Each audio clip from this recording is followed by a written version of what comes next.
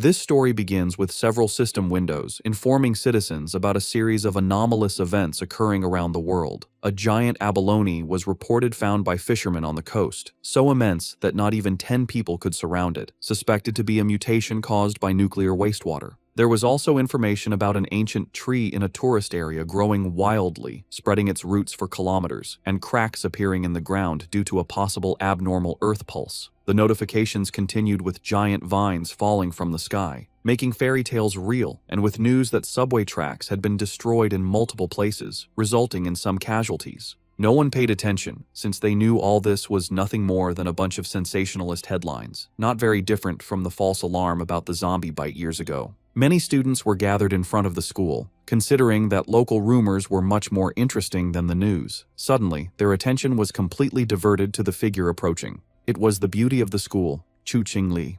Immediately, the crowd wondered if she was finally about to break up with her boyfriend. According to them, the relationship was nothing more than an act of charity on her part. Chu Qingli had already been accepted into Qingcheng University, while her boyfriend hadn't even managed to get into a decent university. Because of this, their futures were on completely different levels. Chu Qingli approached Fang Yi and called his attention. Fang Yi turned around somewhat curious. With a cold expression, she explained that she had thought it over and their relationship wasn't realistic. School-time love always reached a point where one wakes up and realizes they are not meant for each other. A life together, according to her, required not only courage, but also compatibility. For all this reason, it was best to end things. She thought with disdain that no matter what he tried to win her back, it would be impossible. Fang Yi remained silent, and noticing this, people thought his lack of reaction was because he was so shocked that he had collapsed or lost his mind. After all, she was the beauty of the school. They expected him to be on his knees, begging for another chance. However, upon observing him, they simply concluded that he was no match for a rich and beautiful girl, a toad who coveted a swan. With a calm gaze, Fang Yi agreed to break up with her, leaving Chu Qingli and the others in shock. Seeing that she had nothing more to say, our boy turned his back on her and decided to leave. She panicked and called out to him. With a piercing gaze, Fang Yi turned around and asked what she wanted. While her eyes were shining with rage, she made it clear that she didn't care what he was thinking or what tricks he would use. She wasn't going back with him, and she wanted this to be completely clear. Fang Yi began to stare at her and asked her not to flatter herself, calling her the school beauty. Upon hearing this, her eyes widened in surprise, making her blush. The others were in shock at Fang Yi's attitude. Fang Yi was aware that Chu Qingli and the others had no idea what was about to happen. He knew that society's current rules, like money and education, would soon turn to ashes. They were unaware that he had returned from a future disaster, a man reborn in this timeline. Because of this, the Chu Qingli before him was, to him, simply a distant stranger from another life. Fang Yi left the school. He had more important matters to attend to. For him, school beauties and reputation were irrelevant, since everything was about to be completely reconfigured. The real crisis was one looming over all humanity on Blue Star. It all began the night before, when Fang Yi woke up and some strange cracks showed him the future, and then the system informed him that an aura recovery had been detected. Its full activation would take place in 364 days, 11 hours, and 59 minutes. And once this happened, the world would undergo an unprecedented transformation. Fang Yi was somewhat confused. Several figures appeared in front of him, and the system revealed that society's rules would be rewritten. The era of cultivators was about to arrive, and power would become the new standard. Our boy felt somewhat curious, extended his hand and asked who it was. Then a strange light began to appear in front of him. A system window appeared, explaining that it came from the confines of the universe and used top-tier algorithms integrated with cosmic secrets. Its function was to automatically generate cultivation techniques based on spiritual materials touched by the host, showing that current techniques were zero. Fang Yi began to extend his hand, and his eyes widened in surprise as his hand passed through the system window. Then, a powerful monster emerged and began to roar. Fang Yi was paralyzed, and his eyes filled with fear. Inside the monster's mouth was a corpse, and the system revealed that this was his end as an ordinary person, as well as the fate of billions on Blue Star. Fang Yi swallowed saliva and could not help but feel afraid. He put his hand over his chest, and his eyes filled with worry. Fang Yi began to ponder and remembered his past life. He had been just an average person, swept along by the tide of events, struggling only to survive with the hope of overcoming the disaster.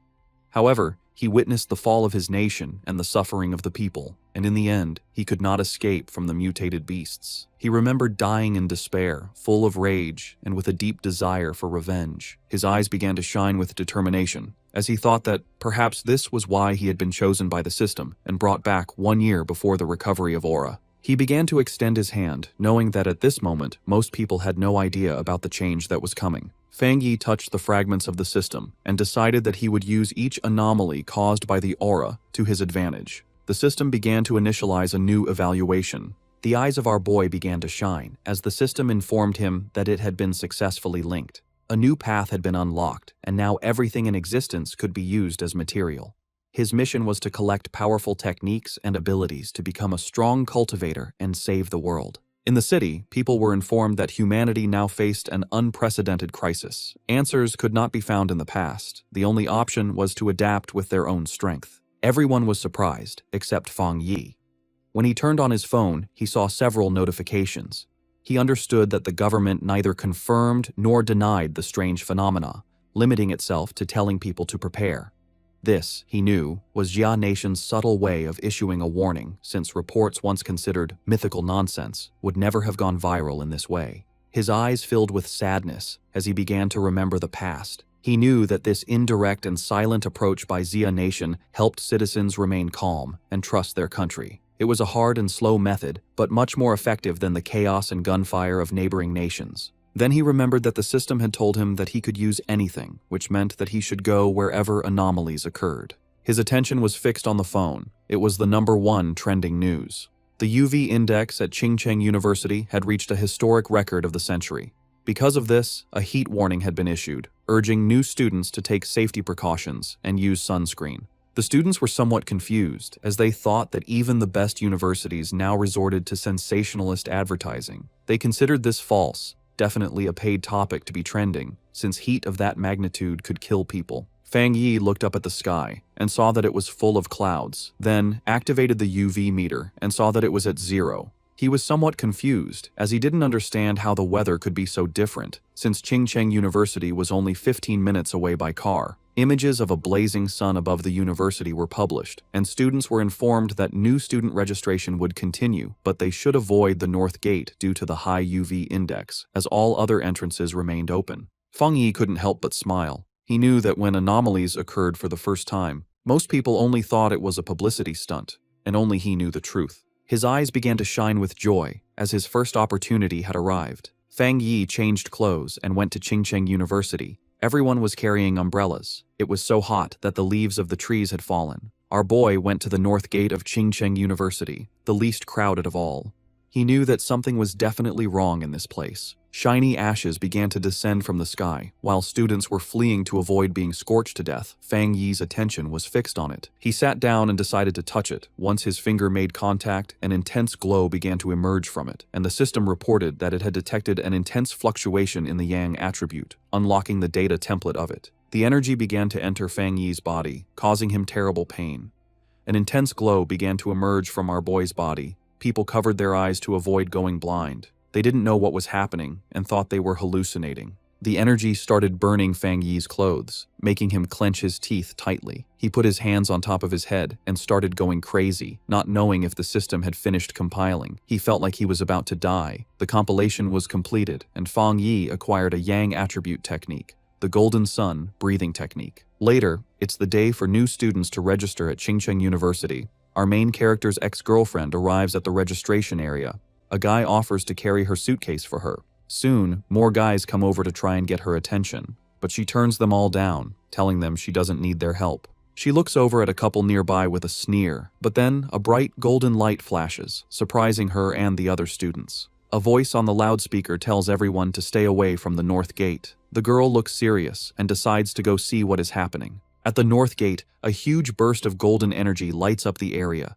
A dark figure appears from the smoke, giving off a powerful feeling. He takes a deep breath, and his eyes glow with a strong golden light. A screen pops up, telling him that he has created a new technique and earned 50 points. The guy looks at the screen and wonders what the points are for. He decides it's not important right now, but will probably be useful later. Time passes, and it is now night, with a strange-looking moon in the sky.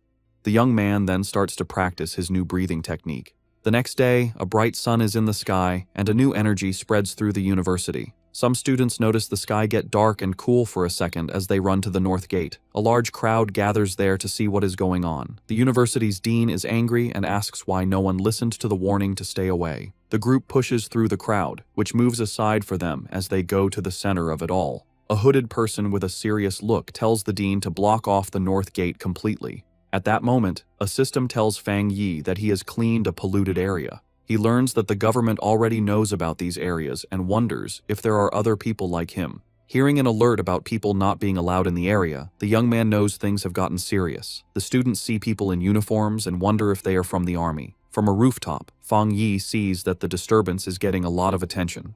With his red eyes glowing, he decides it's time to leave and jumps off the building. Down below, the mysterious hooded person walks across the ground, which is cracked from the energy. The hooded figure looks carefully at the scene. This person kneels and touches the ground to feel for any remaining energy. Then, she picks up a piece of the ground to get a closer look at what happened. The hooded figure studies it and realizes a person caused the energy.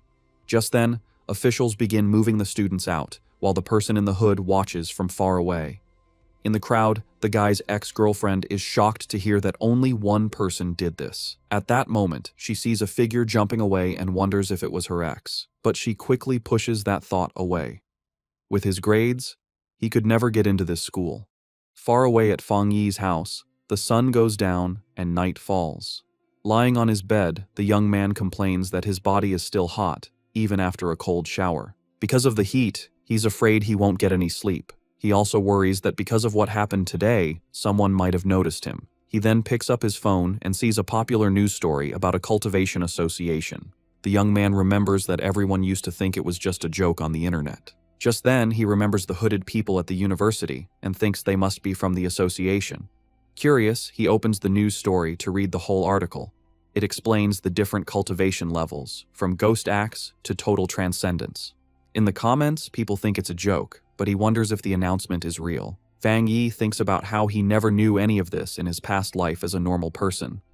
Sitting on his bed, he thinks about the cultivation association and decides to try his technique again. He closes his eyes and focuses to start his training. In that moment, he begins to sweat as a strong, golden energy flows around him. He starts to float in his room, surrounded by a bright golden glow. A light shines on him. The first step is to strengthen his body to hold the power of heaven and earth. He successfully controls the energy and shapes it into a divine axe. His eyes glow brightly, and he smiles, feeling full of power. The system tells him he has reached the Dushui level and gives him 50 more points. The guy remembers the points and reads the screen, which says a new path is now open. The system explains that the points can be used to put the compiled data into any object.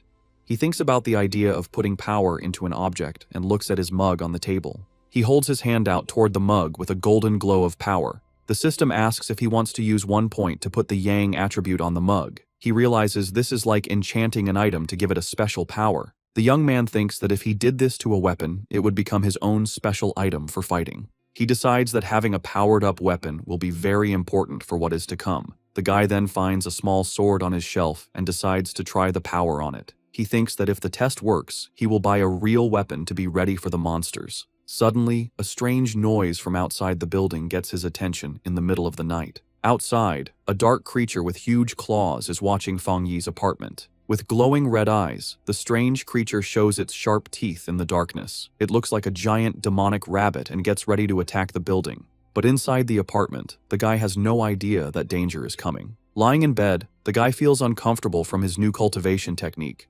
With his red eyes, he wonders where the sound, which was like a rat, came from. He thinks the sound is not from inside or from the pipes, and it might be a neighbor's pet. Walking through the living room, he thinks that with his better hearing, it is normal to hear the neighbors. Then the guy focuses his hearing to listen more carefully to the strange sound, but he soon realizes something is wrong and becomes alert.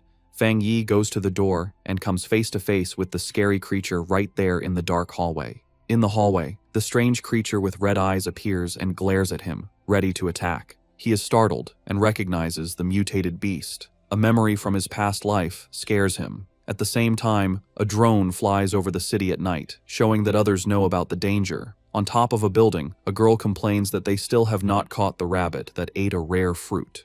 With a lollipop in her mouth, the young woman seems very calm and confident about the mission. She then orders her team to keep sending her updates about the target she is hunting. After that, the mysterious girl jumps from the top of the building to begin the chase. Falling very fast, she moves with ease between the huge city buildings. Suddenly, the young woman feels the mutated beast's power and realizes she is getting closer to it.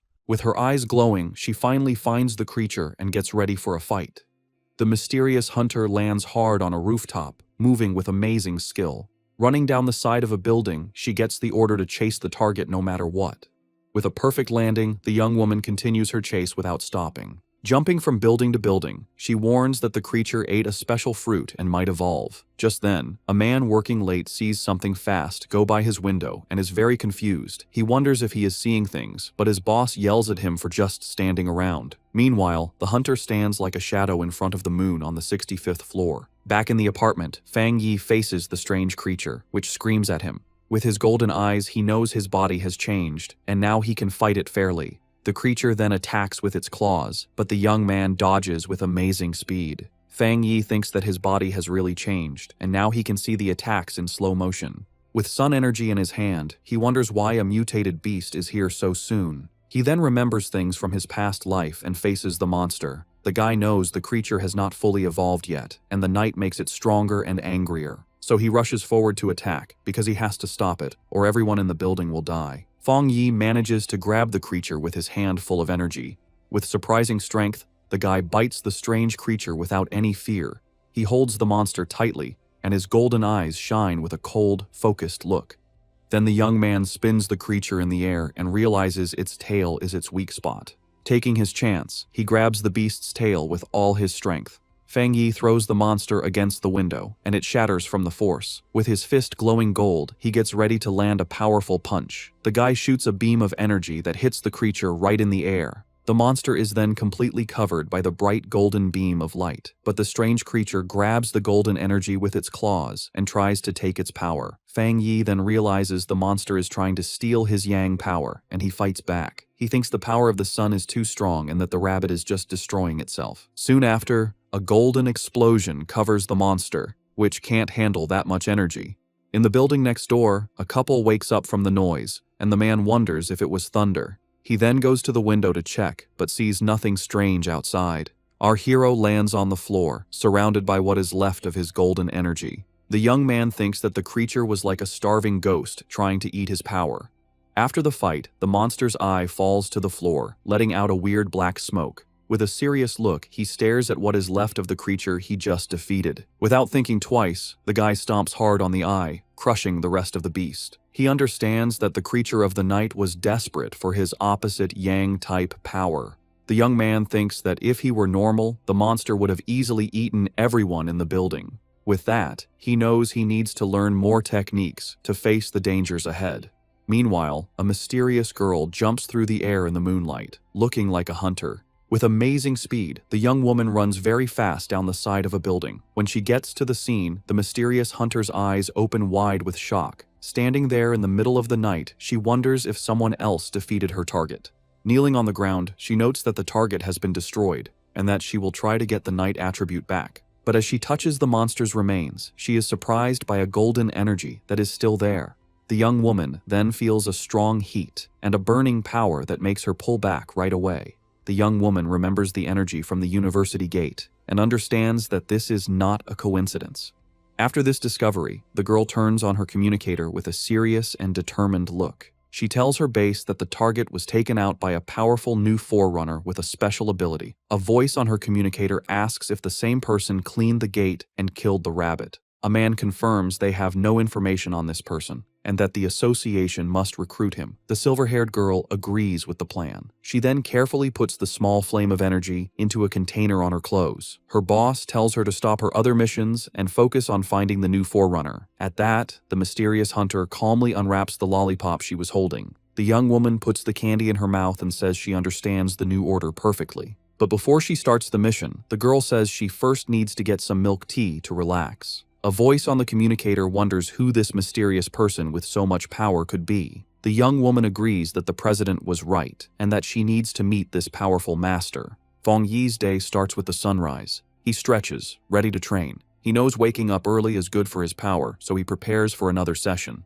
The fighter uses his breathing method, taking in the morning's golden energy. As the energy fills him, his eyes glow with golden power. He enters the Ghost Axe realm and feels the technique's power appear. A sudden burst of energy surprises him. He realizes he's getting stronger again. Power flows through his body, and he focuses to control it. He makes a tight fist, feeling the energy now in his hand. He summons his key axe and sees that the weapon feels much lighter. He grips the weapon's handle firmly, ready to try out his new strength. The warrior lifts the golden axe over his head, preparing a powerful hit. He reaches the 2-star Ghost Axe realm, releasing his strength. His eyes now burn with golden flames, showing his new power. Fang Yi's body feels much stronger and tougher after this change. He grew stronger so fast because he used the extra energy from his last power-up.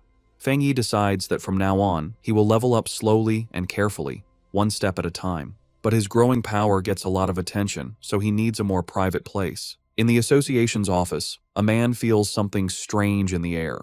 He sees the change in the sun's energy and wonders if it's the new guy again. Fang Yi finds a quiet spot by a river to continue his plans. A system screen appears, and he confirms he will add a special quality to his weapon. He remembers trying this with another item, but it couldn't handle the power. This time, the new blade works with his energy, making a strong connection. A system message confirms the item encoding worked. Excited by his new weapon, he gets ready to test its amazing power right away. The test result shocks him with the incredible power the sword let out. A huge golden beam of light shoots from the blade into the sky. The warrior lands with his sword in flames, feeling the power flow through him. He almost starts a fire with that swing and sees how dangerous his strength is.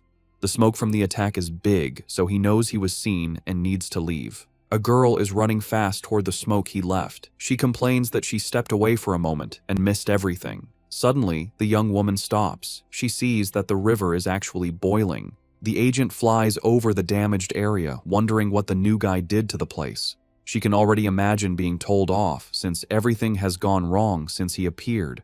Just then, a golden flash in the distance catches her eye, and she becomes curious. The hunter is shocked by what she senses. This shouldn't be possible. His power level jumped from 1 star to 2 stars, and he even made a spirit weapon. The association only has 2 of those weapons, and the way to make them isn't fully known. The girl gets suspicious, wondering how he got this kind of power by himself. But she thinks she must be wrong and decides to start cleaning up the mess he made. Far away, Fang Yi thinks about how his weapon now has the Yang attribute, but he wants more. The system can encode anything, so he plans to add more qualities to the blade. Suddenly, his phone buzzes. He has a message from someone he doesn't know. He completely forgot about being private, and now a stranger is inviting him to a pioneers group. He's shocked to learn that official members must be at least Ghost Axe realm level. The stranger talks about a new pollution zone and invites him to a group hunt. He asks for the location, and the stranger sends a file about the lava dragon of the Shadow River. The zone has lava, and the same Yang attribute he has, so Fang Yi decides to accept the invitation. Far away in the Binmu district, a group is waiting for old Li's friend to arrive. One member says the girl's map was so good, he got there easily. The blonde girl thanks everyone for coming and tells them they need to work together. She is from the Cultivation Association and is disappointed that the pioneers here aren't very strong. What many don't know is that the Cultivation Association is a government group. Getting into the group was hard and required her family to ask for favors, so she hates to fail. Just then, one of the explorers sees the newbie arriving and calls him by his name, Fang.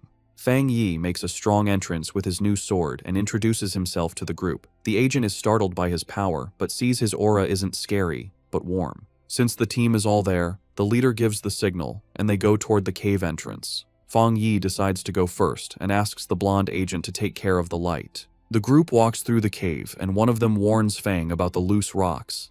They think it's strange that the place isn't very hot yet. Fang Yi reflects on how quickly the team accepted him and feels that their friendship is real in these hard times. Fang Yi keeps moving forward, and the ground under his feet starts to change color, showing that danger is near. Suddenly, they get to a huge opening and are amazed to see a river of boiling lava right in front of them. Without hesitating, Fang rushes toward the danger, and the blonde agent yells at him not to be so reckless. To everyone's surprise, the warrior pushes his sword right into the lava. The explorers panic and scream for help. A fiery explosion throws the team back, and Fang Yi's system detects a worldwide problem and starts to analyze the information. As he plunged his sword into the lava, Fang Yi's system analyzed the anomaly, revealing a new power, the inner flame, with an extremely high internal temperature and explosive properties, and the Scarlet Flame sword technique, which unleashed its power when the blade was drawn, coating it in fire and lightning. Resolved, Fang Yi gripped his sword. His eyes and the blade glowed with fiery power, a perfect technique for his Tang sword.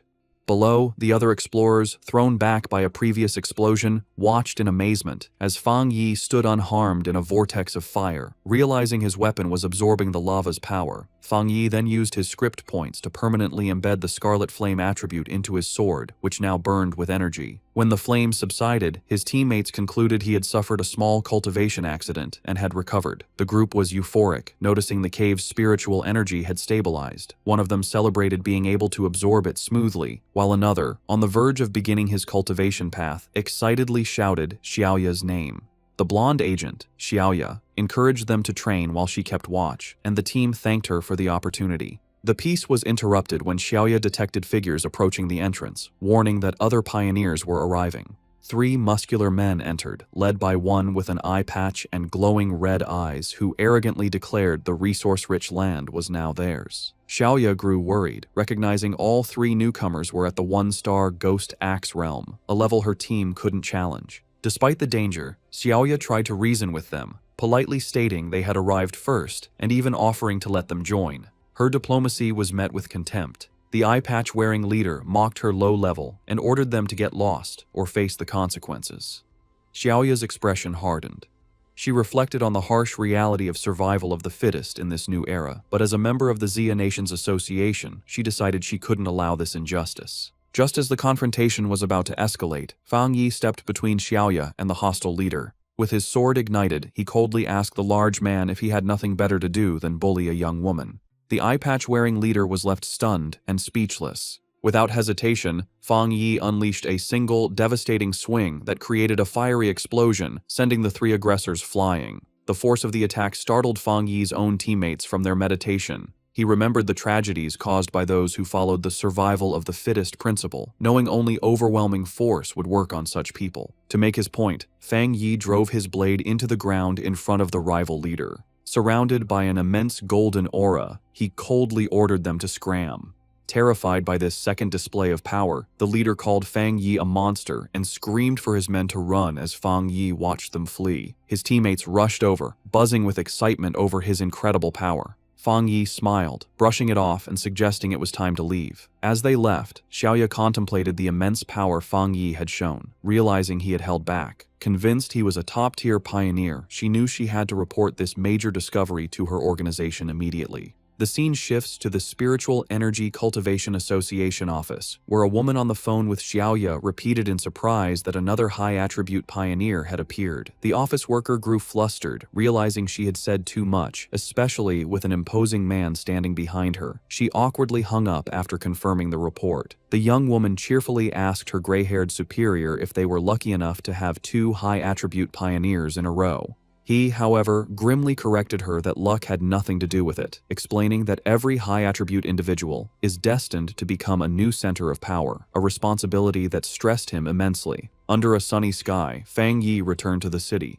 He tried to disguise himself as a cosplayer, but his powerful presence and authentic sword only drew more attention. His walk was interrupted when he saw on his phone that news of the cave incident had already gone viral. He chided himself for his carelessness, knowing the eruption of his internal flame was too noticeable. Dismissing the idea that his teammates would betray him, he focused on a more urgent matter. The massive yang energy he had absorbed was pushing him toward a new breakthrough. He needed to find a secluded place immediately and headed for the back mountain. 5 minutes later, on that same mountain, a silver-haired young woman named Su Qingying, a garden restoration expert, felt a sudden, powerful presence. She saw an intense burst of light, like a miniature sun, and recognized the signs of a cultivator breaking through to the 3-star Ghost Axe realm. The scale of the energy astounded her. She'd never imagined a breakthrough of that realm could be so monstrous. Driven by a sense of duty and a flash of recognition, she raced toward the disturbance, vowing to catch the mysterious individual this time. High on the mountain, Fang Yi was focused on his breakthrough.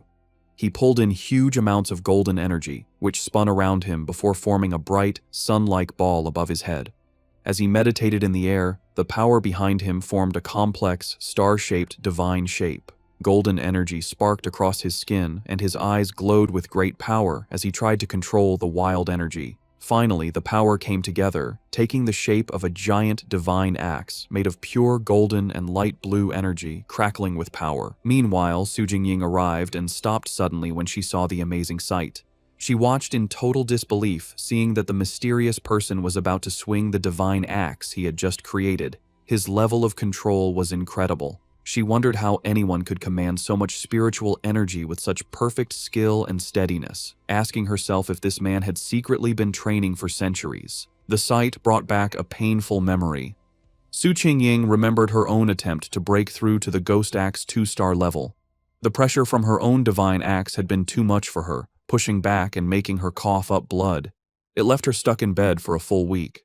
She was naturally strong, but she had still failed badly. She couldn't understand how this monster could handle a breakthrough that was so much more powerful than hers. As she ran closer, she was even more amazed. The huge amount of spiritual energy, the perfect control in every move of the axe, and the way every bit of power seemed to have been purified thousands of times. It was all beyond anything she had ever seen. She decided that this person wasn't just an amazing monster. He was like a god who had come down from the sky. She also noticed his calm and steady way of doing things. Most pioneers, when they felt a breakthrough was about to happen, would rush to get it done. This person, however, moved with a deep sense of experience and a strong mind, like a master from old times. Her thoughts were stopped when the giant, fiery divine axe began to move. She watched the awesome sight as it swung with a purpose, heading east. At the peak of his power, Fang Yi's eyes burned with pure golden light as cracks of raw energy spread across his face. He floated inside a blinding storm of golden power, successfully controlling the huge amount of energy he had gathered to evolve.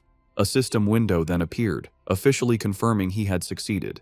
He had reached the Ghost Axe realm, 2-star. The new divine axe slammed down into the earth, releasing all of its power in one huge shockwave that tore across the mountain. Su Jingying was caught in the powerful blast and had to hold herself steady against the wave of golden energy. The leftover force cut a huge path through the forest before fading away, but when she looked up, the mysterious man had completely disappeared. Breathing hard from the effort and her frustration, Su Jingying couldn't believe she had missed him again, especially since she had arrived in only 30 seconds.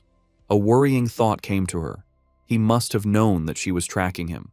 She worried that if he stayed this hard to find, her mission to recruit him would be impossible. Just as she was about to give up, she paused. A sudden idea hit her. She looked away from the path of destruction and toward a giant old tree that was now glowing with a soft, leftover golden light. With a new feeling of certainty, she called out into the woods that seemed empty, calling him Senior and asking if he was still in the area. From the shadows of the forest, Fang Yi appeared, his hooded body giving off a cool confidence. His glowing red eyes were on Su Jingying. He immediately knew she was the person who had been looking into him for the past few days. Seeing she had been found, Su Jingying stood her ground and properly introduced herself. She said she was the captain of the Firefly Squad, a part of the Spiritual Practitioners Association of Xia Nation, and also one of the nation's first pioneers. On behalf of the association, she sincerely invited him to join them. She admitted she had been following him for 2 days, and hoped her methods hadn't made him think badly of her. As she spoke, Fang Yi stayed quiet, and his face was hard to read under his hood. Su Jingying added that while the public didn't know yet, all the official papers for the association were ready. Inside, however, she was very nervous, choosing her words carefully, and worrying if she was bothering him or making the powerful man angry. She knew she had to sound soft and respectful. Her carefully planned speech was cut short by Fang Yi's simple, direct question. "Why should I join?" The direct question surprised her completely.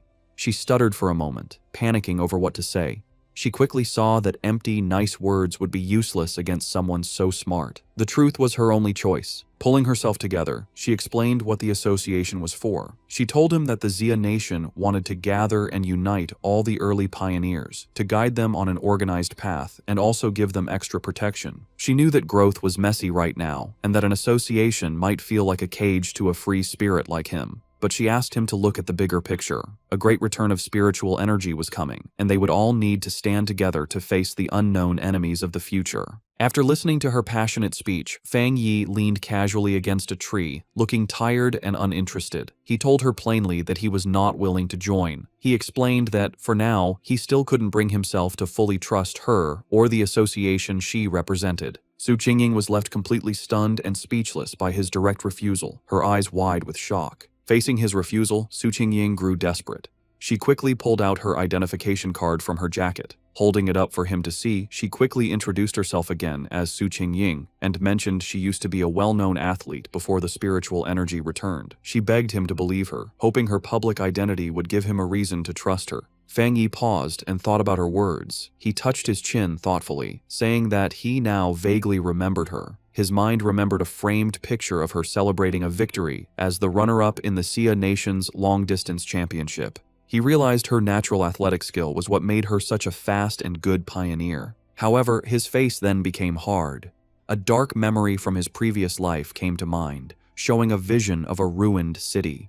He knew that in his original timeline, the Xia Nation's work, including the association, had failed in the end, leading to the end of humanity. Now that he had returned with his system, he knew he had to be part of the solution, but joining the association at this point was not the right move. Putting on a more thoughtful look, he looked back at a hopeful Su Qingying and confirmed that he did remember her. He told her he would think about her offer, and before she could answer, he jumped into the air and sped away from the spot. Just as quickly, he reappeared right behind a startled Su Qingying. He gave her a firm condition: she must keep his location a secret from everyone for now. In his mind, he studied her respectful behavior and guessed that the association was careful about upsetting powerful pioneers who weren't with them. He saw this as a weakness he could use. Su Qingying suggested a deal. She explained that the association had detected the energy from his breakthrough and that she had to file a report. She suggested sending a report that was a mix of truth and lies to protect his identity while keeping her bosses happy. After a moment of thought, Fang Yi agreed to her plan. Su Qingying tried to call out to Fang Yi as he agreed to her plan, but in the blink of an eye, he was gone. She ran down the mountain slope after him, but it was no use. Tired and annoyed, she walked alone on a forest path, muttering in frustration about how many times she had failed to catch him and how he was now trying to avoid her. She sighed, complaining about the tiring work of erasing the powerful energy signs he left behind after every incident.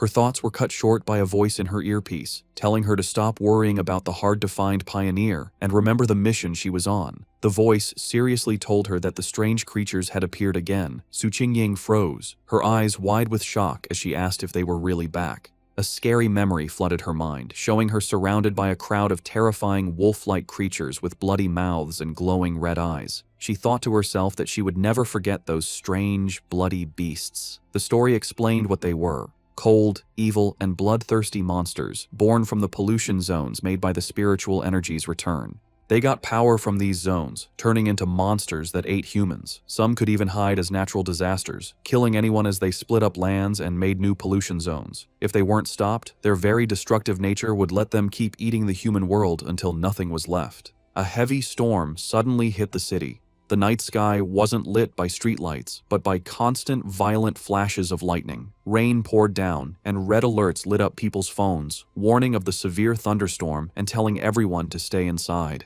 Another alert announced that the Yuhuang Mountain area was closed because of flooding risks. From their windows, people commented they hadn't seen a storm this bad in years, with some joking that a powerful being might be facing a lightning trial nearby. Hidden in a rainy alley, Fang Yi watched the storm grimly, his red eye glowing. He could feel the huge amount of lightning energy in the air, recognizing its wild power. He knew this was no ordinary storm but another anomaly, with its power focused on a single point. His eyes scanned past the city buildings and locked onto a distant mountain peak that was being hit by lightning again and again. He had found the center of the storm. Without hesitating, Fang Yi raced into the downpour, leaping across rooftops as he sped toward the mountain. When Fang Yi reached the base of Yuhuang Mountain, His system immediately confirmed a pollution zone was detected. He looked up at the peak, but instead of its usual beauty, he saw a grim scene with skeletal remains scattered among twisted trees. Another system notice added to the danger, stating the pollution level was unknown. Still, Fang Yi moved forward without hesitating, walking into the dark, stormy woods with a determined look. As he got closer to the center of the storm, he saw a massive bolt of blue lightning strike the mountain's summit, lighting up the whole area. He had found his target.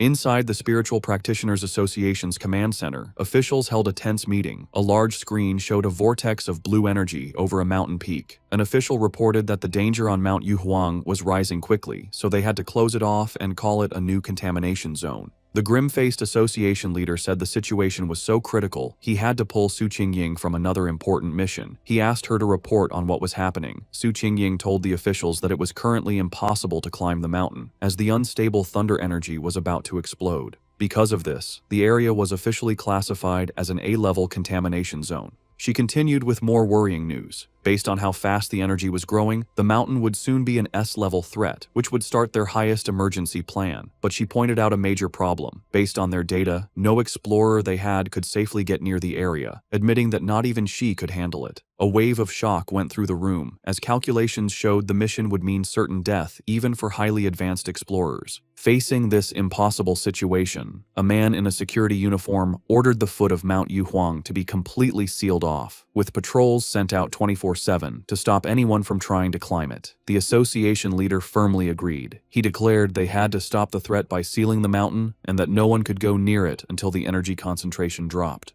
While the association thought Mount Yuhuang was too dangerous, Fang Yi was already deep inside the zone. Huge bolts of blue lightning crashed down around him. As the storm raged, Fang Yi stood firm, protected by a golden aura from his breathing technique. He knew, however, that just surviving the storm wasn't enough.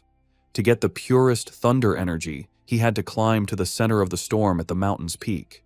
His decision was fueled by dark memories of the past.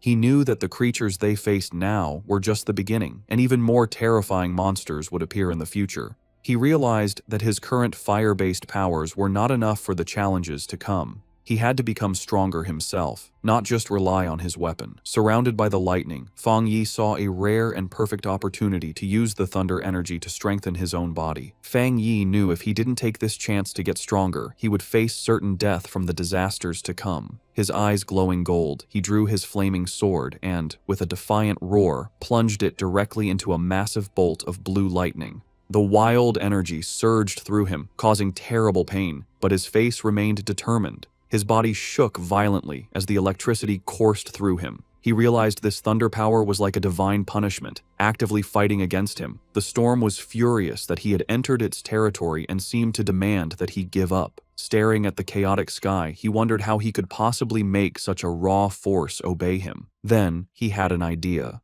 He calmed himself and remembered his system's rule. To get a power, he had to touch the energy source. A golden aura exploded from him as he unleashed his golden sun breathing technique, determined to fight through the storm. With a loud roar, Fang Yi pushed forward, using his flaming sword to cut a path through the storm of blue lightning. The clash of his golden energy against the raw storm created a huge, chaotic explosion. Blood trickled from his mouth from the strain, but his eyes burned with determination. He knew this was a desperate gamble where he had to push himself to his limit, facing death in order to live. Finally, after a hard struggle, he reached the peak. He plunged his sword into the ground, cracking the rock as he arrived at the center of the storm. Here, the power was even more terrifying, a violent flood of thunder energy that made it hard to even breathe.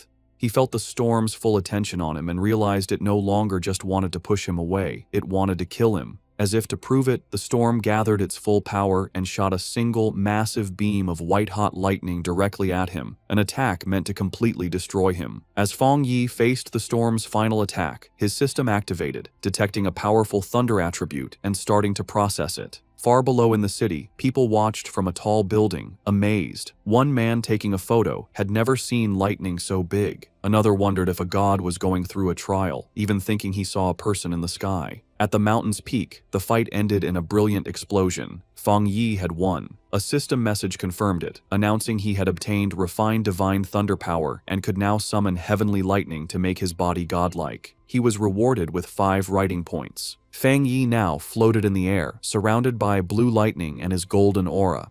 He understood his new power. The thunder attribute was a top-tier force for both attack and defense.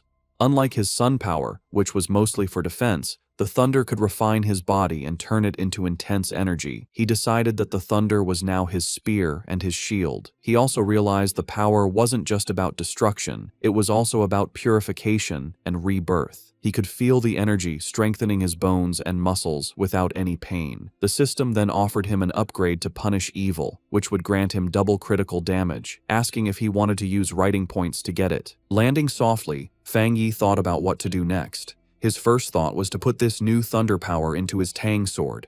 He considered it carefully.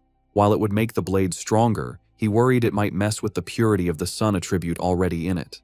He also knew that putting too many different powers into one item could damage or even destroy it. Suddenly, he had a brilliant idea. Looking at his hand, he decided to do something different. He would implant the thunder attribute directly into his right hand. The system immediately responded, asking if he wanted to put the thunder attribute into the chosen item. A confident smirk appeared on his face as he gave the command. Instantly, all the wild blue lightning in the air rushed into his right hand as he claimed the storm's power for himself. The next day on the storm-damaged peak of Mount Yuhuang, the immediate danger was gone. Below a cliff, Su Qingying and an army officer named Major Han Li stood over numerous figures in body bags. Su Qingying reported that the contamination zone's energy had strangely dropped from its most dangerous level to a mild level in just 3 hours, though some electricity was still in the air. Major Han Li listened and immediately figured out what had happened. Someone had been there. It was a seeker, a person who actively looks for these dangerous events. Su Qingying was shocked, wondering if another seeker was involved and if they could have survived. She knelt and looked for clues but couldn't sense anything, guessing that the heavy rain had washed away any evidence. She concluded that the seeker must have left the mountain safely around 8 p.m. the night before. Major Han Li agreed with her timeline. The strange event began around 6 p.m., and the army sealed the mountain at 7 p.m., so the seeker must have climbed the mountain before it was closed. He noted that their instruments predicted the danger would reach grade S, but after 8 p.m., the energy suddenly dropped. Standing where the lightning had been strongest, the major added his own theory. He believed the seeker not only survived the lightning, but probably had a thunder-related power, turning the disaster into a great opportunity. He concluded this person was the direct cause of the sudden change. The major then shared his biggest worry. People like this were the most dangerous because they didn't know whose side they were on. Su Qingying agreed, adding that if such a powerful person was a threat, the disaster they could cause would be huge. They had to be found quickly. Miles away, sitting on his couch and unaware of the military operation now focused on him, Fang Yi let out a sudden, loud sneeze. Back on the mountain, Major Han Li made his decision. He gave a firm order to his troops. Find this person immediately, at any cost. As his command was given, he assigned the mysterious target his temporary codename,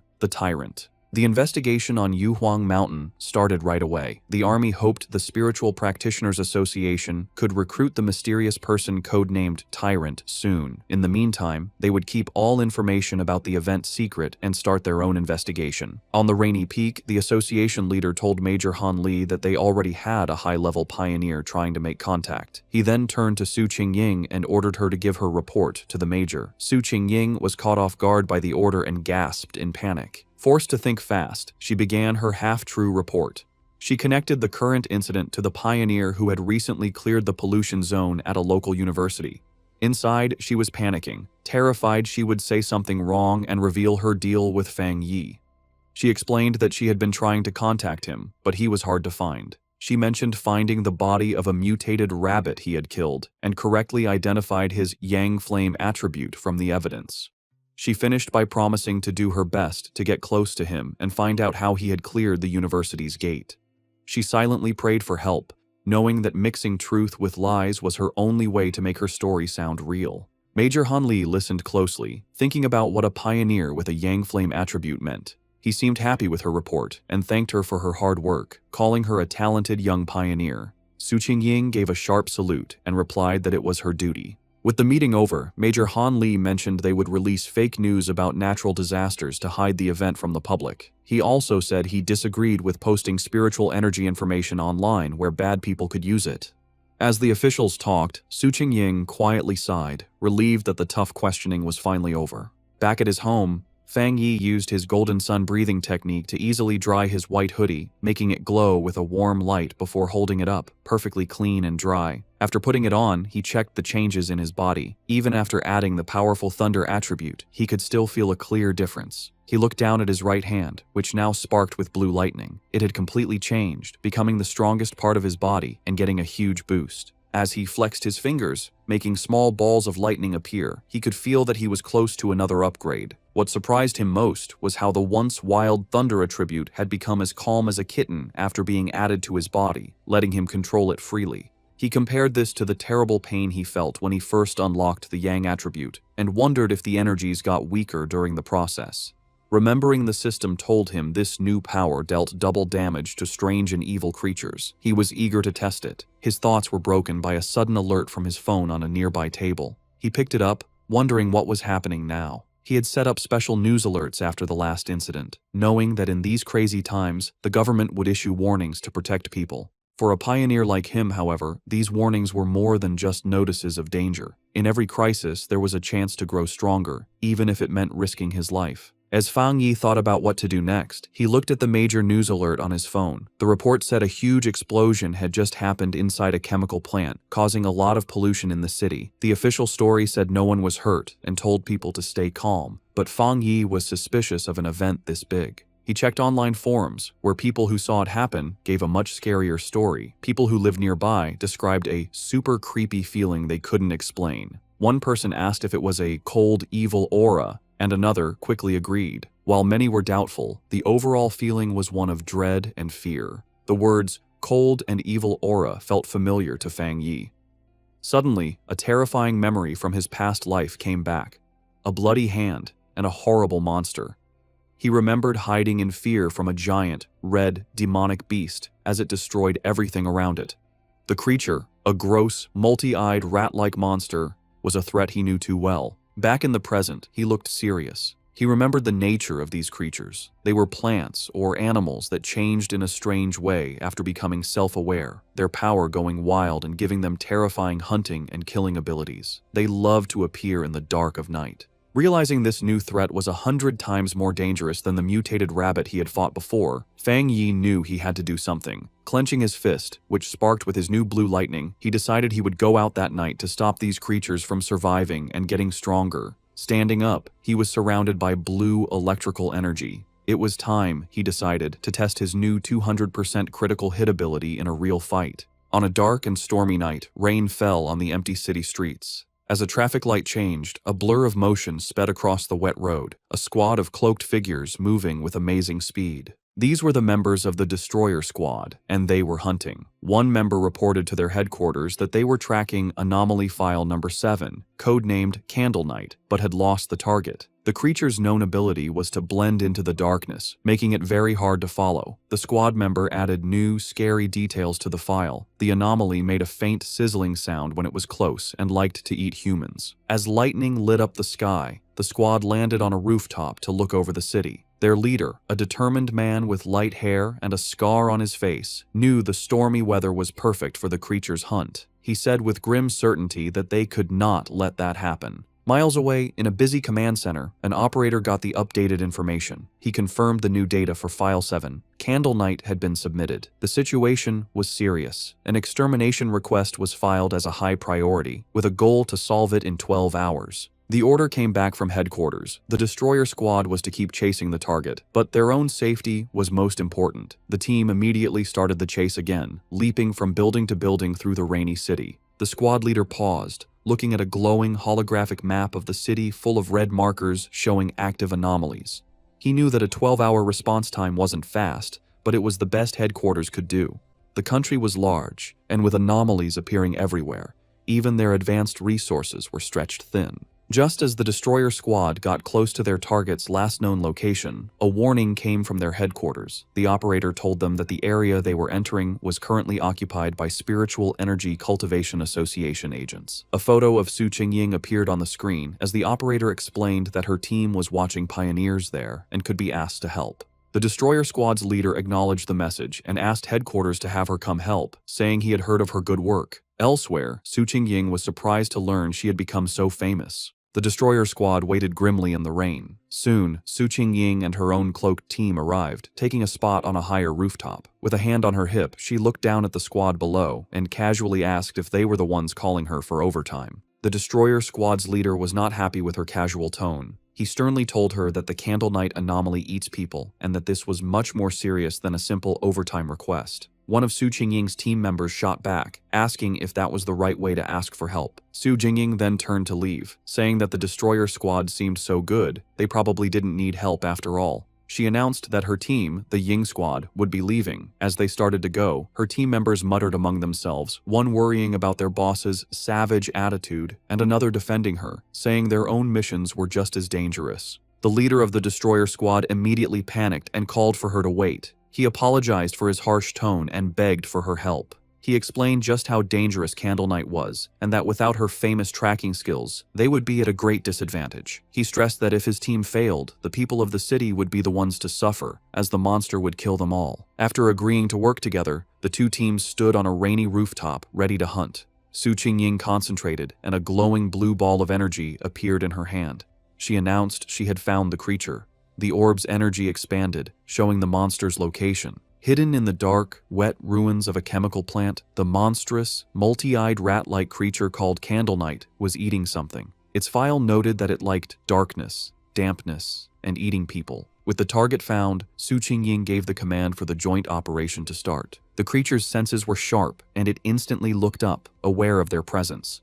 It jumped away, just as an attack hit the ground where it had been. A member of the destroyer squad said the target had spotted them and ordered the team to form up. The squad members moved with incredible speed, their cloaks blurring as they chased it. They surrounded the creature from all sides, and with their prey trapped, they shouted together, ready to attack. One of the destroyer squad members lunged forward, shouting the order to attack. He hit the creature hard, sending it crashing into a pile of rubble. But instead of being weaker, the monster's body began to change, its back erupting with red sores and black spikes. With a furious shriek, the enraged Candle Night fought back, creating a vortex of dark energy. Su Qingying desperately shouted for the teams to watch out for the sound wave and dodge. Her warning was a moment too late. A powerful sonic blast erupted from the creature, sending the squad members flying back. The destroyer squad's leader was thrown from the rooftop, crashing onto the street below. One of his team members rushed to his side. The leader pushed himself up, bruised but alive. He admitted that if he hadn't moved back at the last second, his bones would have been broken.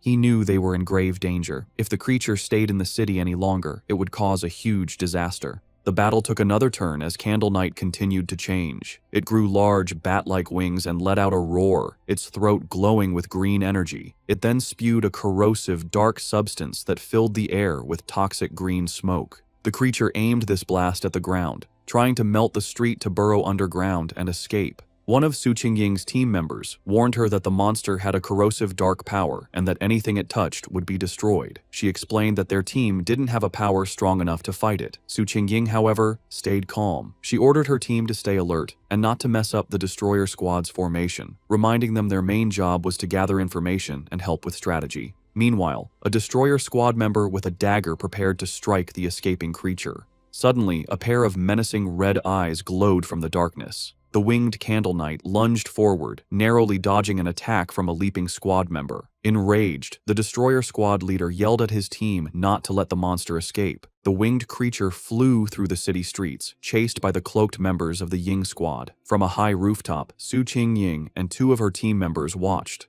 Suddenly, she sensed a sharp increase in spiritual energy from the creature's direction. Realizing something important was about to happen, she ordered her team to stay outside while she followed it in by herself. The chase led them to a large, dark, abandoned factory. Inside, Su Qingying said she would scan the area's spiritual energy. The destroyer squad's leader noticed the advanced watch on her wrist. She confirmed it was a new device from the association, explaining that the watch showed the energy level a squad could safely handle was 50. Candle Night's reading had been just 48. Suddenly, the device on her wrist began to flash wildly, the reading shooting past 80. Su Qingying shouted that the energy levels were going crazy. At that moment, a massive, shadowy form with glowing green eyes appeared in the rafters above. They had been led into a trap. Su Qingying realized with horror that there was more than one creature in the factory. The shadowy, monstrous face of a new creature loomed behind them. The destroyer squad's leader panicked, yelling that they needed to retreat immediately. Taking charge, Su Jingying suggested a tactical retreat toward the main door to force the hidden enemy to show itself. She fired a blast of energy to clear a path, shouting for her team to follow. But before they could escape, she cried out in pain and collapsed, her senses overwhelmed by an invisible poison gas. Su Jingying suddenly found herself alone in the vast green darkness of the factory. She called out to her team, but no one answered. She knew they were nearby, but the poison had made them unable to sense her.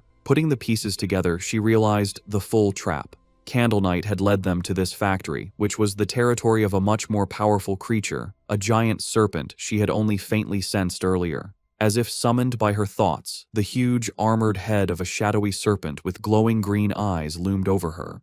She now understood that unlike Candle Knight's simple dark power, this creature's black mist was a strong poison, and they had been breathing it in since they arrived. The gas worked silently, paralyzing its victims while draining their spiritual energy. Fighting back would only use up their power faster, leading to certain death. She could feel her own spiritual energy was almost gone, and without it, she knew she would soon be another victim. As she collapsed to the floor, her strength gone, she despaired at the terrifying intelligence of a creature that was just playing with them. She closed her eyes, wondering if this was the end. Lying defeated on the factory floor, Su Jingying saw a single ray of light cut through the green darkness above. A flicker of hope appeared in her eyes. Suddenly, the factory ceiling exploded inward, and a blinding light filled the room. Her eyes widened as a figure came down from the blast. It was Fang Yi. He landed gracefully in the rubble, his hooded figure standing out against the glowing hole in the ceiling. He stood before the giant serpent, immediately identifying it as a dark attribute creature. Without warning, the serpent lunged, its massive fangs aimed at him. At the same time, the Candle Knight monster burst from the shadows, attacking from behind. Fang Yi dodged the serpent's attack and came face to face with the growling rat-like beast. As the two creatures closed in, he finally understood the full trap he had walked into. In a shocking move, Fang Yi let the Candle Knight monster bite his shoulder. As blood splattered, he noted their surprisingly smart tactics, one creature for luring prey, the other for killing them. He taunted the beast latched onto him, asking if it enjoyed biting people so much. In response, he unleashed his new power. Bright blue lightning erupted from his body as he challenged the monster to taste his thunder property. At the same time, he fired a massive beam of golden solar energy from his free hand, which hit the lunging serpent head-on. Now, covered in crackling electricity and free from the stunned rat creature, Fang Yi turned his full attention to the serpent, unleashing a flood of golden flames as he challenged it to see how well it could handle fire. The giant serpent lunged with a furious roar, its huge mouth open to eat its prey. With amazing agility, Fang Yi dodged the attack, flipping through the air while swinging his glowing golden sword. As he landed, he coolly told the monster to look at his blade, a clear challenge to the giant beast. The serpent seemed to pull back, cautious of the glowing weapon. Seeing his chance, Fang Yi counterattacked. Leaping through the air, he delivered a powerful slash to the serpent's face, his sword covered in the crackling blue energy of his thunder power. The force of the blow was huge, but the result wasn't what he expected. Instead of crushing its skull, the creature's head split down the middle, revealing a second identical head underneath as if it were shedding its skin.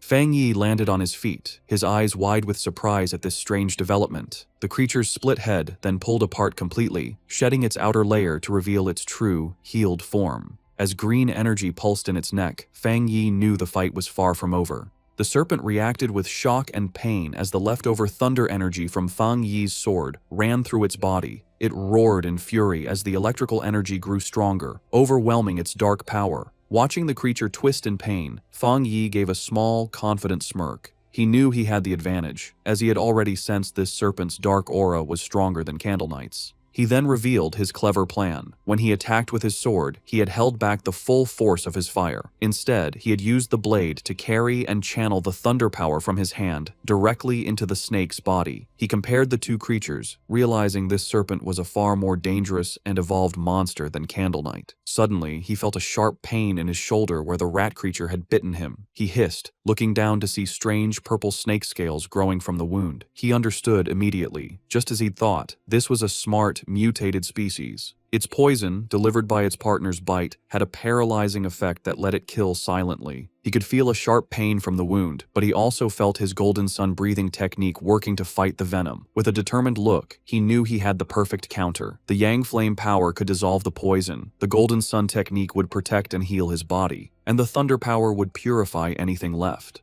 As the energy from his powers pulsed through him, Fang Yi recognized the benefit of his combined abilities. The mix of his Yang Flame and Thunder powers now gave him a clear pain signal to any poison, acting as an early warning system. He knew he was lucky. For others, the serpent's sneaky poison would have been impossible to cure. He guessed that for the serpent to have grown so large, it must have relied on surprise attacks. He thought of the monster's den, filled with the skulls of its victims. With Candle Knight acting as the perfect bait, the two creatures had become a deadly trap even for top pioneers, which explained why so many had disappeared.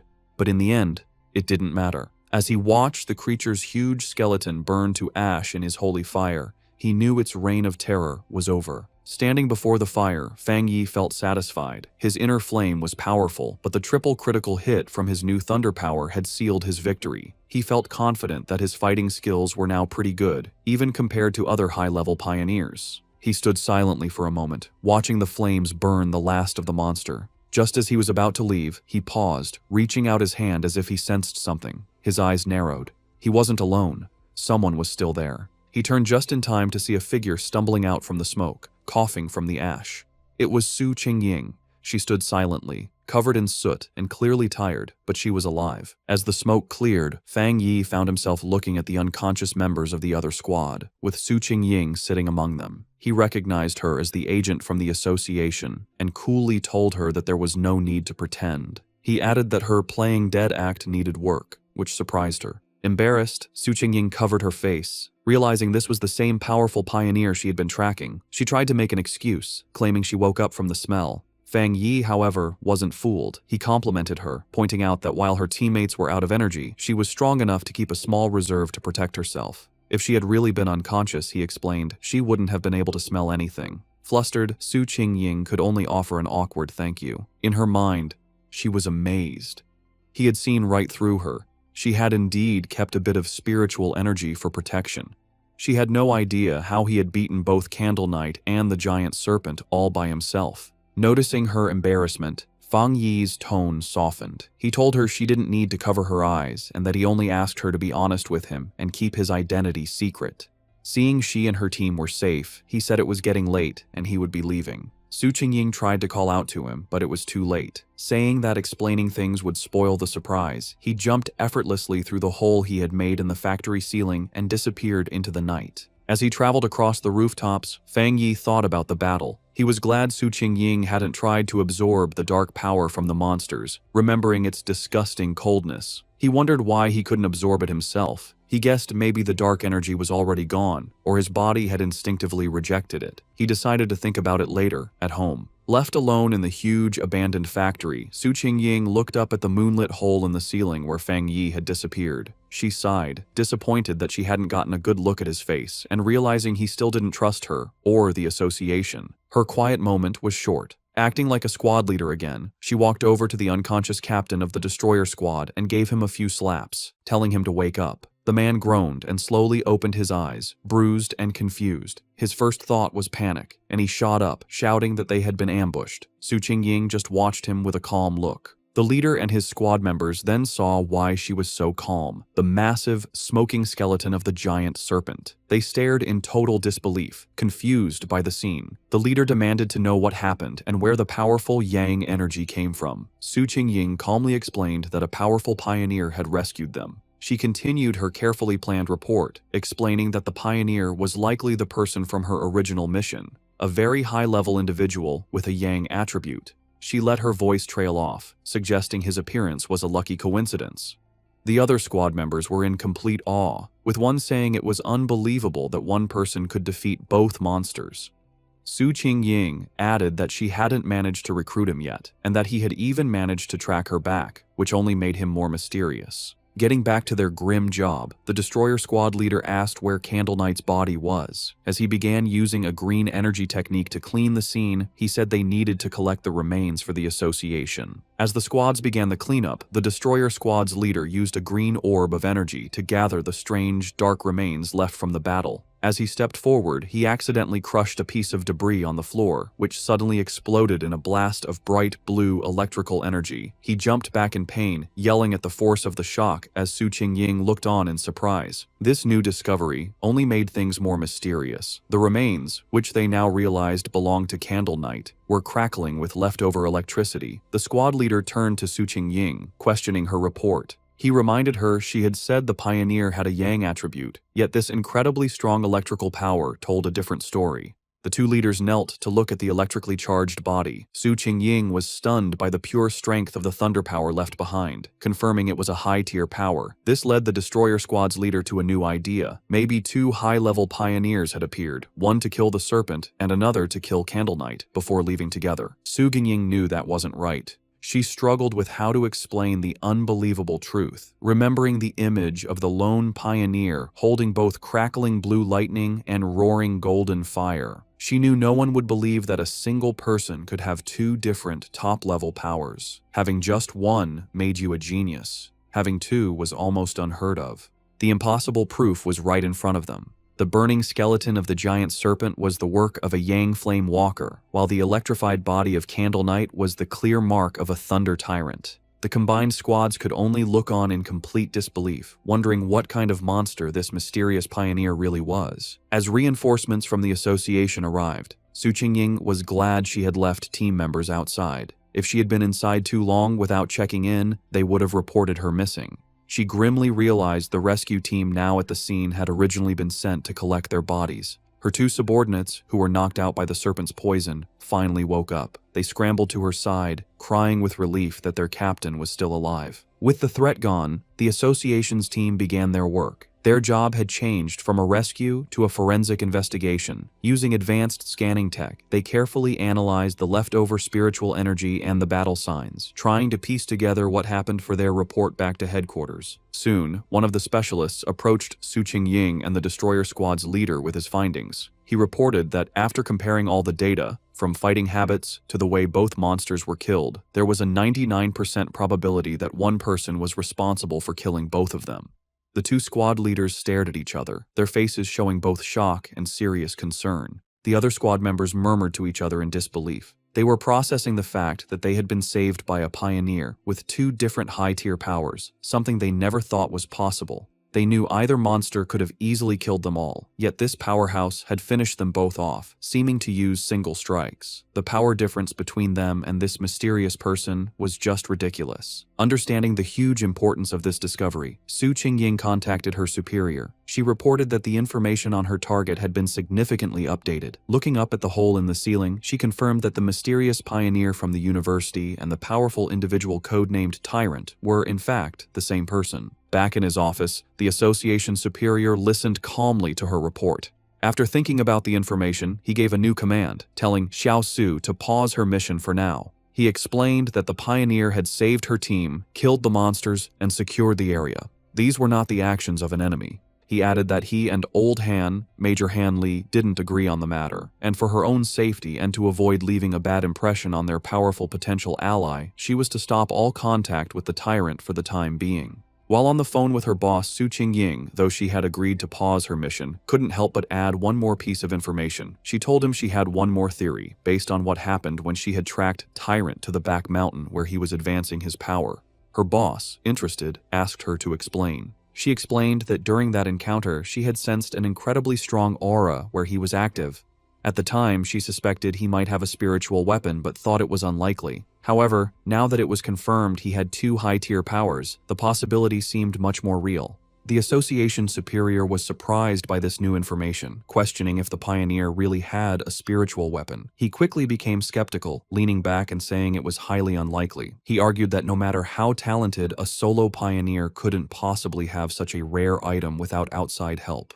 Furthermore, he added, the team had found no traces of a third spiritual energy. which would usually come from a separately made spiritual weapon. Su Qingying quickly corrected him, clarifying an important detail. The spiritual weapon aura she had sensed during her first encounter with him was clearly a yang attribute. This new information completely changed things. The superior's eyes widened as he understood what this meant. If the weapon's attribute came directly from the user's own yang energy, it meant he wasn't just using a weapon, he was creating it. This led to an amazing conclusion. If he could create his own spiritual weapons, then he had to be a spirit creation realm cultivator. Such a being could theoretically do this alone, but that level of power was almost mythical. Su Qingying was floored by this idea, knowing that cultivators at that level were extremely rare, with barely more than 2 in the entire world. The superior then thought of an even more terrifying possibility. If this person did have a third, separate attribute, it would shift the balance of power and shake the entire pioneer community. He explained that according to all known research, different attributes clash inside the human body, making it nearly impossible for them to exist together. So far, no pioneer had ever been confirmed to have 3 different spiritual attributes. Therefore, if the pioneer truly had a spiritual weapon, the fact that they didn't detect a third energy signature from it might actually be a good thing. As the call ended, the superior was left with a single worrying thought. He could only hope that such a powerful pioneer would never become an enemy of humanity. Back at his apartment, Fang Yi stood thoughtfully under a hot shower, washing away the dirt and tiredness from his recent battle. As he dried off, he thought about the current state of the world. He knew there was less than a year until the official spiritual energy revival, but dangerous monsters and strange events were already happening more and more often. He used his yang attribute to easily dry his clothes, his hand glowing with golden energy as he thought about how many pioneers, like himself, had already started cultivating on their own. He thought back to the aggressive men he had met at the lava river, realizing that once the connection between the body and the spiritual world was opened, people naturally became more sensitive to the world's changes. He recognized that even without the country's official approval, many self-trained pioneers had already reached the 1-star Ghost Axe realm. The fact that the government, through agents like Su Qingying, was now reaching out to wild pioneers like him showed that both sides were in a relatively peaceful phase of mutual exploration.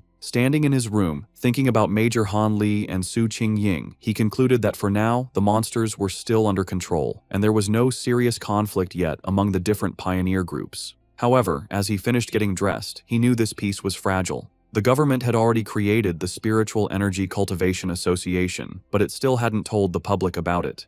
He understood their strategy perfectly. While people were talking more about local problems and strange events, the government was walking a fine line, trying to both protect humanity and give subtle early warnings without causing mass panic. Despite his recent victories, Fang Yi's analysis of the world situation was still grim. He knew the problem was the government's lack of confidence to officially start a full-scale cultivation era. With such a huge population, he understood that once the full truth was revealed, society would likely collapse into chaos and death. In the current state, even official pioneers couldn't stop the inevitable chaos, and the mix of internal problems and external threats from monsters would only make things worse. He admitted that the government's gentle, careful approach wasn't wrong, knowing that human fear and panic could be more destructive than any monster. However, what truly worried him was how fast the monsters were developing, which was far exceeding his expectations. He reviewed the information on the creatures he had just fought. They were a typical product of dark attribute contamination, specifically the shadow attribute,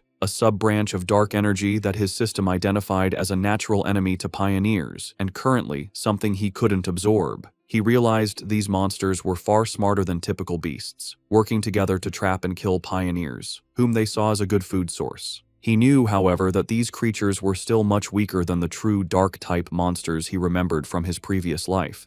Monsters that could destroy entire countries on their own. Still, the close call was a serious reminder of the growing danger. He was certain that if he hadn't been there, Su Qingying and her entire squad would have been wiped out. A bit of hope sparked inside him as he thought about the system's wording.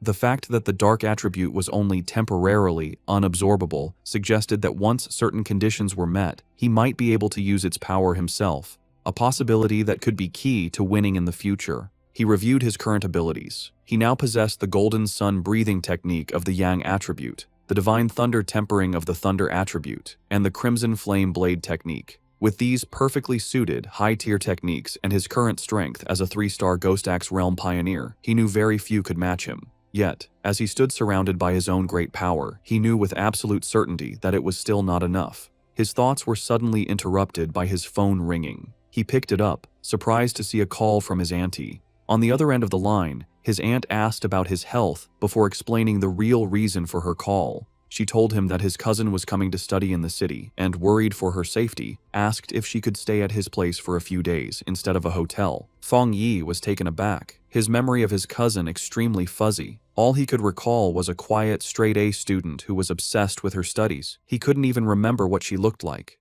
Despite this, he agreed, telling his aunt that there was a spare room.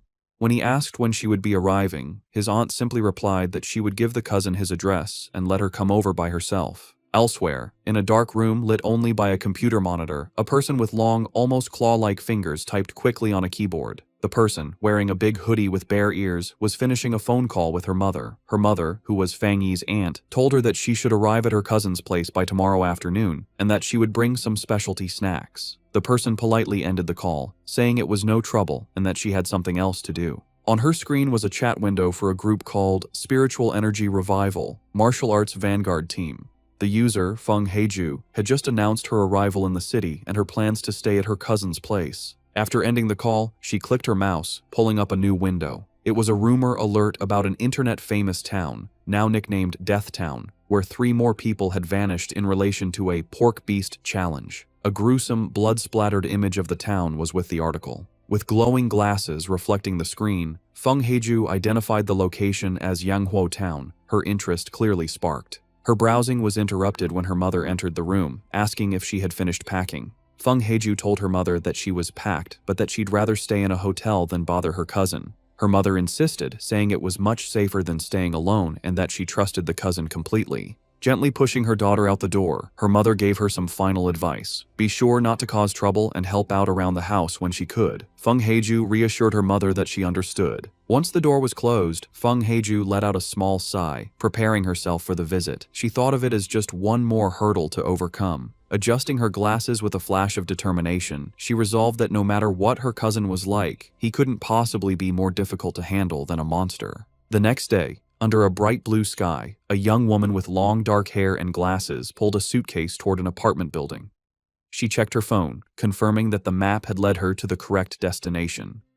Looking up at the building, she murmured to herself that this must be the place, ready to finally meet the cousin she barely remembered. As Lin Yi stood outside the apartment building, Fang Yi came out, carrying a bag. She called out, asking if he was her cousin. He stopped, surprised, and asked if she was Lin Yi to confirm. Though he admitted to himself that he didn't recognize her at all, an awkward silence hung between them for a moment. Later, inside the apartment, they sat on the couch, making polite conversation. Fang Yi asked if she was in the city for a summer camp, which she confirmed. He told her to let him know if she needed anything, and she thanked him. After their brief chat, he gave her the key to her room, which was across from his, before going to his own room. As she watched him leave, she felt relieved, thinking her cousin seemed easy to get along with and wouldn't get in her business. However, Fang Yi was not clueless. From the moment she sat down, he had sensed a faint but strange spiritual aura from her. He wondered if his senses were off, or if she just wasn't good enough to hide her power. He immediately suspected that she was also a pioneer. The aura he felt was faint but clear, and he realized her story about a summer camp was probably a cover for her real reason for being in the city. Meanwhile, in her room, Lin Yi was on her phone, confirming Fang Yi's suspicions. She messaged her pioneer group, the Martial Arts Vanguard Team, saying her cousin seemed nice and wouldn't interfere. The chat turned to recent events, with members talking about the powerful pioneer at the lava river. Lin Yi warned her team to be careful, as many powerful people were still hiding.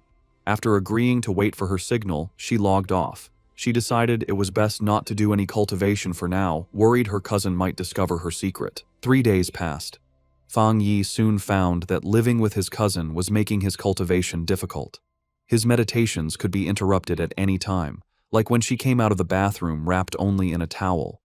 He also worried that the bright golden aura from his breathing technique was too obvious and would be impossible to hide. But the hardest part was her overwhelming kindness.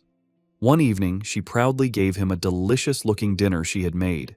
He tried to insist on doing the dishes, but she refused, saying it was the least she could do. He found her perfect politeness and extreme cleanliness almost strange. Despite the trouble, Fang Yi decided to go along with it. He thought that by letting her be overly helpful, he might get her to let her guard down. He knew this was the only way he could find out what she was really up to. Their quiet dinner was interrupted when her phone on the table began to vibrate. Both cousins glanced at the message, their expressions surprised for a moment. Fang Yi used the chance to excuse himself, saying he would go back to his room while she chatted. His cousin could only quietly reply as he left. Left alone, she stared thoughtfully after him for a moment before turning to her phone. Sitting on her bed, she took the call, her expression turning serious. She repeated the information she was getting, confirming that the great change of heaven and earth would happen again the next day at 3 in the afternoon, and she promised she would be there. Fang Yi easily overheard his cousin's phone conversation. She agreed to meet at the entrance of Yanghua town. He recognized the name as an internet-famous town in the suburbs, about an hour's drive away. With his suspicions confirmed, he watched her through the wall, his own spiritual energy flaring. He was now certain his cousin was also a pioneer. He was confident, however, that with her current strength, she wouldn't be able to sense him spying. He was impressed by her power. She was still just a middle school student, but she had already reached the 2-star Ghost Axe realm and was close to another breakthrough. He wondered if her high natural talent was the reason for her somewhat strange personality. He now understood her real purpose in the city. The summer camp was just an excuse. She had learned about the coming great change of heaven and earth, and had come to be at the center of it. He knew that every one of these great changes was a chance to get a new technique to increase his own strength. He wondered what kind of power would appear this time. In the end, it didn't matter. With a determined look, he decided that whatever power appeared, he would take it for himself. In her room, his cousin suddenly paused, feeling a strange sensation. She looked around, wondering if it was just her imagination, or if someone had been watching her. Seeing nothing but the moonlit mountains outside, she dismissed the feeling and continued her preparations. The next day, the town of Yanghua was buzzing with activity, with its mountains in the background. At the town's entrance, Lin Yiyi met a friend from her pioneer group. The friend playfully teased Yiyi about her cousin, asking if he was handsome. Yiyi replied that he was a good person, but just an ordinary-looking guy. Her friend sighed in disappointment. Just then, another woman from their group arrived, a redhead in a purple dress. She reminded the first friend that Yiyi herself had always said she was just an ordinary person. With the rest of their team there, the redhead announced it was time to get to business. One of the male members asked if a certain she was not coming. The redhead confirmed it would just be the 6 of them, adding that the missing member was always mysterious. Unknown to them, Fang Yi was watching from a nearby cafe balcony, his sword beside him. He noted that his cousin's little squad seemed to be pretty low-key. From where he was, he could sense their strength. The weakest was at the 2-star Ghost Axe level, and the man who had spoken was even a 3-star. He also overheard them say their team was usually stronger, with one powerful member often absent. As he sat watching, his attention was drawn to the mountains overlooking the town. His eyes narrowed with anticipation, sensing this was where the real event was about to happen. High in the mountains, the great change of heaven and earth finally happened. A giant green vine came down from the clouds, looking like the beanstalk from the fairy tale. This strange event would appear randomly and wasn't destructive, but for pioneers, it was an important key to understanding the changes in their world. Deep in the misty mountains, Lin Yi and her squad finally saw the incredible sight. The red-haired leader looked up in awe, confirming this was what they were looking for. The group stood in disbelief before the massive, pulsing vine. However, the awe quickly turned to fear. The group's adventurous friend suddenly grew pale and urged the others to stop, saying they shouldn't go any further. She was trembling with dread. She explained that seeing the vine in person gave her a terrible feeling. The leader then asked if they had seen the rumors on their internal pioneer forums. The friend's fear came from a dark story. She said she knew some of the pioneers from a team that had tried to touch the vine the last time it appeared. They were powerful, much stronger than she was, yet they all met a horrible end. She explained that after they came here, they were all buried, their skeletons now twisted within the roots of a dark version of the vine. Overcome with terror, she clutched her head in panic. She confessed she had a feeling they would all suffer the same fate. As she spoke, the reality around the group changed, and they were no longer on a mountain path. Instead, they were trapped inside a terrifying, pulsating, fleshy red cavern, the ground itself a gross mass of organic tendrils. The vision of their death was just a scary premonition. Back on the misty mountain path, the squad's adventurous friend, scammed in an online romance, was still shaken by the feeling of dread. She admitted that while she was originally ready to take the pioneer's risk, to either come back rich or die, the moment she saw the vine, she felt an overwhelming fear. Her gut told her this was a new, unknown, and powerful high-level monster, a mutation she couldn't handle. Tears filled her eyes as she said she wasn't ready to die here and wanted to back out. The red-haired leader and Lin Yi looked at their upset teammate with understanding. They confirmed they had all felt the same heavy feeling from the vine. Lin Yi explained it further, describing it as a feeling of complete emptiness within the wood-type vine. It was a strange feeling, as if all life had been swallowed by time, leaving only an empty shell. This, she explained, was why they all felt so scared. The group came to a scary conclusion. The vine was trying to eat their life force. Just as the fearful friend was about to panic, Lin Yi grabbed her hand, her face showing fierce determination. She declared that this was the path of the martial pioneer, a path that required them to face such dangers directly. Unseen by the group, Fang Yi watched from a nearby cliff. He, too, could sense the heavy, suffocating death energy coming from the giant vine. He noted that out of all the world monsters he had faced, besides the pure dark attribute, this vine gave him the worst feeling. He had to admit, the small squad had serious guts to even think about cultivating in such a dangerous place. He analyzed the monster more closely. While it was clearly a plant, a symbol of life, it felt completely lifeless. It wasn't really alive, but a dead thing pretending to be living, with no spiritual energy of its own. He could see it was stained with the blood and bodies of its past victims. Back with the squad, Lin Yi took charge. She stood on a cliff edge, speaking to her team with new purpose. She told them they didn't have much time to waste.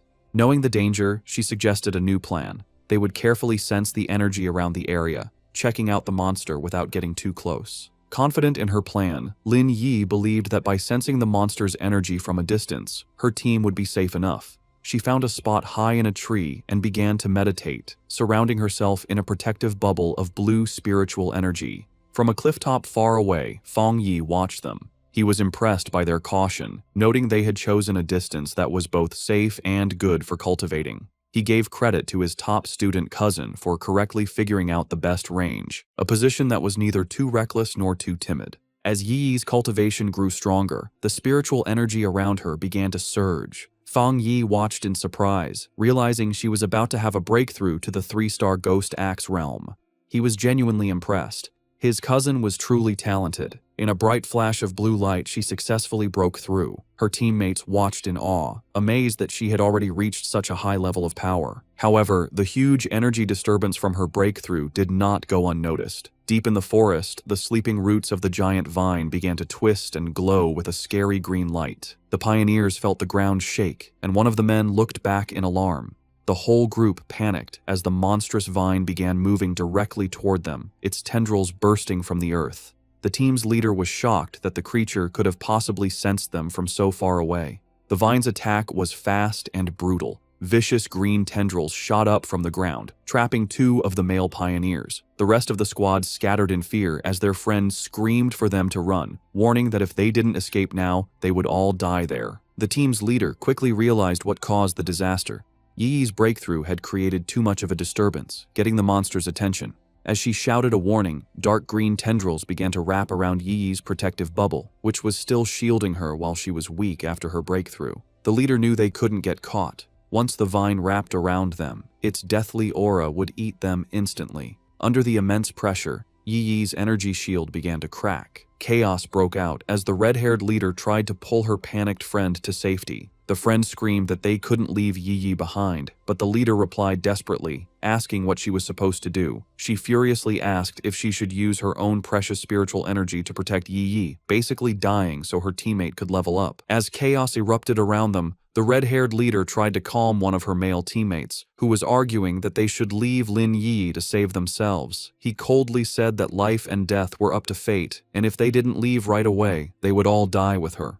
He reminded her that they were all just people who had met by chance, and that she was being too emotional. This cold, practical view, however, only made the leader angrier. She shoved him aside, shouting that she would not leave her teammate, even if it meant going against the rest of them. From his clifftop spot, Fang Yi watched the scene. He knew his cousin, still just a student, was probably unaware of how much danger she was in as she remained weak in her meditative state. The vine's power was overwhelming, and he wasn't sure if even he could save her with his current strength. But he knew he had to act fast, as the tendrils were already starting to crush her protective barrier. He clenched his fist, a golden aura flaring around him. He had made a promise to his aunt to take care of her, and a promise made must be kept. The red-haired leader jumped into action, leaping through the grabbing vines to reach Yi Yi. She landed a powerful kick against one of the tendrils, breaking it with the force of the hit. But her victory didn't last long. Dozens more vines shot out, wrapping around her and trapping her completely. Just as the vines were about to crush her, Yi Yi's protective shield finally broke. But before the monstrous plant could grab its new victims, Fang Yi stepped in. Leaping through the air, he sent out 2 arcs of bright golden energy from his sword. The rest of Yi Yi's squad could only watch in horror, screaming her name as they saw her shield break. A massive, fiery, phoenix-shaped blast of energy shot down from the sky, hitting the mass of vines with explosive force. Fang Yi landed gracefully in the now cleared area, a small pillar of golden flame rising from the ground where he stood, having saved both his cousin and her brave leader just in time. As Fang Yi floated in a bright aura of golden light, just his presence was enough to overwhelm the deathly vine. The surviving members of the pioneer squad watched in stunned silence as the monstrous plant, which had just been moments from killing them all, stopped its attack and began to pull back from the overwhelming yang energy. The tendrils pulled back from the intense light, hissing and dissolving as they retreated. As Fang Yi came down, surrounded in a radiant glow, the pioneers could only cover their eyes from the blinding light, barely able to understand what was happening. The practical male pioneer who had suggested leaving Yi Yi was completely shocked, questioning if this newcomer was another pioneer. The red-haired leader, just as stunned, recognized the power for what it was, the purest form of the yang attribute. She knew that only a high-tier power of this level could possibly push back such a powerful, life-draining monster.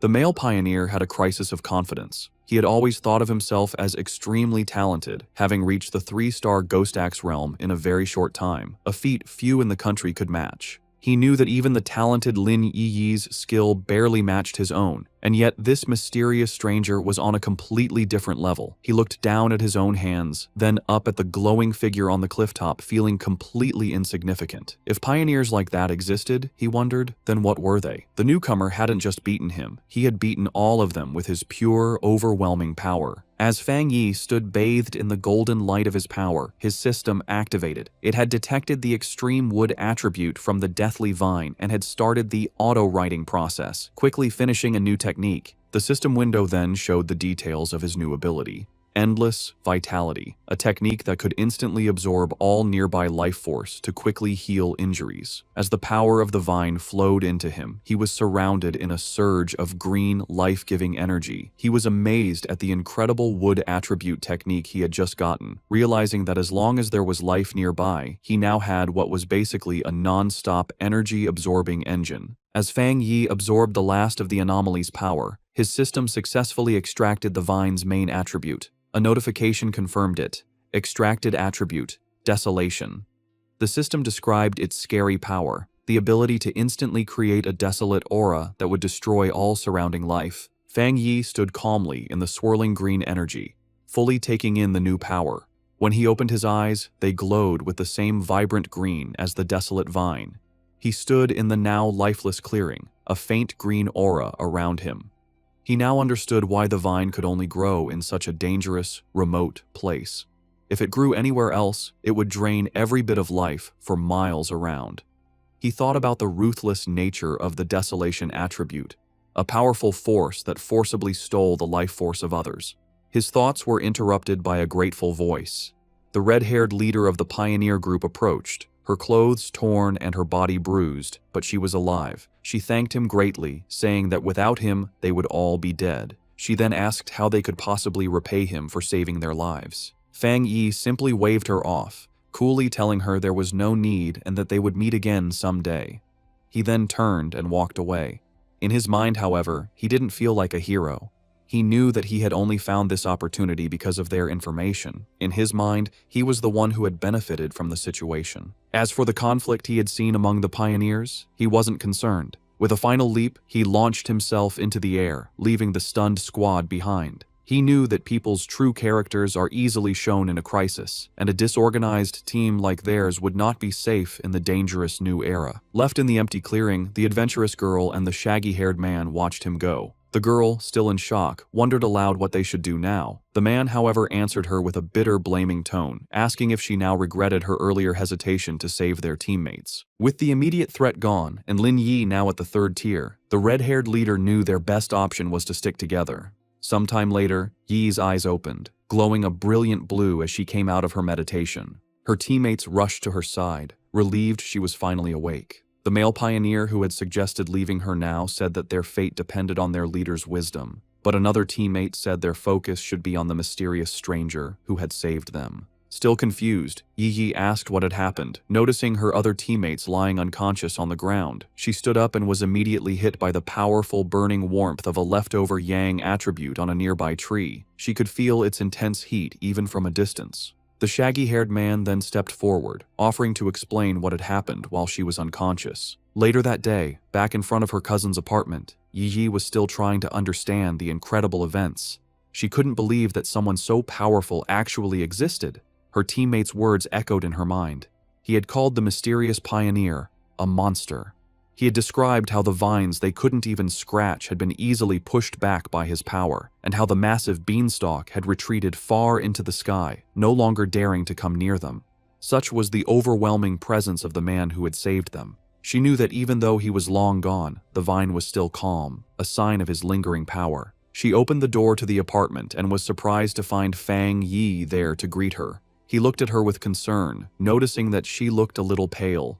Yi quickly pulled herself together, forcing a smile as she brushed off his concern, blaming her tiredness on a long day of studying. Fang Yi accepted her excuse, telling her she had worked hard and should go rest. He offered to order takeout for dinner, and she agreed before heading to her room. Once inside, she collapsed onto her bed, completely exhausted. She knew that breakthroughs were mentally draining, requiring a lot of concentration. She felt more tired than if she had stayed up for a month straight. Lying on her bed and scrolling through her phone, she felt a sense of relief. She was no longer an ordinary person. She wouldn't die from a few all-nighters. She accepted that this constant, life-threatening struggle was the fate of a pioneer in a world where things had begun to change. She thought of her cousin's seemingly normal, peaceful life and knew that such a life was no longer possible for her. Her quiet thoughts were interrupted by a new message in her Pioneer group chat. It was from a user named Jiaolan, the mysterious, powerful member who was usually absent. Jiaolan had sent a simple, direct message. If there are any more traces of that strong man, please inform me. This was the first time Jiaolan had ever spoken in the group, and it immediately got Yi's attention. She replied, agreeing to the request, before asking her own question to the group. She asked if they thought the man who had saved them could be the same one from the Dark River Lava Dragon incident, and if so, why he would have helped them. The group chat immediately lit up with a post about the mysterious high-tier Yang attribute master. The post described his sun-splitting slash in great detail, telling how the witness had been forced out of the cave by a blast of white-hot light. The author of the post declared with total certainty that no other pioneer in the Xia country could match his power, and warned everyone to stay away if they ever met him. Meanwhile, Fang Yi was heading out for the evening on his bicycle. He was confident that after the day's events, his cousin would have let her guard down around him, letting him come and go without making her suspicious. With his new freedom, he had a new mission in mind. It was time to find a suitable carrier for his new desolation attribute. He knew that this power was most compatible with plants, and he pedaled off into the night to begin his search. As he rode through the night, Fang Yi thought about the best way to use his newly acquired desolation attribute. He knew that despite its power, it was still a bad attribute at its core, based on destruction and decay. He worried that putting it on his own body could lead to bad reactions. Furthermore, he was concerned that its evil nature might conflict with the good, purifying power of his thunder attribute. He decided that the best solution would be to find a carrier for the attribute, something like the strange vine itself. He guessed that the original vine monster had been born when a regular plant sensed the return of rich spiritual energy and chose to evolve, creating the desolation attribute as a way to gather more power. With this in mind, a plan began to form in his mind. With a confident smirk, he knew exactly where he needed to go. He followed a moonlit road, guided by a sign pointing toward the forest park. He arrived at the large urban park and left his bike, going into the woods. Under the bright full moon, he walked through a field of vibrant, glowing flowers. He knew he needed to find the perfect lucky one, a plant that could create the greatest connection with his own spiritual energy and show a sense of closeness to him. Closing his eyes, he focused, reaching out with his own spiritual energy. A vibrant green aura flowed from him, spreading throughout the forest and covering the plants. He could feel a response from the plants, a wave of their own spiritual energy rising up to meet his. He noted that while their response was a lot, it still wasn't strong enough for what he needed. As Fang Yi continued to send out his spiritual energy, he realized he needed a much stronger response from the plants around him. Suddenly, he stopped, his attention drawn to a specific spot in the forest. There, in the tall grass, a single white flower with a glowing center gently swayed, as if calling to him. He wondered if this was the one he had been searching for. He approached it carefully and reached out his finger. As his fingertip touched it, the flower's petals closed around it, and he could feel it absorbing the spiritual energy he was giving off. The flower then bloomed again, seemingly happy, as if it had just had a good meal. Fang Yi knelt beside the flower, a small smile on his face. He noted its strong spirituality. Though it was just a plant, it had reacted to his touch like a greedy puppy, eagerly eating his spiritual energy and then rubbing against his fingers for more. He knew he had found his carrier. Out of the entire forest, this small flower had the strongest reaction to his aura, making it the perfect container for the desolation attribute. He told the flower that it was the chosen one and asked if it was ready. Without waiting for an answer, he unleashed a vortex of green spiritual energy, focusing it entirely on the small white flower. A system window appeared, asking for confirmation. Do you want to forcibly implant the desolation attribute into this plant? With his eyes glowing a vibrant green, he gave his consent. A brilliant light erupted from his hand as the flower began to transform, its petals opening into a much larger, more complex, and powerful form.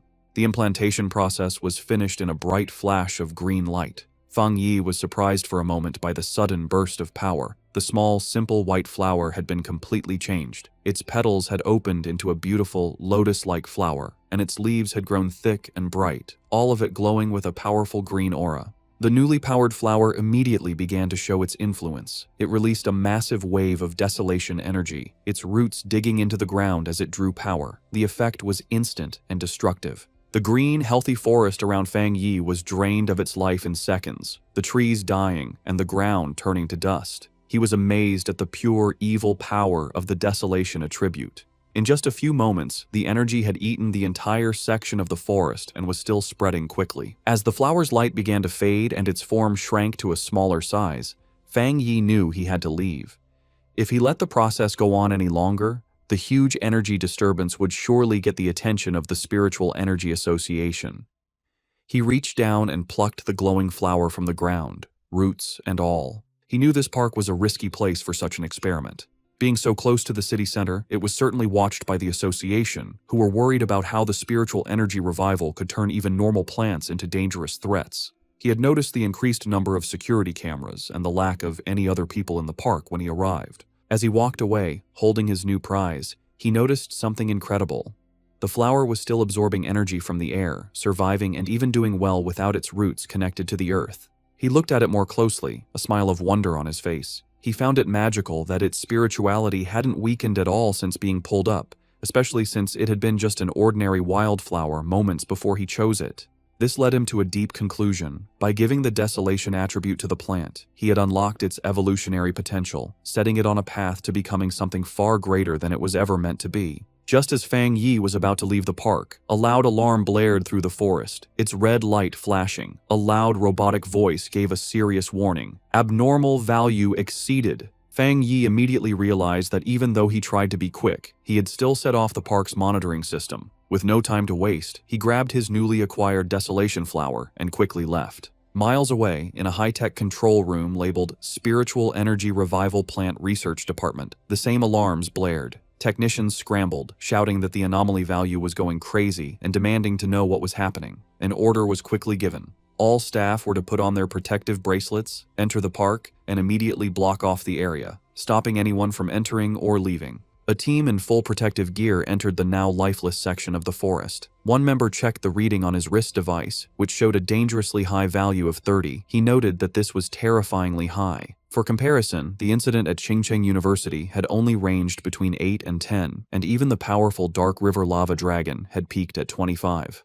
Another team member added that the park's original spiritual energy level had never even gone above 10. As one of the researchers took a soil sample, another reported his strange findings. The air humidity, surface temperature, and sunlight were all completely normal. Yet, all the plants in the area looked as if they had been drained of their life in a matter of seconds. The team leader decided they needed to get closer to the center to figure out what kind of spiritual attribute could have caused such an event. However, as one of the members stepped forward, another researcher with glasses, who seemed to be a senior member, shouted at him to stop and not get any closer. He warned them with serious authority not to touch anything, identifying the leftover energy as the desolation attribute. He then asked if any of them knew about the vine that had recently come down from the sky. The younger researchers were stunned into silence. One of them finally found his voice, realizing with growing horror that the senior researcher was talking about the infamous devil-like vine that had already been classified as an A-level mutation.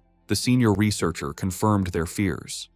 Standing before a ghostly image of the vine with the souls of its victims trapped at its base, he explained the source of its terrifying power.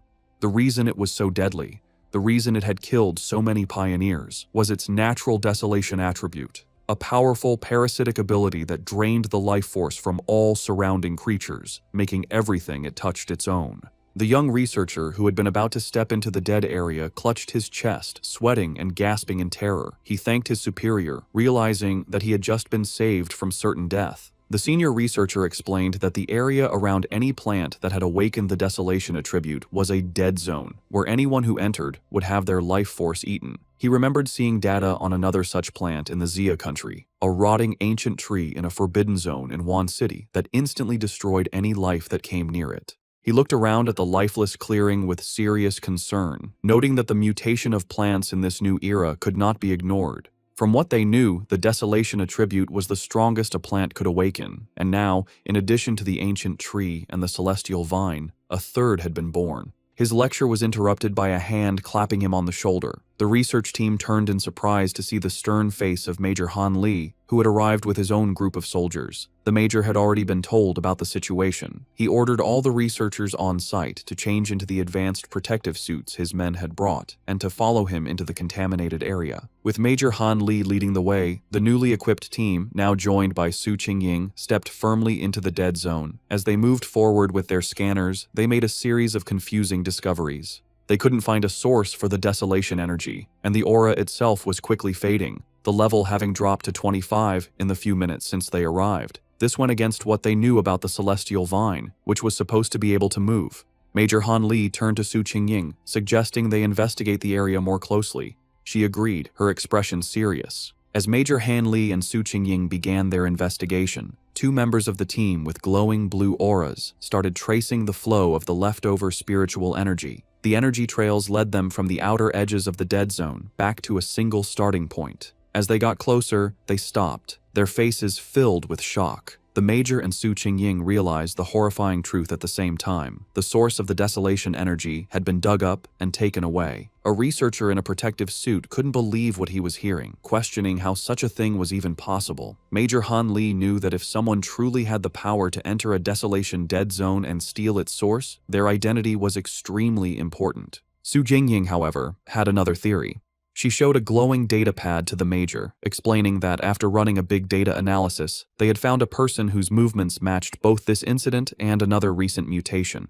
The file on the screen showed a picture of Fang Yi, his name clearly visible. Just then, Major Li told Su Qingying that he would send her all of Fang Yi's information, confirming that he was highly likely the same pioneer she had been in contact with. With that, he tipped his hat, saying the rest was up to her association to handle. Left alone in the desolate woods, Su Qingying held the datapad, her expression one of grim understanding. 2 hours later, back in his apartment, Fang Yi carefully placed his new desolation flower into a small pot. He smiled, thinking that this was his first time raising a flower. He affectionately named it the obedient little white flower, and told it that since it now had the desolation attribute, it would cultivate on its own and become a powerful helper for him. He knew its special, life-draining powers would be a great help in battle, and its simple appearance would be the perfect camouflage, easily hidden from his cousin. As he gently touched a petal, he thought that in the dangerous new world, raw power was only part of the equation. The real key to victory was having more secret weapons. Fang Yi's quiet evening was interrupted by his phone buzzing on the table. He picked it up, surprised to see the caller ID,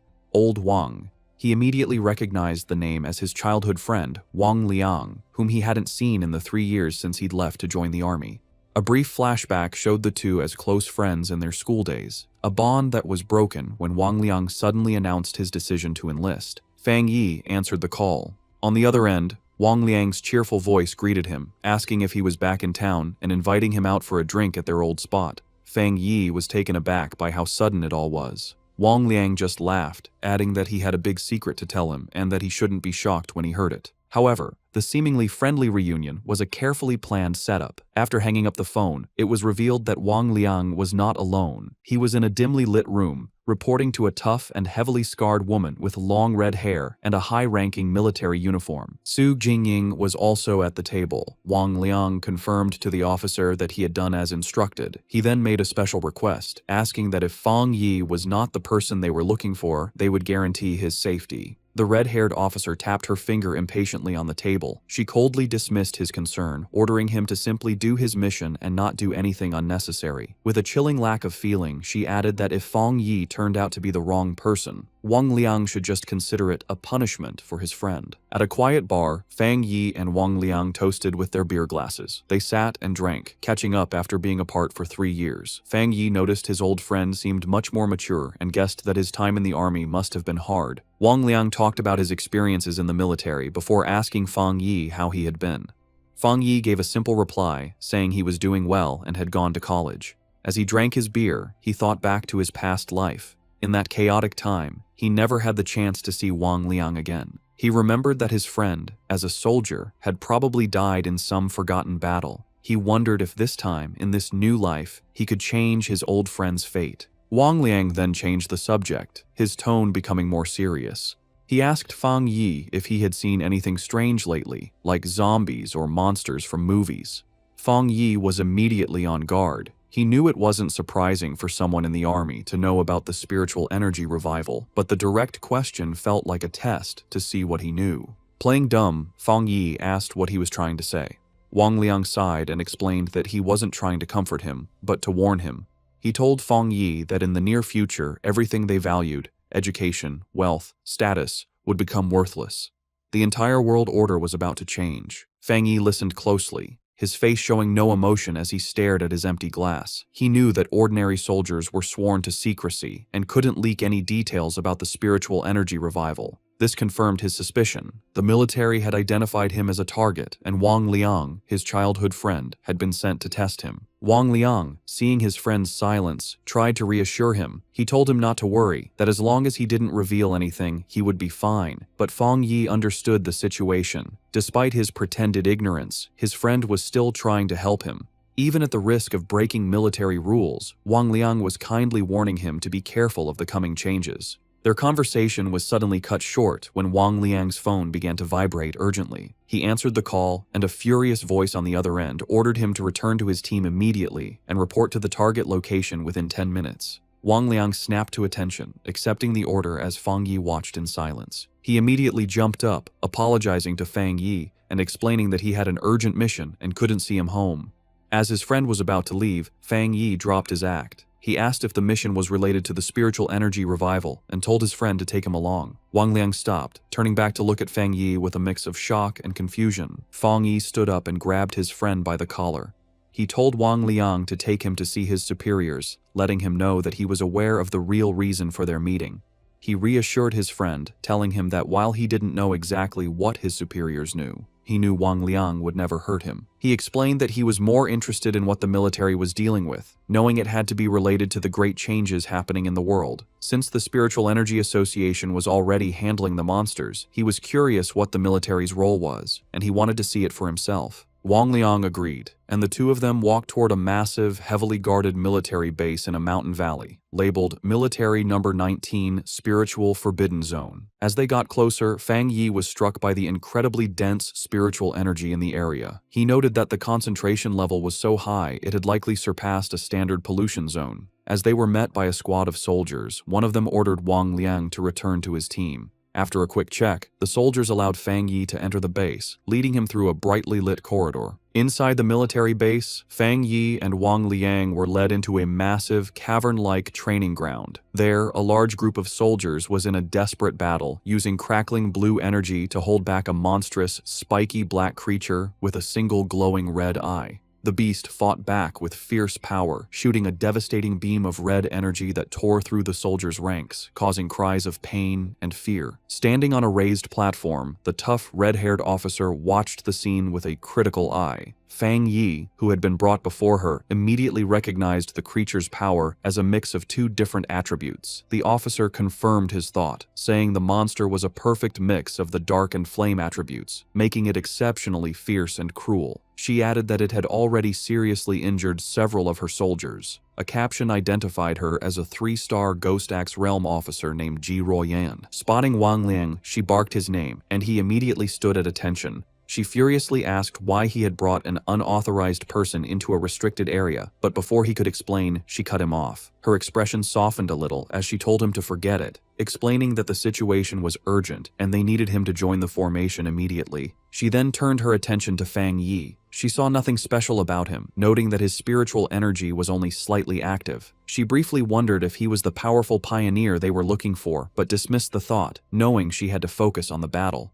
She gave him a stern warning. Since he was Wang Liang's friend, she wouldn't say much, but he was in a restricted area, and his life was now his own responsibility. He was also sworn to secrecy about anything he saw. Fang Yi simply replied that he understood. With that done, Ji Royan took command. She picked up a massive energy cannon and shouted the names of 2 of her soldiers. The 2 men immediately jumped into action, their bodies covered in blue energy as they fought the monster up close. Ji Royan then aimed her cannon and fired a massive blast of pure energy at the creature. The attack hit the monster head-on, creating a huge explosion, but the creature was far from beaten. It let out an angry roar as its shadowy form began to pulse with a terrifying red light, its fanged mouth growing larger and more threatening. It was clear that the attack had only made it angrier, causing its mutation to get worse. The enraged monster lashed out with its massive claws, and one soldier shouted a warning to his comrade. The other soldier managed to block the attack, but the force of the blow sent him flying backward. Ji Royan immediately took charge, ordering her team not to be careless and to keep their distance. She knew they had to finish the creature off before it could complete its evolution. Watching from the side, Fang Yi was impressed by the soldier's performance. He saw a well-trained team of comrades who trusted each other completely, with incredible discipline and coordination. He knew that every person was essential, and that when they worked together, they could unleash a power far greater than their individual strengths. This thought, however, was immediately broken when he realized the monster's power was increasing at a scary rate. He shouted at them to run, warning them that they were no match for the creature in its current state. But his warning was lost in the chaos. The monster shot out a massive blast of dark purple energy, sending the soldiers flying. Ji Royan refused to back down. She ordered her team to raise their alert level and upgrade the restricted area's mutation level. With a furious roar, she commanded that no one was to retreat. It was too late. The monster's transformation was complete. It now stood as a huge, demonic beast, covered in black and red flames, its eyes glowing with pure evil. One of the soldiers shouted a terrified warning. The evil dog had fully mixed with the dark attribute and completed its mutation. The creature's single eye, now a burning red orb, focused on a new target. It fixed its gaze on Wang Liang, who could only stare back, frozen in terror. As the monster prepared to strike, Ji Royan and Fang Yi both reacted in horror, realizing with a jolt that Wang Liang was in mortal danger. Just as the monster completed its evolution, lunging forward in a blast of power, a soldier was violently thrown backward by a surge of energy. Ji Royan immediately shouted for her team's attention, announcing that the C-level evil dog had fully mutated and was now reclassified as a B-level threat, requiring an immediate change in their battle plan. The soldier who had been thrown to the ground coughed up a spray of blood. Fang Yi rushed to his side, catching him and asking if he was all right. The injured soldier explained that he had been trying to send spiritual energy to the monster's restraining collar, but the creature's evolution had caused the device to violently explode. Despite coughing up a black, thick liquid, the soldier tried to be brave, telling Fang Yi not to worry about the officers of Restricted Area 19. Fang Yi could only look on with a grim, angry expression. Realizing her normal weapons were now useless, Ji Royan dropped her heavy energy cannon to the ground. She stood before her remaining troops, her determination unshaken. She gave a final, desperate order. No matter what they had to do, even if it cost them their very lives. They could not let this B-level mutation escape the restricted zone. But just as she and her team were about to make their last stand, Fang Yi stepped directly in front of her, blocking her path. Ji Royan demanded to know what he thought he was doing, but he ignored her. His eyes and hand began to glow with a brilliant blue light as arcs of raw lightning crackled around him, a clear sign that he was about to join the battle himself. Surrounded by crackling blue lightning, Fang Yi mocked the monstrous creature, his eyes glowing with power as he questioned how tough it was. He then charged toward the mutated beast, his arm a bolt of bright blue energy aimed right at the creature's head. The impact was huge, as a massive explosion of divine thunder erupted when he hit it, completely overwhelming the monster. The sheer force of the attack created a powerful shockwave that sent the nearby soldiers flying backward. One of the soldiers, stunned, said he couldn't believe it, realizing this was the same B-level monster that even their commander, Ji Royan, couldn't beat alone. Wang Liang, just as shocked, turned to Ji Royan and asked if his friend was really who they thought he was. With a serious look, she confirmed that none of them were wrong. She declared that he was, without a doubt, the pioneer known as the Tyrant. Fang Yi stood calmly before the beast, which was still on fire but clearly hurt by the lightning. Seeing it wasn't completely beaten, he noted that he would have to finish the job. He then told Ji Royan and Wang Liang to stand back for their own safety. Ji Royan watched him, thinking about how her whole squad needed a complex formation just to face a B-level threat, yet he was getting ready to handle it all by himself. She wondered what kind of power he had. She had to admit that his was the most extreme form of the thunder attribute she had ever seen. She knew that even now, he was a top-tier pioneer in the entire country, and she began to wonder about his potential once the spiritual energy revival was fully underway. As Fang Yi raised his hand, gathering even more electrical energy, a shocked look appeared on Ji Royan's face. She looked up to see a massive storm of thunder energy forming in the sky above him, and she couldn't help but wonder just how scary his power would become as he continued to evolve.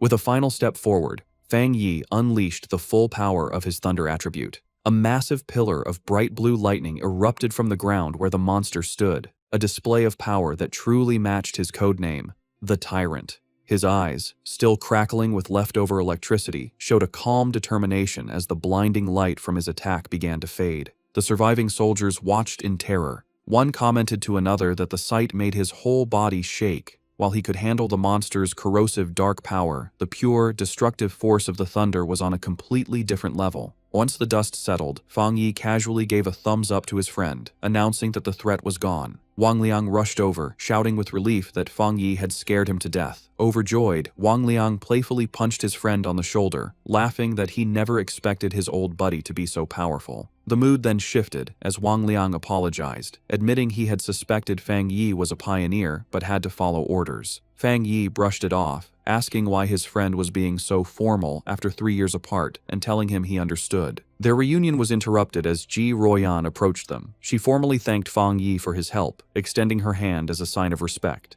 With a slight smile, Fang Yi accepted her thanks. He shook her hand, replying that it was no trouble and that he had mainly acted to save his friend. She then formally introduced herself as Ji Royan, the warden in charge of Forbidden Area 019. She explained that since he had saved the entire base, she needed to file a proper report and asked if he would be willing to leave his contact information. Fang Yi agreed without hesitation, while Wang Liang watched from the side, silently amazed at the strange experience of seeing his tough commanding officer act so respectfully toward his childhood friend. With the formalities done, Ji Royan made a direct and serious offer. She said that Fang Yi's strength was greater than many of the military's own special pioneers and formally invited him to join the army. However, she admitted that an invitation from a single base warden like herself was probably not enough to convince him. Inwardly, she was still trying to grasp the sheer scale of his power. What shocked her most was the realization that he was also a 3-star Ghost Axe realm cultivator, the same as her. Yet, his abilities had reached a level far beyond the known limits of that realm, making him a monster of incredible power. Fang Yi calmly asked Ji Royan if she truly meant that she felt she was not worthy of inviting him. With the weight of her superior's authority on her, she confirmed his words, saying there was nothing to deny. She explained that the order to involve him had come from High Command, and she was certain that they would come to invite him personally in the future. Fang Yi let out a small laugh, telling her it wasn't necessary to be so formal.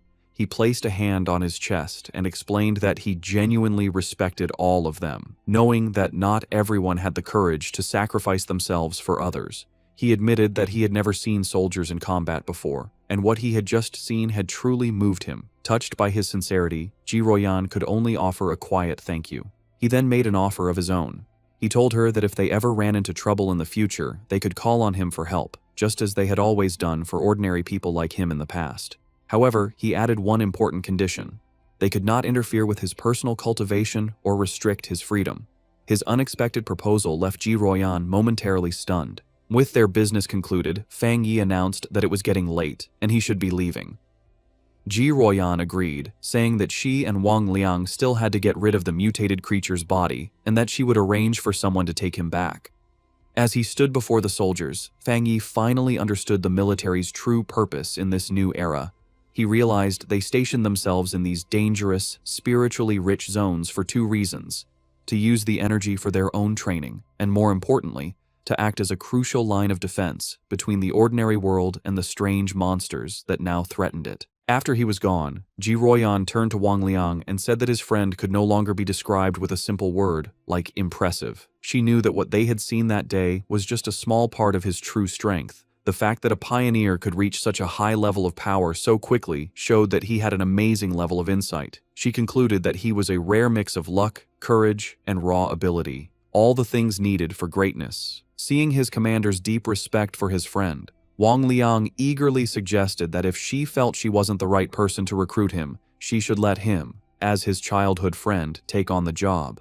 Ji Royan, however, quickly brought him back to reality with a sharp tap on the head, ordering him to stop talking and help her clean up. He could only agree as he was dragged off to work. Later that night, back at his apartment building, Fang Yi meditated on the roof, surrounded by a brilliant golden aura. He thought about his meeting with the military. He knew that while the trip had revealed his identity, he had only shown them his thunder attribute, keeping his other powers a secret. Based on their respectful attitude, he concluded that this was likely a good thing. He now understood that his rare thunder attribute was a perfect counter to the dark monsters the military was fighting, making him a very valuable asset. He knew they would try to recruit him, not threaten him, which would give him access to the fastest ways to get stronger and the most advanced information. The day's events had also made clear the different roles of the nation's two main pioneer forces. The military, represented by Ji Royan, were the Night Watchers, the hidden protectors of the nation. The Spiritual Energy Cultivation Association, with agents like Su Qingying, was in charge of handling the threats that slipped into the cities, protecting civilian life as much as possible. He understood the government's two-part strategy, using the forbidden zones to contain the biggest dangers while slowly releasing information to the public about the coming changes. This careful approach was buying valuable time, preventing society from collapsing into chaos. As he continued his meditation, a bright orb of golden energy pulsed in his core. He noted that despite absorbing the rich energy of the forbidden zone, he hadn't felt an immediate need to level up. However, the feeling quickly changed. Golden energy surged through him, and cracks of power spread across his face. Having spent even a short time in such a spiritually rich place had filled him to the brim. He recognized the signs immediately. He was on the verge of another breakthrough. Meanwhile, on the streets below, his cousin Lin Yi was walking home with groceries, wondering if he had returned yet. She thought that if he was home, she could have him try her cooking. Her casual thoughts were suddenly shattered when she looked up and saw a massive pillar of golden light erupting into the night sky from the direction of her apartment building. Her eyes widened in shock and alarm. A reflection of a flaming divine axe appeared in her eye as she recognized the powerful energy of a ghost axe realm advancement. But she immediately knew she was wrong. The sheer scale of the power, showing up as a massive fiery divine axe in the sky, was far too terrifying for an ordinary breakthrough. She could only stare in disbelief, wondering if another powerful pioneer was making their move in the city. On the street below, Lin Yi stared at the sky in complete disbelief. She recognized the immense power of the Ghost Axe realm, but this was something else, a force so powerful it was changing reality itself. As a giant, divine hand made of pure golden energy formed in the clouds above, she realized the terrifying truth. This was the power of the legendary spirit creation realm. The realization that a pioneer of such incredible strength was living right next to her sent a wave of shock and fear through her. The massive energy surge did not go unnoticed. Miles away, in a high-tech command center, red alarms blared as technicians scrambled. An urgent warning flashed across their screens. The anomaly value had reached a catastrophic level of 99, its location pinpointed to the southeast of the city. An official and Su Qingying reacted with alarm. The official demanded to know what was happening, ordering all units to the target area. Su Qingying wondered how such a powerful anomaly could have gone undetected, noting that an energy reading of this size was powerful enough to destroy an entire city. Before a holographic map of the city, military leaders held a tense emergency meeting. They debated the two terrifying possibilities. Either a new, godlike spirit creation pioneer had just appeared, or the city was on the brink of a massive disaster. One grim-faced officer suggested it could very well be both. The situation escalated as the senior official frantically called headquarters, demanding they send all advanced equipment, short of large-scale weapons. His panic was cut short, however, when a subordinate burst into the room, breathlessly announcing that the alert had been cancelled. The anomaly had been identified not as a monster, but as a pioneer undergoing a promotion. Back on the rooftop, the blinding golden light faded as Fang Yi let out a quiet breath of relief. The breakthrough was complete. He casually noted that he had successfully reached the one-star spirit creation realm. Aside from his body feeling lighter and more agile, he didn't feel a significant difference in his raw power. His quiet moment was interrupted when his phone buzzed with a new message. It was from his friend, Wang Liang. The message was a warning. A new anomaly had appeared at Qingcheng University's playground. Internal military sources had confirmed it was a pollution zone, and more worryingly, it was the second time this specific anomaly had occurred. Fang Yi texted back, saying he knew about the previous heat anomaly. Wang Liang confirmed it was the same one, back again, and playfully warned Fang Yi not to tell anyone he was the source of the intel. After Fang Yi jokingly threatened to report him, Wang Liang's tone turned serious. He told Fang Yi that he was genuinely worried for his safety and urged him to be careful. Fang Yi put down his phone, his expression thoughtful. His friend's warning only confirmed his own strategy. This was exactly why he was so cautious in his dealings with both the military and the association. He knew that being too well known could bring unwanted trouble, which was why he had deliberately chosen to keep his powerful Yang Flame attribute and his Crimson Flame Blade technique a secret. They were his hidden aces. He typed a final reply to his friend, reassuring him not to worry. He would be careful, and he still had trump cards left to play. Lin Yi opened the apartment door, announcing that she was back. Seeing Fang Yi on the couch, she asked if he had eaten yet, offering him the bag of takeout she had brought. Distracted by his phone, he simply told her to leave it on the table and that he would get to it later. As she watched him, a worried and slightly frustrated expression crossed her face. In her mind, she thought about her cousin's character. She saw him as a perfectly good person, but with one major flaw: his laziness.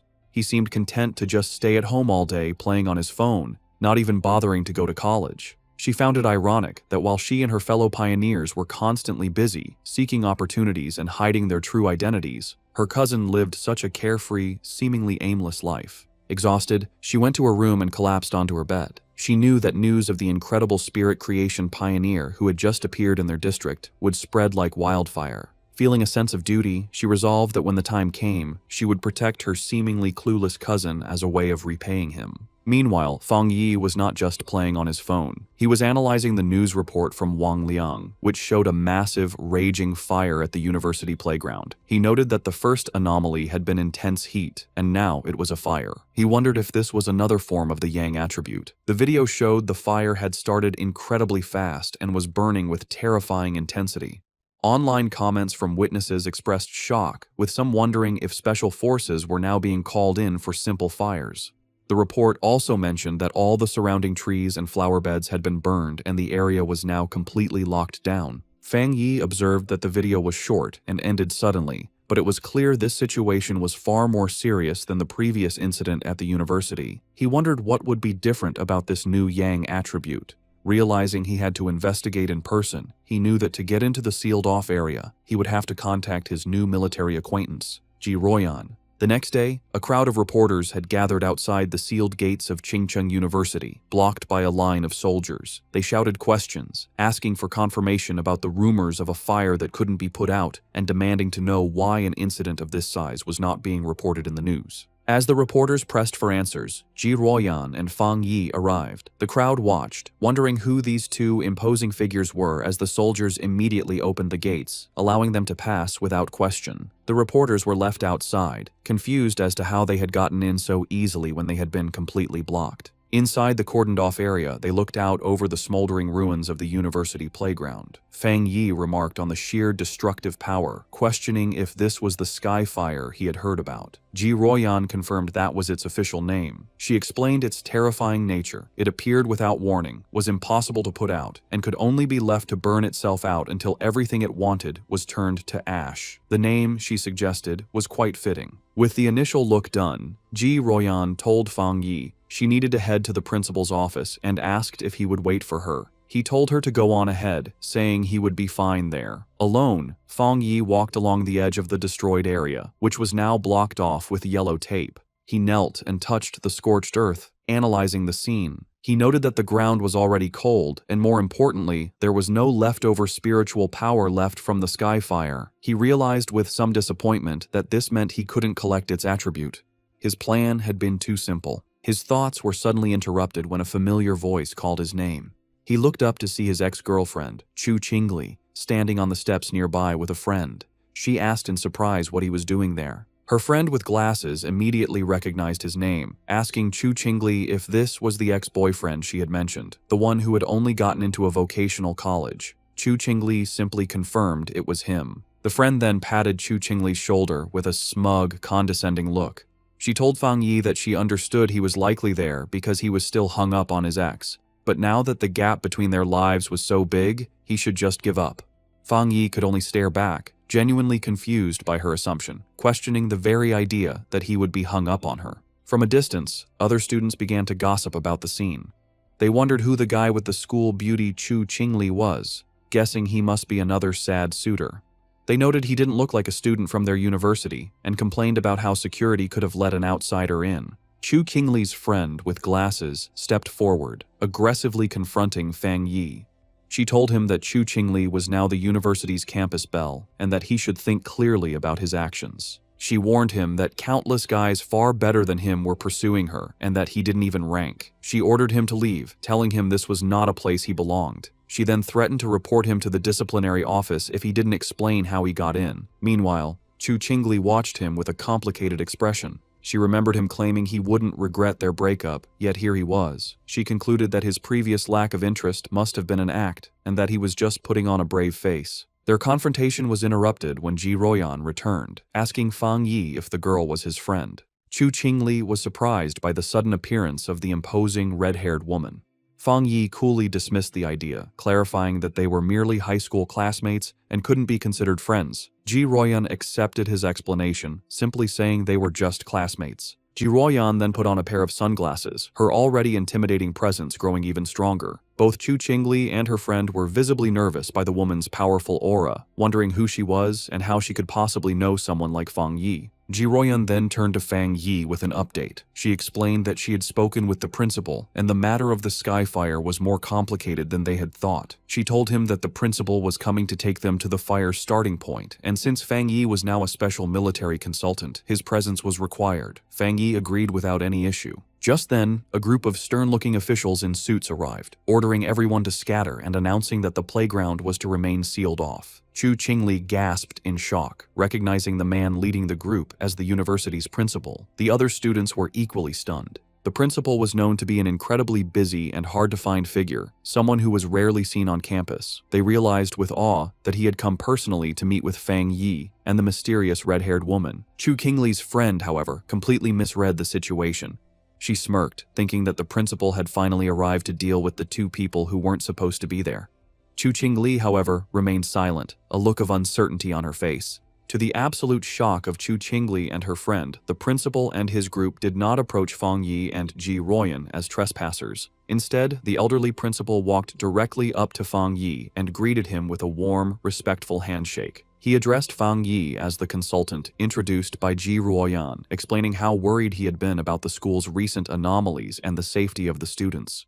He expressed his immense relief that they had come to solve the situation. In an even more stunning display, the principal then bowed slightly to Fang Yi, formally putting him in charge of the entire playground matter. From where she stood, Chu Qingli could only watch, her eyes wide with total disbelief as her entire view of her ex-boyfriend was shattered in an instant. The principal's security then moved to secure the area, forming a human barrier and ordering all unrelated people to step back. As the crowd of students, including Chu Qingli, was pushed away, they buzzed with confusion, unable to understand why their respected principal was bowing to such a young man. Lost in the crowd, Chu Qingli listened as the students' opinions changed around her. They now guessed that Fang Yi must have some extraordinary special identity to deserve such treatment. Someone recalled that just moments ago, he had been dismissed as Chu Qingli's suitor or ex-boyfriend. Another person remarked on the complete reversal of status, suggesting that now, even if she were to pursue him, she might not even be able to get his attention. The final cutting realization settled in as the crowd noticed that throughout the entire exchange, the young man had not once looked at or acknowledged the campus belle, leaving her to stand alone and completely ignored.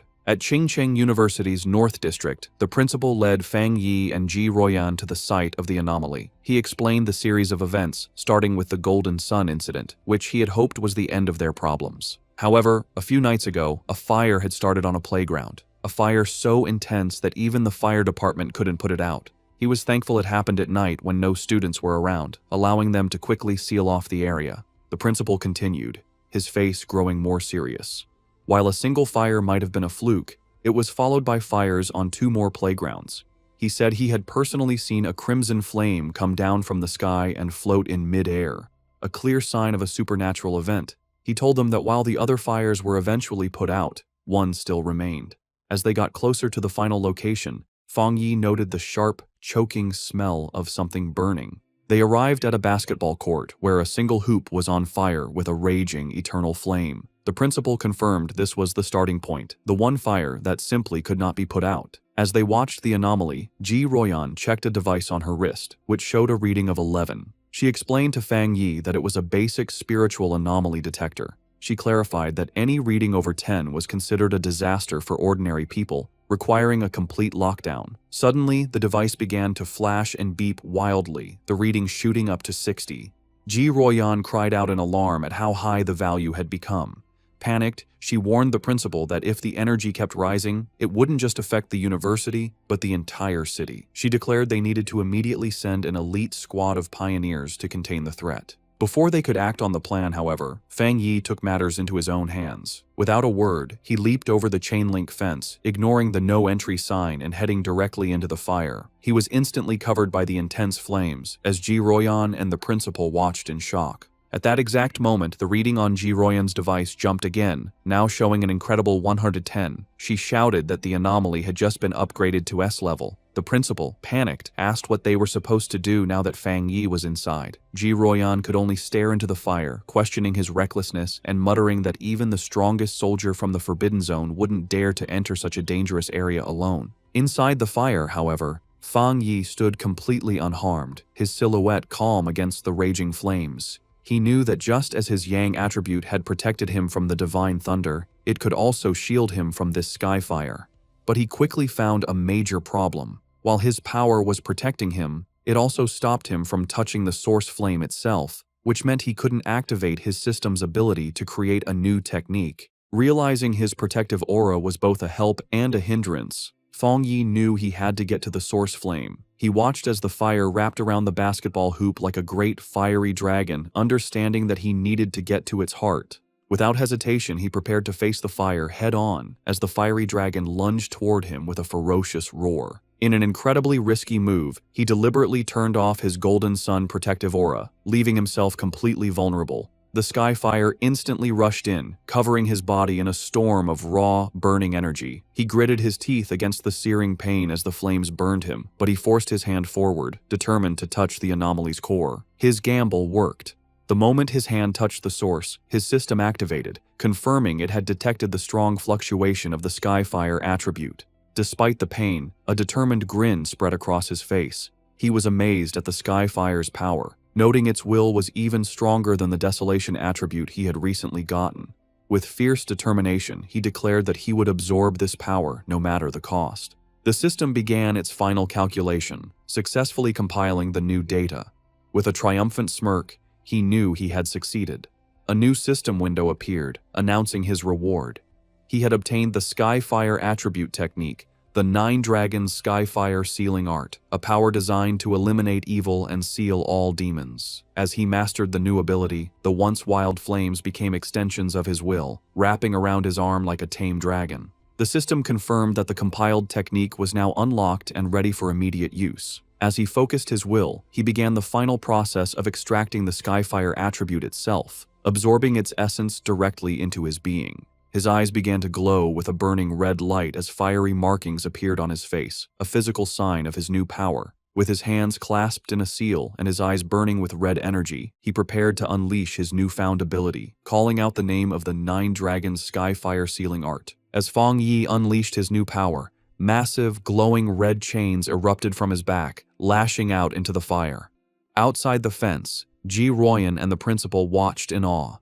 Ji Royan immediately recognized the energy signature, identifying it as a sealing aura. She remembered seeing a high-level military pioneer seal a forbidden land once before. While their methods were different, the powerful sealing aura was unmistakably similar. With a single command to shrink, Fang Yi commanded the chains to pull back. They pulled inward with immense force, gathering all of the wild sky fire and squeezing it into a single, tightly bound orb of pure energy. Floating in the air, Fang Yi held the chained ball of fire, the sealing process now complete. The sealed orb of fire then gently floated back down towards the basketball hoop. Fang Yi landed gracefully and explained the situation to the principal and Ji Royan. He stated that he had temporarily sealed the Skyfire and told them not to unseal the playground or allow anyone near it for repairs. This, he explained, would at least stop the fire from spreading any further. The principal readily agreed, assuring him that the playground would remain sealed, adding that it wasn't a problem since the university had 7 or 8 others. Ji Royan, however, watched Fang Yi with a silent, intense look, her expression hard to read. The principal, very impressed, remarked on how humorous Fang Yi was and offered any further help he might need. Ji Royan, however, interrupted, telling the principal she needed to speak with Fang Yi about some things. The principal happily excused himself, leaving the two of them alone. Once he was gone, Ji Royan turned to Fang Yi, her tone direct and serious. She told him that he had been hiding his true depths very well. Fang Yi tried to play it off casually, saying that the Skyfire was indeed powerful and hard to deal with, but she saw right through his act. With a sharp look, she told him to stop pretending, making it clear that she wasn't talking about the fire, but about his own incredible talent and level of power. Ji Royan dropped her intense questioning, admitting that it was normal for pioneers to have secrets, especially for one as powerful as him. Fang Yi simply listened with a calm expression. Her tone then shifted, becoming more serious and sincere. She explained that although she had no right to ask anything of him, she hoped he would listen carefully. She painted a dark picture of a future world in chaos, a time of great change where the Zio Nation would desperately need top-tier talents like him. She put his potential into clear perspective, telling him that once the spiritual energy fully revived, a person of his power would be as important as a modern-day nuclear weapon. Because of this, she warned, every major power, from the various military forbidden zones to the Spiritual Energy Association, would rush to recruit him. She told him to be prepared for high-level officials to personally give him invitations with incredibly generous offers. She admitted she had her own reasons for telling him this. If he were to join her military unit, it would be a great asset, and they would gain a powerful friend. Therefore, she advised him to start thinking about his options now, so he wouldn't be caught off guard when the time came. Fang Yi, however, was silent for a moment before asking a curious question. He asked why both she and Wang Liang seemed so hesitant to recruit him for their own forbidden zone, even acting as if they weren't worthy. Ji Royan explained that it was because of another legendary military region, a group so insanely powerful that she felt he would be far more interested in joining them instead. A small smirk appeared on Fang Yi's face as he confirmed if she meant a top-level unit. She confirmed that was the case, though she admitted she hadn't seen them much herself. She had heard they were extremely busy lately, so much so that even officers from other military regions were feeling the pressure of their activities. Changing the subject, she suggested they stop talking and go, as the principal had invited them to eat at the university cafeteria. As they walked, Fang Yi silently concluded that even the nation's most powerful forces were facing their own big troubles. His mind raced with the implications. Ji Royan's words meant that terrifying anomalies, with power far beyond the capabilities of current pioneers, had already begun to appear. He realized that the pioneers fighting these threats must include spirit creation realm cultivators like himself, and perhaps some who were even stronger. A new sense of urgency washed over him. He felt that the day of the full spiritual energy revival was fast approaching, and his preparations were still far from enough. His thoughts then shifted back to the immediate task at hand, how to best use the Skyfire attribute he had just collected. He analyzed its nature, an irregular, wild, and all-consuming flame that left nothing in its wake. He realized it would be the perfect weapon against anomalies that could reproduce or regenerate endlessly. Suddenly, an idea struck him. The wild and powerful nature of the Skyfire was a perfect match for his Crimson Flame Blade technique. He imagined enchanting his sword with this new power, realizing it would be an incredible enhancement to his fighting style.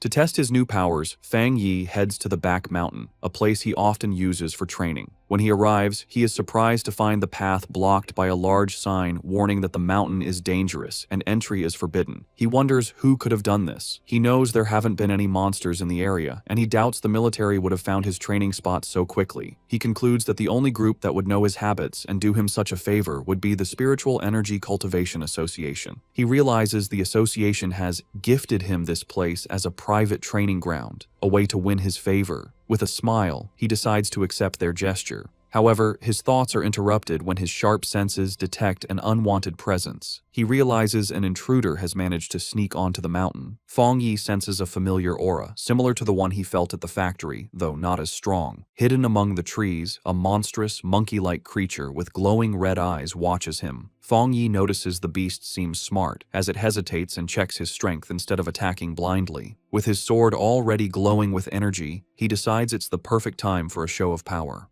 A system window appears before him, asking if he wants to put the newly acquired Skyfire attribute into his Tang sword. The system describes Skyfire as a powerful light attribute, perfect for destroying evil. With a fiery determination in his eyes, Fang Yi accepts. Immediately, his sword erupts in a column of endless, crackling flames. With an excited smirk, he looks forward to combining the endless power of Skyfire with his Crimson Flame Blade technique. He decides the mutant creature will be his first test subject. Fang Yi unleashes a massive firestorm on the monster. The creature is taken by surprise, its eyes widening in terror before it is completely covered by the storm of flames, screeching in pain. Standing in the middle of the flames he created, Fang Yi checks his new ability. He realizes the energy of his attack is now double, or even triple, what it was before, and most importantly, the flames do not harm him. He touches the blade of his sword, still covered in fire, and notes that it feels cool. Suddenly, he senses that the creature has survived the attack and is trying to escape. With a determined look, he decides to chase the intruder to see what it's capable of. Meanwhile, deep in the same forest, a young woman with curly red hair is doing a live stream from her phone, mounted on a selfie stick. She tells her viewers that she isn't a liar, but that she has always been incredibly lucky, and that amazing content just seems to find her. Her viewers are doubtful, with one commenter daring her to prove her luck by going to Qingcheng University to film the mysterious Skyfire that everyone is talking about. Her confident broadcast is suddenly interrupted as her expression changes to one of pure shock. The monkey-like monster that escaped from Fang Yi leaps out of the woods and attacks her viciously. The force of the attack sends her phone flying, its screen cracking as it hits the ground, but the live stream continues. Through the cracked screen, her viewers see the monster pinning her to the ground, but they think it's just a fake fight with bad special effects. The streamer, however, is in real danger. She cries in terror as the monster holds her down, its paw covering her mouth. The creature opens its massive, fanged mouth, ready to deliver a deadly bite. Before it can strike, a massive blast of fiery energy shaped like a dragon's head hits the monster, sending it flying back. The streamer looks up in shock, saved at the last second. Her viewers are now blown away, not by the realism of the danger, but by what they believe are incredible fire dragon special effects. The sudden, dramatic turn of events causes her viewership to shoot up to over 13,000 people. Still terrified, the streamer looks over her shoulder, asking who is there. She scrambles to grab her phone from the ground.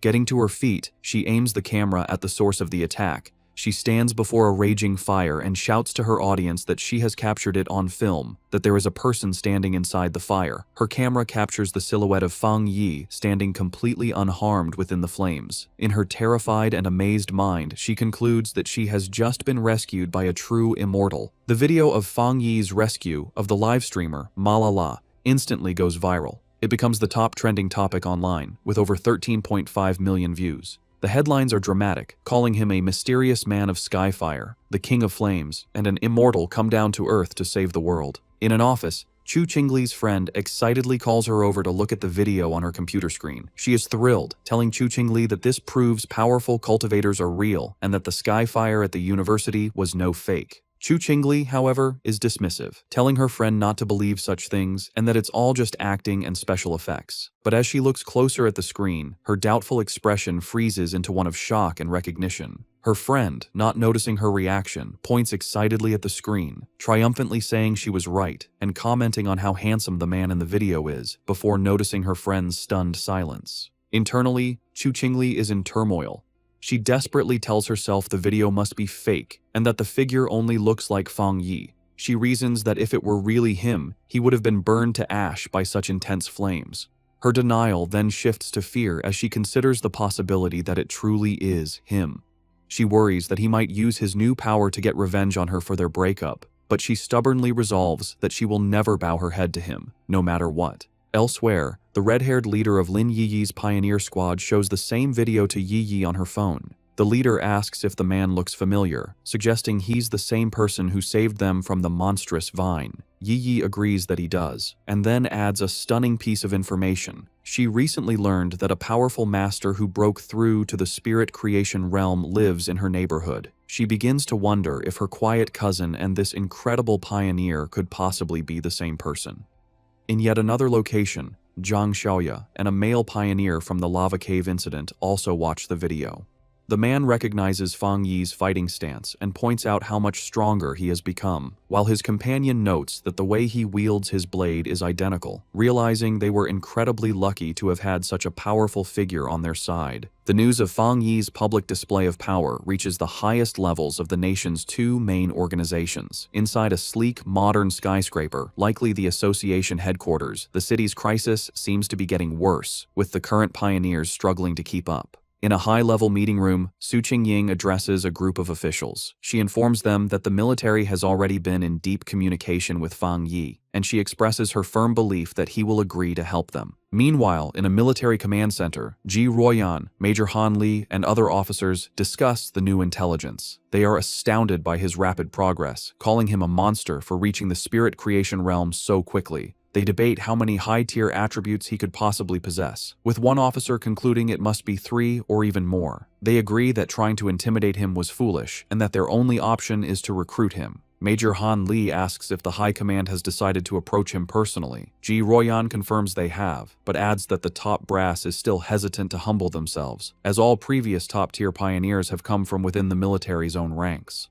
Taking charge, Major Han Li outlines their new strategy. He orders his subordinates to find out what new weapons or equipment Fang Yi might need and to provide him with information on suitable training locations as a gesture of goodwill. He also gives a crucial final command. The viral livestream video and all the rumors spreading from it must be properly managed and controlled. The entire spiritual energy circle in the Xia Nation has now turned its attention toward Fang Yi. Both Su Qingying and Ji Ruoyan think about his future.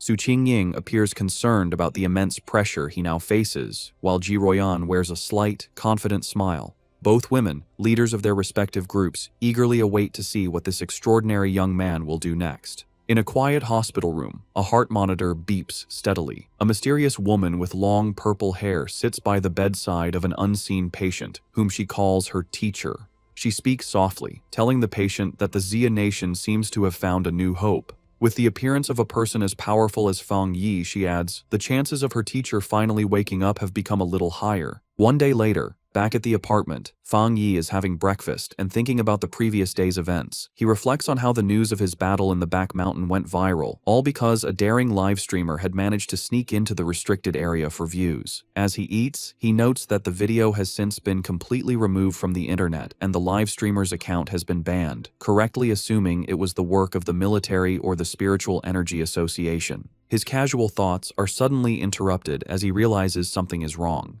His cousin, Lin Yi, never came home the previous night and hasn't sent him any messages. He finds this very unusual, even if she was out on a mission. A feeling of unease grows as he tries to call her, but the call goes directly to an out-of-service message. Now genuinely worried, he knows something must be wrong and decides he has to go find her. Meanwhile, deep in a dark and misty forest, Lin Yi and the red-haired leader of her pioneer squad are lost and trapped. The leader asks Yi if she has any idea how long they've been stuck there. Yi estimates it's been about 10 hours, but she can no longer keep track. The red-haired leader, looking exhausted and bruised, apologizes greatly, blaming herself for dragging Yi into this mess. She admits she thought they were just investigating a strange phenomenon. As she speaks, she clutches her side in pain. Yi tells her to stop apologizing, insisting that it was her own lack of strength that was the problem. She urges her leader to stay alert and save what little energy they have left. As she tries to stay strong, her thoughts drift to the overwhelmingly powerful master she witnessed, wishing she had even a fraction of his power to save them. Their desperate conversation is cut short as a massive, shadowy monster with glowing red eyes and a menacing, spiky form appears in the fog directly behind them. The shadowy monster lunges from the fog, its claws aimed at the red-haired leader. Reacting with incredible speed, Lin Yi shoves her companion out of the way, shouting a warning. She then unleashes a blast of bright blue spiritual energy from her hand, creating a sharp blade of light that cleanly cuts off the attacking creature's head. As they get to their feet, more of these shadowy, zombie-like figures come out of the fog. Yi realizes with horror that these must be the reanimated bodies of other people who were trapped and died in this place. After defeating one of the creatures, which dissolves into a puddle of black mist, Yi explains that the main monster is just playing with them, turning its victims into these strange puppets. The red-haired leader adds that their attacks have no real effect on the mist itself, and their spiritual energy is being drained quickly, all while the real enemy stays hidden. They soon realize they are trapped in some kind of illusion created by the monster, a swirling gray space where the creature seems unbeatable. It is a waiting game. The monster is just letting them get tired. A bead of sweat rolls down the leader's face as the seriousness of their hopeless situation sinks in. Suddenly, the sky above them tears open to reveal a single, massive, blood-red eye staring down at them. The leader screams Yi's name in terror. The eye is a gross, pulsating ball of flesh that begins to bubble and multiply, splitting into numerous smaller, slimy eyeballs. Angry and desperate, the red-haired leader lashes out, furiously chopping at the flying eyeballs and destroying several of them in a frenzy.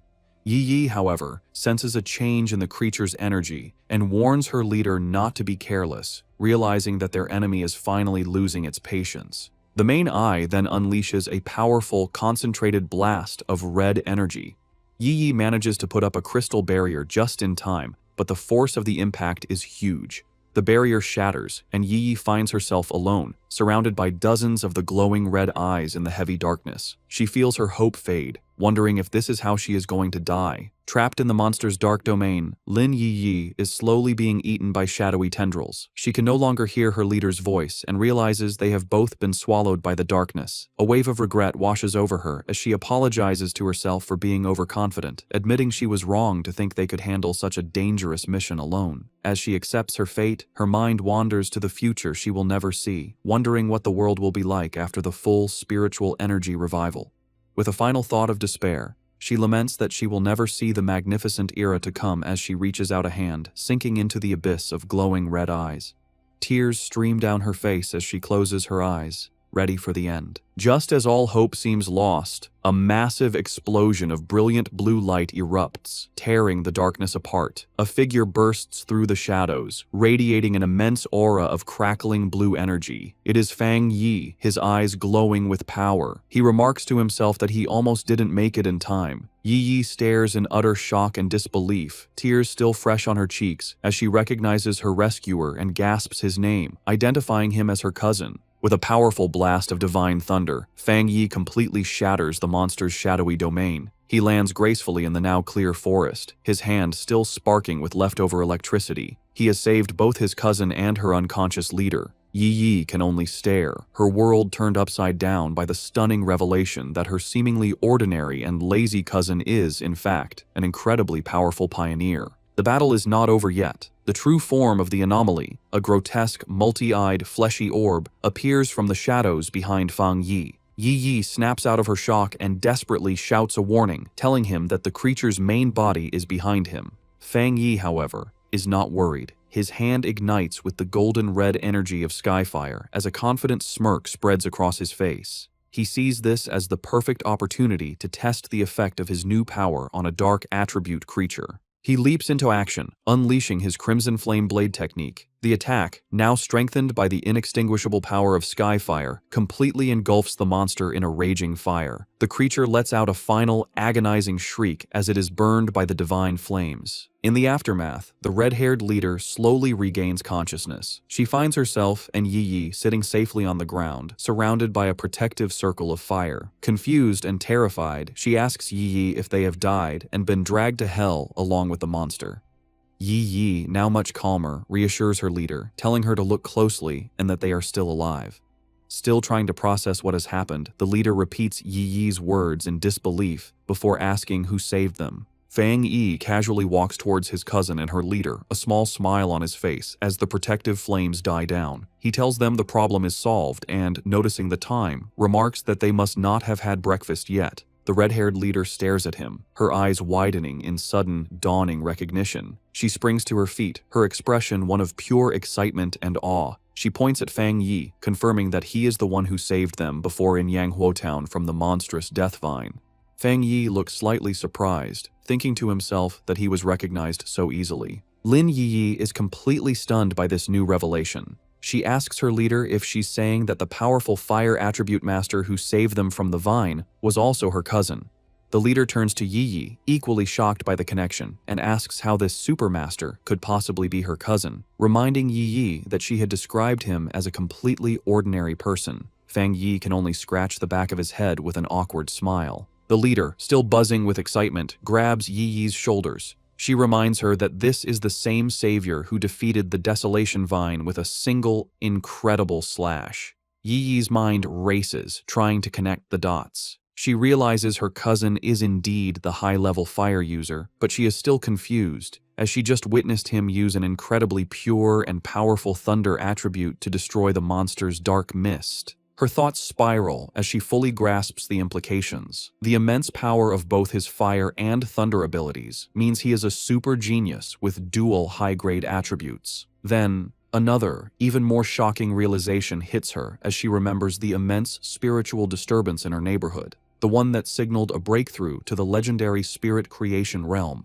She wonders if that incredible display of power was also her cousin's doing. Tired of the confusion, Fang Yi cuts in and confirms that yes, it was all him. He then changes the subject, asking them about the dark attribute anomaly. He says that they should have known this type of creature was not to be taken lightly, and asks why only the two of them came, and where the rest of their teammates were. The red-haired leader explains that their other teammates were unavailable. One was sick and grounded at home, while another was on a more difficult mission, clarifying that their squad doesn't always operate as a full unit. Yi Yi then admits it was her own fault, confessing that she had become reckless after her recent breakthrough and wrongly believed she could handle the mission alone. Fang Yi listens, his expression thoughtful. He recalls the infighting he witnessed within their team before. He notes that the leader, who had been openly critical of her teammates, is now defending them to an outsider. He sees her loyalty, and he knows his smart cousin has likely sensed the team's instability as well. With his identity now revealed to two people he feels he can trust, he makes a proposition. He turns to his cousin and her friend and asks if they would like to form a team with him. Both women are stunned into silence for a moment before the red-haired leader erupts with joy. She clasps her hands together, overjoyed at the prospect of teaming up with such a powerful master and exclaiming that she is incredibly lucky to benefit from Yi Yi's connection. Yi Yi, however, is having a more profound realization. She understands that a pioneer as powerful as her cousin must have known her secret all along and had been quietly watching over her. The thought that on this this difficult and lonely path of cultivation, she has a reliable and powerful family member helping her without asking for anything in return, brings her an overwhelming sense of happiness and relief.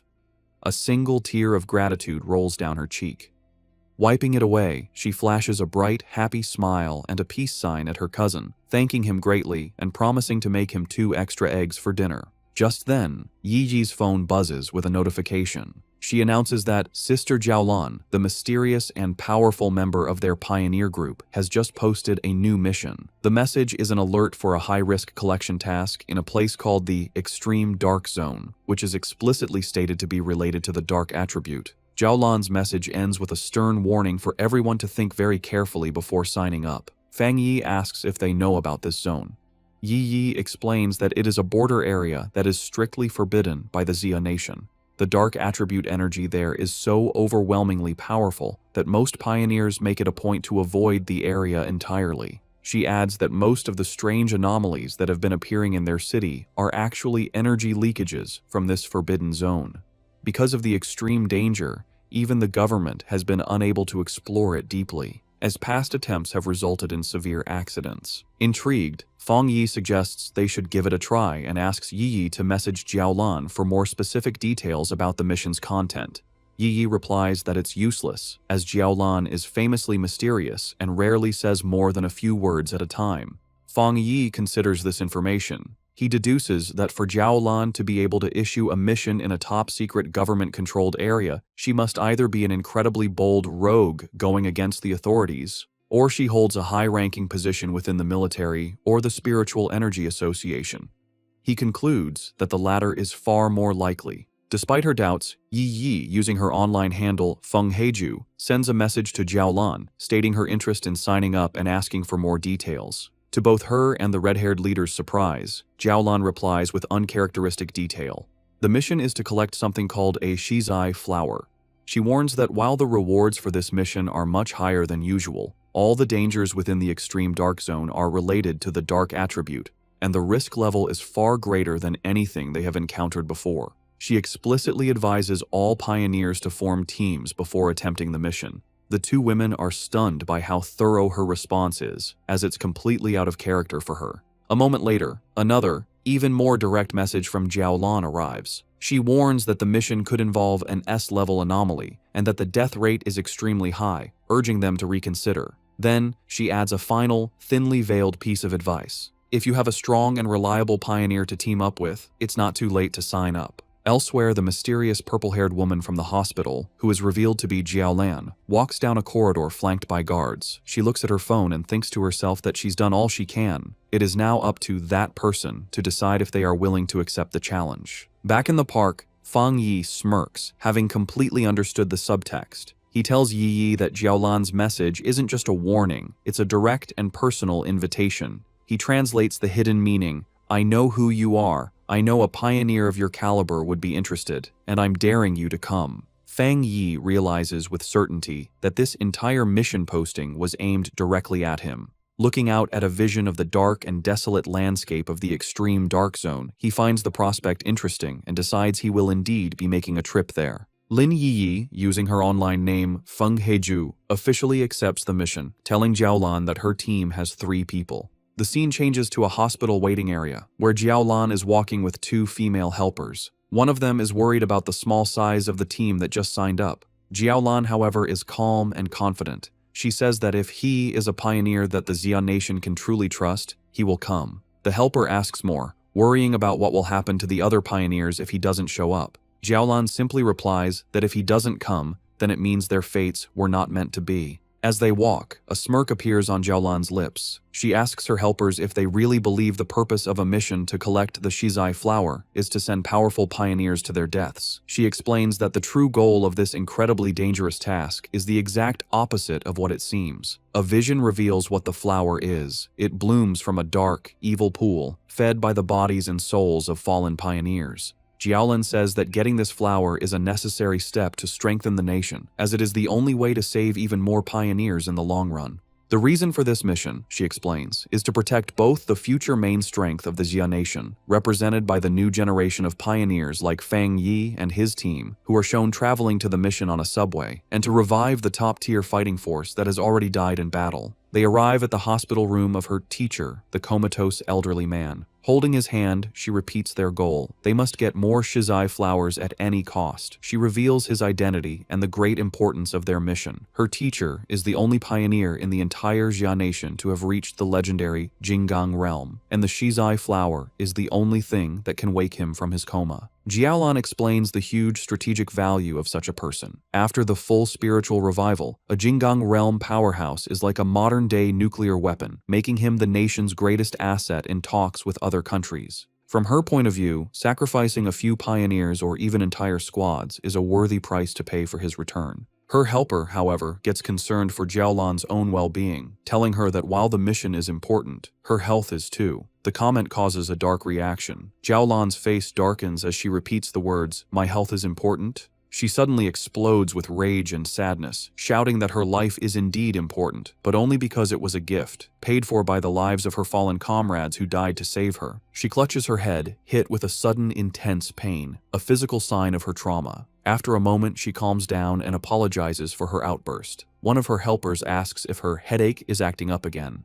Jiaolan dismisses their concern, saying it's not yet time for her medicine. A vision of her former happy team flashes in her mind, and she looks away with a sad, tired expression, murmuring that it's all in the past. The story flashes back to a traumatic memory from Jiaolan's past. In a dark, empty landscape, a voice screams for the sword-wielding squad to leave immediately. A younger Jiaolan kneels among the bodies of her fallen comrades as her dying captain tells her the mission to get the shizai flower is now in her hands. As she trembles in despair, thinking of her teacher and her country, she realizes the extreme dark zone is a truly unforgiving place. She screams in protest, refusing to leave her captain. In his final moments, the captain places his hand on hers, transferring his spiritual energy to her. He tells her he hopes their powers will be of use to her and pleads with her to make it back alive. Back in the present, Jiaolan stands in the hospital, thinking about that tragic day. She reveals the bitter irony of her team's sacrifice. They gave her their power, but they didn't know that a shizai flower is useless if it is touched by blood or not picked perfectly whole, meaning their mission failed even as they saved her life. Later, after a long journey, Fang Yi's new team arrives at the empty outskirts of the extreme dark zone.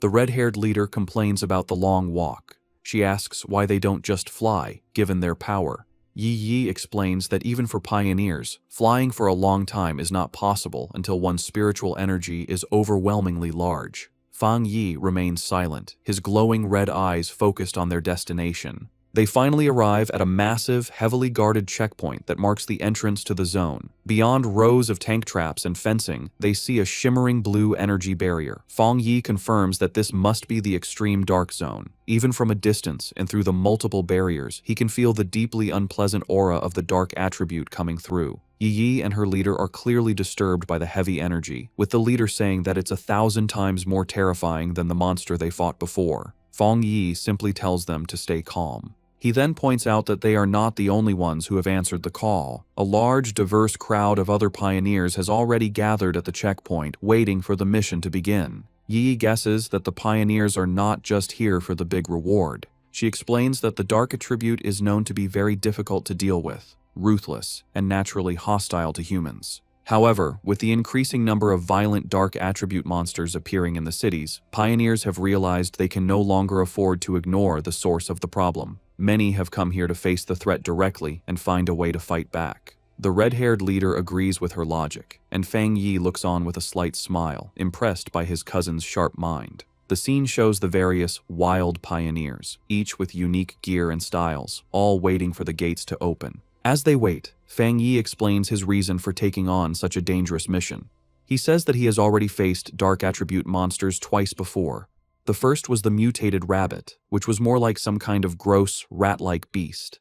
The second was the serpent and its rat-like partner, Candle Knight, a smart pair that worked together to lure and trap pioneers, a mission that nearly wiped out an entire squad from the Spiritual Energy Association. He explains that the most important detail, as his cousin Yiji correctly pointed out, is that these creatures seem to be cleverly and purposely bypassing the military defenses at the city's borders. He suspects they are using some unknown method to get into urban areas, and these incidents have happened so often that they can no longer be ignored. The situation has become so bad that if they don't face the source, the cities will eventually be overrun.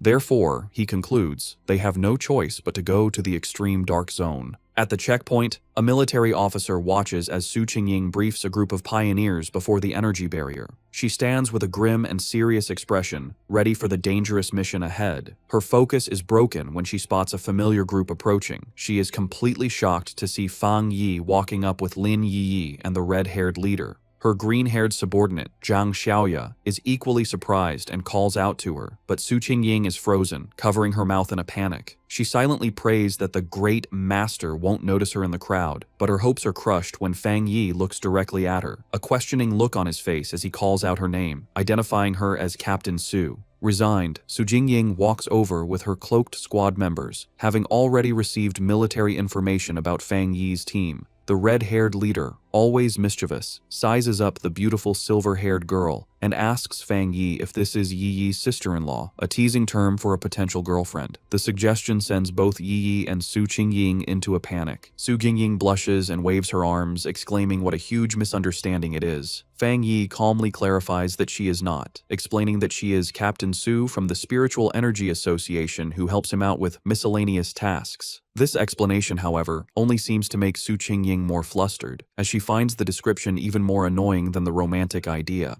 Their conversation is interrupted by a loud, arrogant voice. An imposing older man in heavy red armor with two other armored pioneers steps forward and calls them a bunch of shameless brats. He complains loudly that the new generation of pioneers is younger and more disrespectful, not even greeting their elders. He scolds them for talking casually in such a dangerous place. He finishes with a sarcastic comment, saying he hopes they can all rely on each other inside the extreme dark zone. The red-haired leader gets angry, but Yi Yi holds her back, trying to calm the situation. Fang Yi calmly steps between them, signaling for his teammate to calm down. Not intimidated, the red-haired leader points a finger at the arrogant man, telling him to mind his own business and warning him that it's anyone's guess who will be scared to death inside. The man's expression turns into an angry glare. Just then, the sound of an approaching vehicle breaks the tension. The man smirks, seeing that their car has arrived. A large armored transport with police lights pulls up, and its back doors open. The mysterious Jiaolan steps out, and her presence immediately gets the attention of every pioneer there. The crowd gasps, recognizing the infamous Sister Jiaolan. She walks forward with an air of authority, with her guards on either side as the pioneers murmur in awe, wondering who she is to deserve such a grand entrance. Fang Yi watches her approach and figures out her purpose. She is the one who will open the gate for them. Jiaolan stands before the massive, crackling blue energy barrier. She raises her hand, gathering a swirl of pure energy until a glowing blue symbol forms in her palm. With a powerful push, she shoves the symbol forward, and the huge energy barrier tears open, revealing a dark path into the forbidden zone. With the gate now open, the S-Class mission has officially begun. With the huge energy barrier torn open, Jiaolan stood before the dark portal, with red and black energy whipping around her. She announced that the pioneers could now enter but gave them one last important warning. The shizai flowers they were sent to get had to be perfectly whole and must not be touched by human blood. She said that if the flowers didn't meet these rules, there would be no reward, and with that, she told them to start. The large group of pioneers began to walk into the scary portal. As they walked, a member of the arrogant pioneers group grumbled to his leader, complaining that Jiaolan was sending them to their deaths without going in herself. The arrogant pioneer's teammate told him to be quiet, reminding him that if they died, the government would pay a lot of money to their families. As Fang Yi's group watched the others enter, Su Qingying analyzed the strength of the various teams for him. She identified the arrogant pioneer as a one-star spirit creation realm cultivator, the same level as Fang Yi. She also noted that there were several other powerful people who were hiding their auras, making them hard to judge, while the rest were solid pioneers at the 1-star or 3-star Ghost Axe realm. She concluded that the teams were all about equal in strength. Fang Yi was surprised to hear that the arrogant man was also at the spirit creation realm, as he hadn't sensed a high level of spiritual energy from him. He thought to himself that the mission must be very difficult to have attracted so many elite teams. Back outside, one of Jialan's helpers gave her a final report from a tablet. She confirmed that a total of 37-star Ghost Axe Pioneers, 7 1-star Ghost Axe Pioneers, and 3 1-star Spirit Creation Pioneers had entered. The mission involved monsters ranging from B level to S level in danger. Jialan calmly told her helper to get the monitoring equipment ready, assuring her that she was prepared. Inside the portal, the pioneers found themselves in a deserted, dark, and misty place filled with dead trees. As Fang Yi's group stepped into the extreme dark zone, they were immediately surrounded by shadowy black tendrils of energy. Fang Yi warned everyone to stay close, explaining that the overwhelming dark attribute in the area would block their vision and that they could easily get separated and lost. His warning was followed by the red-haired leader suddenly kneeling over, feeling sick. She apologized, saying she couldn't stop herself from throwing up. Su Qingying calmly went to her side and told her it was a normal reaction. She explained that the terrible smell was a mix of rotting bodies and brain fluid, a scent that most people couldn't handle. She then pointed to another group of pioneers in the distance who were also on the ground, vomiting from the bad air, showing that even those of similar strength were affected. Su Qingying continued to explain that the dark attribute was a natural counter to pioneers, acting as a form of pollution that weakened them. She also warned that the monsters in this zone were extremely active. Fang Yi listened closely as she explained the known threats. She explained the official monster classifications. B-level monsters were a threat to pioneers of the same level. A-level monsters were powerful enough to attract spirit creation realm cultivators, like the extreme dark zone itself. And S-level monsters were disaster-class threats, powerful enough to challenge even those at the legendary Jingong realm. However, she added a final grim warning. The dark attribute in this zone acted as a power-up for the creatures. A monster that would normally be a B-level threat would be at least an A-level threat inside this zone. The red-haired leader expressed her surprise at this new information. Lin Yiyi, worried, asked Su Qingying if she and her team were unaffected by the pollution. Su Qingying chuckled, explaining that she was not affected because she and her team were used to dealing with similar monsters and were not bothered by the smell. She also revealed that she had recently broken through to the 3-star Ghost Axe realm and was working hard to evolve her water attribute into an ice attribute. Lin Yi then spoke up, addressing Su Qingying. She noted that since they were both at the same level, she wondered if she also felt her spiritual energy being heavily suppressed, even more so than during her previous missions. Su Qingying confirmed her suspicion, adding a grim warning that many high-level masters, including 1-star spirit creation military elites, had died in this zone, so they needed to be extremely careful. As they went deeper into the deserted landscape, Su Qingying took the lead. She saw that they could no longer see the group ahead of them and urged her team to move a little faster. She then gave an important instruction. They should all speak less to save their physical strength and concentrate their spiritual energy to prevent the heavy dark mist from taking advantage of any weakness. As he walked, Fang Yi thought about his own condition. He was surprised that he didn't feel the same severe discomfort as the others. He concluded that it was likely because his enhanced yang and thunder attributes naturally pushed back the dark attribute, or perhaps his spiritual power had simply become stronger after his breakthrough to the spirit creation realm. Elsewhere in the zone, the arrogant pioneer and his team were in a fierce battle. With a powerful slash of his glowing green sword, the leader easily cut off the head of a monstrous beast. He laughed arrogantly, mocking the zone's dangers. His teammates cheered him on as he declared that they would be the ones to get the Shizai flower, vowing to show the younger generation what true strength looked like. Back with Fang Yi's group, Lin Yiyi was still struggling with nausea, making small gagging sounds. Fang Yi noticed her distress and thought to himself that despite her power, she was still just a child. He gently placed a hand on her back, sending a comforting wave of spiritual energy through her. The effect was immediate. Lin Yi felt the nausea and the chilling cold vanish, replaced by a comforting warmth like the winter sun. She marveled at the incredible power of the spirit creation realm. She commented on the comforting warmth of what she believed to be a rare, high-grade fire attribute. She thought about how her own wood attribute slowly absorbs energy and how Su Qingying had mentioned her own water attribute turning into the rare ice attribute. Fang Yi corrected her, clarifying that it wasn't a fire attribute, but the yang attribute. He apologized for not explaining it to her before, and casually revealed that he was the one responsible for both the incident at the North Gate and the fire on the playground at Qingcheng University. The red-haired leader was shocked by this confession. She asked in disbelief if he was admitting to having 3 different high-grade attributes. Fang Yi explained that the 2 fire-related events were not the same, noting there were small but important differences between the Yang and Skyfire attributes. Inwardly, Fang Yi thought about his 4th power, the Desolation attribute. He decided to keep it a secret, believing it was always wise to have a hidden advantage. Outwardly, he gave a vague confirmation to his team's amazed questions. The red-haired leader, shivering from the heavy cold, nervously approached Fang Yi. She explained that she had not yet reached the 3-star Ghost Axe realm and couldn't sense attributes very well, but she knew his Yang attribute could help her. Promising to behave, she shyly asked if he could warm her up as well. Fang Yi agreed to warm her for the day and placed a hand on her shoulder, sending a comforting wave of energy through her that made her yelp in surprise. As she breathed out a visible puff of warm air, sighing in relief, Zhang Xiaoya and the other member of Su Qingying's squad looked on in confusion. Seeing how well it worked, Fang Yi kindly offered the same to Su Qingying's team. After a moment's hesitation, Su Qingying admitted that the warmth felt nice, and her 2 enthusiastic subordinates eagerly accepted the offer.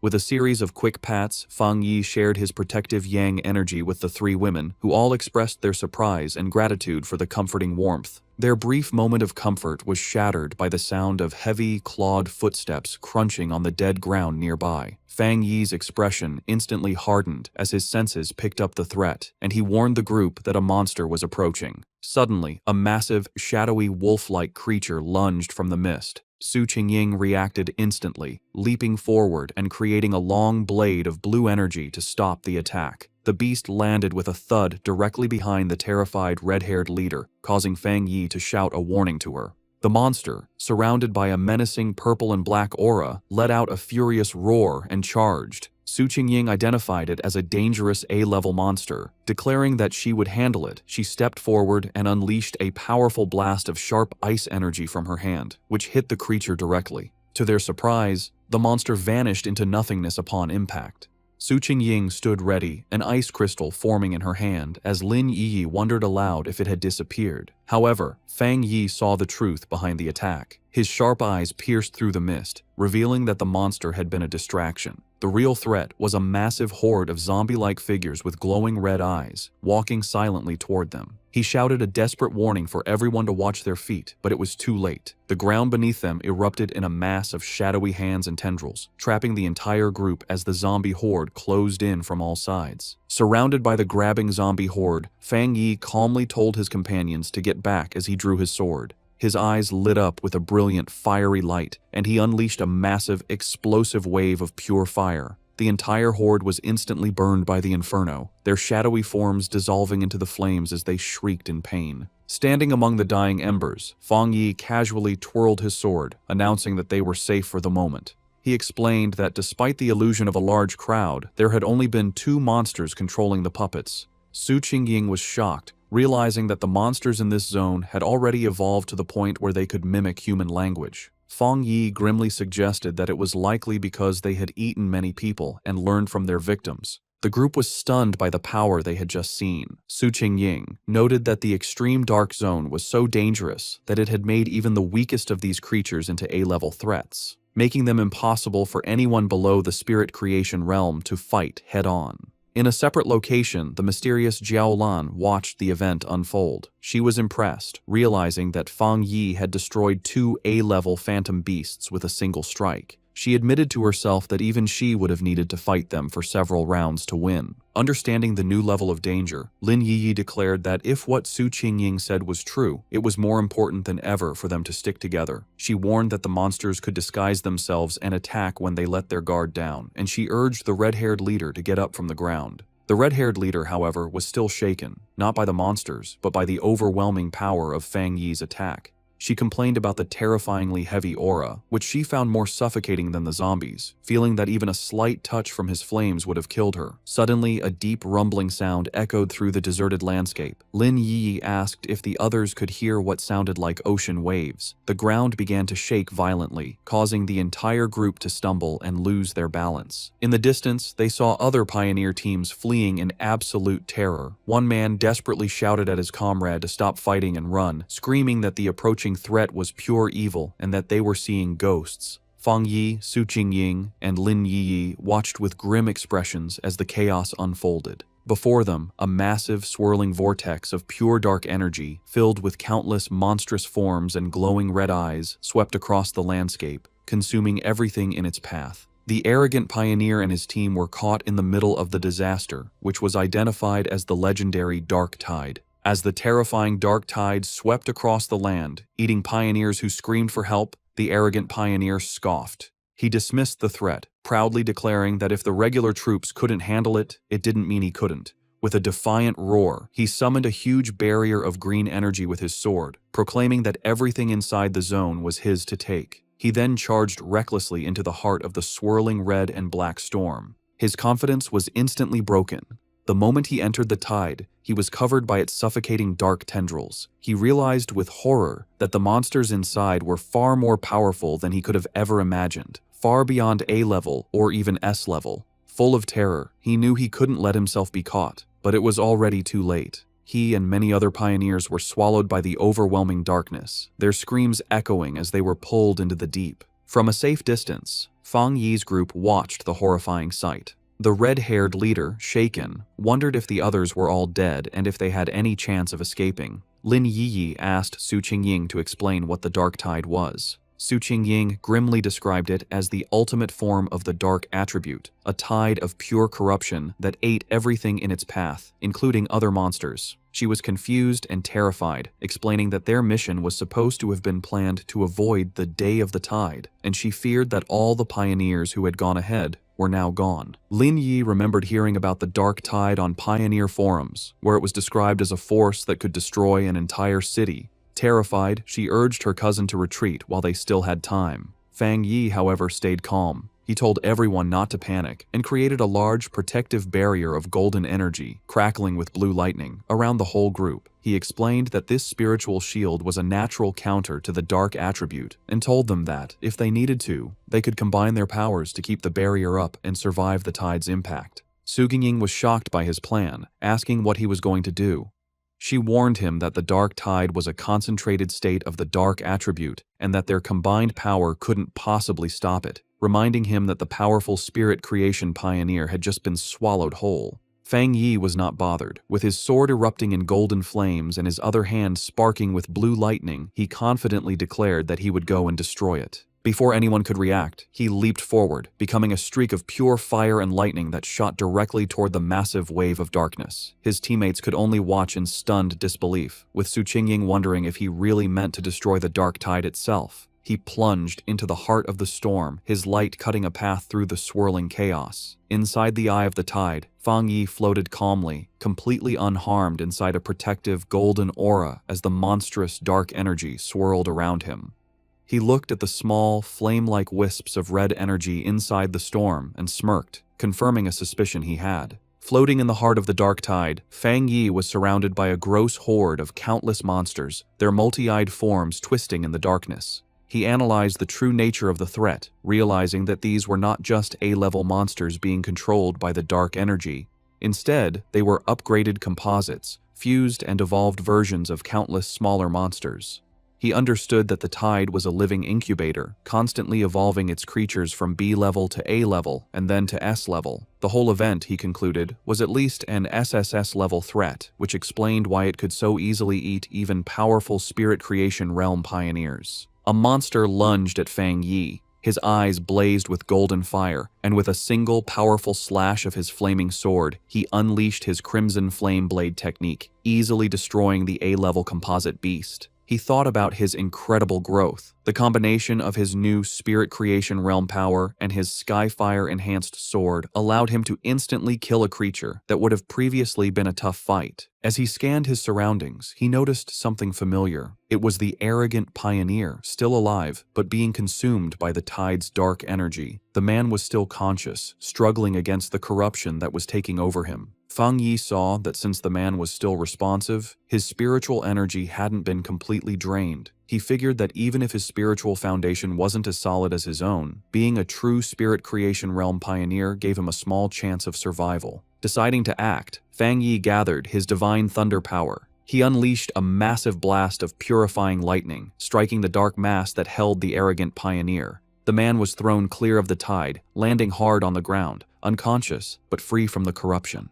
Standing over his fallen rival with his sword still burning, Fang Yi noted that the man could be saved, but just barely. His victory didn't last long. The dark energy around him began to twist and come together, and the monsters he had just destroyed began to reform before his eyes. He watched as a massive, multi-eyed creature regenerated from the darkness, realizing with grim certainty that the tide could infinitely reproduce its minions. He wondered if this terrifying regenerative power was the special characteristic of monsters that were above S level. Facing the endlessly regenerating horde, Fang Yi decided on a new, much riskier plan. With a confident smirk, he proposed to try something different. He deliberately dropped his protective spiritual energy aura, leaving himself completely exposed to the full, overwhelming power of the dark tide.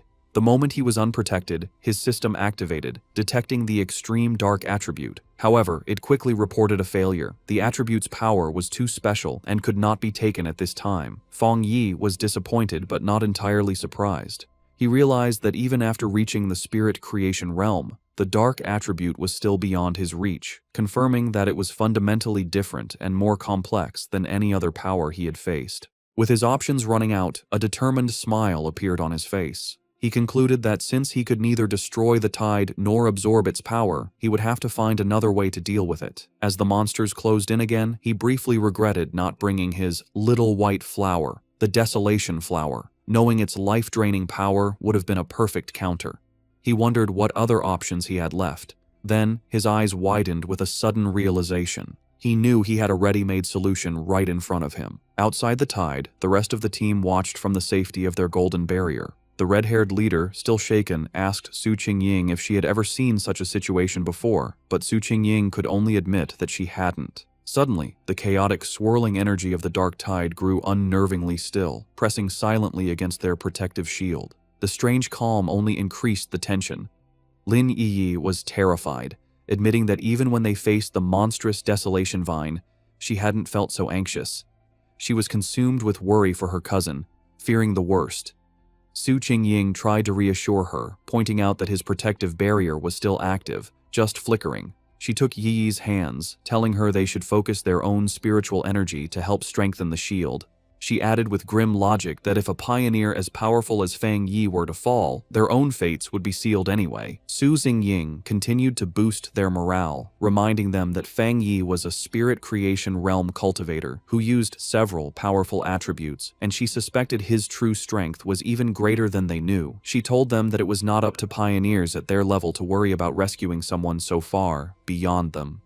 Her surprisingly humorous and confident words managed to calm Lin Yi, who thanked her. Su Xingying simply smiled, admitting that her own teammates often said she was too serious, and asked if Yi felt a little better. Their tense weight was shattered as a massive column of pure fire erupted from within the dark tide, pushing back the oppressive darkness. From the heart of the inferno, Fang Yi unleashed his ultimate technique, the 9 Dragons, Skyfire Sealing Art.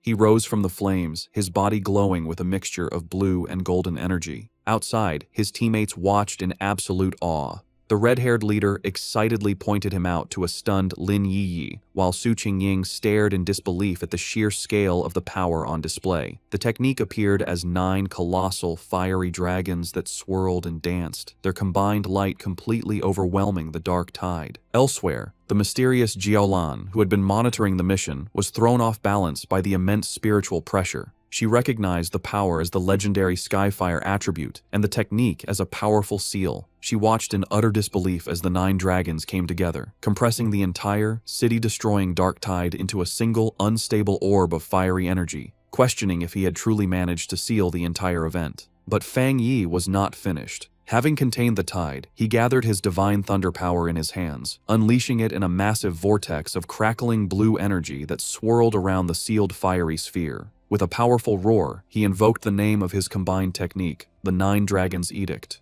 The two immense powers of fire and thunder crashed together, creating a massive explosion that shook the very foundations of the extreme dark zone. With a final, decisive command to seal, Fang Yi brought his hands together, forcing the chaotic energy to collapse in on itself. The vortex of fire and lightning compressed into a smaller, more stable sphere, finally settling into a small, brightly glowing orb of perfectly contained, pulsating power. After Fang Yi's incredible display of power, the arrogant pioneer lies unconscious on the ground. Fang Yi thinks that, for now, they are safe, and that he has unexpectedly rescued someone, wondering what he should do with him. Lin Yi runs to her cousin, very relieved that he is okay. Su Qingying, standing by the fallen pioneer, offers to have her team take care of the unconscious man. Later, Su Qingying approaches Fang Yi, asking why he does not seem happy after successfully sealing such a high-level dark attribute. In her mind, however, she is completely amazed, thinking that he truly kept his word to destroy the dark tide, and that he is a truly incredible person. Fang Yi explains to the group that they must move quickly. He says that the seal he used is only temporary, and that the overwhelming dark attribute energy in the area is still strong. They must hurry to find the Shizai flower before the seal wears off. Su Qingying understands and confirms that her team will take the man back to the association for treatment, while her teammates carry the unconscious pioneer on their shoulders. The group stops at a cliff, looking out over the empty landscape. Su Qingying realizes that none of the other pioneers who went ahead made it out, sadly concluding that they were all eaten by the dark attribute, as not a single trace of them remains. The red-haired leader mourns how people who were alive just moments ago have completely vanished. Fang Yi, for his part, thinks that maybe he is cold-blooded, but he feels relieved that he didn't have to watch them die. As they approach a scary dark pool, Fang Yi takes command. He tells Lin Yi and the others to go ahead with Su Qingying's team, explaining that this pool is now the most dangerous thing and it's better for him to stay behind to protect them. The group agrees and moves forward. When he is left alone, standing on a rocky ledge, a system window appears before Fang Yi, telling him that it has detected a new, strong fluctuation of the dark attribute. Immediately, a powerful vortex of purple and black energy erupts from the ground around him. The system confirms that the detection was successful, and announces that it is activating its ultimate computing power to begin writing a new technique. Fang Yi is lifted into the air, his arms outstretched, as huge pillars of pure dark energy rise around him. The system declares that the writing process has been successful, and Fang Yi's eyes snap open, now glowing with a menacing purple light, filled with the essence of the power he has just mastered. A system window confirms his new acquisition. He has obtained the Dark Attribute Technique, the Limitless Dark World. The system explains that this ability allows him to create a sealed space of dark mist, inside which spiritual energy is massively weakened. Fang Yi thinks about his new power, recognizing the dark world as a special domain he can control. He understands the huge strategic advantage this gives him. The corrosive effect of his new power will drain his enemies' spiritual energy and slow their ability to refill it. He imagines himself rising over a sea of desperate hands. He realizes that if he combines this new weakening effect with his other powerful attributes, he will become even more formidable, confidently concluding that he could destroy even a monster stranger and more powerful than the dark tide itself if it were to appear again. As the last of the purple energy settles, Su Qingying, still in disbelief, asks Fang Yi if he feels the dark mist reforming around them. Her eyes widen in shock as she fully processes the immense spiritual fluctuation she is sensing. She stares as Fang Yi is surrounded by the leftover energy, wondering how he could possibly be having another breakthrough without any of the usual big signs like a change in heaven and earth. The realization then hits her with stunning force. He hadn't just sealed the S-Class Dark Tide, he had absorbed its power. She finds the very idea ridiculous and unbelievable. In the early days of the spiritual revival, all pioneers knew that the dark attribute was the most terrifying power, born from the collective negative emotions and deep-seated evil of all living things. Because of this, absorbing its power is strictly forbidden by the government. A flashback shows a failed official experiment where researchers tried to purify the dark attribute but paid a painful price, leading to it being classified as a uniquely dangerous monster. The power of these dark monsters can range from D to S class, but even the weakest can overwhelm early pioneers, let alone the absolute S-class threat of the Dark Tide, which could eat even Spirit Creation Realm cultivators with ease. Another flashback reveals the fate of a 3-star Ghost Axe pioneer who, before the ban, tried to absorb the energy from a mere sea-level monster. He was driven mad by the backlash, suffering from skin decay and a mental collapse, and remains in a psychiatric hospital to this day. Back in the present, the chaotic dark energy goes down, receding back into Fang Yi as he lets out a quiet breath. He calmly calls out into the empty, misty landscape, stating that whoever has been watching them for a long time can come out now. His red eyes scan the area with a sharp, knowing gaze. From the mist, Jiaolan emerges. She confirms that if she is not mistaken, Fang Yi was the one who single-handedly sealed the Dark Tide. Su Qingying is stunned by her sudden appearance, gasping her name in disbelief. Jiaolan floats down, landing before Fang Yi and asking what he was just doing, specifically questioning if he was absorbing the dark attribute. Fang Yi calmly confirms that he was. The directed mission sends another wave of shock through Su Qingying. In a swift and shocking motion, Jiaolan draws a pistol and aims it directly at Fang Yi's head. The red-haired leader shouts Jiaolan's name, demanding to know what she is doing, while she and a terrified Lin Yi can only watch in confusion and fear. Su Qingying immediately leaps into action, placing herself between Jiaolan and Fang Yi and blocking the gun with her arm. She confronts Jiaolan fiercely, reminding her that if she recalls correctly, Fang Yi is the military's highest priority recruitment target. She then challenges Jiaolan, pointing out that the association had also wanted to recruit him before the military intercepted him, and demands to know the meaning of this hostile action. Ignoring Su Qingying's defense, Fang Yi calmly places a hand on her shoulder and addresses Jiaolan directly. He finds it strange, asking if their mission wasn't to find the Shizai flower. He points out that while she seems eager to complete the mission, she also appears very unhappy that they did not die there. Jiaolan remains silent, her expression unreadable as she continues to aim her weapon, the light glinting off the barrel. The red-haired leader, however, is not so calm. She erupts in anger, shouting at Jiaolan. She reminds her that their squad had always trusted her, and she furiously questions why Jiaolan didn't step in when they were facing the Dark Tide. She declares that without Fang Yi, they would have been doomed, pointing out that Yi is still just a child. She accuses Jiaolan of simply standing by and watching, only to now threaten the very person who saved them. Jiaolan suddenly lowers her weapon, a smirk playing on her lips. She dismisses the entire confrontation as a joke, remarking that Fang Yi seems to be very well liked by his teammates. She then congratulates him, announcing that he has passed the test. The sudden change leaves the red-haired leader and Su Qingying completely confused by her words. Fang Yi, however, understands immediately. He asks if her true purpose was to test him. Jiaolan confirms his suspicion, explaining that because of his incredible talent and strength, she didn't want to rely on cold, impersonal data. Instead, she wanted to see for herself what kind of person he truly was. She then turns to address the red-haired leader's earlier accusation. She explains that she didn't step in because pioneers must follow the harsh rules of this new world. She states that this is their shared fate, a life where fortune and disaster can change in an instant. However, she tells them they are lucky to have a trustworthy and powerful person protecting them. She asks if they have noticed that no other monsters have dared to attack them since the tide was defeated, explaining that the creatures are terrified of the power Fang Yi displayed. Fang Yi looks on with a grim expression, agreeing with her assessment. He adds that the Dark Tide itself follows the same principle. It bullies the weak and fears the strong. With the test concluded, Jiaolan offers to lead them to the Shizai flower, stating that she knows the area better than they do. As they follow, Su Qingying whispers to Fang Yi,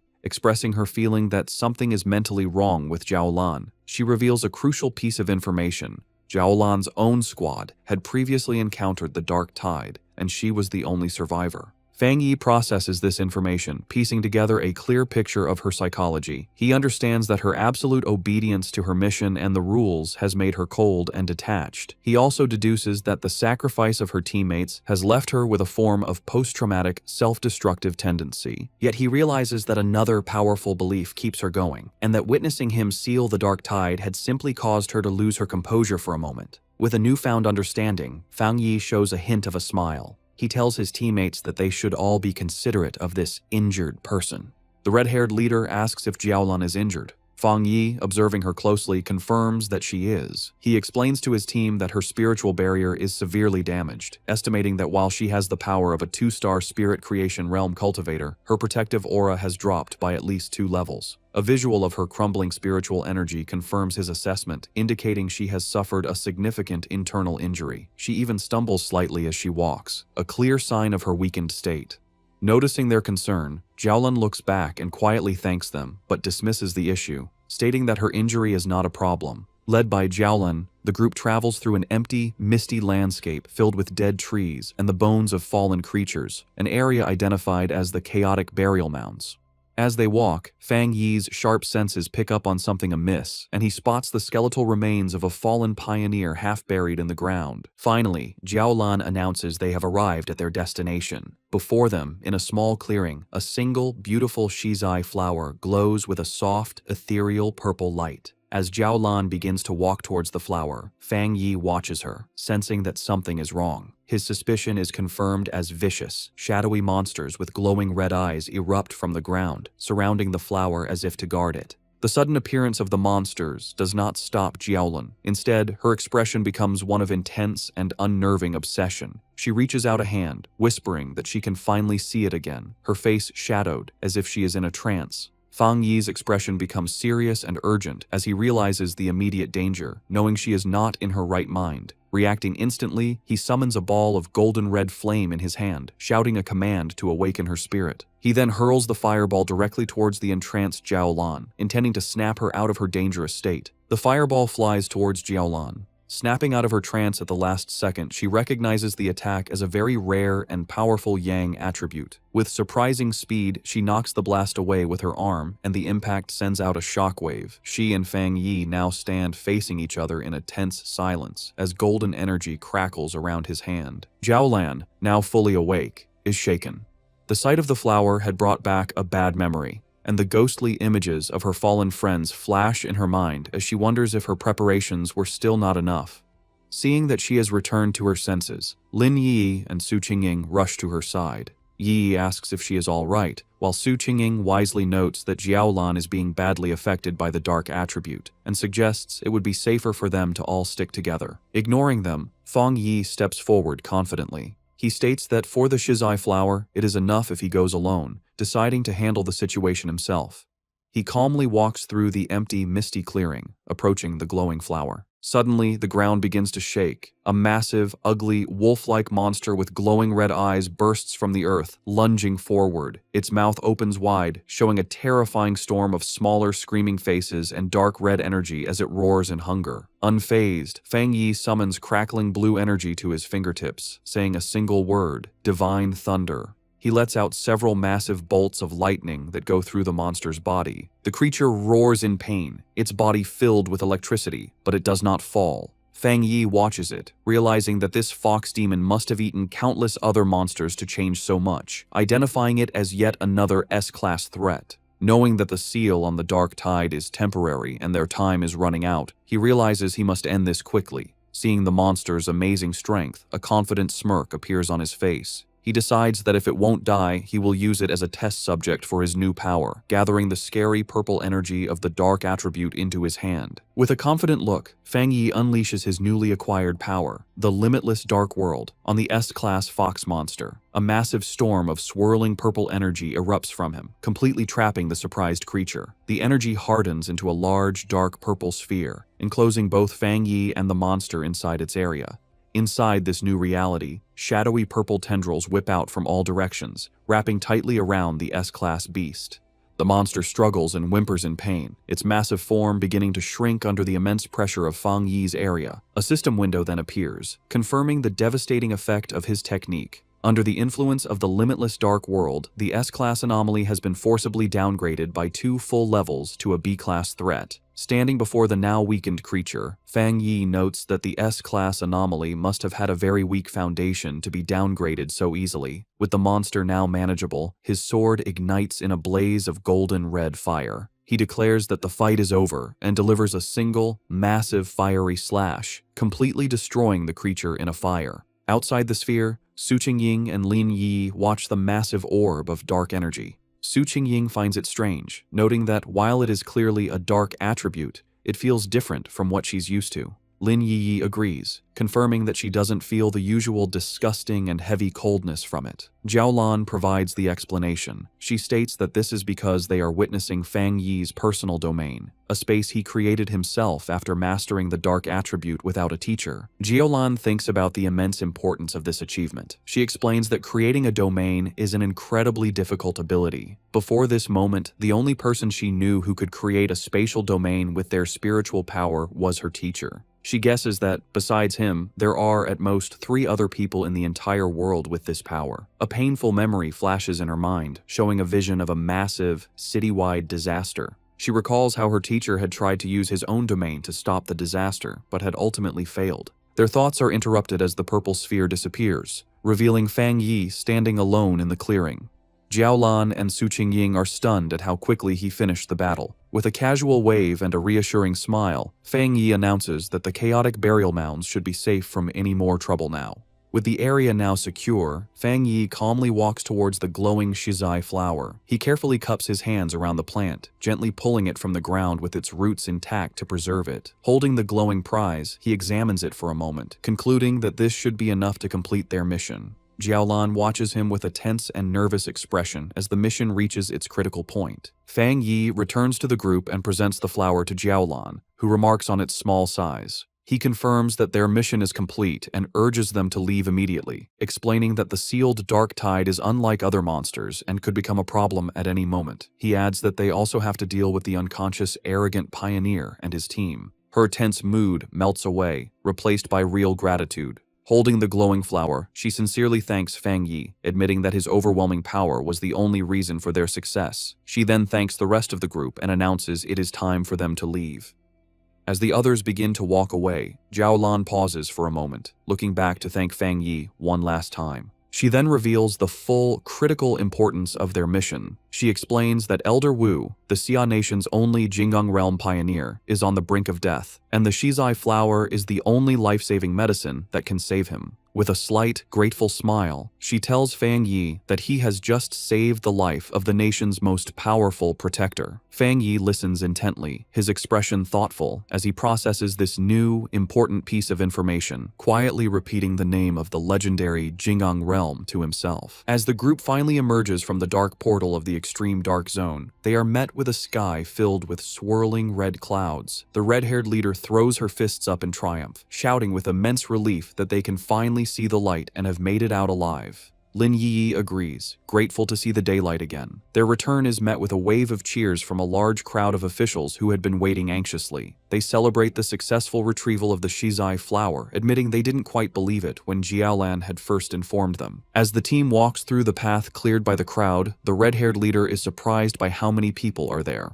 Someone in the crowd wonders aloud who the person was that actually managed to get the flower. Suddenly, Lin Yi's expression becomes one of surprise as she notices something ahead of them. Parked directly in their path is a massive, heavily armored military vehicle, flanked by elite soldiers. The red-haired leader immediately recognizes the vehicle and the symbol of the legendary Star God War Zone, the most powerful and famous military force in the entire Xia Nation. A wave of realization and embarrassment washes over her as she understands that Jiaolan is a member of this elite unit, making her regret having yelled at her earlier. The Star God War Zone is ranked as the #1 military district in the nation.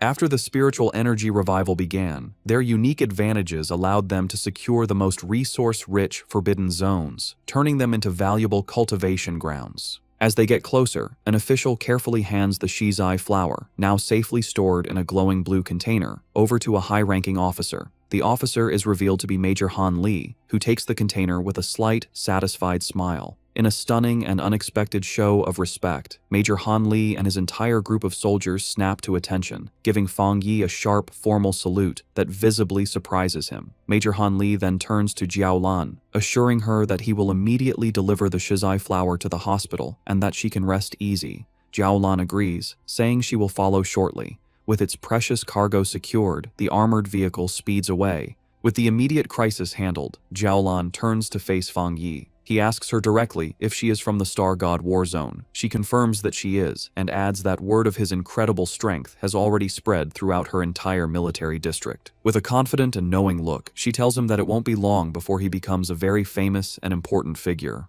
Jiaolan continues her conversation with Fang Yi, openly admitting that she recognizes his individual strength is great enough to single-handedly overwhelm even the most elite squads in her war zone. She then makes a formal recruitment offer, pointing out his seemingly limitless potential and inviting him to join the Star God War Zone, promising him access to the best cultivation resources.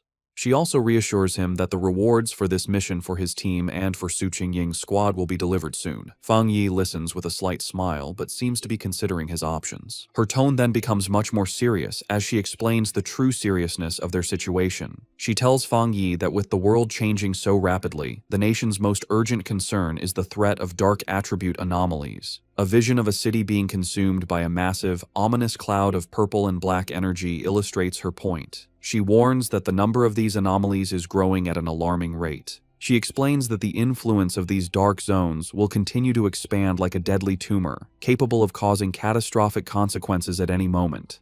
Because of this immense danger, she says, they have no choice but to establish forbidden zones and have organizations like the Spiritual Energy Association strictly guard them. She clarifies that she is not telling him this to pressure him into joining, but because she believes that an outstanding and powerful pioneer like him has earned the right to know the truth of the world's situation. Understanding her sincerity, Fang Yi smiles and gives her his assurance. He tells her that he understands, and that if he encounters any anomalies in the future, he will not stand by and do nothing. He tells her she can rest easy on that point. Hearing his promise, Jiaolan's stern and weary expression finally softens into a genuine, relieved smile. Formally introducing herself, she says it's a pleasure to meet him and offers him a small, dark token. Fang Yi takes it, revealing a black tablet with a dragon symbol and the characters for Star God War Zone.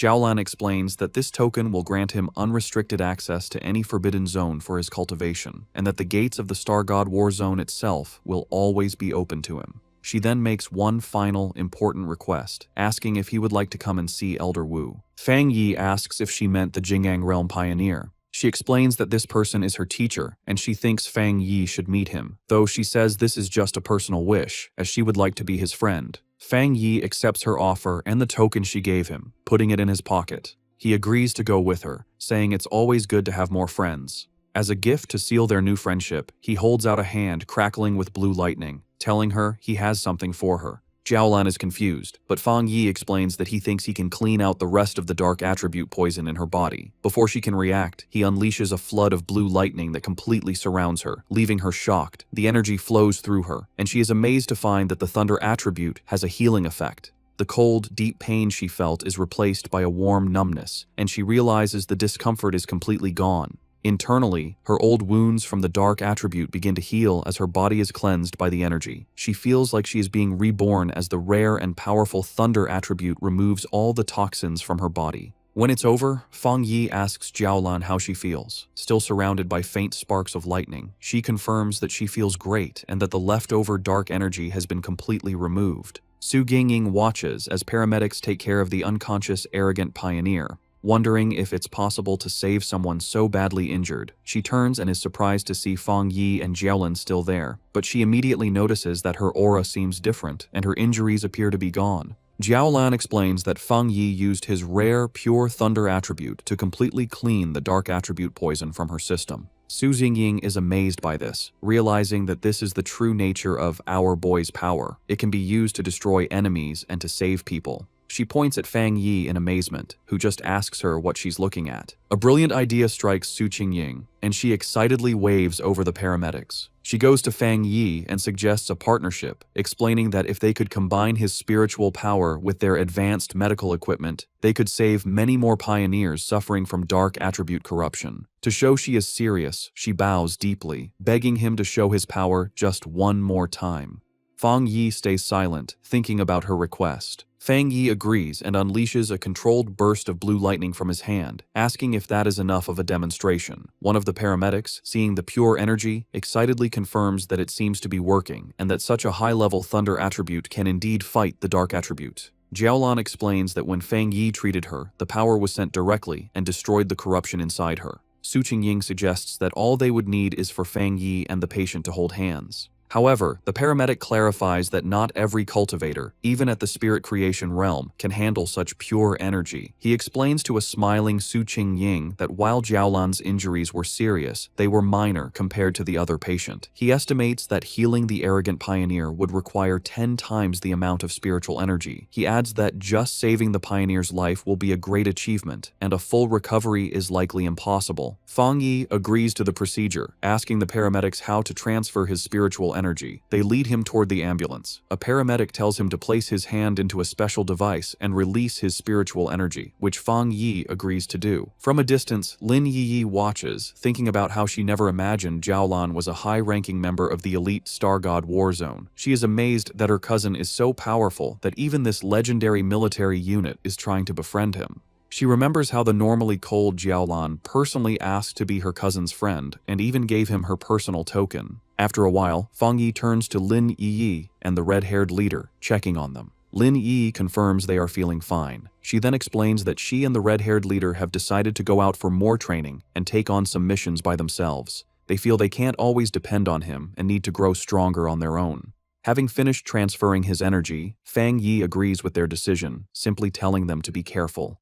He watches them with a small, proud smile, thinking that his cousin has grown up. Su Jingying and her team prepare to leave. She waves goodbye, telling Fang Yi and Jiaolan they will see each other on the next mission. Jiaolan then tells Fang Yi it is time for them to go visit Elder Wu. As their ambulance drives away, Su Qingying is visibly frustrated, complaining loudly that the military's Star God War Zone has stolen such a powerful person from them. Her teammates try to calm her down. A final thought reveals the internal problems within the Spiritual Energy Association, which is described as being too chaotic, and its top elite squads unwilling to cooperate. Fang Yi and Jiaolan arrive at a large, modern hospital, which is the highest security ward of the Star God War Zone's medical base. Fang Yi asks if this is where Elder Wu is. Inside the hospital room, they stand before the bed where Elder Wu lies unconscious, surrounded by medical equipment. Fang Yi comments on the strange sight, noting how odd it is that the ultimate powerhouse of the Jinggang realm is actually a shriveled old man. Fang Yi observes the elder's condition.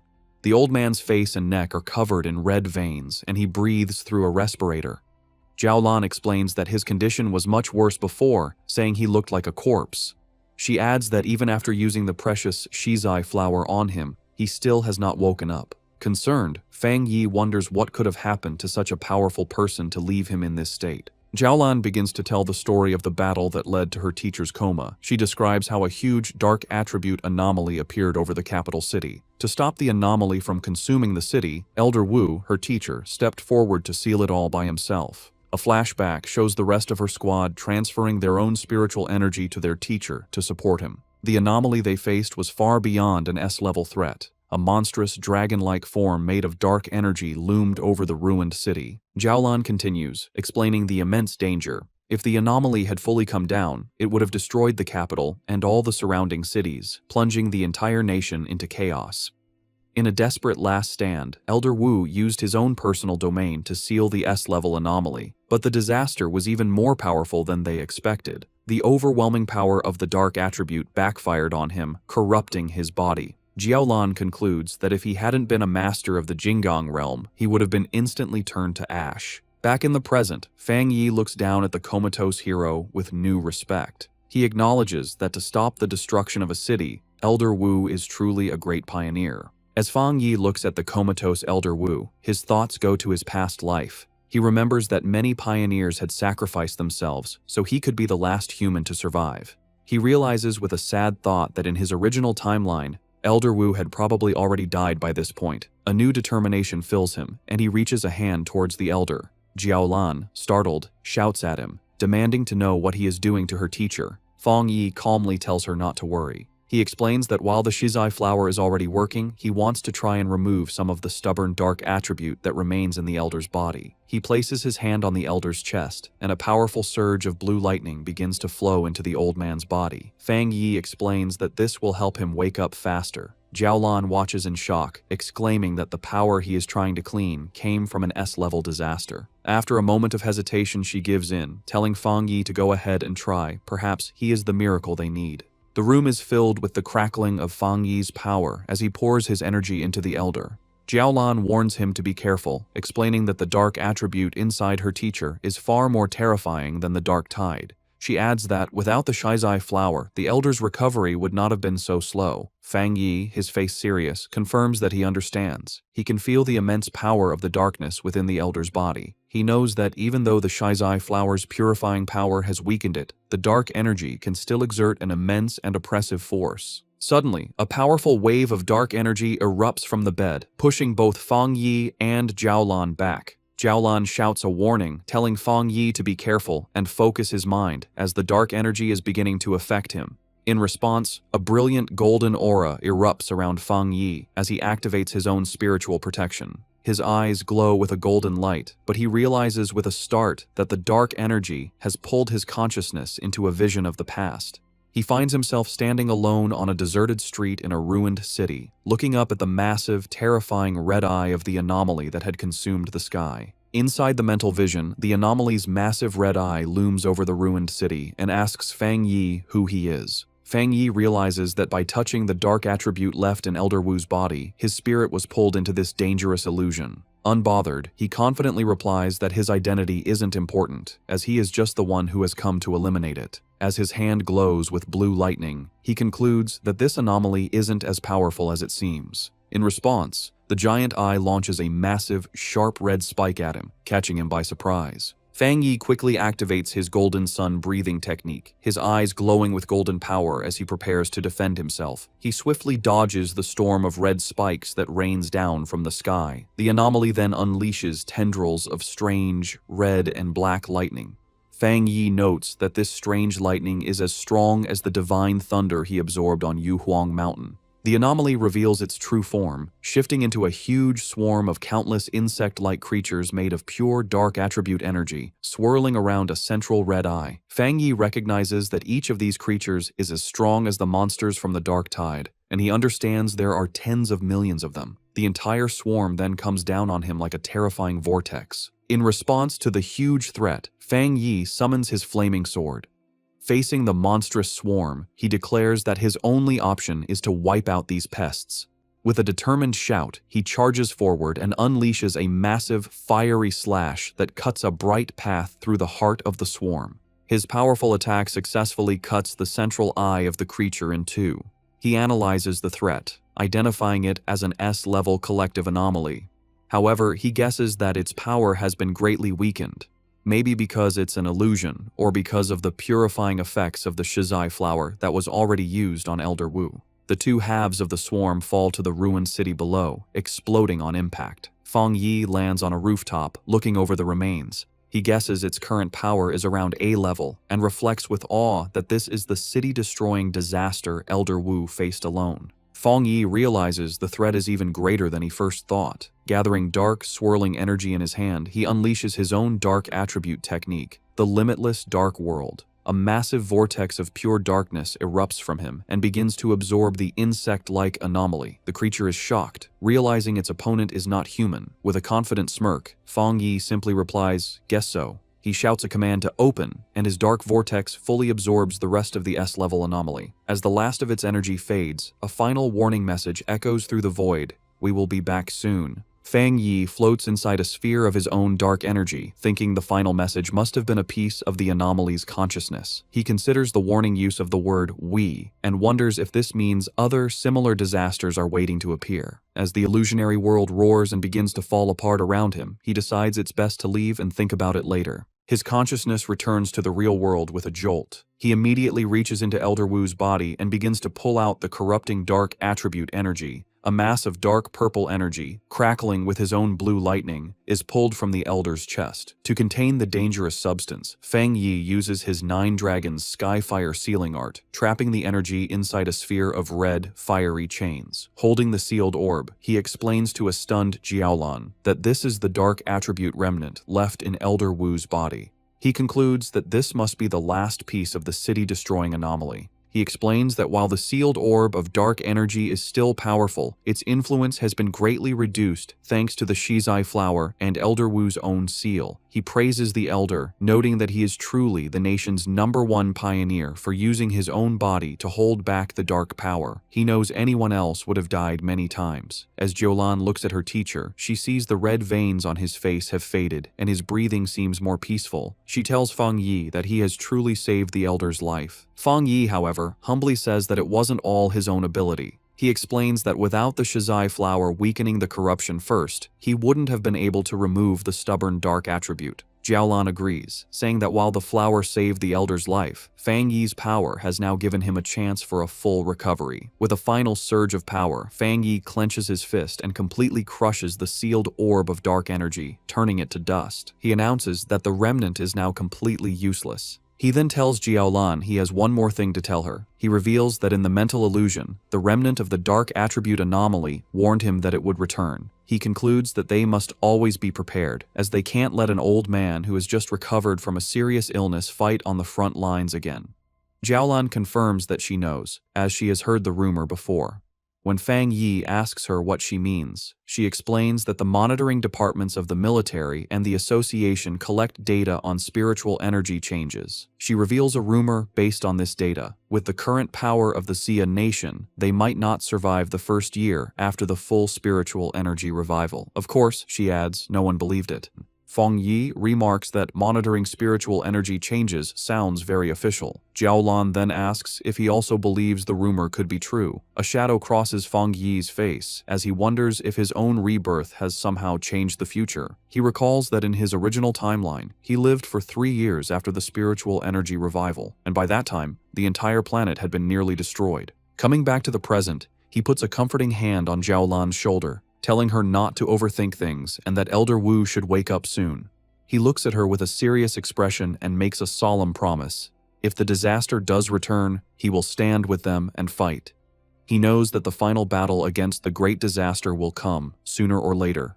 He declares with fierce determination that this time, he will change everything. Later that night, Fang Yi is back at his apartment. He sits meditating on his couch, surrounded by the swirling energy of his new dark attribute. He thinks about his recent battles, feeling that after his 2 fights with S-level anomalies, he is close to breaking through to the 2-star spirit creation realm. However, he knows the full spiritual energy revival is coming fast, and even with his new dark attribute, his current strength is not nearly enough. He thinks about the terrifying power of the anomaly he faced in the mental illusion, realizing that even when it was weakened, its true power was immense. His thoughts are interrupted when he notices the potted plant he had left on his table, the obedient little white flower. He speaks to the glowing flower, telling it that it's not easy to carry around and admitting it was his mistake for not bringing it with him on his last mission. Smiling, he picks up the plant, which seems to brighten up, and tells it that he regrets not giving it a chance to level up. He then decides to take it out for a walk. Fang Yi heads to the back mountain, his private training ground.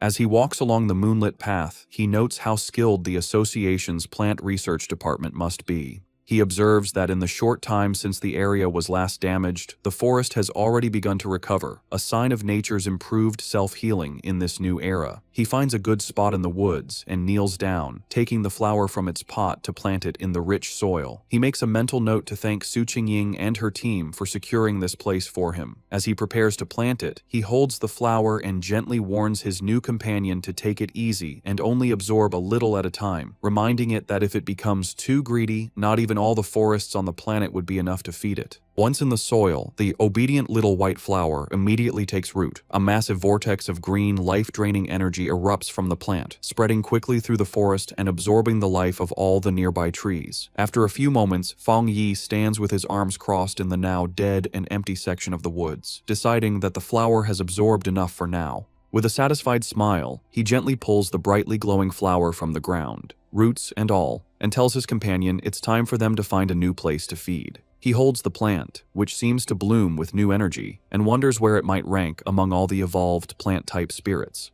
He concludes that with its powerful desolation attribute, it must be at least an A-level threat. As he walks along a dark ridge, he notices the deep silence of the forest, and realizes that all the animals that once lived there must have fled in terror from the flower's power. His thoughts are suddenly interrupted by a loud, ferocious howl that echoes through the night. Fang Yi's expression hardens as he recognizes the sound as the howl of a wolf. On a nearby cliff, against a blood-red moon, a pack of monstrous wolves with glowing red eyes gathers, their forms shifting and growing. Fang Yi realizes with alarm that the wolf pack is in the middle of a dangerous evolution. Standing before the pack of monstrous wolves, Fang Yi identifies the huge creature on the cliff as the Wolf King, noting its evolution is almost complete. With a loud howl, the Wolf King finishes its transformation, its body now glowing with a menacing green energy. Fang Yi, holding his potted flower, is surprised by the immense spiritual power coming from the creature, realizing with alarm that it is about to become an A-level anomaly. The newly evolved wolf pack quickly surrounds him, cutting off any escape. Fang Yi figures out that the Wolf King has evolved a new, powerful poison attribute from its original wood attribute, a change likely caused by absorbing the dark attribute energy in the area. Despite the danger, Fang Yi remains calm, dismissing the threat as only A-level in strength. He takes his obedient little white flower out of its pot, telling it that it's time for them to solve the problem. He kneels and plants the flower in the ground, thinking that while the anomaly is only A-level, the large number of wolves is a problem. More importantly, the city is just down the mountain, and letting them get there would cause a major disaster. As the Wolf King lunges to attack, Fang Yi tells his flower to begin, and a brilliant green energy starts to flow from the plant. He decides to test the flower's power, curious to see how much damage it can do on its own. A massive beam of green, life-draining energy shoots into the night sky, visible from far down the mountain where another group of pioneers is watching. This new squad observes the scene with concern. One of the men notes that the Wolf King has successfully evolved and is incredibly strong. He asks about the contamination level, and a cloaked figure replies that it has reached 90. The man and his companion are stunned by the dangerously high reading. The squad's blonde-haired leader grows tense, realizing the danger is still increasing. He identifies the Wolf King's wood attribute as being at least at the 3-star Ghost Axe realm, maybe even reaching the Spirit Creation realm, while the rest of the pack is also powerful. He worries that his team doesn't have enough people to handle the threat, admitting that even he has only recently broken through to the 3-star Ghost Axe realm. Suddenly, the leader notices the massive beam of green energy and the clear presence of the dark attribute.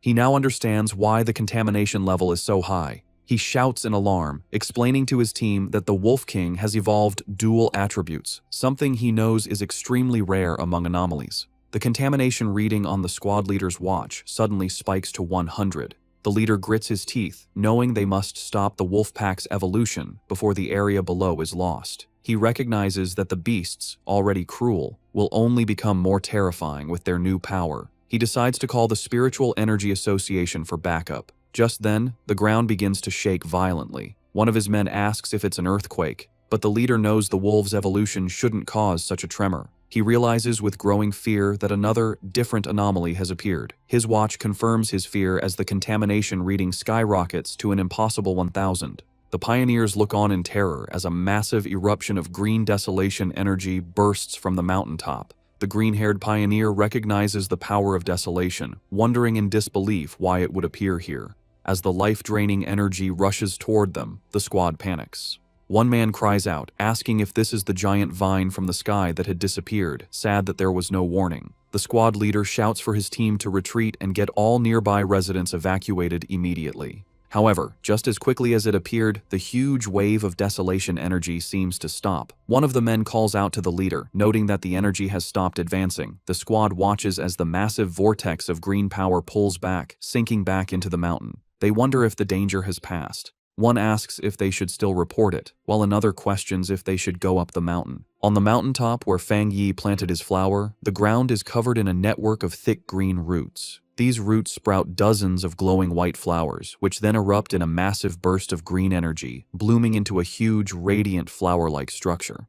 The energy then transforms into a sea of white petals that covers the entire area. The Wolf King howls in fury as the seemingly harmless petals turn into a deadly weapon, forming a sharp blade that slices through the air. Fang Yi stands calmly among the swirling petals and explains the terrifying nature of his flower's power. The sea of spiritual flowers will endlessly grow back and multiply, absorbing and purifying the enemy until nothing is left. Fang Yi stands on his flower's massive root system. As the wolf pack begins to fall to its power, he taunts the Wolf King, asking how its pack members will do without the same spiritual protection he has. The smaller wolves are quickly trapped by vines covered in white flowers, their life energy rapidly drained until only their skeletons remain, collapsing into dust.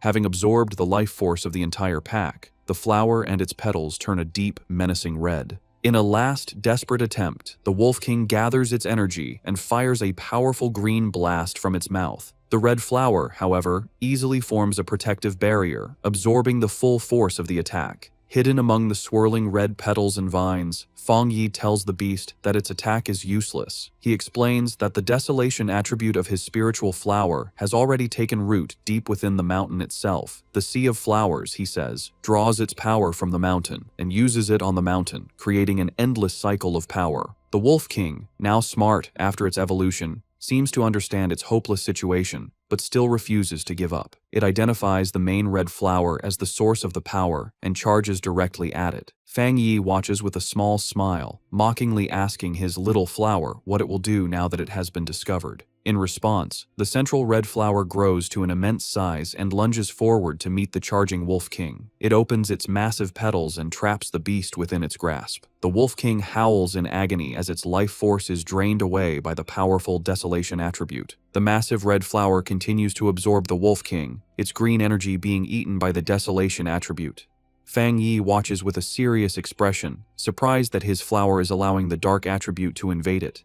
The Wolf King is completely consumed by the flower's pulsating red petals. Fang Yi is amazed by this development, marveling at the formidable power of the desolation attribute. He realizes that he never expected the flower to be able to create its own technique without his direct input after he implanted the attribute. As the giant flower shrinks back down, he understands the terrifying nature of its new ability. Once an enemy is trapped within the Sea of Flowers, there is no escape. The flower then spits out the clean, bleached skeleton of the Wolf King. Fang Yi concludes that even if the spiritual flowers are destroyed, they can endlessly grow back and use their desolation power to reduce any enemy to bones. Standing before the massive red flower, which is now surrounded by a field of smaller red flowers, he decides to give this new technique a name, the Endless Spiritual Sea. A system window appears, confirming his creation and announcing that the spiritual flower has successfully written the desolation attribute technique, Endless Spiritual Sea. Having finished its battle, the flower's petals close up, glowing brightly from within. Fang Yi looks on, a bit tired from the battle, as a single red petal gently brushes his cheek. The flower then erupts with a massive surge of energy, and Fang Yi realizes with surprise that his little flower is also about to evolve.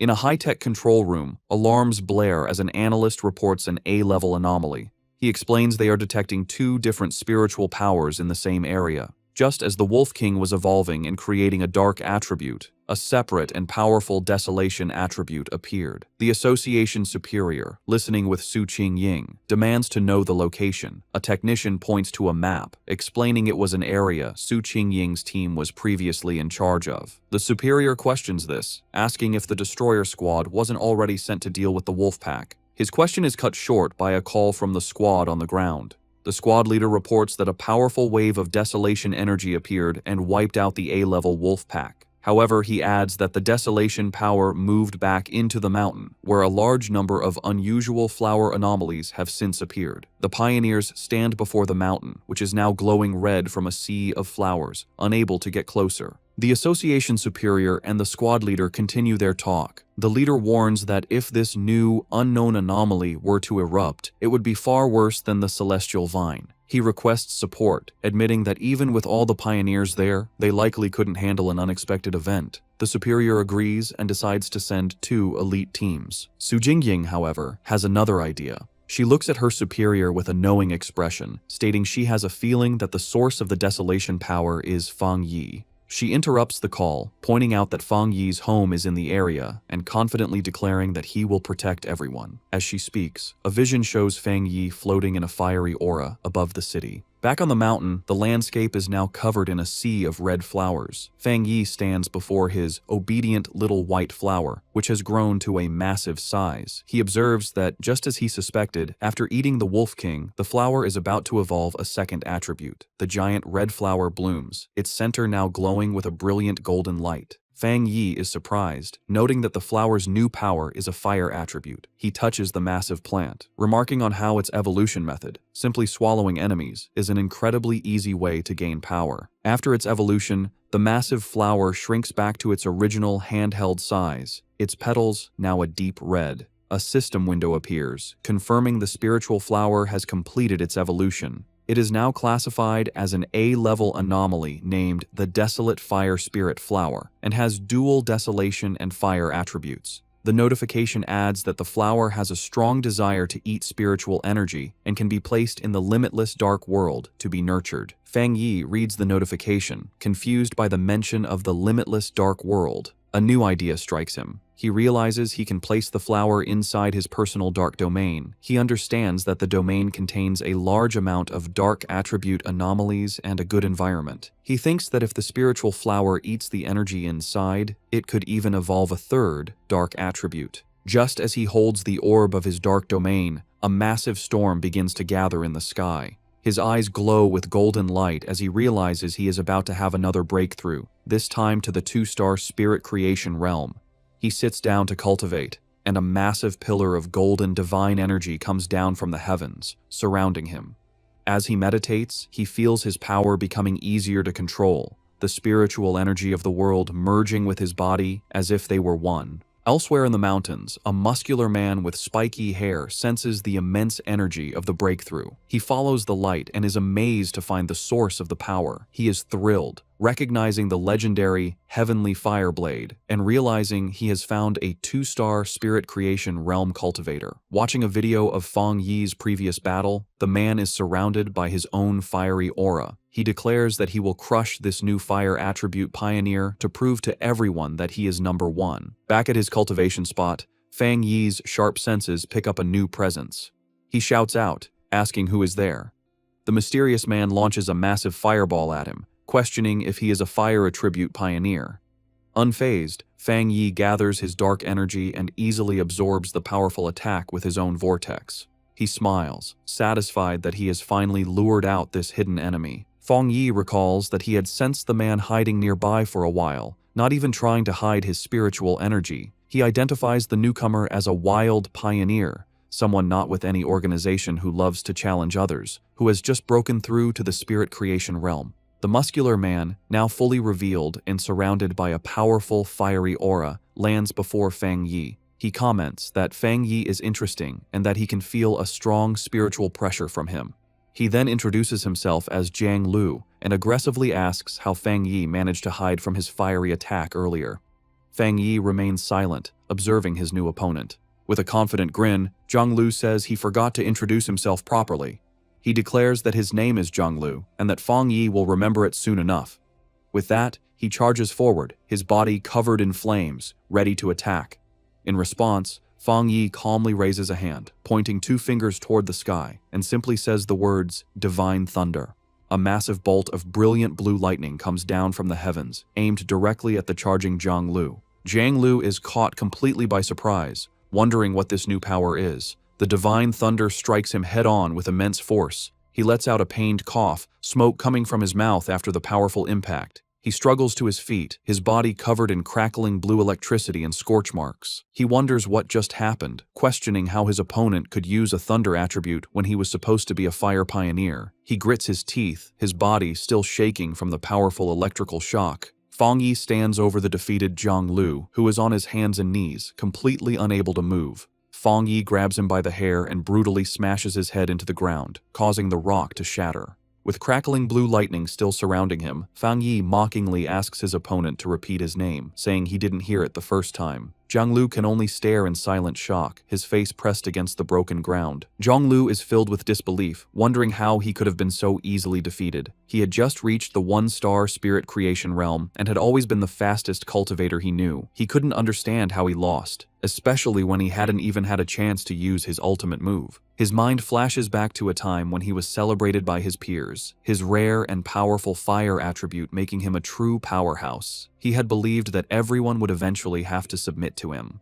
A small, dismissive sound escapes Fang Yi's lips as he sends another surge of electricity through Jiang Lu's body, causing him to scream in pain. Jiang Lu wonders how his opponent can have a thunder attribute when he was supposed to be a fire user. Fang Yi, his eye glowing with blue energy, looks down with disappointment, remarking that he had expected his opponent to be much stronger. With a condescending smile, Fang Yi mocks the younger generation's overconfidence as he pins Jiang Lu to the ground with his electrical power. Jiang Lu grits his teeth in pain and frustration, his mind racing. He realizes that even though his opponent is clearly at the 2-star spirit creation realm, his spiritual pressure feels as if it is much higher than his own, by at least 2 entire realms. A final, terrifying realization hits him. It feels like a difference of 3 full realms. Convinced he is about to die, Jiang Lu thinks to himself that his end has come, and that he, the great Jiang Lu, is truly going to die here. Terrified on the ground, Jiang Lu begs Fang Yi not to kill him. With a cold, silent look, Fang Yi lets him go. He warns him that a pioneer's power shouldn't be used lightly against others, and suggests that if he has so much free time, he should focus on clearing up some of the new anomalies.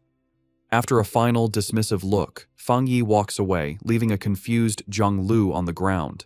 Jiang Lu watches him leave, wondering about Fang Yi's great spiritual power and whether the gap between them is because Fang Yi is a genius or because he himself is too weak. Later, in a luxury apartment, a sad Jiang Lu enters a room where 2 men are waiting for him. One of the men welcomes him back and comments on his new hairstyle, while the other, a red-haired man, immediately scolds him, saying he had warned him not to pick fights. The red-haired man continues to scold him, telling Jiang Lu that his aggressive attitude is too dangerous, especially since the spiritual energy revival hasn't officially started yet, and that it will only bring him trouble. To his friend's surprise, instead of getting angry, Jiang Lu collapses onto the sofa, completely defeated. Confused by his strange behavior, one of the men asks what happened and if he is still the same fight-ready Jiang Lu they know. The red-haired man asks Jiang Lu what happened, reminding him that he had gone to challenge the Heavenly Fireblade user.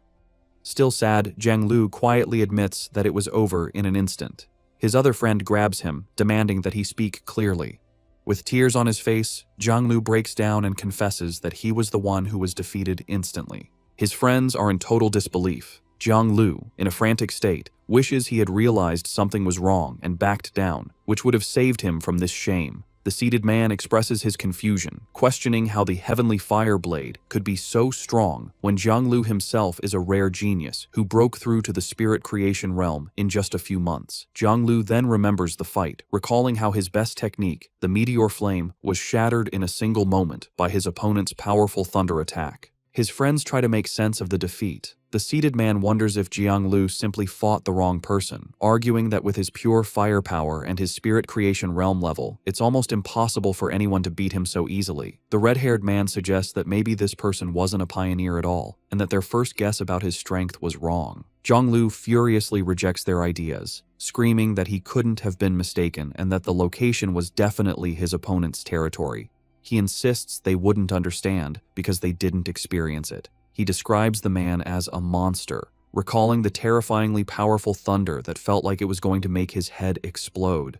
Both of his friends are shocked into silence as Jiang Lu declares that his gut feeling tells him it was the right person. He explains his horrifying conclusion. His opponent is a top-tier pioneer with both fire and thunder powers, and his thunder power is somehow many times stronger than Jiang Lu's own fire. He believes the man was hiding his true strength, which he guesses must be at least at the 3-star spirit creation realm. His friends are stunned by this. The red-haired man thinks about how impossible a 2-star wild pioneer at that level should be, concluding that if Jiang Lu is right, this person will become a nightmare for all other pioneers. After a moment, Jiang Lu looks up with new determination and asks his friends if he should try to become his opponent's apprentice, leaving them completely speechless. While meditating in his apartment, Fang Yi is surrounded by a swirling golden aura.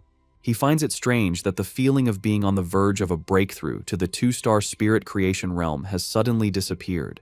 He opens his glowing, fiery eyes, deciding that the problem isn't with him, but must be because of some outside factor. He realizes that the spiritual energy in the air has become unstable, making it impossible for him to gather it and advance. This confirms his fears. Remembering the secret government monitoring of spiritual energy and the rumors of a coming disaster, he wonders if something truly terrible is about to happen. Looking out at the city, he sees a massive electrical storm brewing, confirming his suspicion. The full spiritual energy revival is beginning early, right here in his city. He immediately tries to call Jiaolan to find out what the military knows, but the call won't go through. He worries that they might have been forced to go silent, which would be the worst-case scenario. Just then, his phone rings with a call from Su Qingying. He answers to the sound of static as a panicked Su Qingying tells him the situation has changed and asks for his help. As Fang Yi asks if the bad signal is due to monsters appearing in the city, a monstrous, bat-like creature with glowing red eyes suddenly slams into his window, cracking the glass. Through the static, Su Qingying confirms the problem is huge and that she is in the city. With a final crash, the creature wreathed in dark energy shatters the window and charges toward the still-seated Fang Yi. Unimpressed, he calmly remarks that the creature is overestimating its own strength. Reacting instantly, Fang Yi summons a blade of pure blue electrical energy from his hand. He leaps into the air and throws it at the charging beast, piercing it completely and destroying it in a flash of light. The noise brings Lin Yi rushing from her room, shouting a warning to her cousin about the bat-like monster that has just appeared. She stops, staring in shock at the destroyed window and her cousin, who stands calmly amidst leftover lightning. She asks him what's wrong. Looking through the shattered window, Fang Yi explains that while monsters usually appear randomly, it's worrying that they are now appearing directly in their home, and more than one. He believes the situation is still under control for now. They both look out at the massive electrical storm over the city, and Fang Yi says this could be the start of a major disaster. He finds the situation very unusual, noting that a 2-star Ghost Axe realm monster would typically hide in the dark rather than boldly attack a pioneer's home in the middle of the city. Realizing a difficult fight is coming, he tells Lin Yi to contact every pioneer she knows and have them gather at the apartment. She agrees without hesitation. Fang Yi then steps onto the ledge of the broken window, telling his cousin that since she is about to have her own breakthrough, he is trusting her with the safety of their home. He tells her to guard the window while he is gone. Elsewhere, across the chaotic city, Su Qingying and her squad are on a rooftop, their communications already being affected by the intense storm. One of her teammates, Zhang Xiaoya, wonders if their equipment is just broken. Su Qingying grimly states that if a true disaster happens, they will have to handle it on their own. They look up at a massive, swirling vortex in the sky, and Su Qingying hopes it's just a false alarm. Acting as captain, she gets on her communicator, checking patrol statuses and ordering all units to stay on high alert. Her command is cut short as she, Zhang Xiaoya, and the other member of the group look up with expressions of pure shock and terror. A massive swarm of the dark, bat-like monsters begins to descend from the vortex, and a warning is shouted that a group of anomalies has appeared, signaling the start of an invasion. Across the city, a red alert warns of the biggest rainstorm in 50 years, telling all citizens to stay indoors. The streets are filled with fear and confusion as people look at the dark sky, wondering if it's the end of the world. Meanwhile, Zhang Lu and his red-haired friend are speeding through the wet streets on their motorcycles. The friend yells to Jiang Lu that the situation feels wrong and asks if they should stay or go, but Jiang Lu is silent and grim. Suddenly, a monstrous bat-like creature in dark red energy dives at them from the sky. Jiang Lu reacts with anger, shouting that the creature is looking for death as he summons a fireball. He launches a powerful fire blast at the monster, while his friend wonders why it would attack them, since they usually avoid pioneers as strong as Jiang Lu. To their shock, the creature comes out of the flames with a screech, completely unharmed. Jiang Lu realizes with panic that it's not that the creature wasn't burned, but that it revived instantly. Overwhelmed by the power of the monsters in this city, he decides they need to go home right away. The scene flashes back to several hours earlier, in a high-tech control room at the Spiritual Energy Association. Su Qingying and her superior are in a meeting where an official suggests they need their best people to communicate with Fang Yi. Just as the superior turns to speak with Su Qingying, an alarm interrupts them. A special warning appears on the main screen, announcing that an A-level anomaly will arrive in the city center within 24 hours, and that many bat-like anomalies are already gathering in the suburbs. The association superior questions if it's really an A-level anomaly, and a worried Su Qingying declares they must send a team immediately and that she will go too. The scene returns to the present, where the leader of the destroyer squad looks up in terror at a giant version of the bat monster coming down on him. He frantically yells into his communicator, correcting the report and warning that the anomaly isn't A-level, it's S-level. The creature's huge, shadowy form grows, its glowing red eyes watching as it prepares to destroy everything. The scene shifts to a quiet military district with empty, futuristic hallways. Outside, however, a fierce battle is raging. a massive swarm of glowing red bat-like anomalies attacks a military warship, which fires a huge blast of energy in defense. In the heart of the swarm, Jiaolan fights hard, her body a whirlwind, as she uses powerful purple energy whips to slice through waves of the dark creatures. Jiaolan pauses, watching the endless stream of monsters. She knows her unique ability lets her shape and strengthen her spiritual power, but the number of dark attribute bats keeps growing. It feels like they are trying to stop her and her soldiers from doing something important. Just then, a young blonde man, crackling with yellow lightning, lands beside her. He smiles, complimenting her on her power. He then explains their bad situation. The entire military district is being held by only a few high-level officers. He asks for her orders. Jiaolan tells him that their communications are being jammed, making it impossible to contact anyone outside. She assumes the other military districts are facing the same problem. Facing a sky turning black with the swarm, Jiaolan makes a hard decision. She shouts her commands, ordering 2 squads to stay and defend the restricted zone no matter what. She declares that everyone else will follow her to break through the enemy lines and try to connect with other military forces. With her command given, she, the blonde lightning user, and their soldiers jump into the battle, ready to fight for their freedom. As they fly towards the city, Jiaolan has a horrifying realization. Looking at the city, now completely covered by the blood-red swarm, she understands their real goal. The anomaly's ultimate target was never the military zone. It was the entire city. In the pouring rain, citizens scramble for cover. At a bus stop, the live streamer Malala and a man wait, but she is excited instead of scared. She tells the man that the strange, heavy rain is a perfect chance for a popular stream. With a determined smile, she says that sometimes you have to take risks for amazing footage.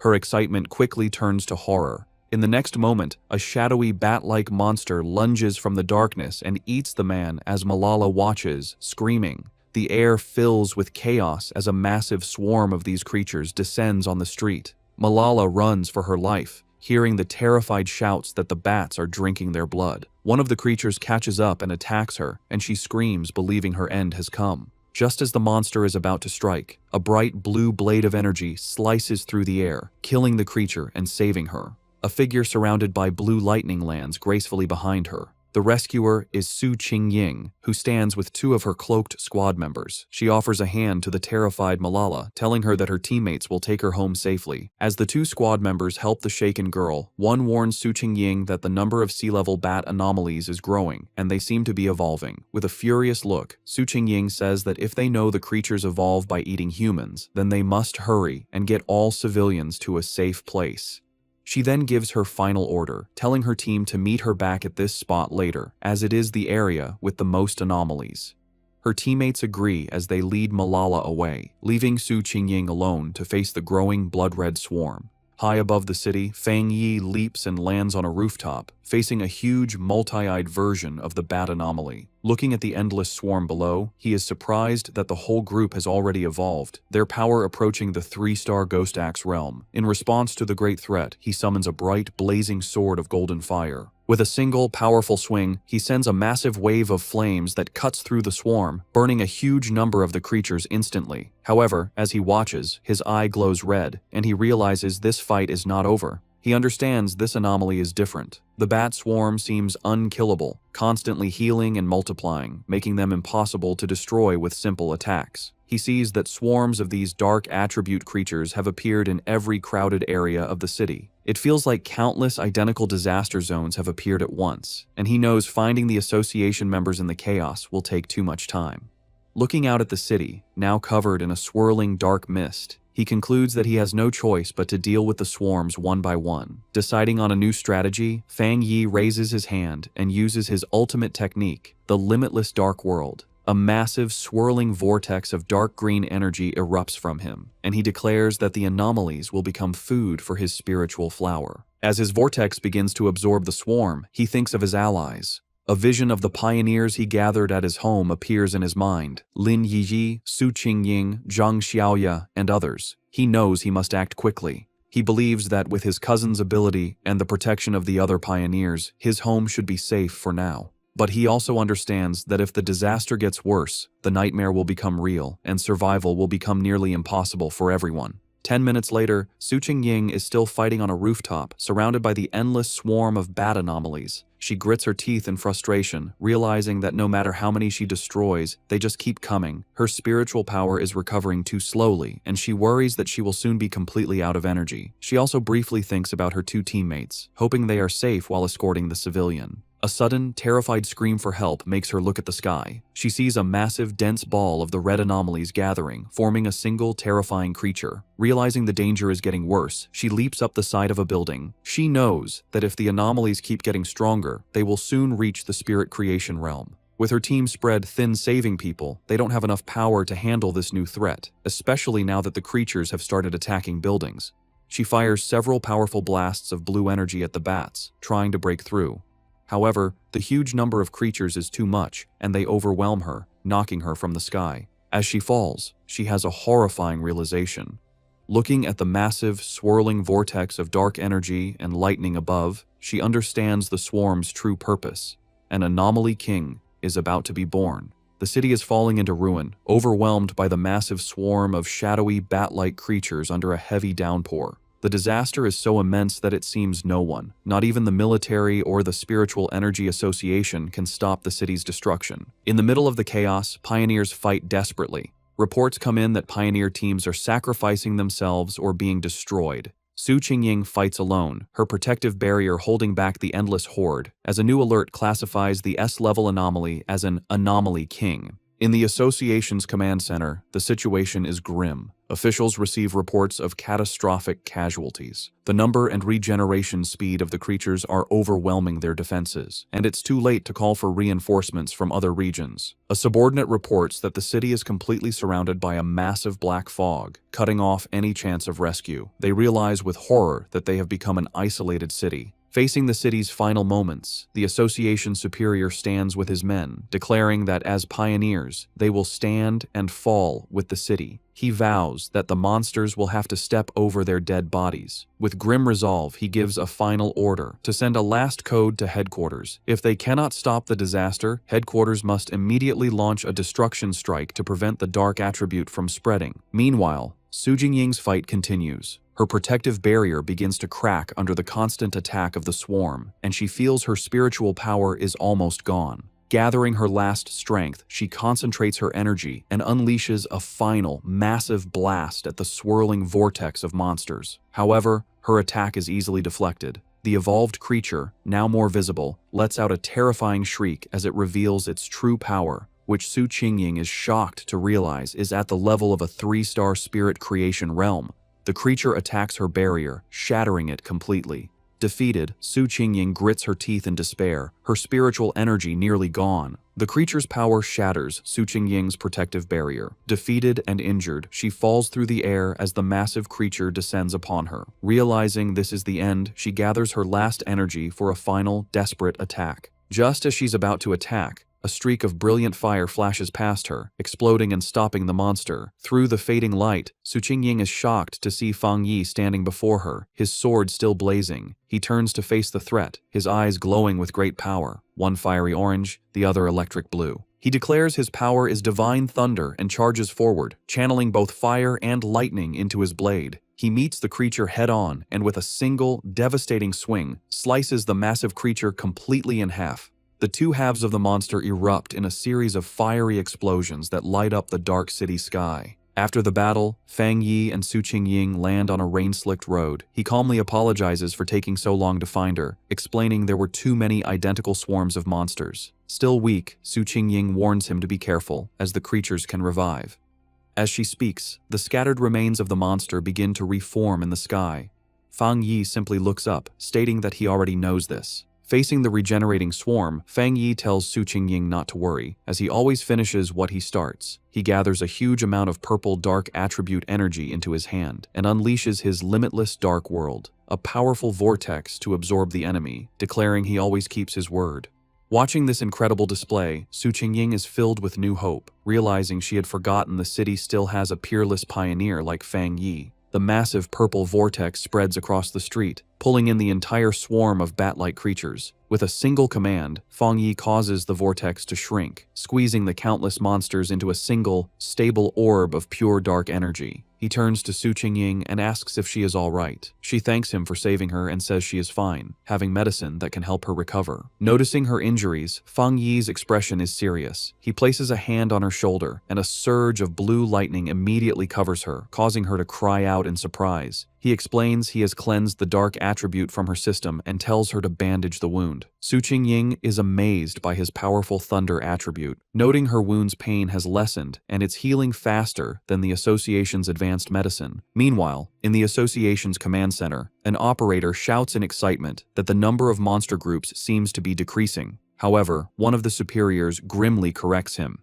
He explains that all rescue pioneer teams have been attacked and have lost contact. The number of monsters outside the city is not decreasing at all. He concludes that the swarms in the city are gathering because the Anomaly King is about to appear. He thinks sadly about wanting to see his parents, but knows it is now impossible. Deciding all he can do is perform his final duties. As they both watch the massive green vortex in the sky, Fang Yi asks Su Qingying if she has any solid information on what they are facing. She explains it is a Super S-class anomaly that plans to feed on the entire city, with a power level as high as the monster that the Star God Warzone had to seal. With a grim expression, she tells him that such an event is called a cataclysm, and the swarms of monsters are just a warning of the true disaster to come.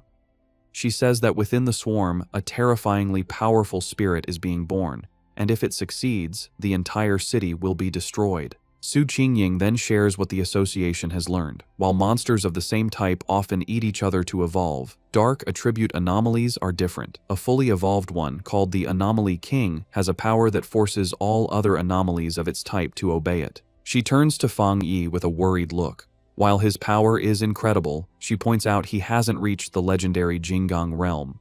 She reminds him that the nation's strongest pioneer was left bedridden after sealing a similar disaster.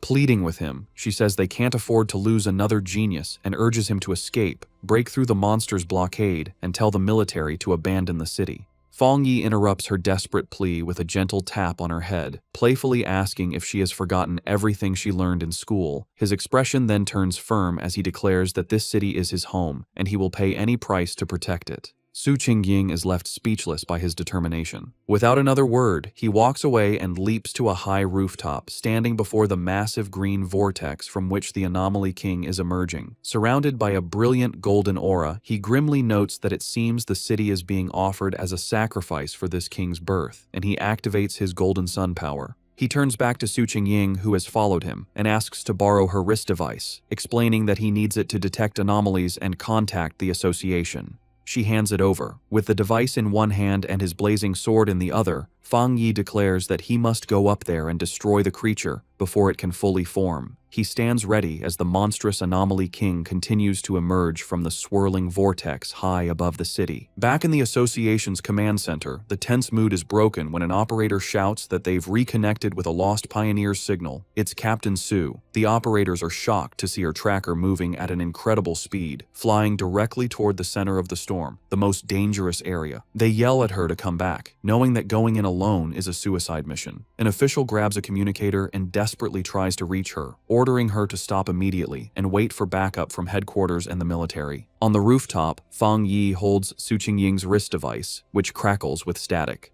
Having finally figured out how to use it, he speaks into the communicator, asking if they can hear him. The official on the other end is stunned, demanding to know who he is and where Su Qingying is. Fang Yi ignores the questions and takes charge, telling the official that he needs everyone in the command center to work with him because he is going to destroy the Anomaly King at the center of the storm. As Fang Yi flies towards the massive vortex, he continues his demand, telling the speechless official that if they don't want the city to be destroyed, they will cooperate. He demands that all their communication equipment and information be used to help him. After a moment of shocked silence, the official makes a decision. He furiously orders everyone to stop what they are doing and immediately connect with the unknown pioneer. He commands his teams to use all available satellite radar to give him information and assigns an operator to be his main contact. The operator immediately begins his report, explaining that satellite images show a huge number of anomalies surrounding the king, swirling like a typhoon. He suggests that the number of anomalies on the northern route is lower, offering it as a possible way in, and recommends an approach from the southeast to avoid the thickest swarms. As the information comes in, Fang Yi continues to fly into the storm. Suddenly, the operator shouts a warning. Fang Yi has been spotted by two powerful anomalies, ranked A and S, both estimated to possess the strength of the two-star spirit creation realm. He desperately urges Fang Yi to get away. The official watches the monitors grimly, knowing that it is too late to retreat. At that moment, a massive shockwave hits the command center, throwing the staff into chaos as they scream in panic. High in the sky, Fang Yi effortlessly cuts one of the powerful bat-like anomalies in half with his flaming sword. His eyes burn with fiery energy as he calmly asks, and then, in the command center, the operators are in stunned disbelief. The main official exclaims that the anomaly's source has disappeared, realizing with shock that the pioneer killed a dark attribute S-level anomaly in one hit. His subordinate excitedly confirms that it must be the legendary pioneer known as the Tyrant. The entire command center erupts in cheers, happy that they have been saved. Meanwhile, Fang Yi analyzes the situation. He understands that after enchanting his sword, its flames can now counter the dark attribute, greatly slowing down the anomaly's regeneration. However, as the creature he just defeated begins to reform from the dark energy, he realizes his current power isn't quite enough to stop their regeneration completely. He concludes that if he had broken through to the next level earlier, one hit would have been enough. Realizing he needs a different plan, Fang Yi clenches his fists, gathering both his fire and thunder energy. Deciding that speed and frequent attacks are the only solution, he unleashes a flurry of fast slashes that cut the reforming monster to pieces, though he notes with annoyance that their endless numbers are a problem. Suddenly, a strange, swirling green orb of energy appears in the sky, catching the attention of the dark creatures, which begin to fly down towards it. On the ground, a group of cloaked pioneers watches in confusion. One of them wonders what is happening as the bat-like creatures have suddenly stopped their attack. The association superior, who is with them, grimly states that this is not good. He knows there is only one reason the swarms would stop. They are being called back by the Anomaly King, which means its arrival is getting closer. The remaining military and pioneer forces watch as the swarms gather into a massive, blood-red cloud over the city, understanding that their only chance is to stop the swarms before they can be fully recalled. Outside the surrounded city, the battle continues. Jiaolan, from a high point, unleashes a powerful blast of energy into the swarms of dark creatures. Her subordinate, the blonde lightning user, approaches her with a grim report. He asks how much longer it will be until they can enter the city, and Jiaolan replies that their instruments estimate it will take at least another half hour. The subordinate despairs, knowing that in half an hour, the Anomaly King will have fully hatched, and the city will be lost. Jiaolan can only watch the huge blood-red swarm, explaining that they have no choice, as the number of creatures is more than 10 times what they first thought, a threat equal to 10 S-class anomalies. Even with the military's powerful weapons, they can't completely eliminate the endlessly regenerating creatures. Jiaolan worries that if they fail, the nearby cities will also be consumed by the dark attribute. She asks if they still don't have enough people to break through the blockade. Her subordinate replies that they are completely outnumbered, complaining that some pioneers are just watching from a distance, not realizing the danger will eventually reach them too. Suddenly, Jiaolan's expression changes as she notices something in the sky. Her subordinate asks what she sees. They both watch as the swarms of bat-like creatures within the city begin to come together, flying towards the area where the Anomaly King is being born. At that moment, a bright point of golden light erupts from the very center of the massive vortex. The subordinate recognizes the energy, asking in disbelief if the bright flame could be Fang Yi. He turns to her, questioningly saying her name. With a new, confident smile, Jiaolan simply replies that it is nothing. She then takes command, shouting to all her forces to increase their firepower and push forward without worrying about their supplies. She declares that they must enter the city because the Star God Warzone will not abandon any city. As her forces advance, a single fiery figure rises into the heart of the storm, a beacon of hope against the darkness.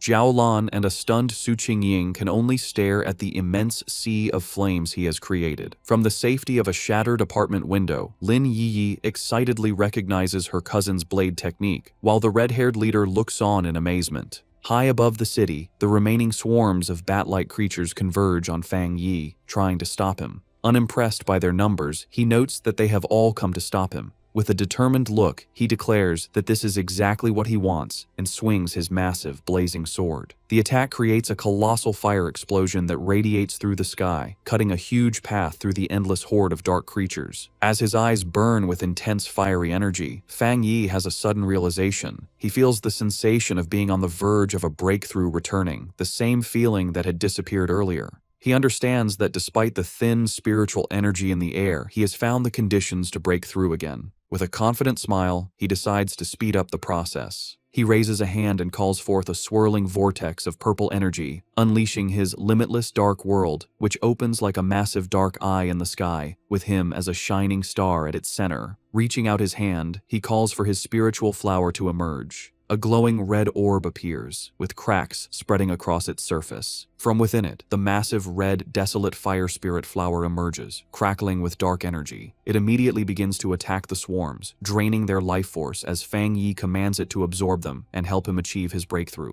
The newly summoned desolate fire spirit flower immediately starts to act. The red flower erupts with great power, sending out a lot of dark tendrils toward the swarm of bat-like creatures. The tendrils pierce through the monsters easily, and the flower begins to eat them, using their dark energy to help Fang Yi's breakthrough. Once the swarms are gone, Fang Yi lands gently in the middle of the now huge red flower. From there, he watches the big green and red vortex in the sky where the Anomaly King is still forming. With his eyes glowing red, he thinks that although the giant creature is visible, it feels strangely unreal, like a reflection in water.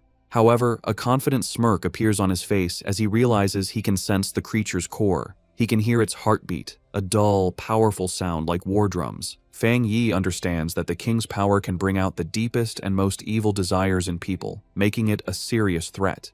His eyes glow with an intense red light as he realizes the king is holding back, hiding itself, maybe because its evolution isn't complete yet. Standing on his flower, Fang Yi asks it if it has found the king's exact location. The flower seems to confirm that it has, sending the location to the device on Fang Yi's wrist. The device glows with a red light, shooting a beam into the sky that shows the Anomaly King's core inside the swirling vortex. With the target found, Fang Yi's eyes begin to glow with golden energy as he uses his golden sun breathing technique at full power. A huge explosion of pure golden energy shoots out from him, going toward the heavens like a rising sun, aiming to destroy the dark creatures for good. Far below in the ruined city, Zhang Lu and his friends watch the sky in total disbelief. They wonder what kind of power can create such a bright light, thinking it must be a fire attribute. However, one of them realizes that a normal fire attribute can't be so strong or fight the dark attribute so well. They come to the only possible conclusion. It has to be a high-tier yang attribute, the natural enemy of the dark power. Meanwhile, inside the association's command center, the tense mood is broken by shouts of joy. An operator reports that the number of monsters is dropping fast and the containment field is shrinking. Staring at the monitors in disbelief, the officials can hardly believe the situation has turned around so suddenly. Outside the trapped city, a military convoy is forced to stop. A subordinate reports to Jiaolan that all the swarms blocking their path are going back to the city, as if they get a new command. From where she is, Jiaolan watches the massive golden light of Fang Yi's power shining over the city, realizing that he must be attacking the Anomaly King's core. Her blonde subordinate joins her, confirming that the incredible power belongs to the Tyrant, and recognizing it as the purest form of the Yang attribute. Jiaolan, however, says she's worried about him facing such a powerful enemy alone. Her subordinate, feeling urgent, declares that they must enter the city immediately to help, but Jiaolan stops him, her eyes on the sky as she shouts for him to look. Her expression is one of pure shock. Inside the massive vortex, a strange, green, spiky ball like a giant virus has appeared. Jiaolan realizes with horror that the Anomaly King is starting to hatch early. Down in the streets, other pioneers also see this scary development. One man stares at the pulsating green mass, identifying it as the source of all evil. Filled with anger and sadness for their fallen friends, he and the other pioneers promise to kill every last monster. Meanwhile, inside a damaged building, Lin Yi, the red-haired leader, and another pioneer watch the crisis. Yi insists that they can't just wait to be killed. They must do something to help her cousin, understanding that the birth of the Anomaly King will require the whole city as a sacrifice. Elsewhere, Su Qingying uses her powers to heal an injured pioneer, showing the desperate fight happening all over. Lin Yi rallies the other pioneers in the building. She reminds them that the very creatures trying to stop her cousin are the same ones that have hurt their families and friends. As she speaks, an idea suddenly comes to her. She remembers the massive flower her cousin has summoned, the one that eats the swarms of bats. She realizes its power is just like the desolation attribute of the ghost vine they have seen before. This leads her to a stunning conclusion. Her cousin also has the power of the desolation attribute. With this new understanding, Lin Yi suggests a bold plan. She tells everyone that they will transfer all of their spiritual power into the network of vines created by her cousin's flower, feeding it their energy to make it stronger for the final battle. The other pioneers agree without hesitation, raising their hands and sending their combined power toward the flower. From the ground, the association superior notices the streams of blue energy flying toward the sky. At first, he wonders if other pioneers are gathering their power to attack the monster directly, but he quickly dismisses the idea, knowing they aren't strong enough to hit it from so far away. He then understands their real plan. They are sending their spiritual energy to the plant that Fang Yi has summoned. Inspired by their bravery, the superior declares that he too will help. He lets out a powerful surge of his own blue energy, sending it toward the sky. All around the city, the remaining pioneers follow his lead. They focus their wills and send out their spiritual power, creating a massive wave of energy that flies toward the heavens to help in the fight. Su Gingying, while helping an injured pioneer, suddenly senses the huge shift in power. Looking up, she sees Fang Yi's spiritual flower, now glowing with the combined energy of every pioneer in the city. Realizing this is humanity's last stand, she gathers her own remaining power and sends it to join the others, supercharging the flower for a final powerful strike against the Anomaly King's core. The monster lets out a final pained scream as the attack hits its target, followed by Fang Yi delivering a quick, decisive slash that cuts through its body. After the huge battle, Fang Yi floats in the air, wiping blood from his face. A voice from the communicator urgently warns him that all the bat swarms from outside the city are now coming to his position. The numbers are huge. Tens of thousands of B-level, A-level, and even S-level monsters are rushing toward him, a seemingly endless wave of red and black. Unbothered, Fang Yi looks up at the pulsating green cocoon of the Anomaly King and says that no matter how many minions it sends, he will destroy them all. He taunts the creature, asking if it is hatching early because it is afraid of him. Provoked, the Anomaly King finally begins to emerge. A monstrous, shadowy green claw tears through the cocoon, and its full form begins to take shape. With his hand covered in golden flames, Fang Yi watches with a serious expression as his true enemy reveals itself. The fully formed Anomaly King, a terrifying beast with a single, menacing green eye, lets out a final horrifying scream, ready for the final battle. The fully formed Anomaly King swirls in the sky, a terrifying vortex of dark green energy and shadow, with a glowing green orb of power at its center. Its immense power immediately shakes the city. The ground cracks and splits as a violent earthquake rocks the streets, sending the remaining pioneers running. They cry out in despair, realizing that the king can destroy them all just by appearing. From outside the city, Jiaolan and her subordinate watch with grim expressions, their hopes resting only on Fang Yi. Deep within the city's ruins, Su Qingying also looks toward the sky, her face a mix of worry and hope as she silently prays for him to succeed. From the safety of the apartment building, Lin Yi clenches her fists, her expression fierce and determined, sharing the same desperate wish. Floating high above, surrounded by a bright golden light, Fang Yi faces the monster. He speaks to the creature, identifying it as the king of the dark anomalies and the cause of the city's suffering. As his own spiritual flower blazes with fiery energy around him, he explains that he grew up in this city and loves his life here, making his reason for fighting clear. In response, the Anomaly King lets out a furious, deafening scream. With a final, determined look from his burning red eyes, Fang Yi gives his final message, telling the monster that for the sake of his home, it has to die. Their two immense powers collide in a massive explosion of red, green, and golden light, the fate of the entire city hanging in the balance. The huge clash between Fang Yi and the Anomaly King creates a massive, blinding explosion that lights up the sky. When the light fades, Fang Yi is floating in a strange, dark void, facing the single, giant green eye of the Anomaly King. The creature stares at him, its voice echoing in his mind as it mocks him for daring to challenge it when he is only at the one-star spirit creation realm. Before Fang Yi can react, the Anomaly King opens its huge, shadowy mouth, creating a powerful vortex. Fang Yi senses the danger right away, but cannot stop the force that begins to suck him in. As he is pulled into the monster's mouth, he realizes the Anomaly King is different from any other creature he has faced. Even after being hurt by his full power attack, it is still strong enough to swallow him whole.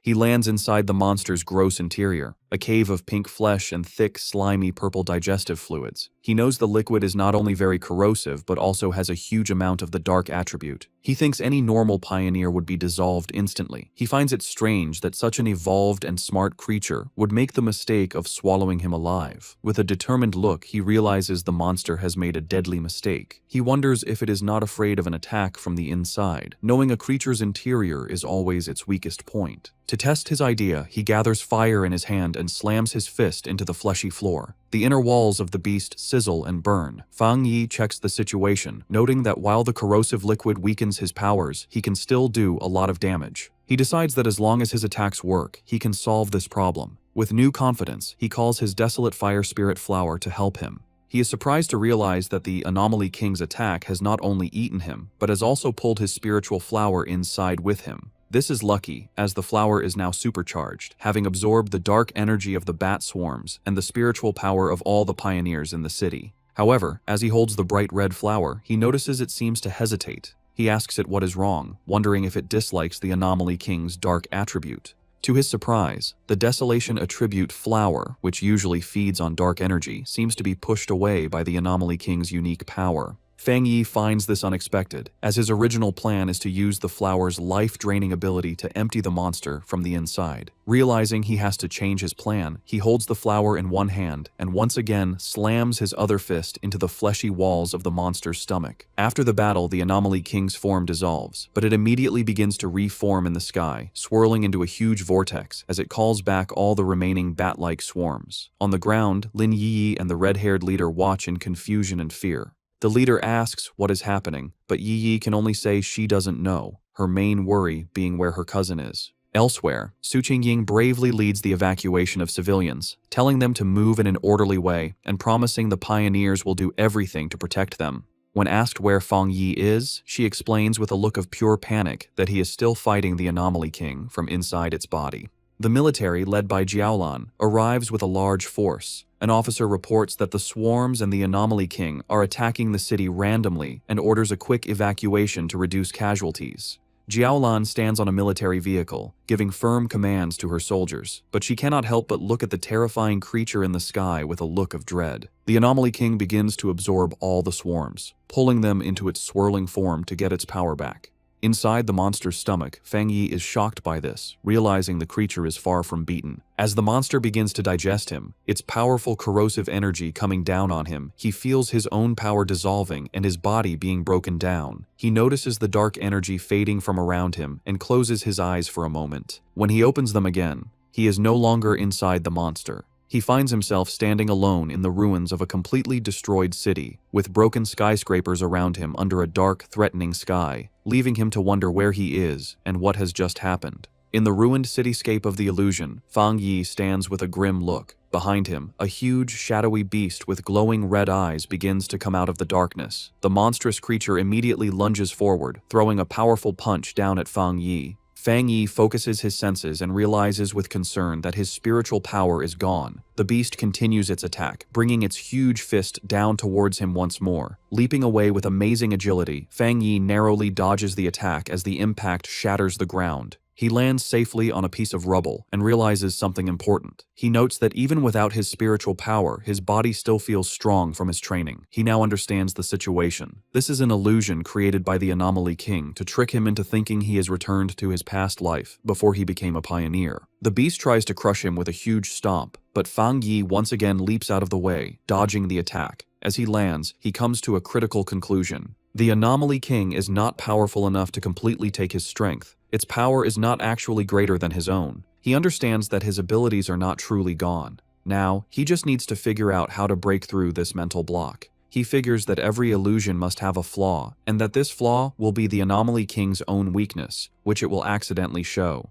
Just as he is planning, the beast moves with blinding speed, trapping him in its huge hand. The monster brings him close to its snarling face, its voice echoing as it tells the foolish human that once he enters this place, he will never be able to leave. Held in the monstrous beast's hand, Fang Yi's situation seems hopeless. However, a confident smirk appears on his lips as he realizes he has found the key to breaking the illusion. The Anomaly King's fake form begins to merge with his own, showing him a mocking, monstrous smile. The creature then opens its huge jaws, declaring that it is all over and that this is the unavoidable fate of him and all of humanity. To break his spirit, it shows him a horrifying vision of his defeated friends, Jiaolan, Su Qingying, and the others, lying lifeless, reinforcing its belief that humans are nothing more than food for its evolution. Pretending to be defeated, Fang Yi remains silent for a moment, before looking up with a small, defiant smile. He calmly asks if that is truly what the monster believes. In that instant, Fang Yi unleashes his true power. His body explodes in a brilliant golden surge of energy as he declares that the monster is nothing but a puppet.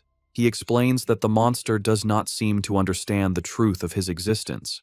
Golden shapes of countless people appear around him as he reveals he has been reborn for the sole purpose of protecting his home and everyone he cares about. The huge golden light completely covers the shadowy beast, causing a massive explosion that shatters the illusion from within. A wave of pure fire sweeps through the mental space, its power reflecting in a single blazing eye. Now free from the illusion and back in the real world, Fang Yi's form has changed. His hair blazes like fire, and his body crackles with blue lightning as he calls upon his system to get to work. Floating in the stormy sky, he is surrounded by a huge hand shape of pure golden energy, fully prepared to end the fight. Just then, a system window appears before him, confirming that he has met the requirements for a breakthrough and asking if he wishes to advance to the 2-star spirit creation realm. With his power surging, Fang Yi accepts his breakthrough to the 2-star spirit creation realm. He declares himself the king of anomalies and charges forward in an explosion of golden energy. Fang Yi realizes that, thanks to the Anomaly King, he has reached a new understanding. Channeling his immense power, he delivers a devastating slash. In his new form, with golden flame-like hair and blue lightning crackling around him, he declares his rebirth is meant to change the world's fate and that he is the chosen avenger. Back in the real world, the Anomaly King laughs, mocking Fang Yi for being only a 2-star cultivator. Unfazed, Fang Yi leaps into action, preparing for the monster's next attack. He agilely dodges a powerful blow from the shadowy creature. The Anomaly King looms over him, its dark form filling the sky, telling him he can't escape and will become its food. However, the monster's expression changes to confusion, not understanding what is happening. In contrast, Fang Yi shows a confident smirk, knowing his plan is working. Suddenly, blue thunder energy erupts from within the Anomaly King. The monster writhes in pain, yelling at the stinking human for causing it pain and wondering what this strange body is. With his power at its peak, Fang Yi prepares his final move, declaring that he will seal the monster. He calls on his technique, the 9 Dragons Skyfire, to purge all evil. From his fiery aura, 9 huge fire dragons emerge and converge on the Anomaly King's core. The monster screams, realizing the power is far greater than a 1-star cultivator's. The attack ends in a massive explosion of light that fills the city sky. The pioneers on the ground watch in awe as Fang Yi eliminates the anomaly. The Anomaly King lets out a final scream of pain as its essence is destroyed by Fang Yi's power. The last of the Anomaly King's power disappears from the sky, leaving a clear blue day. High above, a massive vortex of purple energy, the last of the dark attribute, is absorbed. Fang Yi, his form back to normal but still holding his blazing sword, stands as the swirling purple energy is drawn into a sphere before him. He looks on with a calm, serious expression, his eyes glowing red. He creates his limitless dark world, a vortex that pulls in all the leftover chaotic energy from the battle. On the streets, surviving pioneers and soldiers look up at the peaceful sky in disbelief. One of them wonders if the nightmare is finally over, while another confirms the battle has ended. Atop a military vehicle, Jiaolan is met with a massive cheer from the survivors. They celebrate that the city has been saved and they have survived. As dawn breaks, Jiaolan's blonde subordinate asks if she is going to find Fang Yi. She looks toward the rising sun with a gentle smile, explaining they have their own duties now. She explains their job is to help people's lives return to normal and restore the city. Below them, the survivors embrace, cry, and cheer in the morning light. Miles away, the Spiritual Energy Association's staff celebrates. They are overjoyed they helped stop the Anomaly King, feeling like they've woken from a bad dream. They stand by a window, reflecting. They are relieved Fang Yi appeared and defeated the king, thinking that without him, they would have carried the shame of the city's fall. Elsewhere, Su Qingying and the association superior watch as paramedics carry injured pioneers. Su Qingying asks if the pioneers are still alive. The superior places a reassuring hand on her shoulder, confirming their medical centers were not destroyed and they can be treated. Su Qingying knows that without Fang Yi, they would have no chance to be treated. She wonders about his true identity and incredible power, always doing what others think is impossible. The superior agrees, saying the event they all saw makes it clear Fang Yi has reached the 2-star spirit creation realm. He is sure headquarters will act now, and someone else will try to contact him first. Su Qingying thinks about how much Fang Yi has grown. She once thought she could compete with him, but now he has completely surpassed her. She concludes he is a top genius in the entire Xia nation. The superior recalls the golden light and fire dragons that sealed the anomaly, an event everyone saw. He knows it will spark a lot of discussion and decides they must act quickly. A confused Su Qingying asks what he means.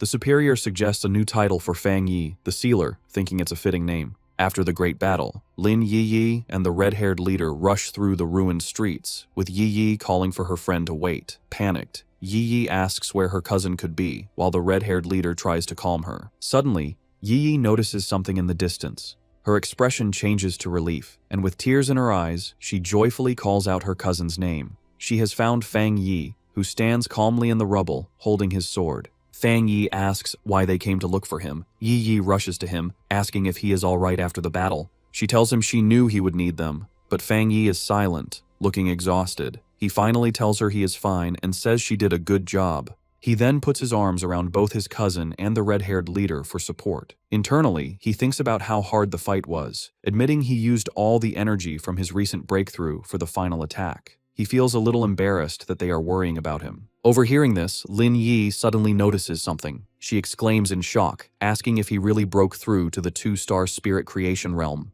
She is amazed by his fast advancement and incredible talent, while the red-haired leader is also stunned that the big shot has broken through again. Meanwhile, news of the battle has spread. Online forums are filled with talk about the man who saved the city, the pioneer they now call the Sealer. People wonder who this mysterious person is, asking if he's a god for beating the Anomaly King with one slash when the association and military couldn't. They guess he might be part of a hidden organization, a secret weapon of the Xia nation. Elsewhere, Zhang Lu's red-haired friend points at a computer screen, sure that the person in the video is the one who defeated Zhang Lu. Zhang Lu watches the footage, filled with excitement. He declares he is honored to have lost to someone so powerful. He leaps from his chair, announcing he's going to find this man and ask to become his student. His friend, however, advises against it, suggesting that many people will be looking for him right now. The scene shifts to the great Xia capital city. In a dark, secret room, shadowy figures gather around a glowing table to discuss recent events. One man, smoking casually, says he's disappointed he didn't get to see the military and the association destroy each other in the disaster. Another member suggests they find a pawn or assassin to deal with this new powerful figure. But a mysterious woman with long, sharp fingernails dismisses the idea. She says such a simple approach isn't worthy of the so-called chosen one and savior of the world. She holds up a photo of Fang Yi, scornfully noting his new title, the Sealer.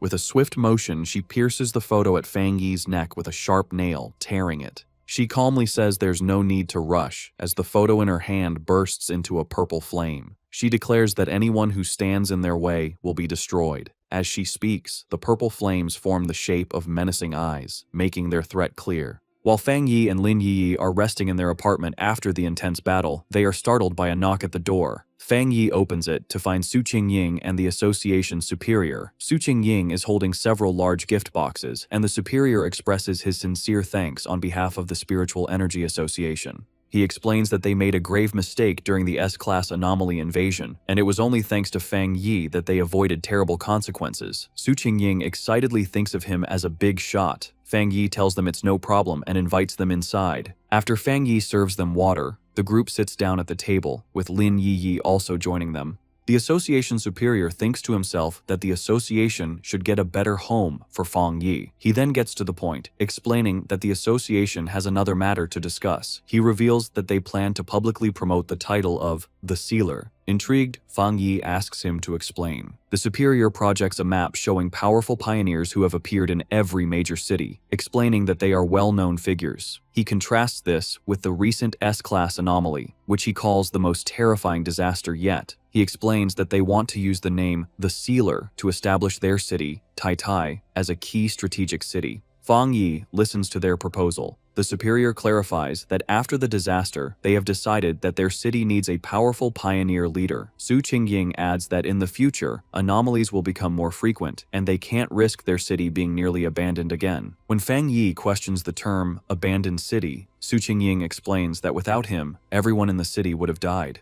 Fang Yi tells his cousin that he understands now, admitting his knowledge of the world is still lacking, but reassures her that they don't need to be so negative. He realizes that by focusing only on his own training, he has ignored the city's broader development. Looking out at the city, he understands that while Tai was a major city before, its importance doesn't match the top-tier cities. He recalls that among over 100 cities, the top 3 are Dushen, Tian, and Kang, with other major centers also being important. He concludes that this recent disaster is also an opportunity for Tai City to become more important. The superior confirms this, explaining that cities are now judged based on the number and strength of their pioneers, with higher-rated cities getting more resources. He concludes that everyone needs a symbol of hope.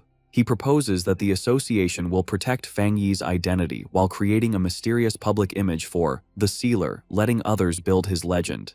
Fang Yi agrees, understanding that some mystery is smarter than full exposure. Lin Yi agrees, adding that human imagination can sometimes be more threatening than reality. Fang Yi calmly says he has no problem with the association's plan, as it helps him and the people he cares about, and he hopes for a good partnership. He extends his hand to seal the deal, which surprises both the association superior and Su Qingying. Fang Yi and the superior shake hands, finalizing their new partnership. The superior officially welcomes him, calling him by his new title, the Sealer. In the following days, with the full cooperation of the association and the military, Tai City begins to recover quickly. The reconstruction of the city and the rescue of the injured go on in an orderly way. The great disaster has helped speed up the creation of a new order across the world. The scene then shifts to the modern headquarters of the Spiritual Association in Dushan City, where news of Fang Yi's actions has already arrived. Officials wonder if the Sealer is the pioneer who solved the S-class anomaly in Tai. Inside an office, several men discuss the reports. One notes that Fang Yi is the most prominent among the newest pioneers, with another adding that his high-grade Yang attribute makes him a chosen one and a natural enemy to the dark attribute. An official, pointing at a monitor showing footage of Fang Yi, reveals that the data indicates he has more than just one high-grade attribute.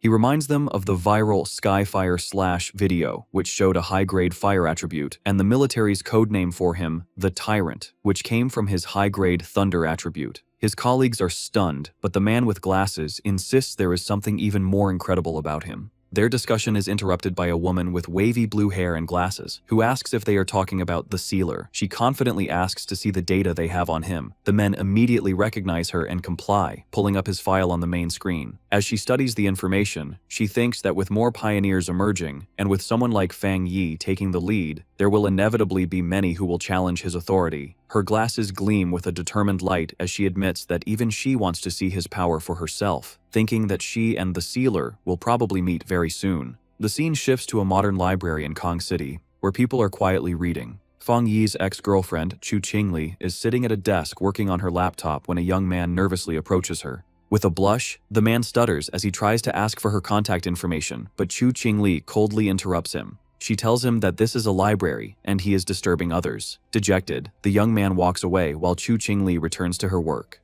Internally, Chu Qingli dismisses the man as boring, thinking how people like him are completely unaware of the massive changes happening in the world. She reflects on her own recent transformation, recalling that after an exam, she unexpectedly awakened her spiritual power and became a one-star Ghost Realm pioneer. She knows that becoming a pioneer is an incredibly rare thing, and that she is one of the chosen few. She smiles, believing this new power is why she was able to escape the recent disaster that struck Tai City. She scoffs at the idea of ordinary people trying to fight against anomalies. Her thoughts then drift to certain inferior guys, wondering what they could do in this dangerous new era. A flashback reminds her of Fang Yi telling another girl that he and Chu Qingli were just classmates. Chu Qingli grimaces, convinced that the old Fang Yi would have been quickly killed by the monsters during the invasion. She questions how she could have ever seen a similarity between a useless man like him and the incredibly talented Sealer. On her laptop, she looks at an article about the Sealer, thinking that he is 10,000 times better than her ex-boyfriend. With a confident expression, she decides that only a strong and handsome pioneer like him is worthy of being her partner. Meanwhile, Fang Yi is looking at a real estate brochure. He and his cousin Lin Yi, both dressed in stylish new outfits, stand ready for a day out. Fang Yi announces that they will be taking a break from training to find a new house. Lin Yi playfully asks if they are really not going to train, but Fang Yi explains that they need to balance their training with rest. He mentions that the association's suggestion to improve their living standard was a good one. Yi realizes the idea came from Su Qingying, who had told her their living conditions needed an upgrade and that she would go house hunting with them. Yi is thrilled, amazed that Captain Su has such resources, and was casually offering to give them 2 high-end houses. As Fang Yi and Lin Yi are enjoying their day off house hunting, a strange, bad-smelling green vapor begins to float around them. Yi asks her cousin if he can smell the stench, and Fang Yi agrees, comparing it to the smell of a sewer. His expression suddenly hardens as he realizes the smell is not an accident and that someone is following them. Both he and Lin Yi quickly turn around. From the green haze, a group of 3 menacing-looking men emerges. Their leader, a large, muscular, bald man with a heavy metal pipe, mockingly identifies Fang Yi as the sealer and taunts them for only noticing him after they had already walked into his trap. The leader dismisses Fang Yi as a hyped-up pretty boy with no real strength, while one of his companions releases more of the strange gas. Another scoffs that Tai City must be full of trash to have chosen a young kid like him as their captain. The men charge forward, demanding that Fang Yi hand over all the benefits he has received from the city. Lin Yi leaps into action, firing a powerful blast of blue energy from her hands. The attacker with the axe easily jumps over her attack. He then powers up his massive weapon with his own spiritual power. As he brings the glowing axe down, Lin Yi creates a protective barrier, grunting from the force of the blow. Meanwhile, the bald leader attacks Fang Yi with his metal pipe. Lin Yi shouts a warning, telling her cousin to be careful as these men also have spiritual power. However, Fang Yi effortlessly catches the weapon with his bare hand, stopping the attack completely. The bald leader stares in shock, unable to believe his powerful strike was caught so easily. With a look of complete contempt, Fang Yi's hand ignites in a brilliant burst of fire. He questions what kind of stinking fish and rotten shrimp would dare to rob him in the middle of the street. Without hesitating, Fang Yi punches the bald leader in the face, his fist covered in flames.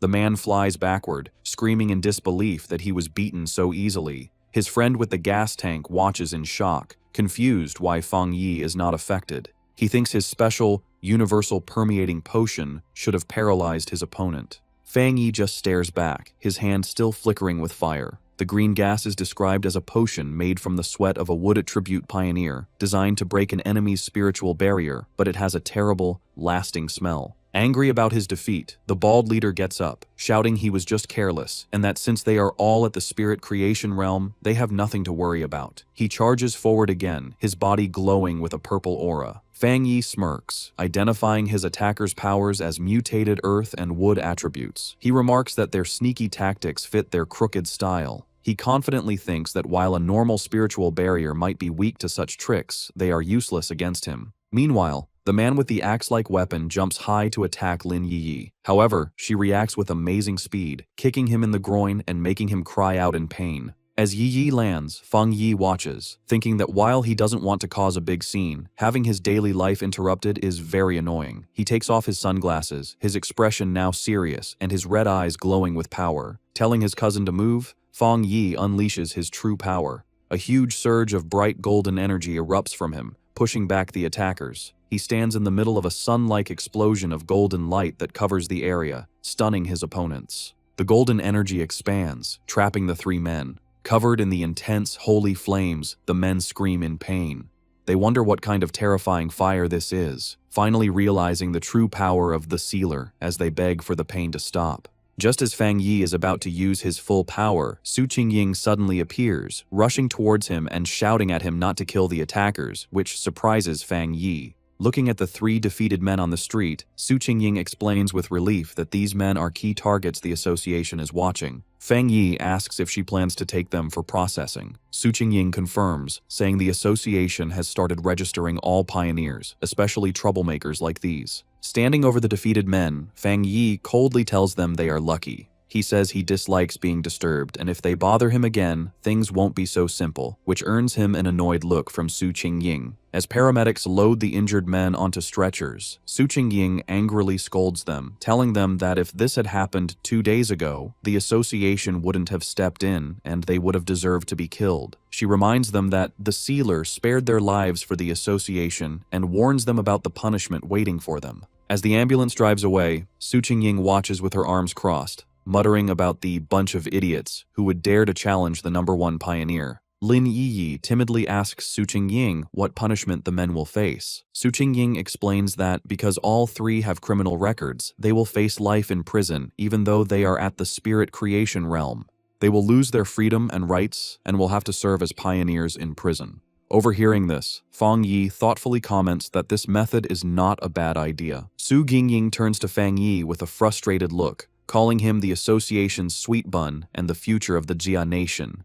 She complains that even with all their efforts to promote him, so many clueless people still challenge him, making her wonder if their publicity has been too quiet. She continues, saying it is the association's duty to recruit powerful pioneers like him and help them grow. She is firm that they cannot let these fools ruin the good relationship they have just built with Fang Yi. Changing the subject with a bright smile, Su Qingying excitedly tells Fang Yi and Lin Yiyi that she will take them to pick out a new villa and a new car. Standing before a tall, modern apartment building, Su Qingying declares that they must make an example of the attackers to scare others off. She presents two housing options: a top-floor penthouse in the city center and a very private 3-story villa in the mountains, perfect for training. Showing them a golden model of the villa, she explains that both places are fully furnished and ready to move into. Lin Yi comments that both options are very nice.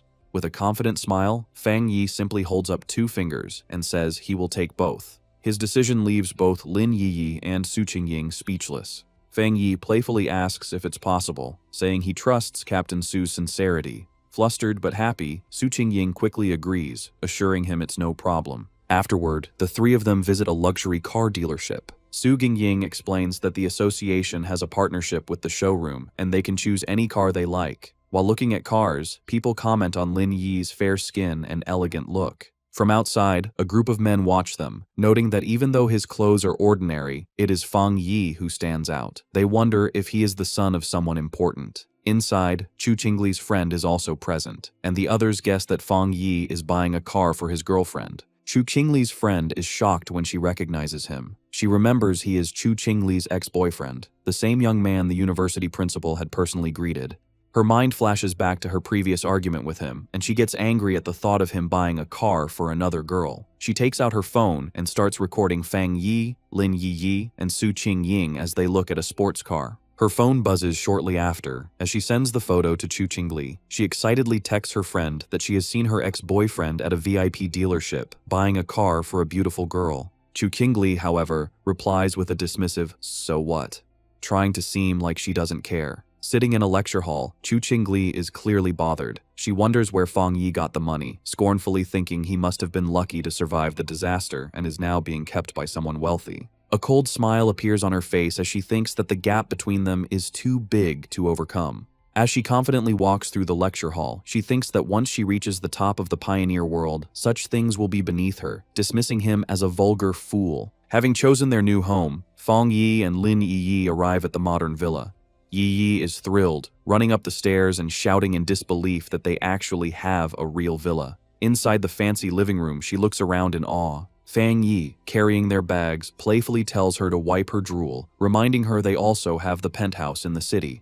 Filled with excitement, Yiyi announces she is going to check out the upstairs, running up the grand staircase while Fang Yi watches with a fond smile, thinking how childlike she is acting. As he watches her go, his thoughts turn more serious. He thinks that she is finally acting her age. His mind drifts to a vision from his past life, a memory of a fallen pioneer, and he realizes that before his rebirth, he had never seen his cousin again. He assumes she must have been a trusted pioneer who died in the line of duty. With quiet determination, he vows that this time, he will not let her die again. His thoughts are interrupted by his phone ringing. The caller ID shows the name Zhao Lan. He answers the call, and Zhao Lan's voice congratulates him on his promotion to Captain Fang. She teasingly mentions hearing that the association recently gifted him 2 houses. Lounging on a sofa, Fang Yi replies with a smirk that he thinks it's a good habit they should continue. Zhao Lan tells him not to bother with the flattery, knowing that a powerful pioneer like him doesn't care for such things. However, she admits that for improving one's living conditions, there is currently no better reward. She then adds that soon, when the first spirit fruits from the spiritual energy revival are ready, she will send some his way. Zhaolan's thoughts show she understands the New World Order. She thinks about the huge gap between ordinary people and pioneers, a gap defined by power. She knows there is an even bigger difference between regular pioneers and a top-tier individual like Fang Yi. Getting to the real reason for her call, she places a hand on a top-secret folder and tells Fang Yi she has an internal mission she hopes he will join. Fang Yi immediately understands and tells her to explain. Zhaolan asks if he knows of the Tianbao building in Kang City. Fang Yi recalls that it is the largest shopping mall in the city. Zhaolan confirms, but explains that it was recently sealed off due to a monster invasion that caused many deaths, angering the citizens. She reveals that the building has now become a literal ghost building. Chang City becomes the center of attention, with the huge Tianbao building standing tall over the area. It was once the city's most famous landmark and busiest place. However, recently, because of frequent strange vibrations and events, the building becomes a place of terror. Surrounded by a dark, swirling mix of red and purple energy, the situation gets so dangerous that the Kang City Spiritual Association has to completely seal it off. Fang Yi arrives in Kang City to help with the mission. At the meeting point, he waves to a group waiting for him, introducing himself as the one who took the mission. The group has 4 other people. Fang Yi remembers Zhaolan told him not to reveal his true identity or power level yet, so he decides to keep a low profile. Fang Yi quietly analyzes his temporary teammates. He notices the team is a mix of different people. He guesses that 2 of them are from the military because of their clothes. The other 2, a serious-looking man with gray hair and a woman with short purple hair, introduce themselves as members of the Kang City Spiritual Association. They say Officer Zhaolan has already talked to them and that they will be working together. The group gets into an armored vehicle and drives through a heavy rainstorm toward the sealed building. Inside the car, it is tense.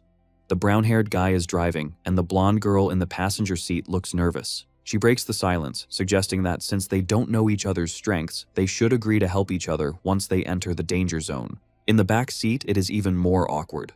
Fang Yi sits casually next to the serious man and the short-haired woman, who are crossing their arms and staying quiet. Fang Yi rests his chin on his hand, thinking the team is messy, and the quality of the association members in Kang City seems low. The serious man in the back glares at Fang Yi. He leans over and whispers to the short-haired woman, questioning if this young guy is really the powerful expert that Sister Lan, Zhaolan, promised to send. He is doubtful because Fang Yi looks too thin, like a student. He notices that Fang Yi isn't wearing an official device, and his power is completely hidden. However, the short-haired woman stares at Fang Yi with a shocked look. Her mind flashes to the rumors of a legendary figure surrounded by flames. She wonders if this student could actually be the Sealer, the godlike figure who single-handedly stopped a natural disaster. But looking at his young age, she finds it hard to believe. The short-haired, purple-haired woman stares at Fang Yi with great interest. She connects the dots, realizing this young student matches the description of the legendary figure with 3 rare high-level powers who sealed the King of Anomalies. She is now almost sure he is the Sealer. Meanwhile, at the Star God Warzone office, the phone rings.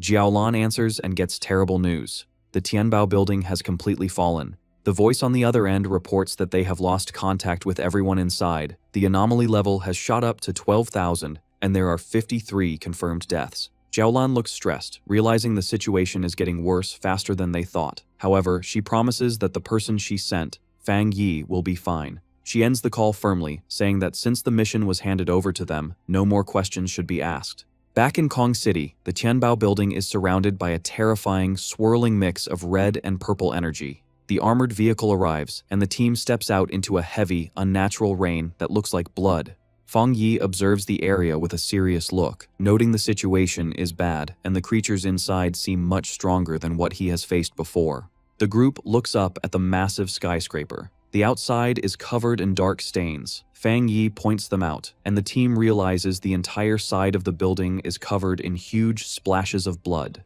The short-haired woman tells Fang Yi that the building has 40 floors and is the tallest in the city. While many were evacuated, the narrow inside makes it hard. Fang Yi realizes that some people didn't cooperate before the lockdown, meaning many civilians are still trapped inside. Fang Yi asks if there is a way to contact the people inside. The brown-haired driver says it is impossible. No news has come out since the anomaly started. He reveals that he helped on the second day of the lockdown. The driver remembers the building looked like a dead zone, aging decades in moments. He describes the horror of seeing chopped-up body parts falling from the windows, chewed on by monsters. He explains that in less than a week, the building's dark aura has grown heavier. Hearing this, Fang Yi turns to the group with a sharp, critical look. He confronts them, realizing that since they have no contact with the inside, their death count of 53 is just a guess based on the body parts they found outside. He coldly scolds the Kang City Spiritual Association for being too casual. The driver sweats nervously, stammering that they had no other choice. Fang Yi thinks about the grim reality, realizing the death numbers from the association are likely much lower than the truth. He reasons that for ordinary people,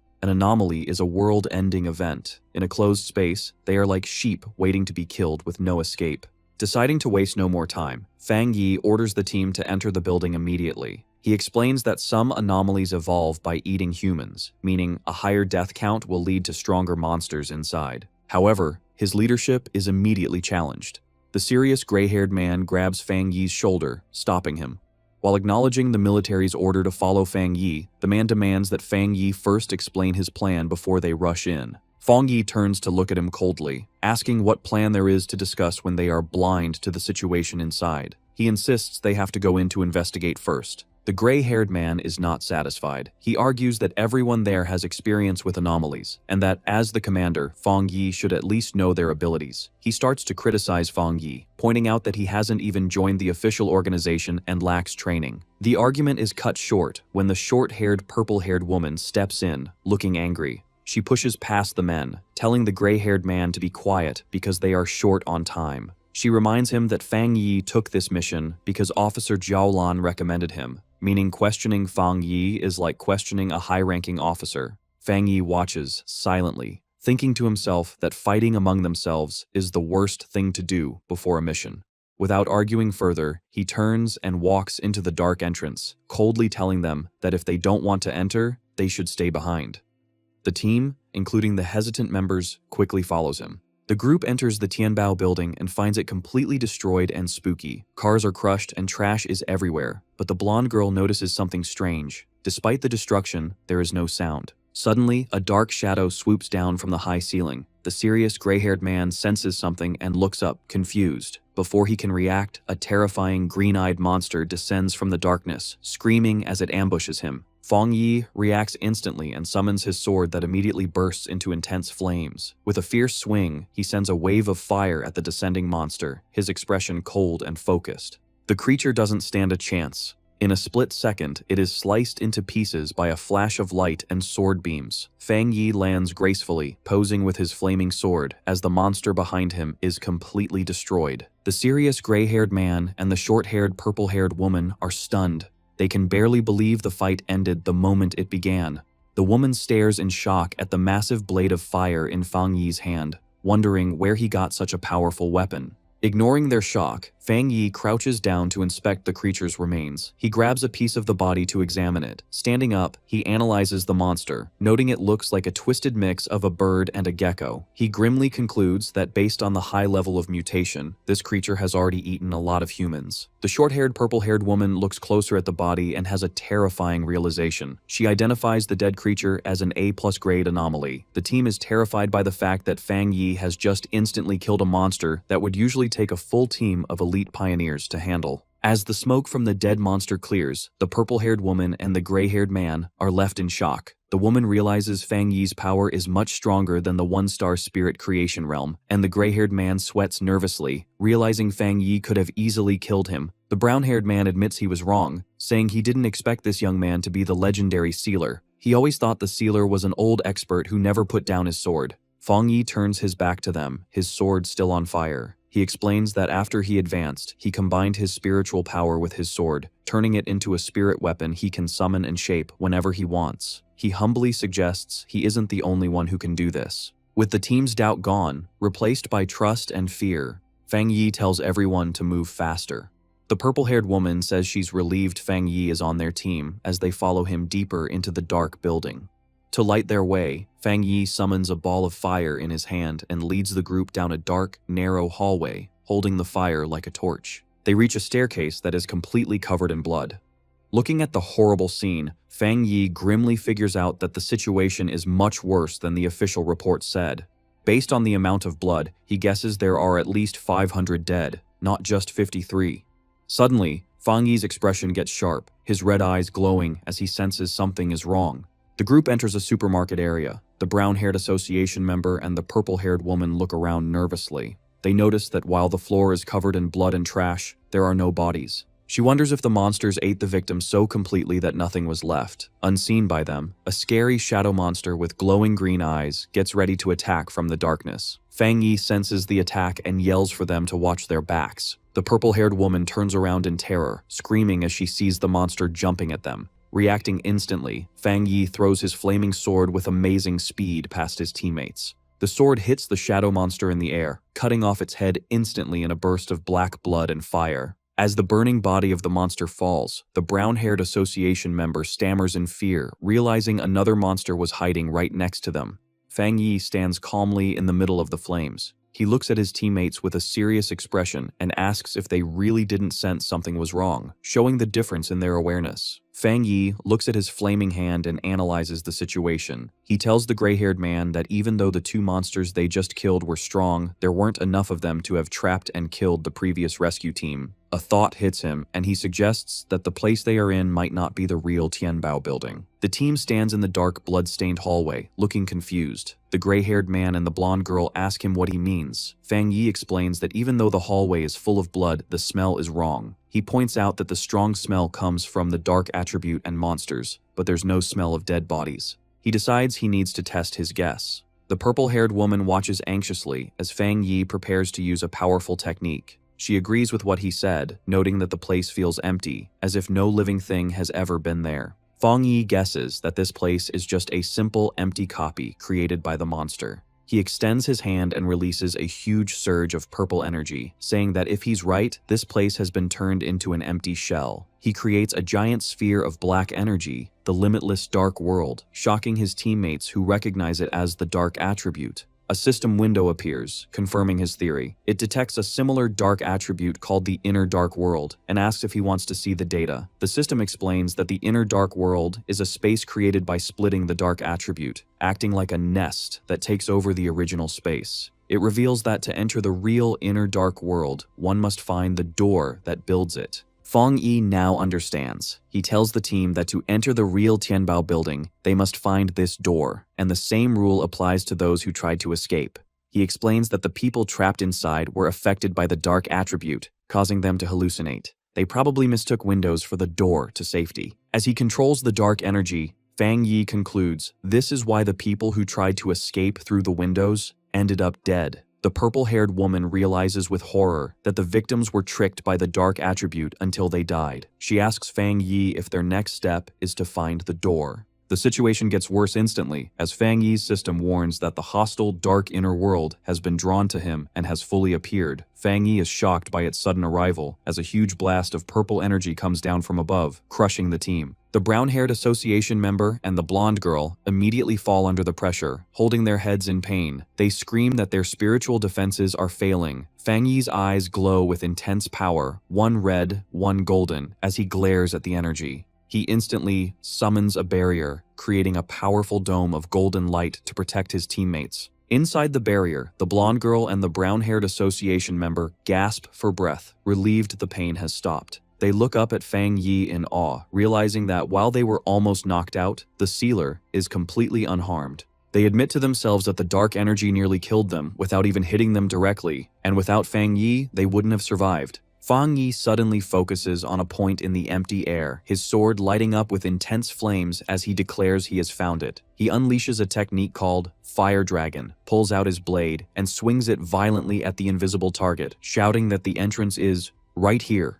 The force of the attack causes the space itself to break like glass. The gray-haired man and the purple-haired woman watch in shock as the hallway breaks apart before their eyes. Fang Yi steps forward onto the new ground, his expression dark and serious. The broken illusion reveals a huge, scary gateway swirling with dark green mist and shadows, the true entrance to the dark inner world. Fang Yi takes the lead, his sword blazing with fire to light the way, and orders everyone to follow him closely. As they walk deeper into the real building, Fang Yi keeps up a golden barrier to protect the team from the gross, red fleshy veins that now cover the walls. The blonde girl suddenly looks sick, covering her mouth as she says she can smell something terrible. Fang Yi looks ahead with a grim expression, identifying the smell as the smell of dead bodies and blood from their own kind. The group finally finds a horrible scene. The floor is covered with the dead bodies of the previous pioneers who had gone missing, confirming they had been trapped and killed in this dark space. The group is immediately ambushed as a swarm of shadowy, bat-like creatures descends from the ceiling, surrounding them. Looking up, the team sees a terrifying swirl of monsters above them, trapping them. Suddenly, a massive A+ grade demon-like monster with glowing red eyes dives down from the swarm to attack. The gray-haired man and the brown-haired association member are shocked, shouting that it's crazy to find another high-level dark monster so soon. Fang Yi reacts instantly, summoning his flaming sword. He throws the sword, and it pierces straight through the descending monster's chest in a burst of fire. The monster roars in pain as Fang Yi rushes forward to finish it. He drives his sword into the ground and grabs the hilt. With a series of incredibly fast swings, Fang Yi unleashes a storm of fiery attacks against the swarm and the large monster. He lands gracefully, setting off a massive explosion of holy fire that burns the enemies around him. The blonde girl and the purple-haired woman shield their faces from the intense heat, shocked that the dark monsters melted instantly when they touched his flames. They realize that since the mission started, they haven't had to do anything. Fang Yi walks through the destruction, his sword glowing like lava. He reaches his hand toward the floor, where the bodies of the previous victims lay. Fang Yi uses his fire to cremate the bodies of the innocent victims, giving them a proper burial. The brown-haired association member and the blonde girl watch the flames in awe, saying that his title as the Sealer is well-deserved. Fang Yi turns to the group and gives his orders. He tells them that since they entered the building, they should help out. He instructs them to search the first floor for survivors, while he goes upstairs to handle the remaining monsters. The team, including the gray-haired man and the purple-haired woman, stands ready to follow his orders, their doubt now replaced by respect. Fang Yi continues to clear the building floor by floor. On the 10th floor, he battles a swarm of flying shadow creatures, swinging his flaming sword to keep them away. He analyzes the enemies, realizing they have evolved to at least the 1-star spirit creation realm, but he easily cuts them in half, noting their abilities haven't changed much. Fang Yi then leads the team up the escalator to the 15th floor, his sword leaving a trail of fire. The air becomes even heavier. The blonde girl complains that the cold, dark power is getting through her protective barrier as they find a hallway filled with bodies. The gray-haired man notices something strange about the bodies. He warns the others that something is moving inside the corpses and that they are corrosive, telling the team not to breathe in the spores. A drop of liquid falls into a puddle, and a massive spiked shadow rises behind Fang Yi and the brown-haired association member. The monster reveals itself to be a terrifying, multi-eyed creature that looks down at them. It roars, unleashing a barrage of energy spikes. Instead of being scared, Fang Yi smiles, saying that things have finally gotten interesting. Fang Yi spins his sword rapidly, creating a shield of fire that deflects the incoming energy spikes. The monster comes down to attack directly, but Fang Yi prepares to counter, realizing the creature is trying to buy time to evolve further. He throws his flaming sword with great force, shocking the monster and causing a huge explosion. Fang Yi reaches out his hand, disappointed, and tells the defeated monster that he overestimated it, expecting a challenge at least at the 3-star spirit creation level. The gray-haired man is on high alert and turns sharply when he hears a noise, while Fang Yi asks who is there. Looking inside, Fang Yi asks if they are survivors. A young man hiding behind the door stammers in fear, asking if they are the Forerunners sent to help. The team discovers 5 people alive inside what looks like a hidden storage room for a luxury brand. The survivors are huddled together in the dark, looking terrified. Fang Yi realizes they must have hidden here to escape the attack. Seeing their fear, Fang Yi smiles gently to calm them. He reassures them that everything is fine now and that they have come to rescue them. The brown-haired association member steps forward with a friendly smile, introducing the team as the Kang City Spirit Association. He tells the survivors that the monsters outside have been killed and that they should come out quickly. The young male survivor stares at Fang Yi in disbelief, stammering as he tries to understand. He shouts in shock, asking if it's true that Fang Yi killed all those terrifying monsters with just a single slash. Meanwhile, outside the Tianbao building, a monitoring team watches the situation. The building is covered in a red, ominous energy, but the monitors are hopeful, noting that this time is different. They track Fang Yi's spiritual energy, observing the fire of his spirit weapon on every floor. Suddenly, an analyst shouts that the latest reading is from the 40th floor.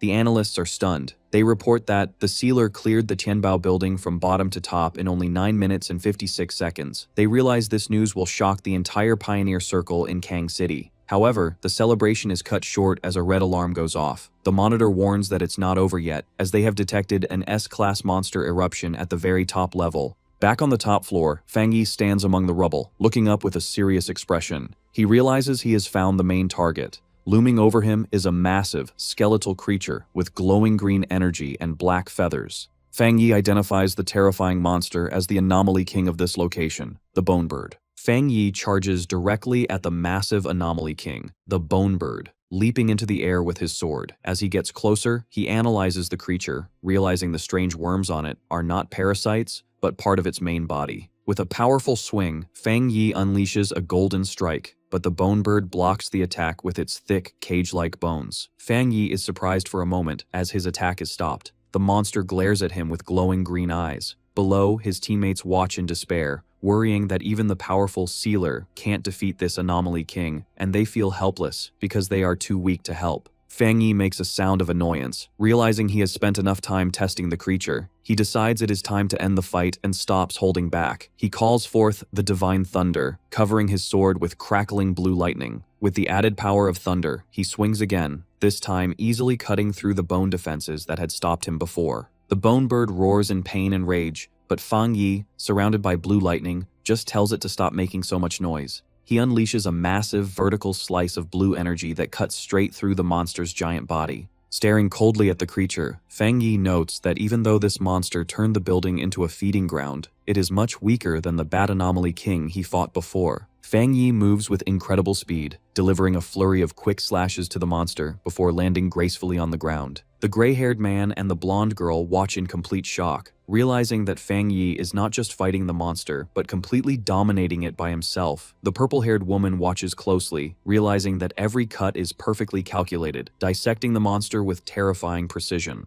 Fang Yi realizes that he hasn't even needed to attack the Bone Bird's skull directly. As he dodges its attacks, he understands that the monster can't fight back because the power gap between them is too big. He concludes he has become even stronger than the Anomaly King. The monstrous bird lets out a desperate, broken roar as it tries to recover. Fang Yi looks at the creature with a cold, glowing red eye and asks if it still thinks it can heal, asking if it really thinks he is just playing around. He begins to gather a huge amount of spiritual energy, causing bright blue lightning to crackle around him. With the energy fully charged, Fang Yi leaps high into the air. He unleashes the power directly into the Tianbao building, sending a massive pillar of lightning through the structure that lights up the dark, red sky. The energy swirls into a vortex, cleaning the darkness from the area. As the attack finishes, the dark clouds break apart and the golden light of the setting sun shines through, signaling that the darkness is gone. Outside the building, the association's monitors watch in disbelief as the Anomaly King's energy disappears. They realize Fang Yi is a pioneer on a completely different level, and they wonder if this is the true gap between them and a top-tier genius. They reveal that the S-Class invasion has been classified as the King Sacrifice Hell, and the details of how it was solved are sealed in top-secret files, noting that Fang Yi's solution is something no one else could copy. Fang Yi lands safely on rubble as the dust settles. He turns to the purple-haired woman and the gray-haired man, telling them the Bone Bird is dead and they can now contact the outside world. The purple-haired woman immediately activates her communicator, identifying herself as Song Yue and reporting that the incident has been successfully resolved. She confirms that thanks to the Sealer, they completed the mission smoothly. As she speaks, Fang Yi walks away toward the exit. She expresses hope that the Kang City Spirit Association will cooperate and be grateful for his help. Suddenly, the purple-haired woman looks shocked by what she hears on the communicator. She asks about a Kang City captain who was just elected, angrily asking why he is coming now that the mission is finished. A streak of light flies through the city toward them. The voice on the communicator explains that the captain learned the Sealer was there. They tried to stop him, but he is too arrogant to listen. The purple-haired woman is furious, arguing that the mission was given to the military zone, and they are responsible for the Tai captain. She declares they need to send Fang Yi away immediately, seeing the new captain's arrival as a challenge. As Fang Yi walks down a staircase, the purple-haired woman states that the Sealer is the most important captain recommended by their zone and warns that anyone who challenges him will face the consequences. Fang Yi walks out of the Tianbao building, looking to leave now that the battle is over. He pauses, confused, as he senses something approaching quickly from above.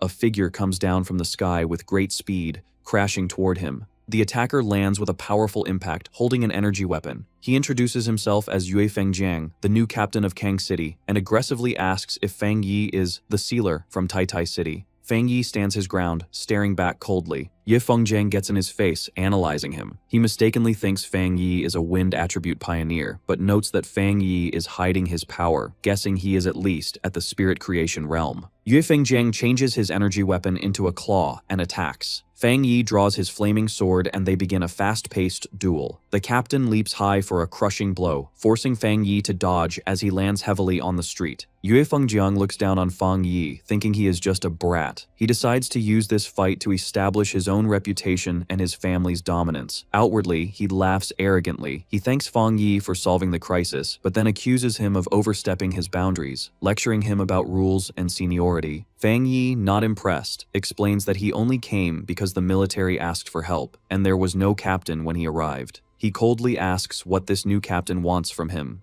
Yue Fengjiang smirks, claiming he is a man of excellent style and has no bad intentions. However, he reveals his true greedy reason. He wants to borrow Fang Yi's powerful sword. He begins to gather dark energy in his hands. Surrounded by a purple and white aura, Yue Fengjiang threatens Fang Yi, saying that if he doesn't comply, he will never leave Kang City. Fang Yi remains completely calm. He smiles, finding the demand ridiculous, while Yue Fengjiang looks at him with a twisted, excited expression. Fang Yi decides to end the conversation. He summons his full power, unsheathing his sword as flames erupt around him. Yue Fengjiang is shocked by the sudden and huge spike in Fang Yi's power. With his eyes glowing and his aura flaring, Fang Yi mocks the captain's request to borrow his weapon, saying he will borrow the captain's entire family instead, signaling he is about to beat him severely. Fang Yi starts the battle with a powerful fire slash. Yue Fengjiang dodges the attack with incredible speed. Instead of being scared, he smiles and says the fight is getting interesting. Nearby, the purple-haired woman, Song Yue, realizes the fight has cut off their signal again. She urgently tells her team they must leave immediately to tell the military and their bosses, and to get the survivors to safety. Fang Yi, surrounded by flames, gives them a stern warning. He gives them 10 minutes to leave, hinting that if they stay, they might see a captain die.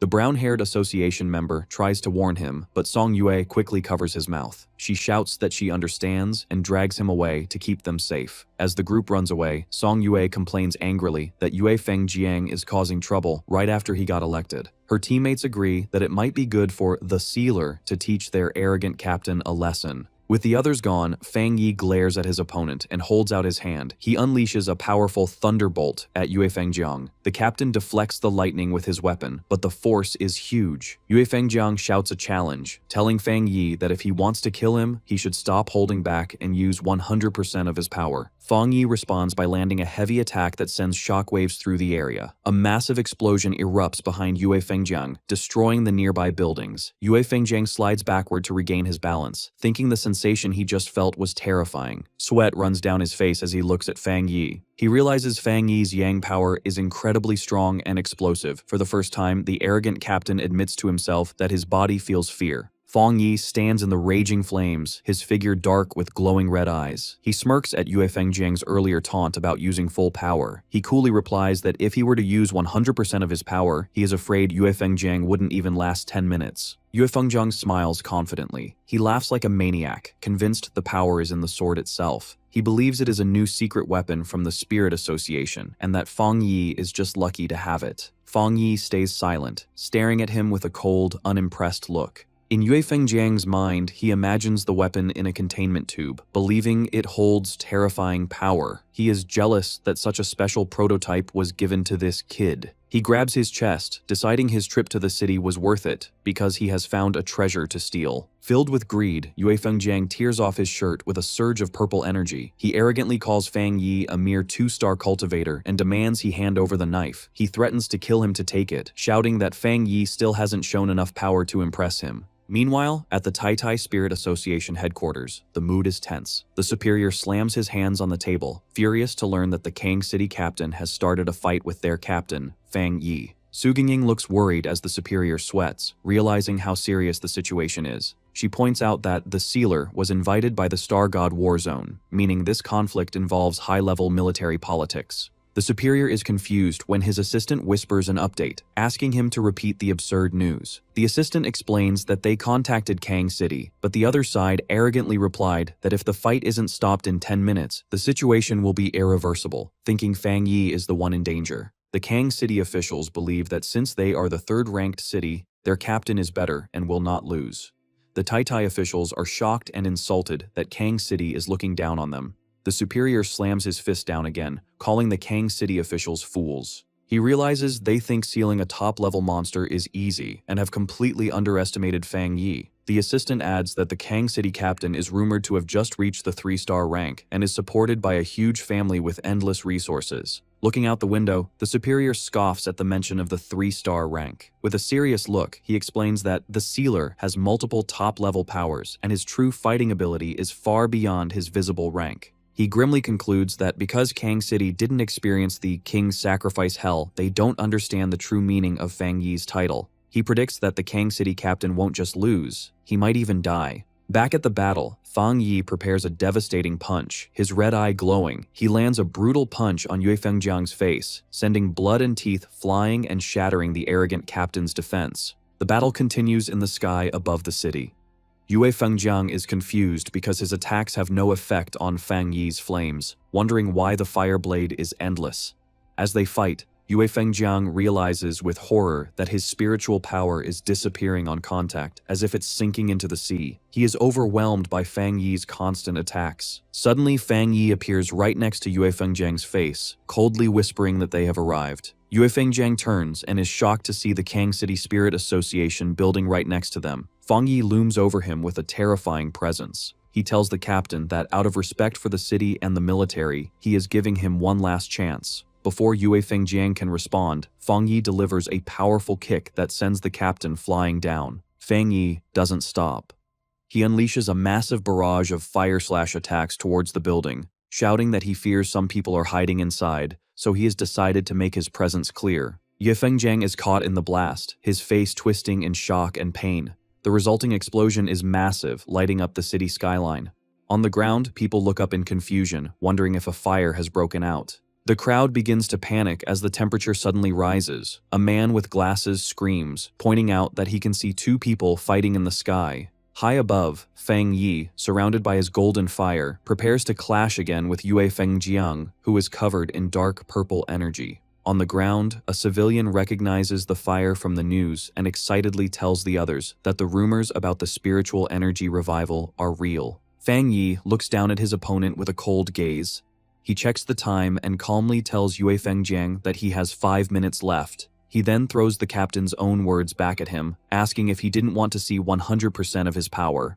Yue Fengjiang, beaten and furious, can only growl. Fang Yi comes down from the sky like a meteor, swinging his flaming sword. As he unleashes a massive fire slash, he mocks the captain, asking how he can be in such a pathetic state when Fang Yi is only using 30% of his strength. Yue Fengjiang's face is filled with shock. He can't understand how this is not Fang Yi's full power, thinking it should be impossible for a 2-star cultivator to be this strong. Terror takes over Yue Fengjiang as he sees the attack coming. The massive beam of fire strikes him, blasting him through the sky. Meanwhile, at the Spirit Association headquarters in Shen City, the Situation Room is in chaos. An operator reports a massive energy spike in the country. The map zooms in on Kang City, showing energy levels rising rapidly at the Spirit Association building. The superior with glasses is confused, noting that the energy is not the dark attribute, so it's not a monster invasion. He demands to know what is happening. A subordinate rushes in with the shocking report. The new Kang City captain, God Blade, is fighting the Tai City captain,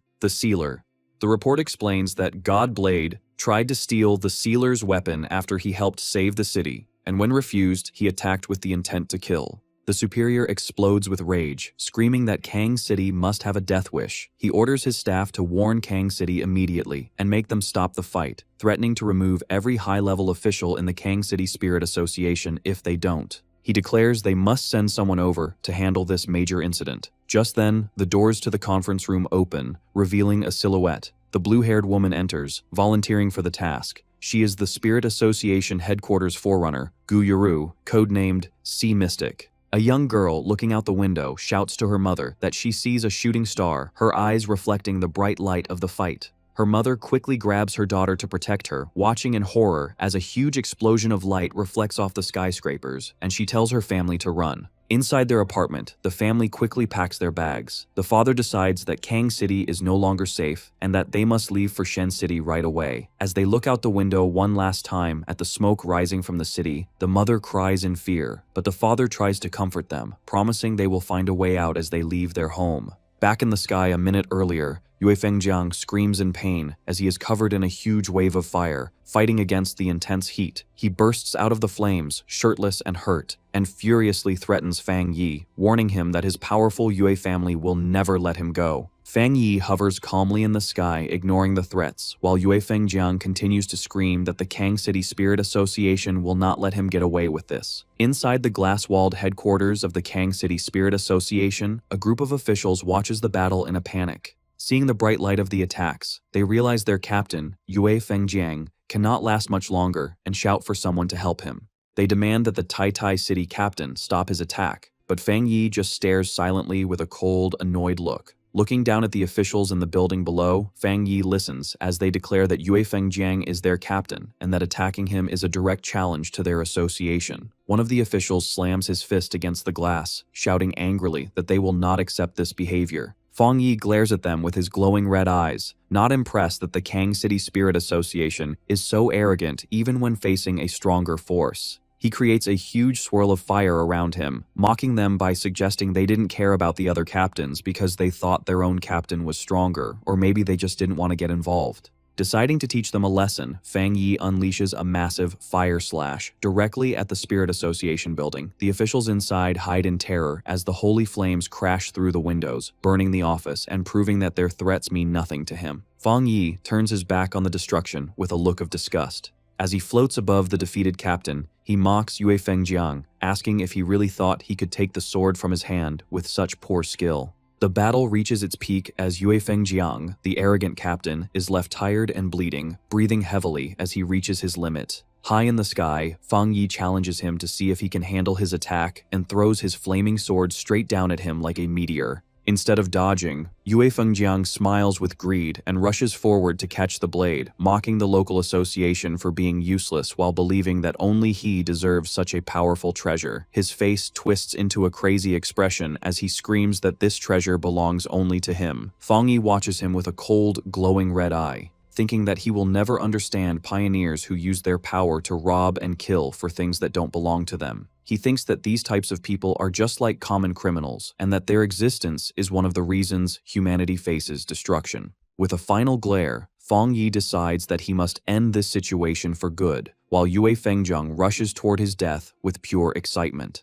A huge explosion happens the moment Yue Fengjiang tries to touch the weapon, covering the area in a giant ball of fire. Fang Yi stands calmly in the flames and reveals that he forgot to mention that his Tang sword is not a normal spirit weapon. It is a special weapon he created that only recognizes one master. The force of the blast sends the officials of the Kang City Spirit Association running for their lives, screaming for help as the building collapses around them. As they watch the fire, they are confused, remembering reports that the Sealer was only at the 2-star spirit creation realm, while Yue Fengjiang was a full realm higher. The leader of the Kang City Association stands trembling in fear, realizing their information was completely wrong. He knows that Yue Fengjiang was the only 3-star spirit creation person in the city, a genius with huge resources who was close to the Jinggang realm and ranked in the top 5 captains of the nation. However, despite his impressive background, he was no match for Fang Yi, who lands softly on the rubble as the dust settles. Standing silently with his burning sword, it is clear that Fang Yi has far surpassed the level of a captain, and now has the power to destroy an entire city. Wang Zhong, the leader of the Kang City Spirit Association, trembles in complete terror, asking himself what he should do now. He looks at the destruction and wonders if Fang Yi really plans to make the entire Kang City Spirit Association be buried along with the defeated captain. Overcome with fear, Wang Zhong collapses to the ground among his terrified team. He begs the Tai City captain for mercy, screaming that this whole incident was their fault. Suddenly, the sound of a helicopter approaching breaks the tension. Inside the cockpit, the pilot reports to his boss that there is a pure and extremely strong yang attribute ahead, but notes that the flames near the Spirit Association seem to be weakening. Gu Yuru, standing at the open door of the helicopter, gathers a massive amount of blue water energy in her hands, wondering if the fire is really dying down. Fearing they have arrived too late, Gu Yuru unleashes her power, sending streams of blue energy raining down from the sky to put out the remaining fires. As she looks at the destruction below, she admits Fang Yi's strength, thinking it is truly amazing that he could almost destroy the third largest city on his own. She concludes that his abilities are at the level of a national-level pioneer. However, as her rain falls, she has a deeper realization. Her rain is only able to put out the fire because Fang Yi actively pulled back his power. She realizes that he showed mercy. Otherwise, her water would not have been enough to stop his flames. On the ground, Wang Zhong looks up with joy, shouting to Fang Yi that headquarters has arrived to save them. Fang Yi simply stands silently, staring up at the newcomer in the sky. From the helicopter, Gu Yuru stares back at him.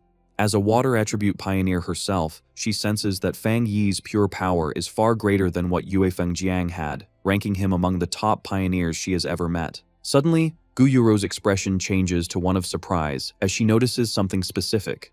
She focuses her gaze on the flaming Tang sword in Fang Yi's hand. Analyzing the pure power and fusion level of the weapon, she knows from her information that the Tai City Spirit Association does not have the technology to develop such an advanced spirit weapon. As Fang Yi calmly puts his sword away, absorbing the flames back into his body, Gu Yuru comes to the only possible conclusion: that spirit weapon was created by Fang Yi himself. Wang Zhong, feeling brave with the arrival of the helicopter, points an accusing finger at Fang Yi. He demands to know if the sealer really needs to be so ruthless, and asks how he plans to explain his actions now that someone from headquarters has arrived. Fang Yi glares at him with terrifying intensity. He coldly reminds the official that he gave them 10 minutes to solve the situation, but they failed to give him any explanation. Turning away, Fang Yi concludes that their silence means they agreed that their own captain deserved to die. Suddenly, Fang Yi releases a massive surge of fiery energy that surrounds the terrified officials. He warns them that if they dare speak to him in such a disrespectful way again, he will kill them all along with their fallen captain. Just then, Gu Yuru comes down from the sky, surrounded by swirling blue water energy. She calls out to the Tai City captain to stop his aggressive behavior. Fang Yi turns his head silently to face the new arrival. Wang Zhong is overjoyed, thinking that Fang Yi is finally in trouble. He thinks that no matter how strong the sealer is, he cannot simply kill a city captain and get away with it. He believes that if this is not punished, captains everywhere would be in danger. Gu Yuru lands and introduces herself. She sternly asks how they are supposed to manage the spirit associations in different regions if such chaos is allowed.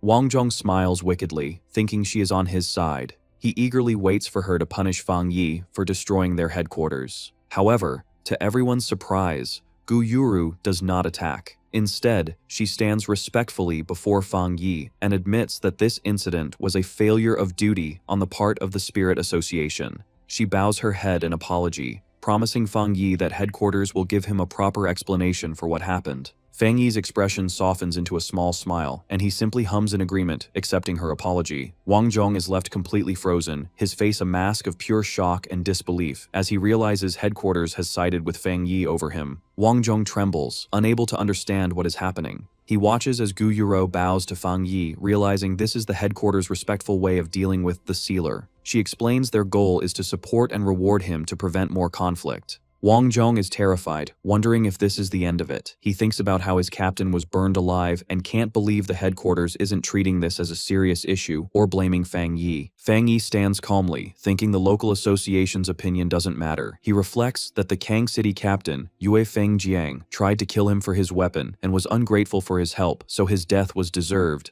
Gu Yuru walks over to the scared officials. She coldly asks why they did not stop the fighting, calling them arrogant fools. She then asks who is in charge of the Kang City Spirit Association, and Wang Zhong nervously raises his hand. Wang Zhong tries to smile as Gu Yuru gives him his orders. She tells them they have 3 days to calm the public in Kang City and come up with a good excuse to cover up the news of the battle. Her face then turns icy as she gives them their punishment. She announces that after 3 days, all of them will be fired and headquarters will send new people to take over Kang City. The officials are shocked. Gu Yuru gives a final warning that if they fail, they will face the full consequences. Fang Yi watches from a distance, surprised. He admits he didn't expect the Spirit Association headquarters to fire the entire staff of Kang City just to please him.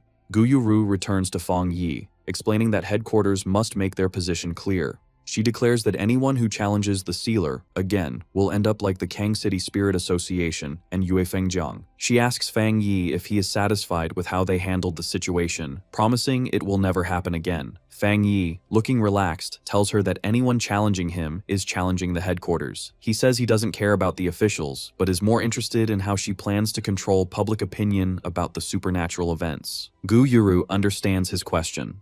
She addresses the doubt about whether the news of the spiritual energy revival can still be kept secret in major cities. She explains that supernatural events are happening often, and disasters caused by anomalies are always appearing. She admits that many people have already guessed the truth, but the government can't make it public yet because the time isn't right. She warns that if they made it public now, the world would change instantly. Chaos would start within society, destroying the order they are trying to keep. She implies the situation is delicate, noting that if Fang Yi hadn't been there to save Tai Tai City, the results would have been terrible for the whole world. Fang Yi thinks about the results of his recent battles. He realizes the era of spiritual energy recovery might have officially started when the Anomaly King was destroyed. He considers that without the sacrifice of powerful people like Elder Wu, this new era would have come even faster, and humanity would have been unprepared.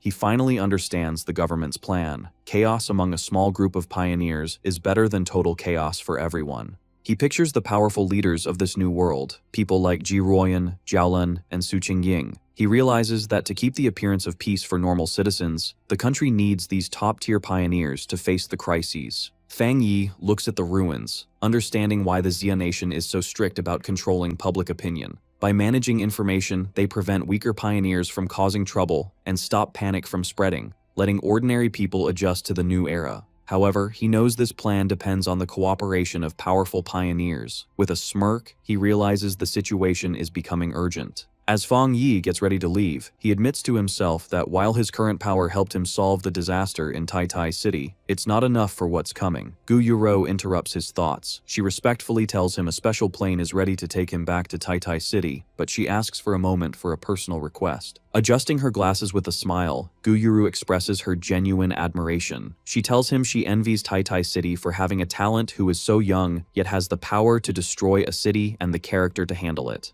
Fang Yi looks at her with interest, telling her not to be so polite. Gu Yuro extends her hand toward him warmly. She asks if, just as Gu Yuro and not as the sea mystic, she can be friends with him. Fang Yi is surprised by her humble and sincere request. At the Star God War Zone headquarters, Zhao Lan listens to her blonde subordinate report the details of the incident in Kang City. Zhao Lan slams her hand on her desk in anger, shouting that the situation is ridiculous and calling the Kang City Spirit Association fools. She looks at a chart showing the strategic rankings of cities. She notes that Kang City, currently third, is losing its position. She predicts that if this continues, Kang City will fall out of the rankings. She concludes that the Spirit Association headquarters needs to take over Kang City immediately. Jiolan's blonde subordinate remarks that the Spirit Association headquarters is reliable, especially Sea Mystic, who might be trying to get Fang Yi on their side. Jiolan agrees, saying their reward for the sealer must be better than the association's. She decides to double the original reward for his help in Kang City.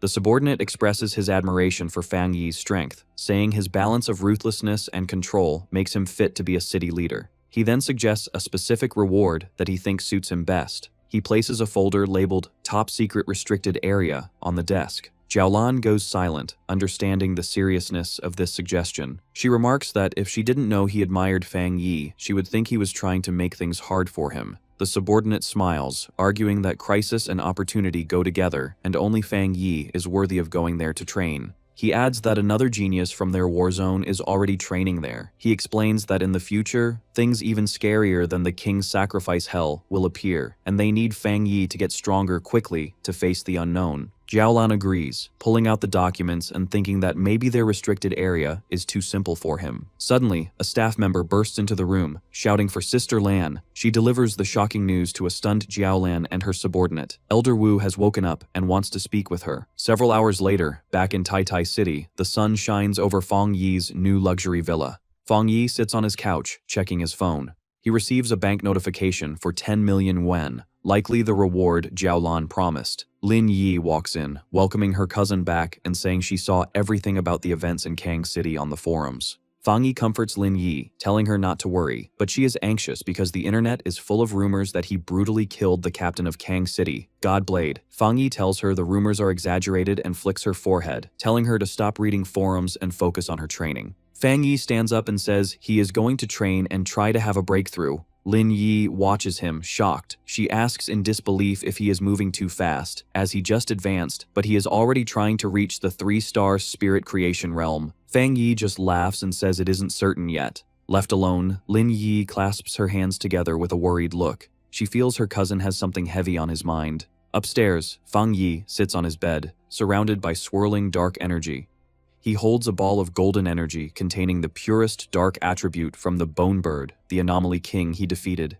He decides to merge this energy into his limitless dark world to make it more powerful. As he activates the energy, the spirit of the Bone Bird appears. A system window asks if he wants to embed the dark attribute. He agrees, and a golden sphere of energy surrounds him as the process begins. The system confirms the fusion is successful and his limitless dark world is upgraded. Now, when enemies are pulled into his dark domain, the Bone Bird and other anomalies inside will attack them. Fang Yi floats in his meditation, his body glowing with power. Inside his mind, he sees the shapes of the countless monsters he has absorbed. He wonders if this means they can actively fight for him. He realizes that, like the Anomaly King, he can now command these anomalies. With this new understanding, Fang Yi unleashes his full power. A massive, multi-armed golden avatar made of fire appears in the sky, towering over the dark energy. Suddenly, a golden system notification appears. It detects he has met the requirements for another advancement and asks if he wants to break through to the 3-star spirit creation realm.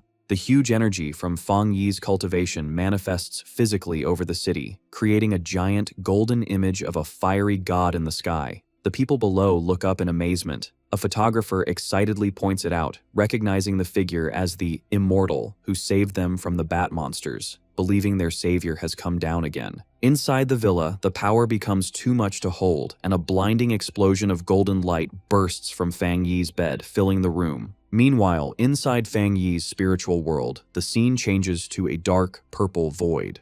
The spirits of the powerful monsters he has defeated and absorbed, including the huge Bone Bird and the giant serpent, rise from the darkness, towering over him. Fang Yi looks at these reborn monsters with a confident look. He thinks that these creatures have become like servants to a king, and their presence makes his limitless dark world stronger. He sits on a throne made of dark energy, looking down as the terrifying army of monster spirits bows to him, accepting him as their ruler. A system window confirms his progress, announcing that the limitless dark world has been upgraded and he has a new ability. The system explains this new skill, called Anomaly Warfare. It says that once Fang Yi pulls enemies into his dark world, he can summon these monsters to attack them. However, it warns that the stronger the enemy, the more spiritual power it will cost to keep the summons. Fang Yi holds a swirling ball of dark energy, which holds the essence of the Bone Bird. He smirks, welcoming the newcomer to his limitless dark world. He praises the bird's spirit for being extremely pure, noting it will be a big boost to his own strength. He tells the spirits to work hard for him, promising to treat them well. As he looks at his new army, he realizes he must increase his spiritual energy to use this new ability to its fullest. In the real world, the energy buildup reaches its peak. A giant beam of golden light shoots up from the city, piercing the clouds and lighting up the sky, signaling his success to everyone. Fang Yi floats in his room, surrounded by a golden aura. The system confirms he has successfully broken through to the 3-star spirit creation realm. He thinks about the change, feeling that all his abilities are now perfectly part of his body, and his power feels clean and purified. His eyes open, glowing with a sharp red light. He notices a major improvement. The uncomfortable feeling he used to get when using the dark attribute is completely gone. Fang Yi steps off his bed, his feet still glowing with leftover golden energy. Standing in his room, he summons flames into his hand with a confident look. he decides he will need to explore the rest of his new powers through real fights. Later at the headquarters of the Star God War Zone, Elder Wu, now fully recovered, stands by a huge window with Jiaolan looking out at the city. They talk about Fang Yi's amazing progress, noting he has advanced in rank again very quickly. Elder Wu asks how much time has passed since Fang Yi got the Shizai flower to save his life, and Jiaolan confirms it has only been half a month. Jiaolan thinks about how in just over 10 days, Fang Yi has done things that would be a lifetime achievement for any other pioneer. The elder admits that Fang Yi did not just save him, but helped the entire future of the Xia nation's pioneers. He humbly admits that even he, a Jinggang realm pioneer, cannot completely control the dark attribute like Fang Yi can. Looking at their reflection, Elder Wu lists Fang Yi's achievements: clearing the anomaly kings of 2 cities, solving disasters, and leveling up twice in a few days. He expresses a strong desire to meet this favored son of heaven. Meanwhile, at the Tai City Spirit Association, Su Qingying and the staff are alerted to a huge energy wave coming from Fang Yi's new home. Su Qingying realizes with shock that he has advanced again. The energy wave from the sealer, Fang Yi, is even bigger than when the Anomaly King appeared. The association staff immediately starts an emergency plan to make sure Fang Yi's upgrade isn't disturbed. Later, Su Qingying looks at her phone, thinking about the impact Fang Yi has had. She notes that since the disaster, he has gained immense respect, and even regular people feel safe knowing his spiritual power is protecting them. She reads online discussions where she anonymously tells people how strong the sealer is. She makes fun of the pioneers of Kang City for looking down on him and mentions that their captain was completely embarrassed. She feels good that she helped build his reputation to prevent future trouble. Meanwhile, in an office in Kong City, Chu Qingli sits at a computer, looking frustrated. She complains that cultivation is extremely hard, and that she has been stuck trying to advance to the 2-star Ghost Axe realm. She tries to find information about the Sealer on the Pioneer Network, but finds her messages are ignored, causing her to call the other pioneers mediocre. She bitterly thinks she just doesn't know the Sealer well enough. She wishes she could meet him in person, confident in her beauty. However, she worries that in this new era, her current status might not be enough to get his attention. Looking out at the ruined city, she reads online that Kang City has thoroughly offended the Sealer and is no longer a good place to stay. She decides she must return to Tai City immediately. With a determined look, Chu Qingli walks out, resolving to grab her future and any opportunities she can find. The sun shines on the modern home as Lin Yi asks her cousin if he has finished his advancement. Inside, the two sit at a large table for a meal. Lin Yi asks if he feels any changes. Fang Yi casually replies that it's just okay. Besides his spiritual energy flowing better and his efficiency doubling, there are no huge changes yet. However, in his thoughts, Fang Yi suspects the deeper changes will only show when he advances to the legendary Jinggang realm. Lin Yi then shows him a message on her phone. She explains that Sister Jiaolan asked if she wanted to go to the Tianhai forest, as New World anomalies seem to have appeared there. Fang Yi says he got the invitation too. He guesses the Star God War Zone wants to make up for the trouble in Kang City. Since they were both invited, he decides they should go together, which makes Lin Yi cheer happily. Later, they reach their destination, the Tianhai Forest. It is a forest on the border of the Star God War Zone's territory, with signs forbidding entry. The forest was originally normal, but over 5 years it grew wildly. The spiritual energy there is very high, leading to a high mutation rate in plants and animals. It is both an excellent training ground and a place of unknown terrors, but it remains under military control. Inside the sunny forest, Fang Yi and Lin Yi are greeted by a familiar face. The purple-haired woman from the Kang City mission waves to them, welcoming the captain of Tai City. She asks if he still remembers her and explains she is currently stationed there. She adds that Officer Jiaolan asked her to meet them and explain the current situation. She says that just before they arrived, a tricky change happened in the forest. A mutated fire appeared, but unlike the dark attribute, this flame is extremely gloomy and cannot be put out. Fang Yi guesses it is a new, unknown fire attribute. The purple-haired woman confirms this and offers to go with them for safety. Fang Yi, however, asks Lin Yi for her opinion, suggesting they don't need a guide. Lin Yi confidently agrees. The purple-haired woman accepts their decision and says she will wait there, telling them to be very careful. As she watches them, she realizes she had focused all her attention on the Sealer and hadn't noticed the girl. She is shocked to sense that the spiritual energy from the girl is extremely strong, perhaps even higher than her own. As Fang Yi and Lin Yi walk deeper into the woods, she watches them with a smile, wondering what made them both so incredibly talented. The duo steps onto the scorched earth, the ground crunching as they enter the affected area. They stand before a terrifying sight, a forest on fire with a strange, raging fire that reaches the sky. Fang Yi asks if this is the place. Fang Yi extends his hand to sense the energy. He is shocked by the crazy aura of death, noting the gloomy, cold energy is just as strong as the dark tide. He remembers the warning that this fire cannot be put out and only spreads. Suddenly, Fang Yi activates his golden sun breathing technique. A huge surge of golden energy explodes from him, and he urgently tells Lin Yi to step back.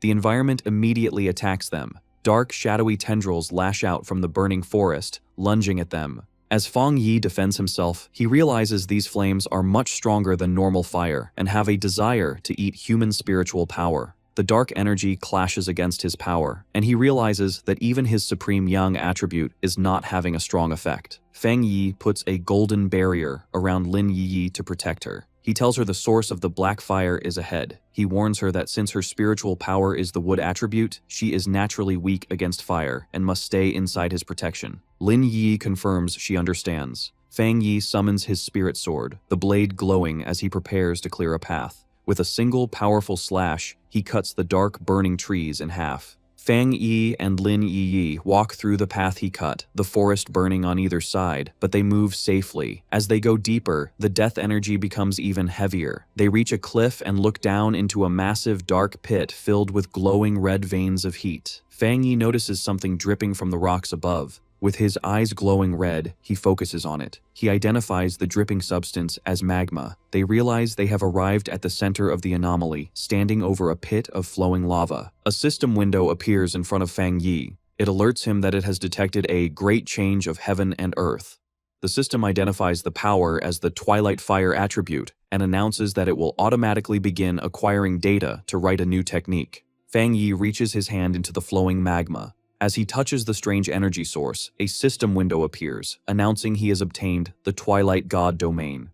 The system explains this power can absorb surrounding attribute powers to strengthen his own yang attribute. Floating in the air and surrounded by a fiery sphere, Fang Yi wonders if this power is like the fire attribute of his desolation flower. The system adds that this power is specifically designed to boost his main yang power. Suddenly, a terrifying red aura shaped like a demonic face erupts around him. The system alerts him that he has a new ability called Death Brand, warning him that it's special and dangerous. Fang Yi looks confused as the system explains the ability grants infinite death. If he is killed, this brand is put on the killer, trapping them in a cycle of endless death with yellow spring flames that burn them forever. Death collapse, which breaks down their body, and a hell scene where evil spirits welcome them to their grave. Fang Yi looks serious, thinking that while the ability is powerful, it might not be right for him at the moment. He orders the system to save the Death Brand ability, but chooses not to learn it for now. With the dangerous ability stored away, Fang Yi focuses on absorbing the Twilight Fire. A swirling orb of red and black energy forms as he finishes. Watching from a safe distance, Lin Yi is stunned that her cousin could handle such hellish flames so easily. As Fang Yi stands in the new Twilight Fire, she realizes with awe that he has gained yet another power. Suddenly, Fang Yi's expression changes to a sharp smile. His eye glows red as he warns Lin Yi not to get distracted, sensing something else is nearby. A massive, shadowy creature with glowing red eyes emerges from the smoke behind Lin Yi. Terrified, she stammers, asking if it's a dragon. Fang Yi instantly swoops down between his cousin and the monster. His hand glows as he corrects her, saying it's not a dragon, but a mutated lizard. The creature reveals itself as a gigantic, demonic lizard with wings. Fang Yi looks at it with disgust, mocking it as a slightly larger, four-legged insect. He decides this creature is the perfect target to test his new Twilight Fire domain. The massive demonic lizard opens its mouth and shoots a stream of molten lava at Fang Yi. He reacts instantly, his eyes glowing red as he leaps into the air to dodge, a blade of fire extending from his hand. With a powerful swing, his golden slash collides with the monster's dark energy, creating a huge shockwave. The force of their battle is so great that the ground cracks, with red energy bursting from the openings. A blinding light erupts as the unstable energy in the volcanic pit explodes. A massive explosion rips through the forest, looking like a volcanic eruption. At the edge of the forest, the purple-haired woman, Song Yue, and Fang Yi's friend, Wang Liang, are knocked back. Wang Liang shouts in panic that they need to request backup immediately. Meanwhile, at a monitoring station, a red warning screen flashes, alerting the staff that a new mutated life form has been detected in the Tianhai forest. The data shows the spiritual energy has spiked by 1000%, classifying the danger as S level. At the Star God Warzone headquarters, Jiaolan and Elder Wu receive the news. Jiaolan finds it strange that the energy in the forest, which had been stable, suddenly went out of control when the sealer went in to train. Elder Wu, in his combat armor, says that although he trusts Fang Yi's strength, they should go check to be safe. Without wasting a moment, Elder Wu and Jiaolan fly through the air at incredible speed. As they approach, Wang Liang and Song Yue are running from the danger zone. They look up and see two streaks of light. They recognize the arrivals immediately, shouting in excitement and relief that it is Officer Jiaolan and Elder Wu. Elder Wu lands like a meteor, crashing into the ground with so much force that it shatters the earth. The dust settles to reveal Elder Wu standing tall, surrounded by a yellow aura, ready to face the S-level threat. Song Yue rushes forward, amazed at the speed of the man in front of her. She wonders if this is the true power of a Jinggang realm pioneer. She compares him to Fang Yi, noting that while the sealer creates big, flashy effects, Elder Wu is the opposite, powerful and restrained. In just a few seconds, they arrive at the location. Jiaolan lands gracefully, confirming the target is right there. Elder Wu steps forward, his face serious. He extends his armored hand toward the solid rock barrier blocking their path. With a simple swing of his arm, he unleashes a terrifying force, and the rock wall shatters instantly. With the path cleared, Elder Wu commands the team to enter, followed by Jiaolan, Song Yue, and the other soldiers. Deep inside the pit, Lin Yi shields herself from the violent energy, shouting to her cousin to see if he is all right. The dust settles to reveal Fang Yi standing calmly, his flaming sword in hand. Behind him lies the massive corpse of the mutated lizard. He reassures Lin Yi that he is fine, but says it seems someone has come to find them. Fang Yi looks toward the entrance with a glowing red eye, sensing the powerful people approaching. He quickly hides some of his power, and the dark energy around him vanishes. Elder Wu emerges from the tunnel, his yellow aura fading. He and Fang Yi stand facing each other, two generations of top-tier powerhouses meeting for the first time. Elder Wu breaks the silence, recognizing Fang Yi as his savior and calling him the Sealer. Song Yue and the others catch up, looking shocked and worried. Elder Wu ignores them, his focus on Fang Yi. He looks at the massive carcass of the S-level mutated lizard and asks if the Sealer really grew this powerful all by himself, clearly impressed. Elder Wu figures out that the mutated lizard was about to have a perfect evolution. He realizes that once it became a dragon, its power would have been equivalent to the legendary Jinggang realm. Analyzing the body, he is amazed that Fang Yi killed such a terrifying creature in a single slash. He then senses the twilight fire aura on Fang Yi's body, noting it is similar to the half-dragon's power, but much purer. He wonders if the warning signal they received was actually detecting Fang Yi's power, not the monster's. Jiaolan steps forward, looking at the dead beast in disbelief. She asks if he has solved the problem again, shocked that he just killed it without waiting for backup. She realizes that if the half-dragon had succeeded in breaking through, it would have had Jinggang realm abilities. Since they hadn't detected it before, she shudders to think what would have happened if the Sealer hadn't been there. Fang Yi greets Elder Wu with a smile, expressing his happiness that the senior hero has recovered. Elder Wu laughs, replying that with such a powerful successor, he can finally retire. Elder Wu then asks Fang Yi to keep the true nature of this creature a secret from everyone outside of Tianhai Forest, even from the Spirit Association. Fang Yi smiles, understanding immediately. Fang Yi then thinks about the nature of the forest. He realizes that Tianhai Forest isn't just a training ground, but a hotspot for spiritual changes where anything could appear. He guesses that the thing that appeared here might be even more dangerous than the dark anomalies in the extreme dark zone. He understands the burden on the Star God Warzone and agrees with their approach. As he walks away, he analyzes his new Twilight Fire power, realizing it is mainly focused on devouring, a trait that reminds him of the legendary beast Taoti. He wonders if the secret of Tianhai Forest is that a Taoti once existed there. Elder Wu extends his hand toward Fang Yi, thanking him and noting that it seems Fang Yi already understood the need for secrecy.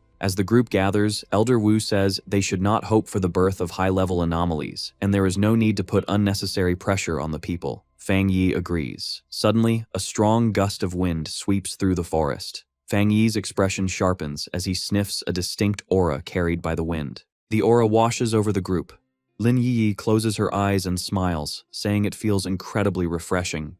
Jiaolan, however, has a different reaction. Her eyes widen in shock as she recognizes the spiritual power, exclaiming at its intensity. High above in the forest, a figure is flying through the trees at incredible speed. Jiaolan questions in disbelief if that monster, a term for a top genius, has already broken through to the Jinggang realm. The figure stops and reveals himself. It is a handsome young man with long blue hair and piercing blue eyes, wearing a confident smirk. High in the bamboo forest, Bai Su, the wood attribute pioneer and ace of the Star God War Zone, descends gracefully, stepping onto a falling leaf in midair. On the ground, the group of pioneers looks up in excitement. They sense his powerful aura and speculate he has broken through to the legendary Jinggang realm, believing their war zone finally has a supreme expert. However, Fang Yi observes with a sharp, analyzing gaze, his eye glowing red. He realizes the man's spiritual power isn't what the others believe it to be. Bai Su lands and tells Elder Wu and Jiaolan that he has finished his training. He looks around with glowing blue eyes, and noticing Fang Yi, he asks who the stranger is. Elder Wu introduces Bai Su as their zone's ace, who had been in seclusion to reach the next level. Bai Su greets them but clarifies he is only at the half-step Jinggang stage and hasn't truly broken through. Fang Yi smiles confidently and introduces himself as the captain of Tai Tai City and the sealer. As Fang Yi observes the green energy from Bai Su, he notes that unlike others, Bai Su's power feels clear and comfortable. Fang Yi realizes their strength is similar, confirming the Jinggang realm is very hard to fully enter. Bai Su looks skeptical of Fang Yi's title, but Elder Wu corrects him, explaining that Fang Yi saved his life and solved the Tai Tai City disaster, making him a vital partner. He sternly tells Bai Su to be respectful. Bai Su is surprised to hear how much happened while he was away. Elder Wu explains to Fang Yi that Bai Su was a prodigy who awakened early with the nation's best resources, matching Fang Yi's own speed of improvement. This is why he has been isolated and is ignorant of the outside world. Elder Wu explains the harsh reality of the new world, saying human cultivation goes against the natural order, causing them to evolve slower than the creatures they fight. He reveals that despite the large number of pioneers, true power is very rare. Currently, only 5 people in the world have reached the peak 3-star spirit creation level, known as the Jinggang realm. Fang Yi listens as the elder admits that while there may be hidden talents like him, the barrier to the next level is huge. Elder Wu describes the Jinggang realm as a massive cliff most pioneers can never climb, with many dying just trying to break through. However, he explains that once someone breaks through, their body transforms completely, becoming almost like the immortals of legend. Elder Wu then turns to Bai Su. He smiles proudly, noting that Bai Su has reached the half-step Jinggang stage, and that his energy is calm and pure, a great achievement. Fang Yi remains silent, observing the interaction. Suddenly, Bai Su steps closer to Fang Yi, staring him down. He reveals that while in seclusion, he felt the shockwave from Fang Yi's breakthrough. He explains this energy wave helped him reach his current level, and because of this connection, he is eager to test his skills against Fang Yi. The two powerful pioneers face off, unleashing their auras.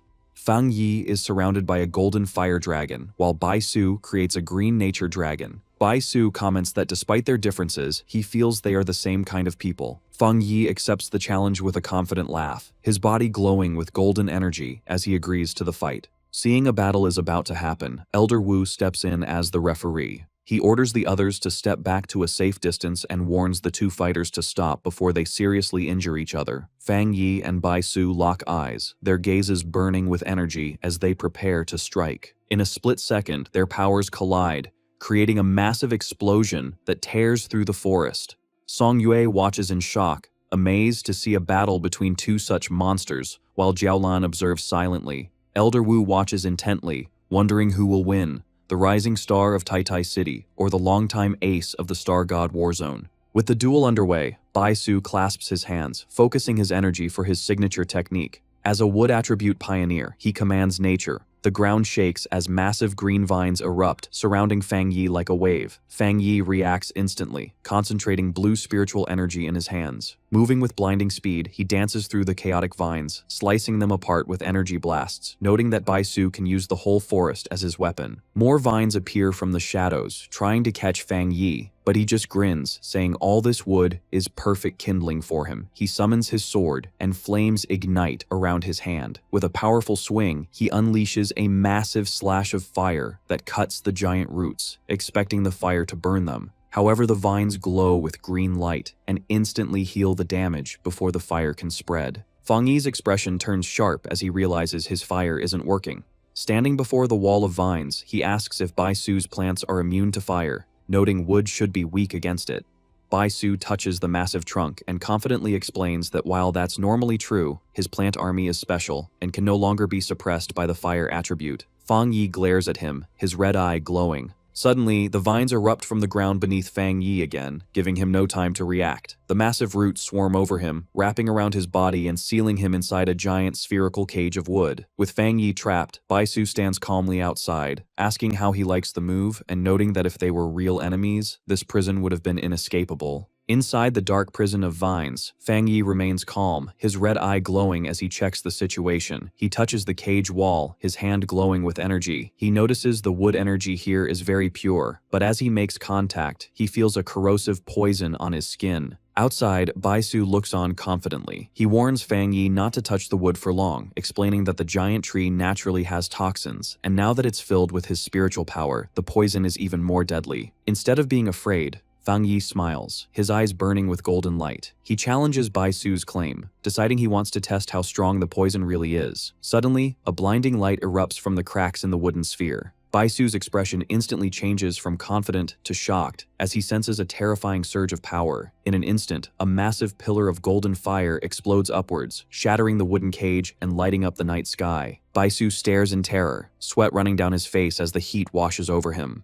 He is in disbelief, thinking it should be impossible because his spiritually enhanced plants are supposed to be immune to burning. Watching the flames consume his creation, a shaken Bai Su realizes this is no ordinary fire and wonders what kind of terrifying power Fang Yi has. Fang Yi takes advantage of the moment to launch a surprise attack from above, telling his opponent he is distracted. Bai Su reacts just in time, his eyes wide as he leaps away in a blur of green energy to narrowly dodge the flaming sword. As he lands, Bai Su is shaken. He struggles to understand how Fang Yi, who is only at the 3-star spirit creation realm, has abilities that aren't inferior to his own. Fang Yi lands heavily on the scorched ground, surrounded by the intense flames. Looking at the burning landscape, Bai Su realizes Fang Yi's strategy. He understands that Fang Yi knew he would try to use the forest's energy again and planned his retreat perfectly.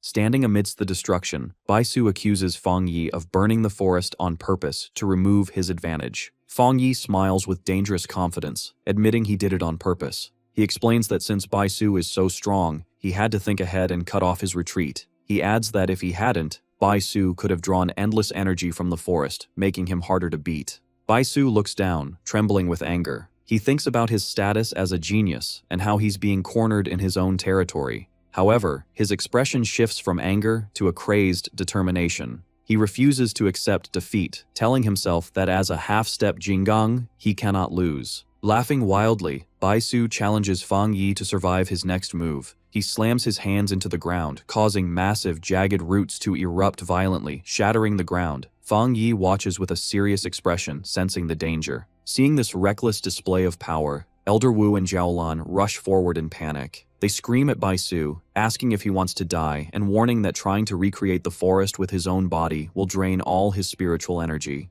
Ignoring his senior's warnings, Bai Su pushes his power to the absolute limit, causing massive roots to erupt from the cliffside. His face twists with strain as he screams, his eyes glowing with intense green light. Elder Wu and Jiaolan watch in a panic, with the elder shouting Bai Su's name, fearing what will happen. Bai Su unleashes his technique, recreating heaven and earth, forming a giant avatar of vines that sends Fang Yi flying back with a gust of wind. However, Fang Yi remains focused. He summons a fireball, noting the density of the wood energy. Instead of backing away, Fang Yi charges into the wave of vines, telling the worried onlookers that the match isn't over and he will handle it. Elder Wu stares in silence, unable to step in. Suddenly, Fang Yi's eye ignites with a golden flame, showing a shift in his power. He slashes through the dense plants with waves of fire. High above, Fang Yi summons a massive sword of energy. Bai Su looks up in surprise, realizing he is open to attack. Fang Yi brings the giant blade down in a crashing slash. Bai Su barely manages to dodge the strike as it cuts through the vines behind him. The strain of the battle finally catches up to Bai Su. He covers his mouth and coughs up blood from overusing his power. Despite his injuries, he refuses to lose. With a wild look in his eyes, he clasps his hands together again, screaming that he can still fight and will recreate the entire forest once more. Fang Yi looks down with a faint mocking smile, asking if this is really all the strength he has. Without waiting for an answer, he closes the distance in a flash, launching into the air to deliver a powerful punch. Bai Su reacts desperately, crossing his arms to summon a green barrier of energy to protect himself. The impact creates a huge explosion, shaking the ground. Song Yue is stunned by the incredible power. She is shocked that Bai Su has been pushed so far. However, beside her, Lin Yi smiles confidently. She watches her cousin float down from the smoke, thinking to herself that Fang Yi hasn't even used his full strength or his other elements yet. She mocks the so-called genius for losing so easily. Elder Wu and Jiaolan watch with grim faces. Elder Wu notes that Bai Su's mind has broken under the pressure and admits the gap between him and the sealer is too big.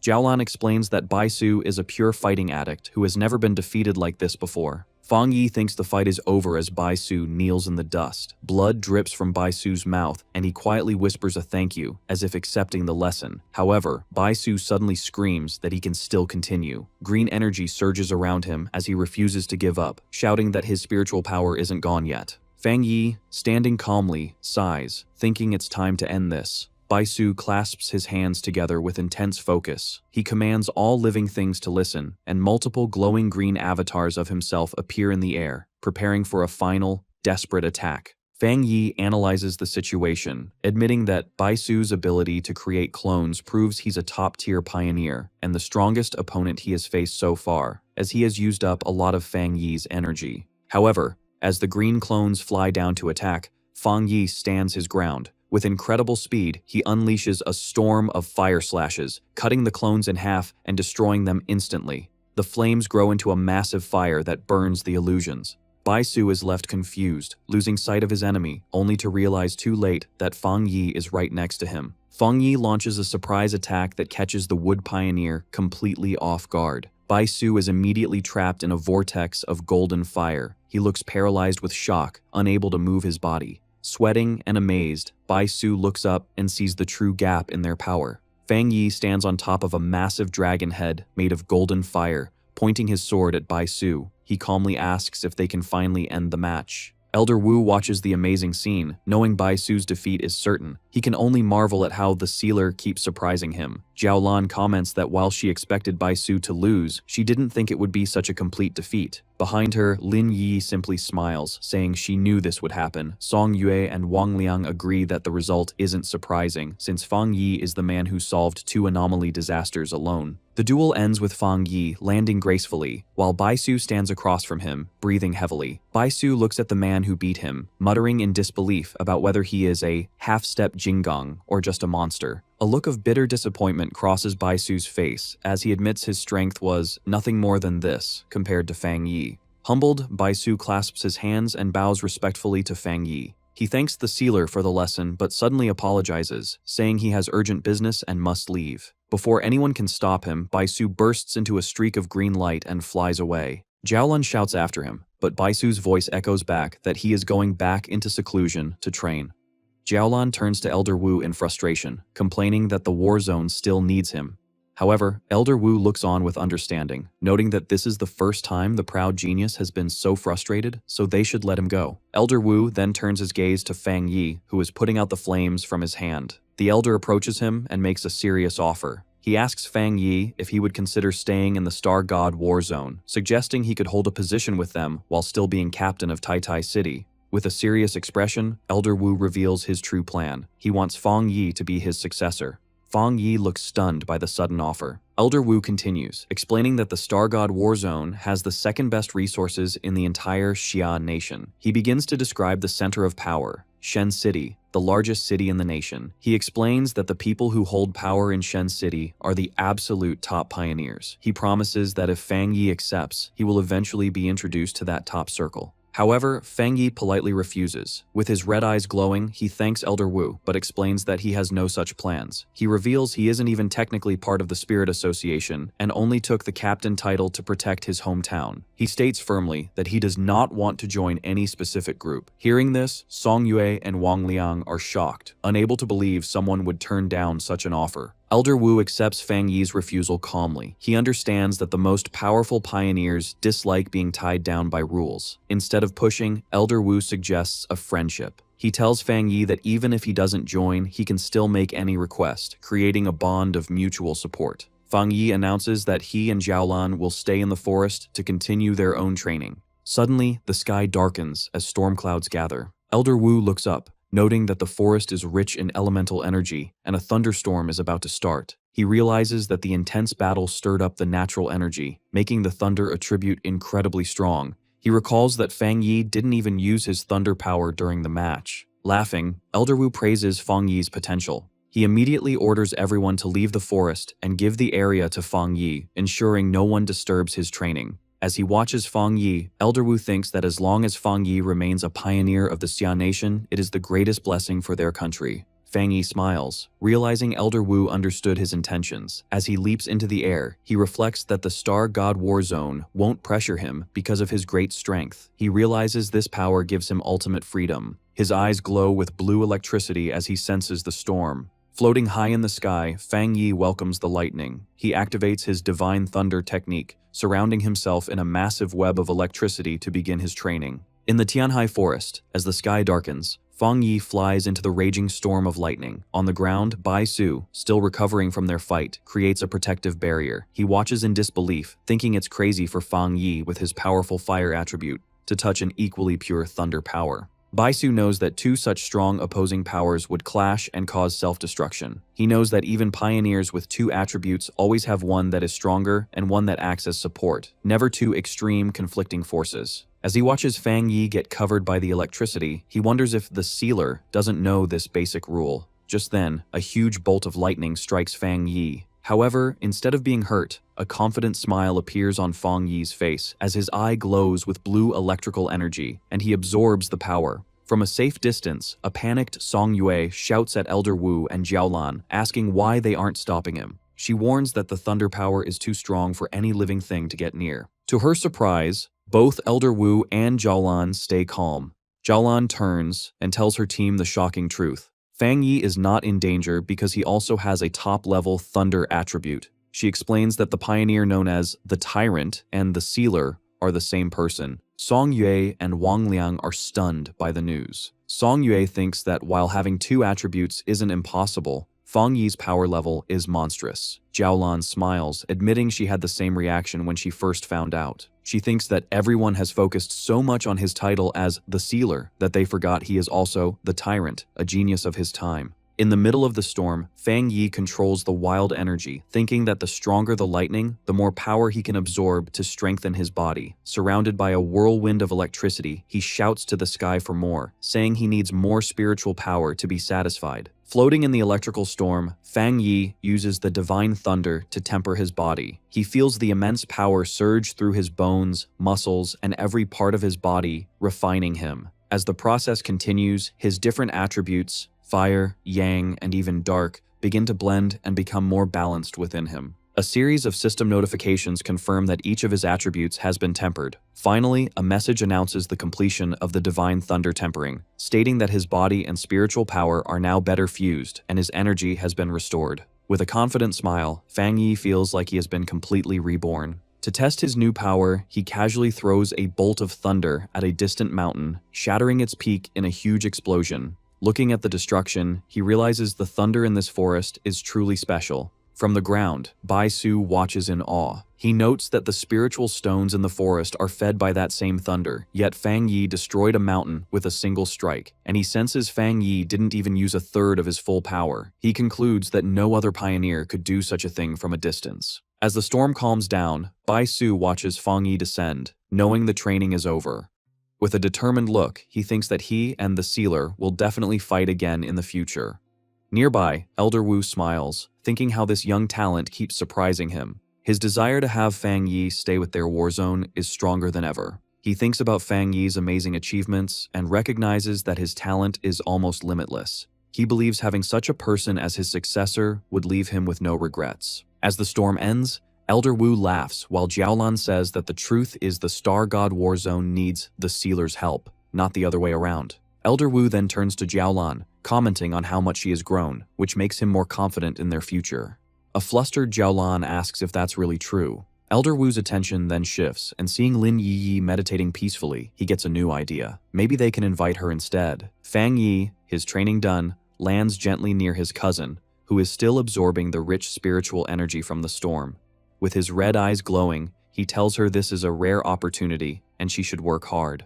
At that moment, he notices that Elder Wu and Jiaolan are still there. Fang Yi asks them why they are still there. Elder Wu explains that he has a new proposal that requires nothing from Fang Yi. He formally invites Lin Yiyi to train at their Star God War Zone. As he speaks, Lin Yiyi's green spiritual energy surges around her.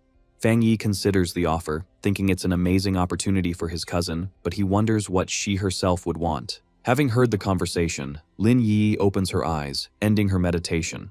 Fang Yi turns to Elder Wu and thanks him for the offer.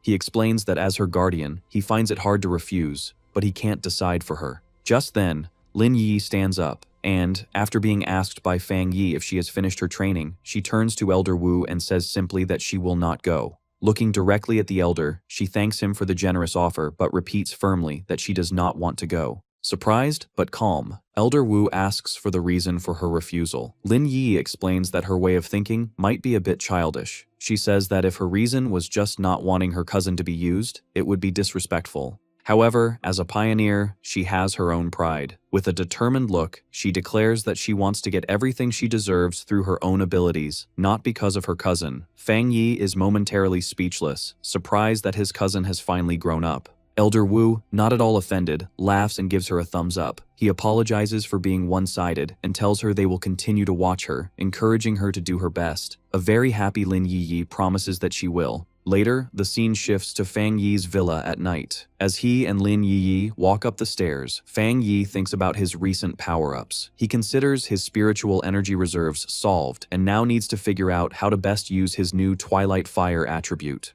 He also thinks about the more difficult, Death Brand ability he acquired, seeing it as a problem he must solve. As they reach the upper floor, Lin Yiyi suddenly stops and points, asking her cousin why someone is squatting in front of their door. The person looks up, revealing herself to be Su Qingying. She looks tired as she stretches, telling them they are finally back. Surprised to see her, Fang Yi asks Su Qingying why she is there. Su Qingying explains that a major incident has happened on the border, and the captain of Yue City came to their spirit association in Tai City, urgently asking for help. Fang Yi asks where the captain is now. Su Qingying replies that the captain is seriously injured and being treated at their medical facility. She explains that the captain fought hard to escape from the disaster in Yue City just to deliver a message. With no other options, she specifically asked for help from the sealer. At the Tai Spirit Association Medical Center, Fang Yi and Su Qingying came to meet the injured captain. Inside a hospital hallway, a young woman with short, messy dark hair and bandages on her face and arms turns in surprise as someone calls her name. It is Su Qingying, who has arrived with Fang Yi. The young woman greets Su Qingying happily, then notices Fang Yi and asks who he is. Su Qingying introduces him as the captain of Tai City, the sealer, and then introduces the young woman as Chen Ruo, the captain of Yue City. Chen Ruo immediately greets Fang Yi and, in a desperate moment, grabs his hands, begging for his help. She explains that the anomaly in Yue City is much more dangerous than reported, definitely above A+ rank, and she heard he has experience with such major disasters. Fang Yi remains silent, calmly studying her. Realizing she was too forward, Chen Ruo lets go and apologizes, explaining her desperation. She says the anomaly was only supposed to be B-level, but many pioneers have disappeared. Her entire team was lost, reinforcements vanished, and even her powerful sister was among the missing. Fang Yi listens intently, his expression serious. He thinks it's very suspicious for a B-level anomaly to cause so many disappearances, as even a border city should have capable pioneers. He turns to the upset captain and asks a direct question. Are the pioneers, including her sister, truly missing, or are they dead? Chen Ruo cannot give a clear answer. Su Qingying tells her to calm down and speak slowly, then has her sit down. She explains that she does not know what happened because she cannot contact any of them. Clutching her head in pain, she insists she has a special connection with her sister and can feel that she is still alive. After a moment, she seems to remember something important. She tells Fang Yi she almost forgot the most important thing, a thank you gift for his help. She pulls a small, dark brown box from her bag and offers it to him, pleading that she has no other options. Fang Yi takes the box, sensing its contents are heavily sealed, but he can feel a familiar Yang attribute energy coming from inside. He asks her what it is and why it is sealed. Seeing his interest, Chen Ruo looks hopeful, thinking her plan might work. Chenruo explains the gift. It is a spirit crystal that was condensed from a high mountain in Yue City that had a massive eruption of yang energy. She reveals that it contains immense spiritual power and is a treasure of their city. Opening the box to reveal a glowing yellow crystal, she says they had hoped to use it to cultivate a yang attribute pioneer, but no one could absorb its power. Some were even burned just by trying. Su Qingying, standing beside Fang Yi, is shocked to see a real spirit crystal. She explains to Fang Yi that they are very rare and valuable because pioneers without a specific attribute can absorb them to awaken a power, making them highly sought after. With a confident smile, Fang Yi closes his fist around the crystal, absorbing its golden light. He tells Chenruo it's a deal and asks if they should leave now. A startled but relieved Chenruo stammers that there is no problem. Later, the group drives along a mountain road toward Yue City. Inside the car, Fang Yi asks Chenruo to describe the anomaly. She explains that it all began when tombstones started appearing in the mountains. Villagers who saw them reported hearing noises from within. However, when pioneers investigated, the tombstones showed no unusual signs. They sealed off the area, but that same night, skeletal arms erupted from one of the tombstones and dragged a villager inside. As Chenruo finishes, the car stops in the pouring rain. They arrive at a village now surrounded by a vast field of gray tombstones. Chenruo tells Fang Yi this is the place and asks for his opinion. Fang Yi looks at the eerie scene but finds it strange, noting that he can't sense any abnormal aura. As they walk through the field of tombstones, which now glow with a faint purple energy, Chenruo explains that more tombstones have appeared randomly all over Yue City. At unpredictable times, skeletal arms reach out and drag people into the graves. She looks around in shock, realizing the number of tombstones has increased dramatically in less than a day. She then tells Fang Yi and Su Qingying to follow her to the rest of her people. As they walk, Fang Yi thinks about how strange the situation is.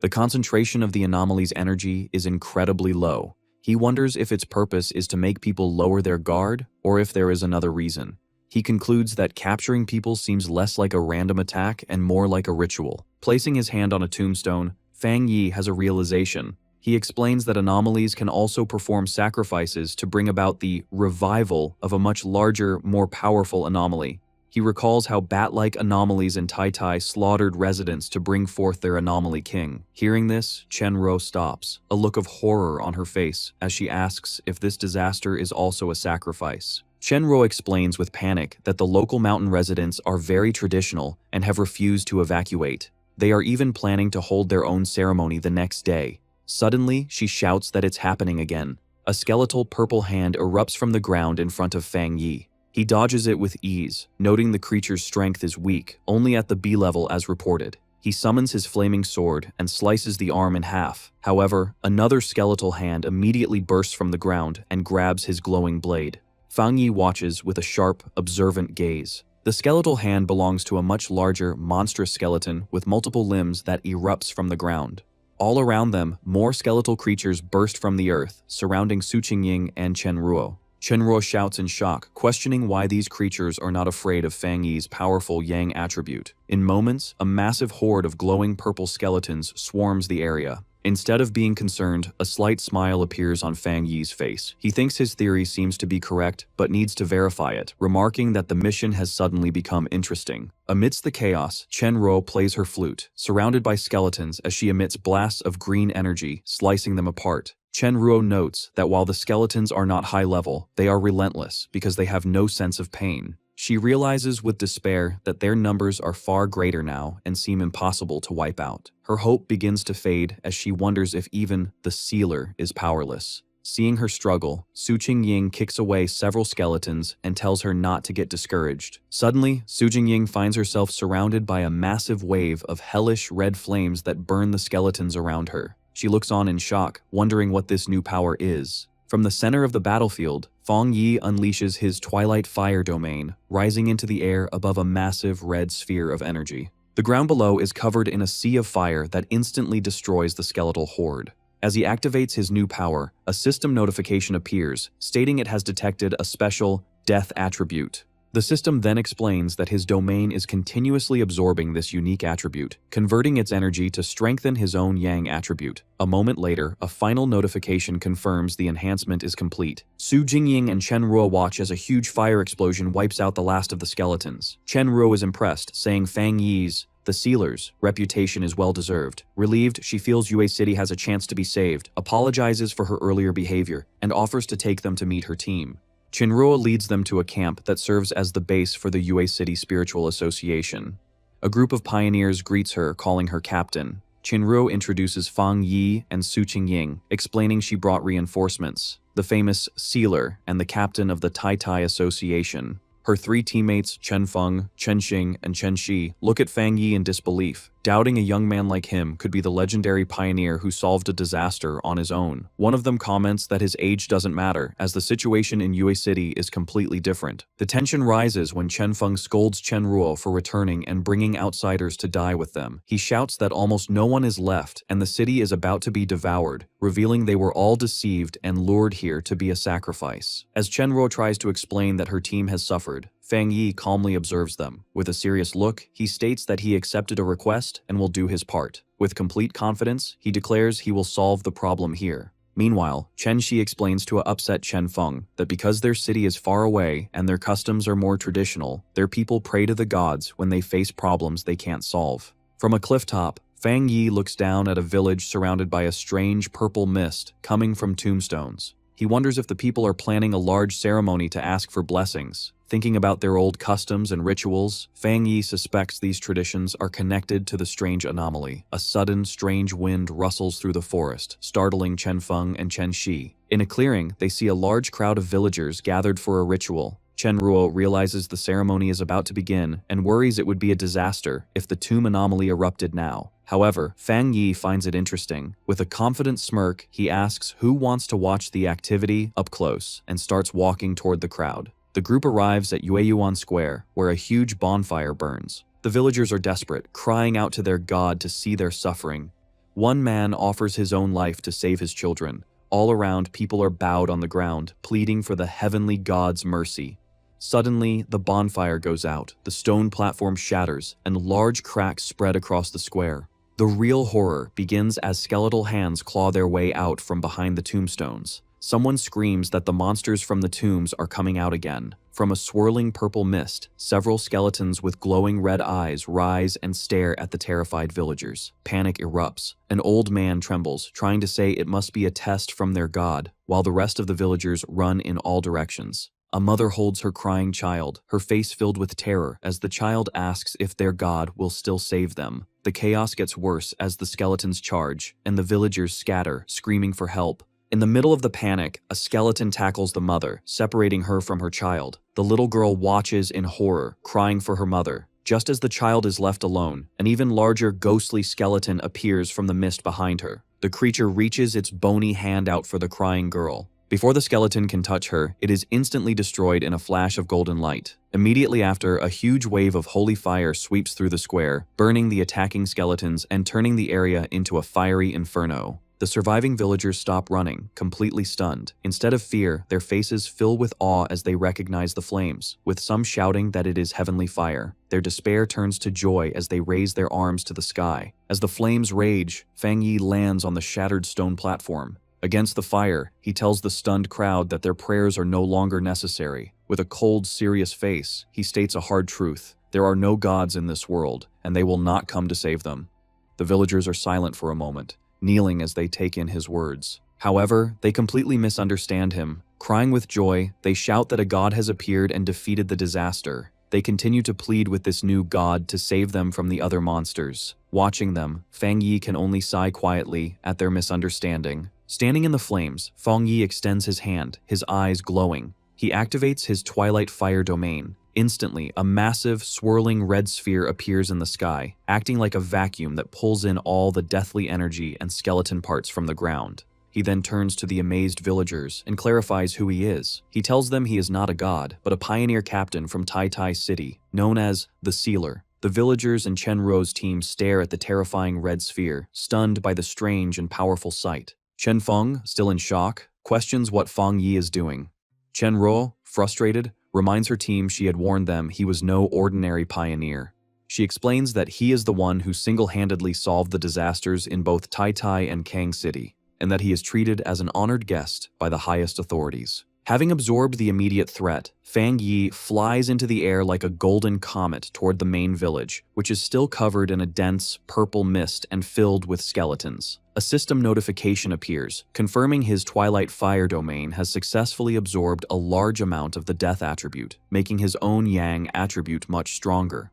Looking down at the countless skeletons below, he prepares to unleash his new power. He summons his blazing sword, its flames brighter than ever. With a powerful swing, he unleashes a huge wave of fire, declaring he will free Yue City for good. The fire, now mixed with a strange purple color from the absorbed energy, sweeps through the village, burning everything. From a safe distance, a group of survivors watches in disbelief and then cheers. They joyfully shout that the tombstones and skeletons have vanished, celebrating that heaven has not forgotten their city. After the attack, Su Qingying checks her device and reports that the anomaly readings in the Anding district are back to normal. Standing beside her, Chen Ruo confirms the Baimu district is also clear. She explains that only the Jinming district is left, the area with the highest concentration of the anomaly's power. However, as they prepare to move on, Su Qingying's face turns to shock. She urgently asks if they haven't noticed something terribly wrong. She points to the village, explaining that instead of disappearing, the pillars of purple light have actually multiplied, meaning the situation has gotten worse. Chen Ruo also shouts in alarm, confirming a massive energy surge is coming from the Jinming district and that the anomaly's power is rapidly gathering in one spot. Before their eyes, a terrifying event unfolds as a swirling vortex of dark green and purple energy begins to form a monstrous shape. From the mist emerges a giant skeletal being, a new anomaly king, its empty eye sockets glowing with a menacing green light. Facing this huge presence, Fang Yi stands his ground, calm and unafraid. As he faces the new threat, two system windows appear. The first tells him it is analyzing the unknown power it has detected. A moment later, the second window names this strange power, the Death attribute. The huge anomaly king, covered in green and black energy, glares down at Fang Yi. Its massive size dwarfs the entire village. Floating in the air with his golden aura, Fang Yi stares back, sensing a strange and difficult presence coming from the monster. From a safe distance, Chen Ruo and Su Qingying watch in disbelief. Chen Ruo stammers, asking what this creature is, and says its strange energy is even stronger than the S-class disaster in Tai City. The group realizes this new anomaly king must be the source of the light pillars. Su Qingying shouts a warning, telling everyone that it's about to attack. The anomaly king unleashes its power, sending a swarm of shadowy black tendrils rushing out. The energy washes over Fang Yi, who is shocked by its effect. He feels a powerful, sick force that seems to twist his mind, as if his brain is being poisoned by the creature's presence. He realizes with horror that this is a fully evolved anomaly king, with an aura of death far more powerful than any monster he has faced before.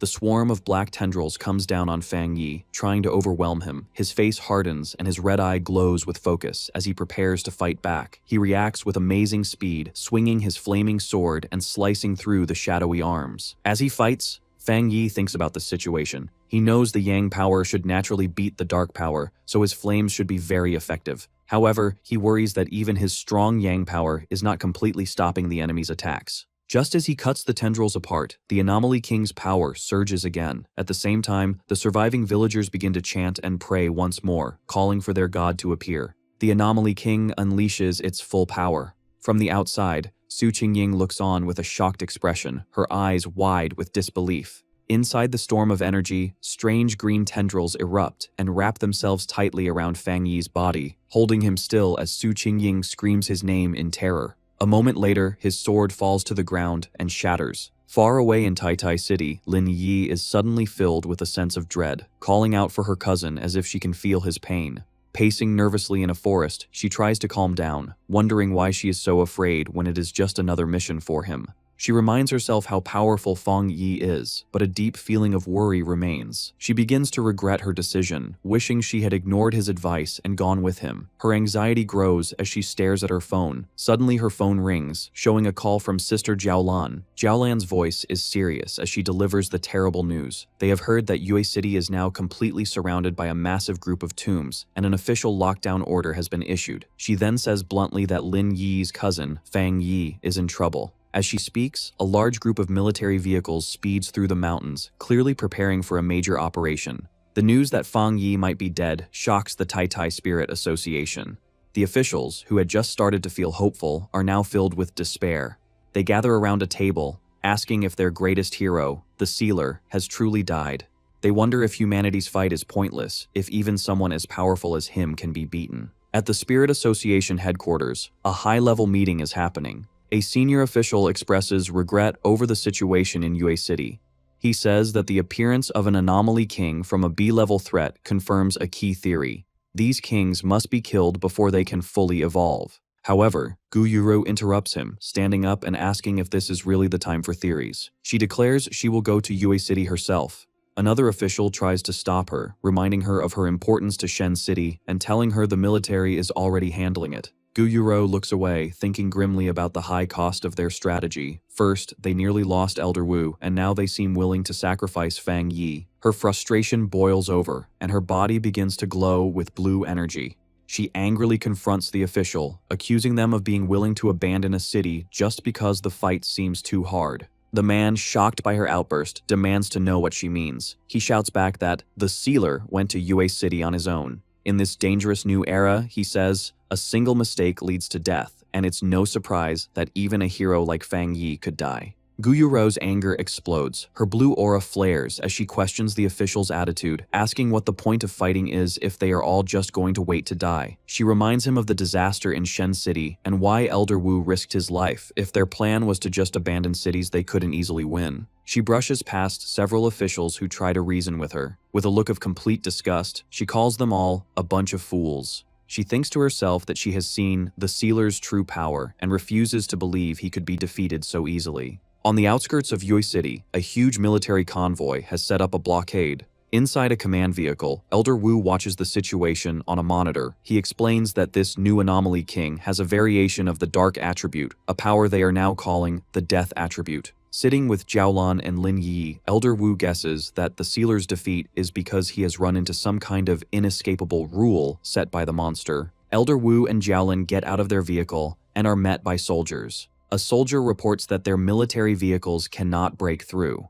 Jiaolan asks the soldier to explain. The soldier says that even with all their forces, their attempts to break through have been useless. He explains that Yue City is now covered by a huge number of tombstones. Whenever they send in soldiers, an equal number of tombstones rise up to attack them. He finishes with the grim news that all their frontline soldiers have already been dragged into the graves. The soldier adds that the Anomaly King's power is still slowly expanding out from the city. Lin Yi trembles in fear. The soldier grimly says that the chance of fixing the situation in Yue City is 0 and asks Elder Wu if they should order a retreat. He explains that the Anomaly King seems immune to all powers and has captured all the pioneers at the front, including the Sealer. Hearing this, Lin Yi screams, refusing to believe it. She turns to Elder Wu and Jiaolan, thanking them for their hard work, but declares that she will return to Yue City alone, not wanting to drag anyone else into a suicide mission. Deep inside the anomaly in Yue City, the land has changed into a terrifying, silent graveyard lit by an eerie green light. The ground moves, and massive tombstones erupt from the earth. The names carved on these new stones are Su Qingying and Chen Ruo. Above the graveyard, the Anomaly King weaves the death energy into thick threads. The energy comes together to form a stone coffin standing upright. Inside, Fang Yi is trapped, his body limp. Ghostly green centipedes crawl over him, wrapping around him to hold him forever. He appears completely lifeless, sealed in the tomb made by the monster. His eyes are hollow and dark, making it seem like the Sealer has truly died. But, in the darkness of this death, a system notification suddenly lights up. The Death Brand ability that Fang Yi had gotten before has been successfully activated. The system confirms that he has now obtained the power of infinite death. Soon the system announces that the Death Brand trial has ended. Fang Yi is exhausted, but awake. He lets out a breath, thinking that the Death Brand trial was a very intense experience. He looks up at the huge, scary green skull of the Anomaly King above him, noticing that the King of Death now looks much friendlier to him. However, as his eyes glow with power, he admits to himself that he never wants to go through that rebirth trial again. Just before being sealed in the coffin, he realized the Anomaly King had targeted him with an inevitable death ability that he couldn't dodge. Facing certain death, he took a desperate chance. He decided to manually implant the dangerous Death Brand skill, the one he got from the magma but was hesitant to learn earlier, into his own body. The system confirmed the implantation and began learning the abilities. A huge surge of red, painful energy erupted from Fang Yi's body as the skill became part of him. While the system prepared to activate it, the energy squeezed tightly. Fang Yi stood helplessly before the Anomaly King as the monster got ready to kill him. The system told Fang Yi that the king's inevitable death rule was starting. At that moment, Fang Yi truly died. His eyes rolled back and his body went limp.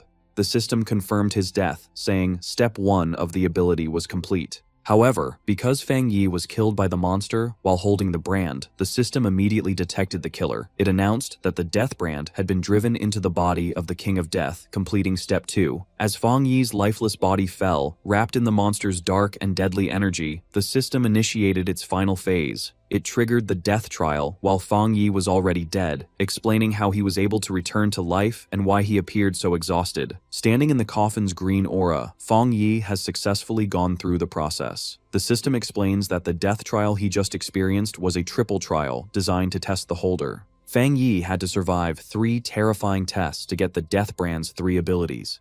First, the fire attributes Mystery Yellow Spring, where he was constantly burned by hellish fire. Second, the poison attributes Death Collapse, where his body was cursed to break apart endlessly. And finally, the earth attributes Hell Evil Scene, where the gates of hell open to drag him into a burial of evil spirits. Fang Yi thinks to himself, remembering that the pain was so intense it was hard to tell what was real, feeling like an endless cycle of death. However, having passed this hard test with great effort, he has now mastered the skill. His eyes open, glowing with a sharp red light, as he decides that now is the time for the real battle. He looks up with a sharp expression, realizing that he is now resisting the Anomaly King's inevitable death rule. Blue electrical energy begins to surge in his hand, creating a disturbance that the Anomaly King feels. The huge skeleton looks down, confused by the sudden power rising from the coffin. Suddenly, a massive blast of blue lightning breaks through the stone prison. Fang Yi shatters the stone slab and falls free, hitting the ground hard. The monster stares down through the green mist, watching its prisoner escape. Fang Yi walks through the smoke and debris, covering his face and gasping for breath, tired from the resurrection, but alive and free. The Anomaly King is in a state of pure shock, unable to understand that the human it just killed has come back to life. As Fang Yi stands before it, the system reveals that the Death King has sensed Fang Yi's resurrection. The giant skeleton summons its power, getting ready to fight the revived threat. Not giving Fang Yi a moment to rest, the Anomaly King launches a series of massive green energy blasts from the sky. The attack hits the ground with great force, causing a huge explosion of green energy that covers the area where Fang Yi was standing. However, as the dust clears, Fang Yi is crouching on the ground, completely unharmed. A grin appears on his face as he realizes the monster's attacks no longer work on him. The system confirms that Fang Yi has successfully avoided the inevitable death rule. He stands tall before the giant skeleton, his cape flowing in the wind, while the Anomaly King looks down in confusion and fear. Fang Yi looks up with a terrifying expression. One eye glows red and blood drips from his lip, but he smiles with total confidence. The Anomaly King suddenly feels a sense of extreme danger, its empty eyes widening as it realizes the hunter has become the hunted. The scene shifts to the mountains outside the barrier in Yue City, now covered in glowing green tombstones that radiate a thick aura of death. Elder Wu, Lin Yiyi, and Jiaolan stand on a cliff overlooking the disaster zone. Sensing the overwhelming death energy below, Lin Yi calls out for her cousin. Jiaolan decides they can't just wait. Telling the others not to worry, she summons purple flames in her hands and gets ready to attack the tombstones to break the barrier and save Fang Yi. However, before she can attack, a massive blast of blue water cuts through the air, stopping her. A woman comes down from the sky, surrounded by swirling water energy. It is Gu Yuru who announces that she has also come to help. Jiaolan looks up in surprise, recognizing the newcomer as the Sea Mystic from headquarters. Gu Yuru shouts that she will fight with them. Combining her powers with Jiaolan, they unleash a huge dual attack of blue water and purple fire energy against the barrier of tombstones. The attack causes a chain of massive explosions that lights up the dark area.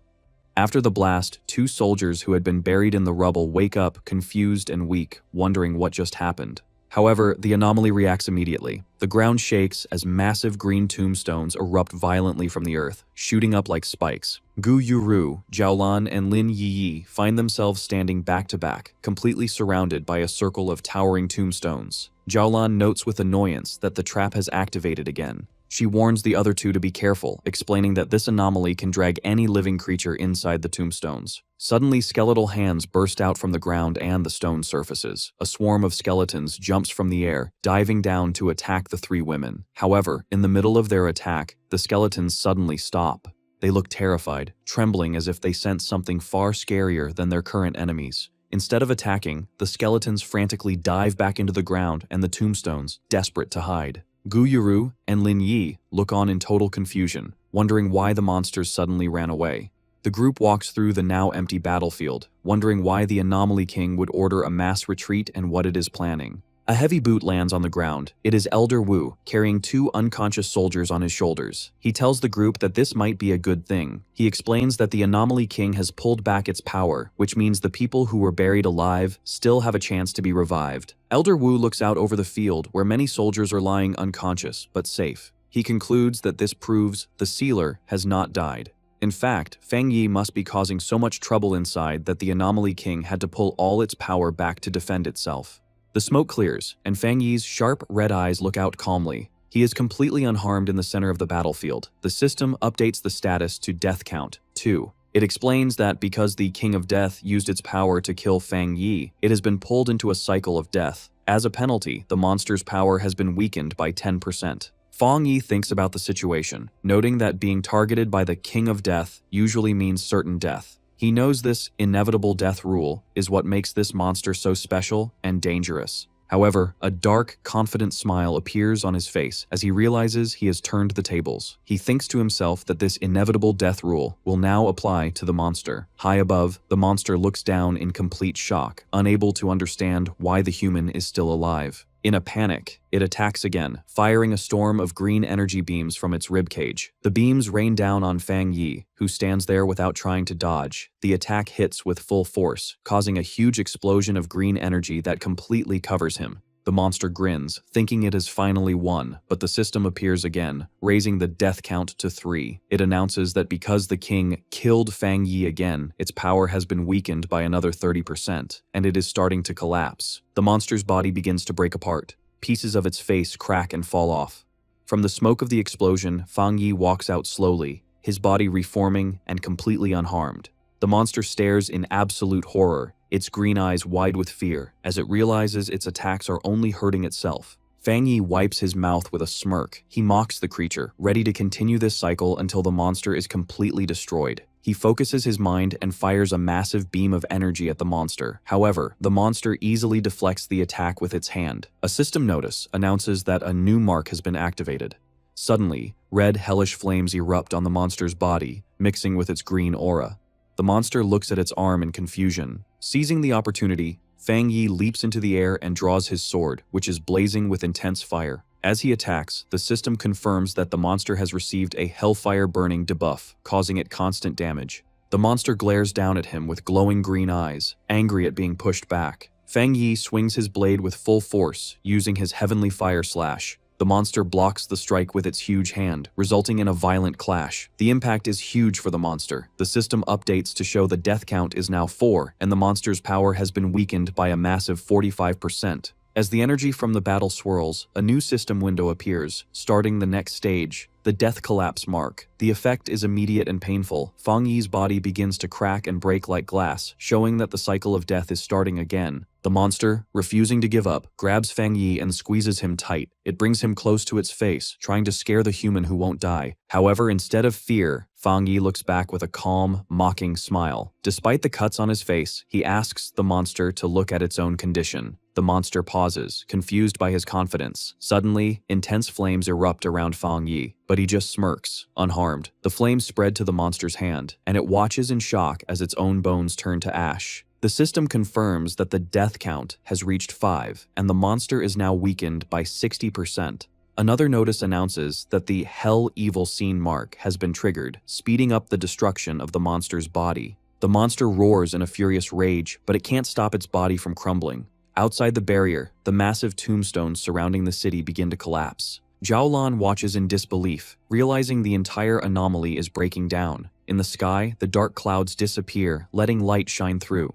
Lin Yi looks up with a bright smile, relieved that her cousin is alive. Elder Wu powers up his armor and orders the team to enter the city to rescue survivors and evacuate the injured. With their mission clear, Elder Wu, Jiaolan, Gu Yuro, and Lin Yi fly into the city. In the ruins of the anomaly, a hand desperately reaches out from the ground. Su Qingying pulls herself out, gasping for air, looking exhausted and terrified. Kneeling, she tries to understand what happened. She remembers her life force being drained away and feeling trapped in a green, hellish void inside the massive skeleton. However, she realizes the nightmare suddenly ended, allowing her to return. She immediately spots a tombstone nearby and realizes she must save the others. She frantically digs at the grave marked with Chen Ruo's name, shouting for her. Su Jingying uncovers the dirt to find Chen Ruo unconscious but safe. She is relieved to see that Chen Ruo is actually there, unlike Chen Ruo's sister, whose body vanished in the past. Suddenly, Su Qingying looks up, sensing a massive change in the air. She watches in awe as the swirling green vortex in the sky begins to crack. The massive skull of the monster crashes to the ground.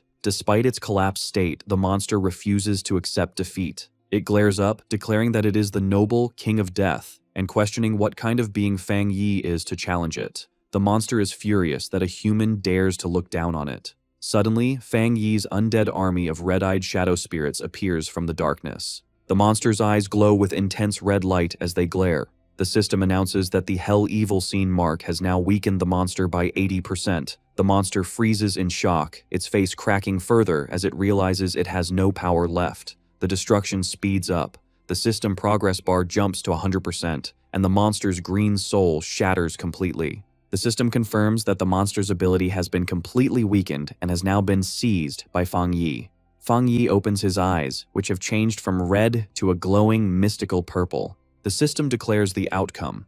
The old king falls. The new king ascends. Fang Yi stands victoriously on a high cliff, surrounded by a swirling aura of purple energy, the power of the death attribute he has just claimed. Behind him, the dark clouds part, and golden sunlight shines down on the new king. From the swirling purple energy in the sky, Fang Yi slowly comes down. His body is bathed in a divine light as the dark clouds begin to part, signaling the end of the disaster. On the ground, the survivors watch in complete disbelief. Su Jingying supports the injured Chen Ruo, while Gu Yuro adjusts her glasses, shaking with shock. She can't understand how the Sealer not only survived the Anomaly King's inevitable death rule, but also seemed to summon spirits from hell to swallow the monster. Elder Wu looks up with a mix of awe and a serious realization, thinking that Fang Yi's power might be even greater than they imagined. Fang Yi has done the impossible. He couldn't escape the death rule, so he broke it and seized the power to control life and death itself. Gu Yuro asks Elder Wu if humans are really capable of wielding such power. As she looks at Fang Yi, she sees the ghostly, skeletal face of the Death King over his own. She panics, wondering if the Anomaly King has awakened inside him. However, Jiaolin steps in with a confident smile, telling Gu Yuro to look closer at the battlefield. Across the empty land, a miracle is happening. The shadowy spirits Fang Yi summoned are not attacking. Instead, the people who were thought to be dead are sitting up, unharmed. The death power is being used to save them. Among the rubble, the villagers find Chen Xing, who looks beaten but is alive. As she wakes up, she is confused and groggily asks if she wasn't already dead, confirming she has been brought back.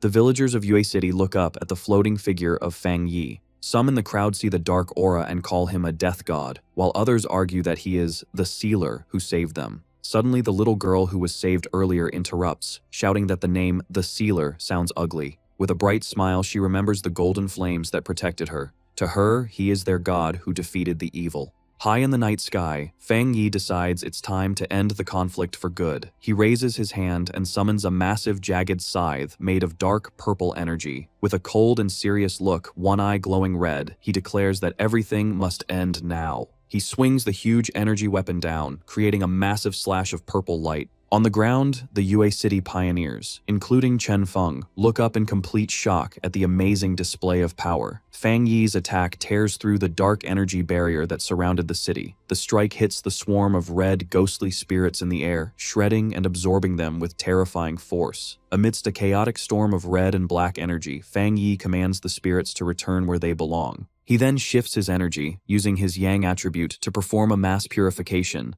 He extends his hand, releasing a blinding wave of golden light to wash away the remaining death energy.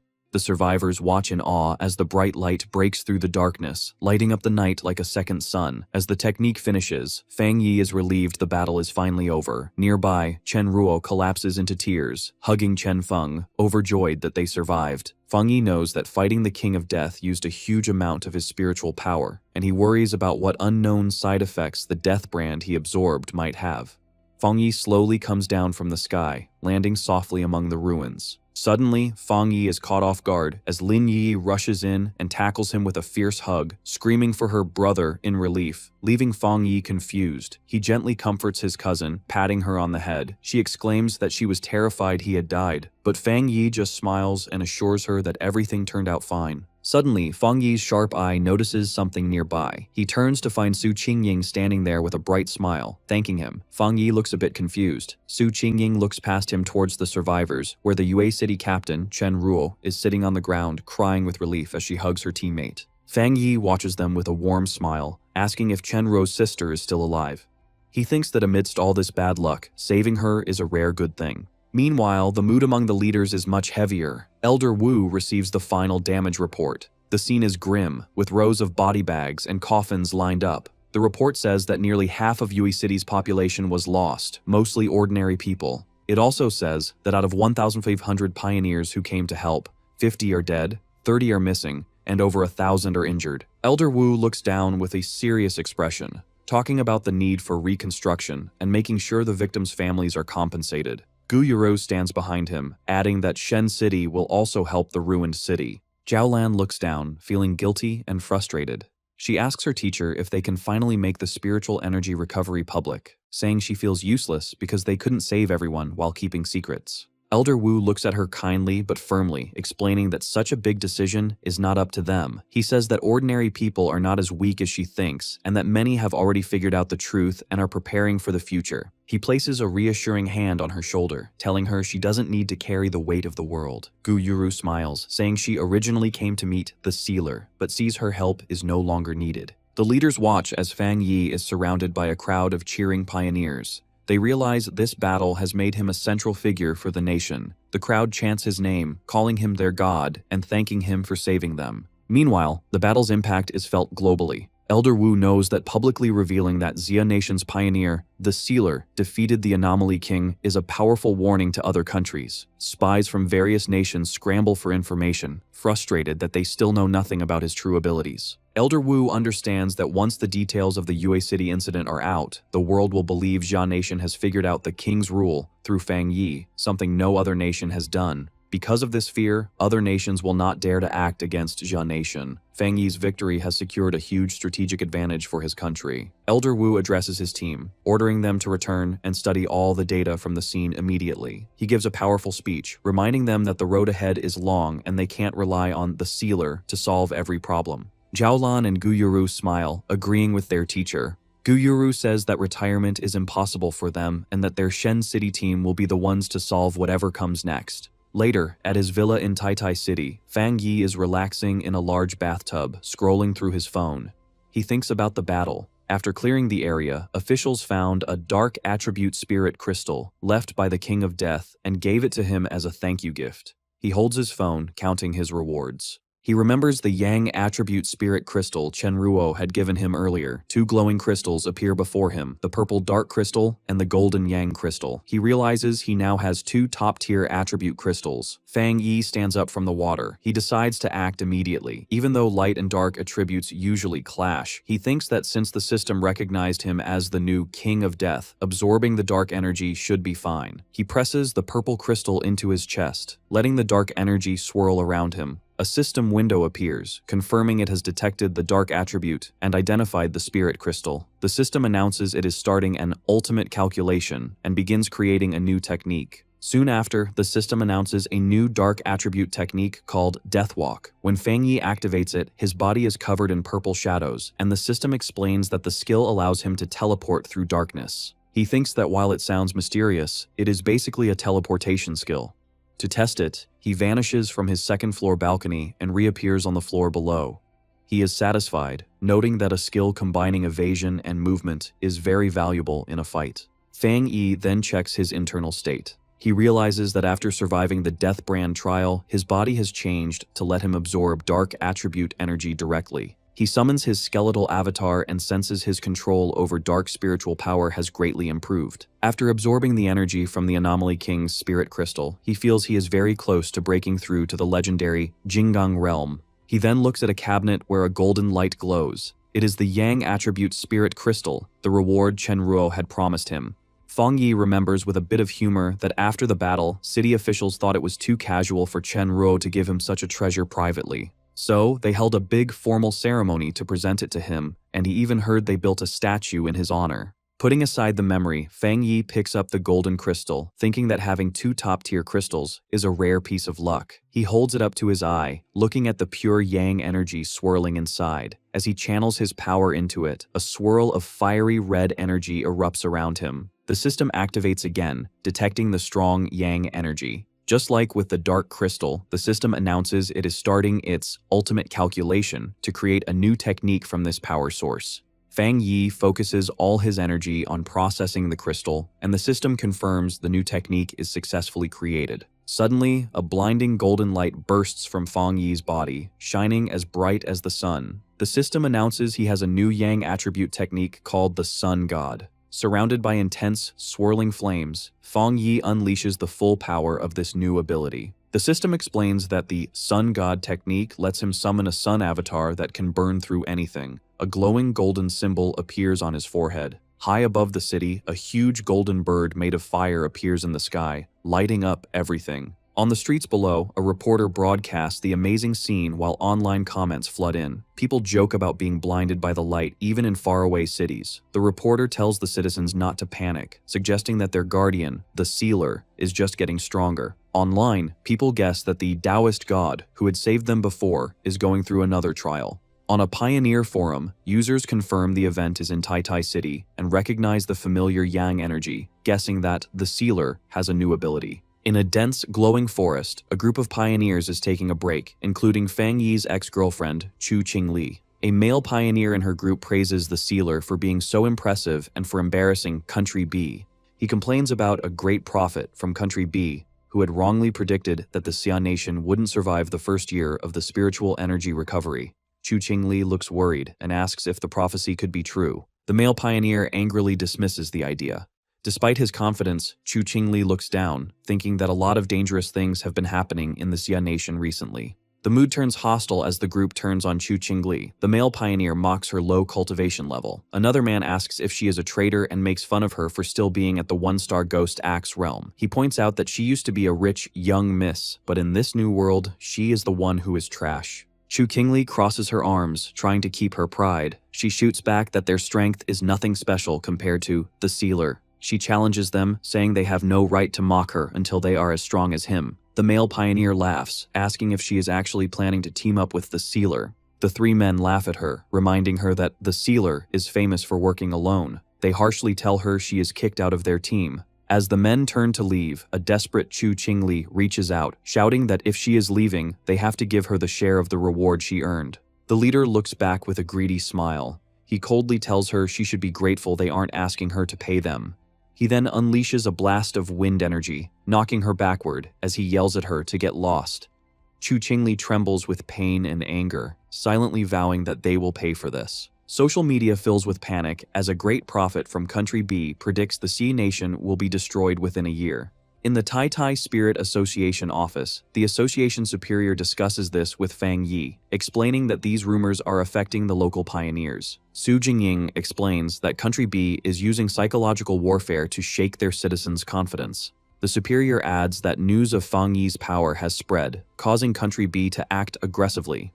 It is even rumored they had manipulated events to cause a near disaster in another city. The superior admits the disaster was strange because all signs pointed to it happening in Country B, yet it almost destroyed their own elite forces instead. To fight the panic, the association decides Fang Yi has to make a public statement. He stands at a computer and, with a single keystroke, sends his message. On his verified profile, Sealer 5, he posts a short, powerful sentence.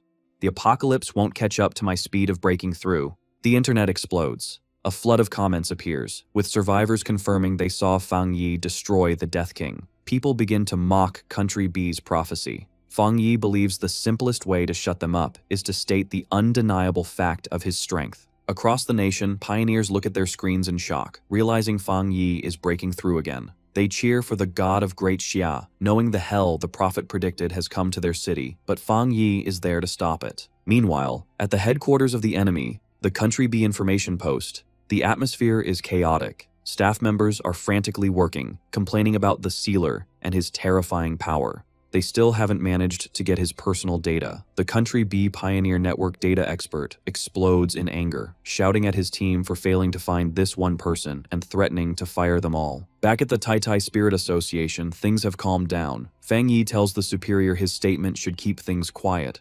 The superior laughs, thanking him. Suddenly, an assistant rushes in with a tablet, looking panicked. He reports that a new restricted area has formed in the western part of the Xia Nation due to the collision of two powerful attributes. The military has already sealed it off. Fang Yi asks what kind of attributes are involved. The assistant explains it is a mix of Yang attribute and Dark attribute. Because these two opposing forces are clashing, the area is extremely dangerous but also holds great opportunities. The message adds that Sea Mystic Gu Yuru from headquarters sent the notice specifically for him, inviting him to go the next morning. Fang Yi accepts immediately. He clenches his fist, thinking this is a perfect opportunity to test his two new abilities. Soon after, in the desolate landscape of the western Xia Nation, a convoy of military vehicles drives toward a swirling vortex known as the Black Sun Pool. One of the armored vehicles stops, and Fang Yi and Jiao Lan step out.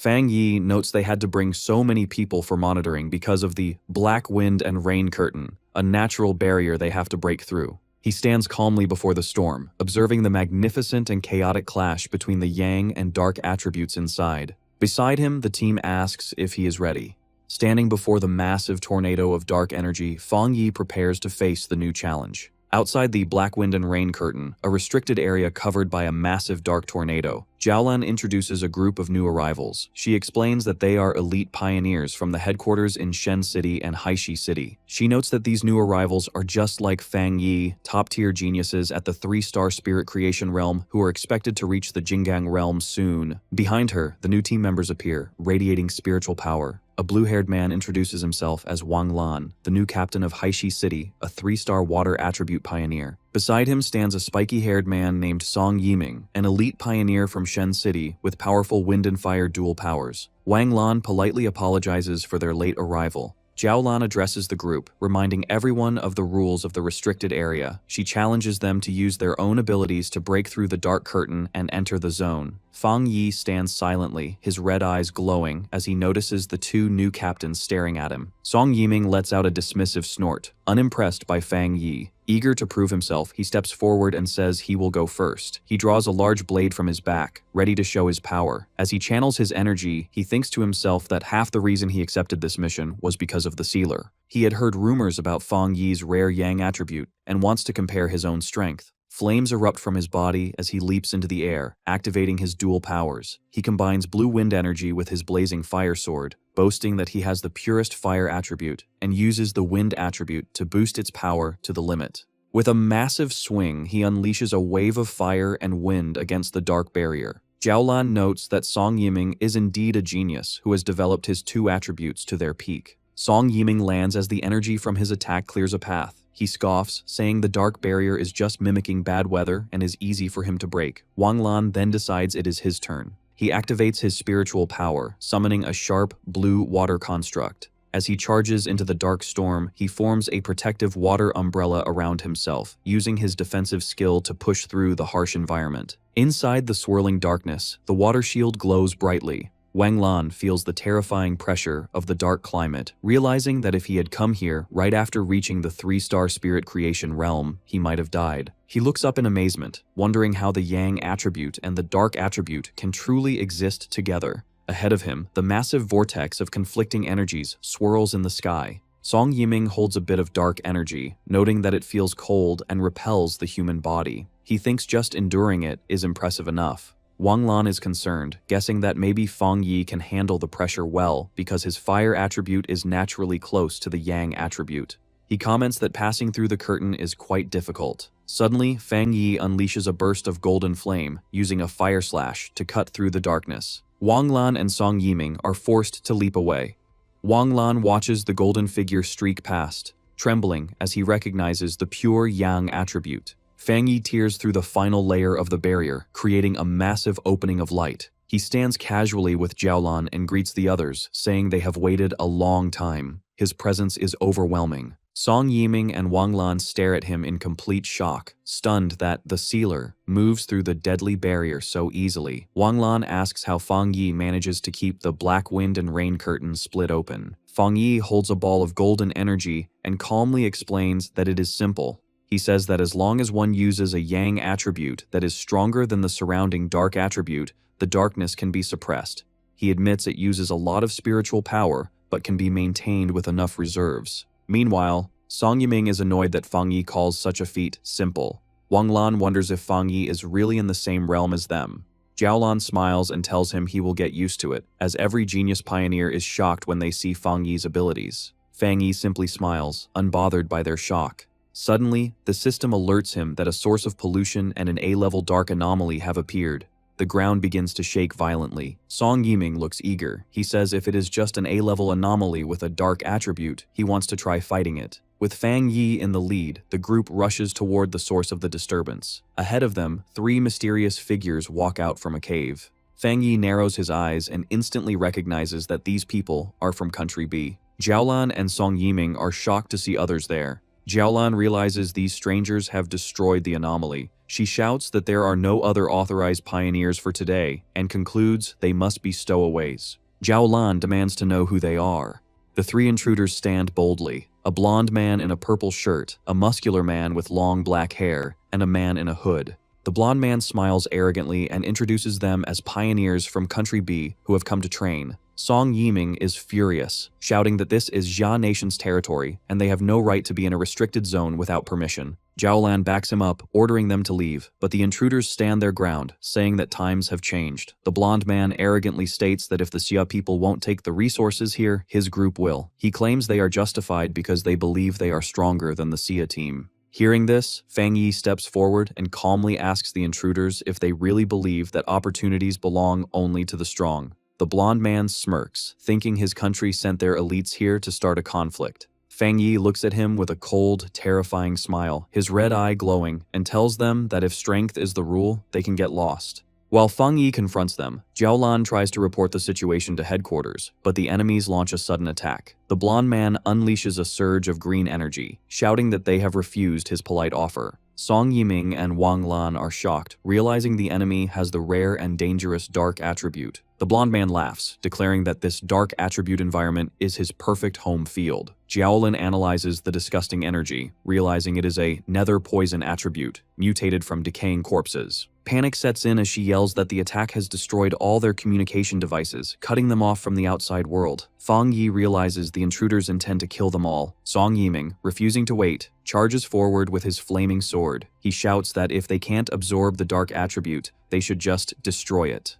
Wang Lan tries to stop him, but he ignores the warning. Song Yiming unleashes a massive fireball at the enemy. However, the attack doesn't work as he expects. The green nether poison energy absorbs the fire, causing the fireball to explode violently and send a shockwave back towards Song Yiming. He stands his ground, shocked that his attack has failed. The explosion triggers a massive counterattack. A wave of green energy rushes toward the Xia team. Jiaolan shouts a warning as the deadly mist approaches. The green energy completely surrounds them. Wang Lan reacts just in time, creating a large blue water barrier to shield the group.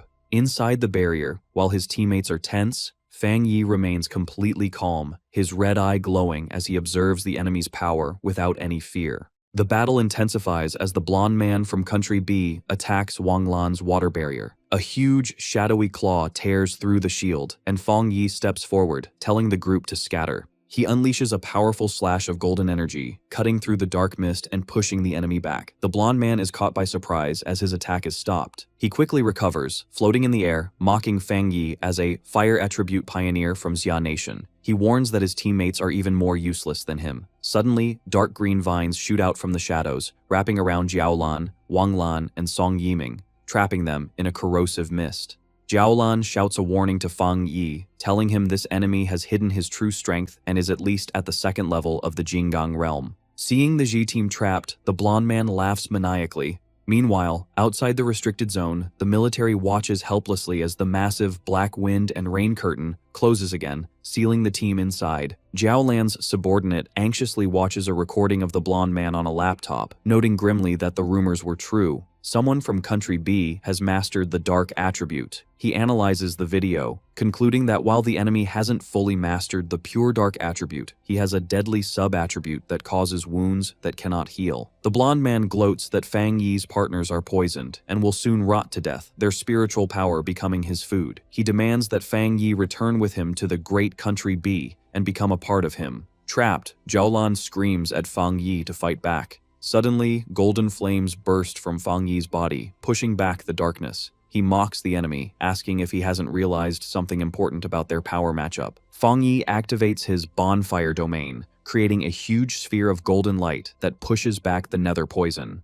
He asks the blonde man if he is surprised that the poison has no effect on him. The blonde man is completely confused. With a confident smile, Fang Yi unleashes a massive stream of fire, not at the leader, but at his two subordinates on the ground. Furious, the blonde man sees his defense broken and his men targeted. Fang Yi leaps into the air, taunting him, asking if he isn't going to save them. The blonde man calls Fang Yi arrogant and summons a large sphere of concentrated poison mist, shouting that as long as Fang Yi is human, he cannot escape its power. Ignoring the threat, Fang Yi charges straight into the attack, his flaming sword cutting through the sky. As he gets closer, the blonde man's expression changes to shock. He finally recognizes the nature of Fang Yi's power, realizing with horror that it is the Yang attribute, the one thing that can counter him. Fang Yi raises his flaming sword high, announcing his attack, Skyfire Slash. With a powerful swing, Fang Yi slices through the enemy's defense and body, cutting the blonde man in half. Filled with disbelief, the blonde man can't understand how a human could master a power so close to that of an anomaly king. His body falls apart, leaving him confused and defeated. Song Yiming and Wang Lan watch in absolute shock. The blonde man coughs up blood, but refuses to die. Using the area's dense dark energy, green vines pull his two halves back together. He shouts that because the dark attribute is so rich, Fang Yi can't kill him. Fang Yi floats in the air with a bored look, thinking to himself that the nether poison attribute is too weak and its ability to heal is terribly low. He decides that this opponent doesn't even require his ultimate move. Suddenly, the blonde man looks at his hands in confusion, realizing his regeneration has stopped. He screams, asking why he isn't healing anymore. Fang Yi snaps his fingers. The energy he had planted behind the enemy explodes violently in a burst of golden light, destroying him completely. He lands softly, walking away from the charred remains with a cool attitude.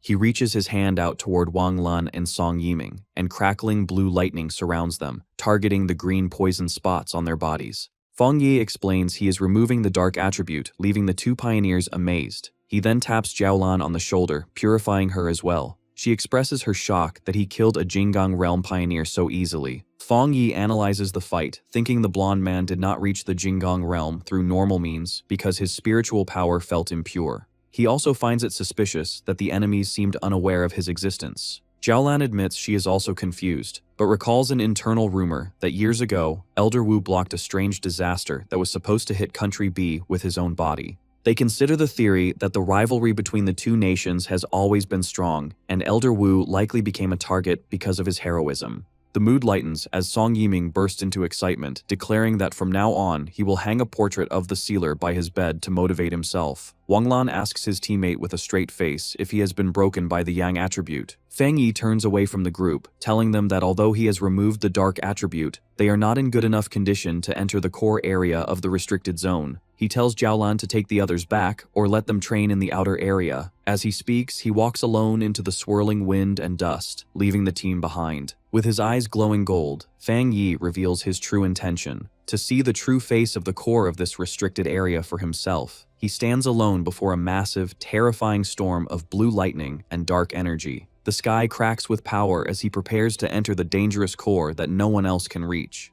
As Fang Yi walks into the storm of the restricted area, Zhao Lan, Song Yiming, and Wang Lan watch. Stunned by his bravery, Song Yiming watches in disbelief. Wang Lan asks Zhao Lan what their chances of success would have been alone. Jiaolan smiles bitterly, admitting she used to be the top candidate to succeed Elder Wu, but since the sealer arrived, she has accepted second place. Song Yiming and Wang Lan are shocked that their proud leader's personality has changed so much. Suddenly, the dark energy in the sky crackles violently. Song Yiming panics, shouting about what is happening. Sensing danger, Jiaolan screams at her teammates to dodge. A defensive barrier is raised, just as a massive wave of dark energy erupts in a gigantic explosion. Despite their defense, Jiaolan, Song Yiming, and Wang Lan are sent flying. The explosion leaves huge trails on the ground. Battered and lying on the scorched earth, the three pioneers realize this destructive power is the true face of the restricted area's core. They look up in awe at the terrifying landscape, resembling a giant fiery eye matching the satellite images they had seen. Jiaolan points out that Fang Yi is ahead of them, floating in the center of the storm. Fang Yi hovers, his body a conduit between golden fire wings and jagged spikes of dark purple energy. He looks at a sphere of dark power in his hand, confused as he senses a strange reaction. He realizes that these two opposite attributes, yang and dark, are slowly merging into a new type of spiritual power. The two energies swirl together in a chaotic vortex. The system alerts Fang Yi that it has detected a great change of heaven and earth involving the collision of yang and dark attributes. The reaction intensifies, and Fang Yi's body seems to split, half becoming a skeletal shadow and the other half burning with golden light. The system announces the birth of a brand new, unknown attribute, Turbid Yang. Fang Yi holds the stable, fused energy. The system immediately begins acquiring data to write a new technique based on this power. Fang Yi focuses, drawing the swirling vortex of purple and black energy into his head, absorbing the new attribute. His eyes suddenly glow with a blinding white light. The system confirms he has a new technique, the Spirit Turbid Eye technique, a power that controls infinite changes, dealing with illusions and reality. The dark energy in the crater suddenly vanishes, sucked dry by the vortex. Song Yiming is dumbfounded, wondering if the dark attribute merged with the yang attribute to create a monster. Jiaolan notices something strange about the atmosphere. She asks if the others feel it. They realize that while this new spiritual power looks terrifying, the natural repulsion and fear usually caused by the dark attribute have disappeared. Wang Lan suggests they cultivate using this pure energy. Jiaolan agrees, and the three pioneers sit in meditation within protective spheres, eager to absorb even a small amount of this high-level energy. Meanwhile, outside the restricted zone, military observers are confused. The massive energy readings have stabilized, but the signals from Country B's intruders have vanished. The soldiers realize the sealer must have eliminated the enemies. Remembering rumors of Fang Yi's ruthlessness, they conclude the intruders got what they deserved. The soldiers rush to contact headquarters, relieved they saved video evidence of Country B's actions. They plan to use it as a bargaining chip in the coming diplomatic conflict. Far away, at the highest military intelligence office of Country B, a group of men in black suits stands nervously. A blond man with a mustache slams his fist down, demanding to know what happened to their strongest pioneer. He yells at his subordinates, asking how their agent could simply disappear. A man with long, wavy gray hair calmly suggests their missing agents are likely dead. With a dark expression, he admits their team suffered heavy losses and was outsmarted by the Xia Nation. The leader of Country B slams his fists on the table, screaming in disbelief about how their strongest could lose so inexplicably to the Xia Nation. He threatens the gray-haired man, demanding he get back all the benefits from Xia Nation, warning that if they fail, he will withdraw all funding for their organization. The gray-haired man stares back with a terrifyingly sharp look. He assures the leader they will avenge this grudge and make Xia Nation pay with interest. Suddenly, a burst of green spiritual energy erupts from his body, terrifying the guards. He stands and coldly warns the leader that although he is a proud citizen of Country B, he is not a dog like the leader's bodyguards. He states he hates being threatened and hopes the leader remembers that. The leader and his guards stand frozen in fear and anger as the powerful pioneer walks away. As the gray-haired man leaves, the leader yells after him, shouting that he will call the Xia Nation's leaders immediately and demanding the pioneers teach them a lesson. Walking down a dark hallway, the gray-haired man asks his subordinates for the results of their investigation. Three figures in dark cloaks follow him. One reports they cannot enter the Xia Nation's restricted zone and have failed to locate the second young master. The subordinate explains the tracking instrument inside the target's body was likely destroyed, though they can't rule out interference from the massive energy fluctuations. Hearing this, the gray-haired man's face twists with hatred. He realizes his loss is real and vows that Xia Nation will pay. Meanwhile, Fang Yi floats in the center of the restricted area's core. The system provides details on his new ability, the Spirit Turbid Eye Technique, a powerful illusion art capable of dragging any creature into a realm of despair. It notes the scariest part is that Fang Yi doesn't even need to move to trap enemies in hallucinations until they die. Fang Yi lands thinking such a power seems almost too convenient. However, the moment his feet touch the ground, a sharp pain shoots through his body, causing him to freeze as his energy fluctuates wildly. He drops to one knee, coughing violently as his body struggles to contain the power. Wiping blood from his lip, Fang Yi remarks on how tyrannical the dark power is. Dark purple energy surges around him, and he realizes that even though he created a new attribute, the energy is still fighting back with a severe backlash. Despite the pain, a twisted, excited smile appears on Fang Yi's face. He finds the situation interesting, admitting it has been a long time since he faced such a difficult challenge. Inside a meeting room of the Country B Pioneer League, members discuss their recent failure. One finds it hard to believe their ultimate weapon was crushed by the Xia Nation. Another wonders if the failure was due to side effects. Suddenly, the gray-haired pioneer leader strides in with a terrifying presence. Without hesitating, the leader unleashes his power. Dark, ghostly shadows attack the members as he sarcastically comments that they seem to have unique insights. He orders a terrified subordinate to serve as bait for their next experiment. The subordinate begs for mercy, but the leader ignores his pleas, declaring that the previous leader was a straw bag. He vows to personally give the Xia Nation a display of power. Inside the Blue Star United Supreme Council Hall, the atmosphere is tense. A representative angrily declares that the Xia Nation has gone too far. The envoy from the E-Federation formally condemns the Xia Nation for killing important pioneers from another country, arguing that in the face of global disaster, countries should not be killing each other's forces. Suddenly, loud laughter echoes as someone shouts, "Killed well," shocking the representatives. Elder Wu, the Xia Nation's commander, walks in wearing full combat armor. He looks at the representatives with a mocking expression and orders his men to change their drinks to chrysanthemum tea, suggesting they need to lower their internal fire and calm down. The gray-haired pioneer leader is surprised to see Elder Wu but quickly dismisses the pleasantries, demanding an explanation for his country's powerful pioneer falling within Xia's borders. He looks at Elder Wu with suspicion, wondering how he recovered. Elder Wu flares his golden aura and scoffs, asking if the leader thinks he is worthy of demanding an explanation. He accuses the Country B pioneers of striking first, playing the victim while being the aggressors. The gray-haired leader asks for proof of the accusations, though fear gnaws at him. If Elder Wu has truly returned to his peak, then all their plans are already in danger. Elder Wu calmly raises a remote and says that if proof is what he wants, then proof is exactly what he will give him. On the screen behind him, a video shows the blonde leader and his team, proving that Country B's pioneers illegally crossed the border to steal resources. Elder Wu narrates that the intruders destroyed their own recording equipment but were killed in self-defense by Xia's pioneers. He declares that the arrogant intruders deserved to die.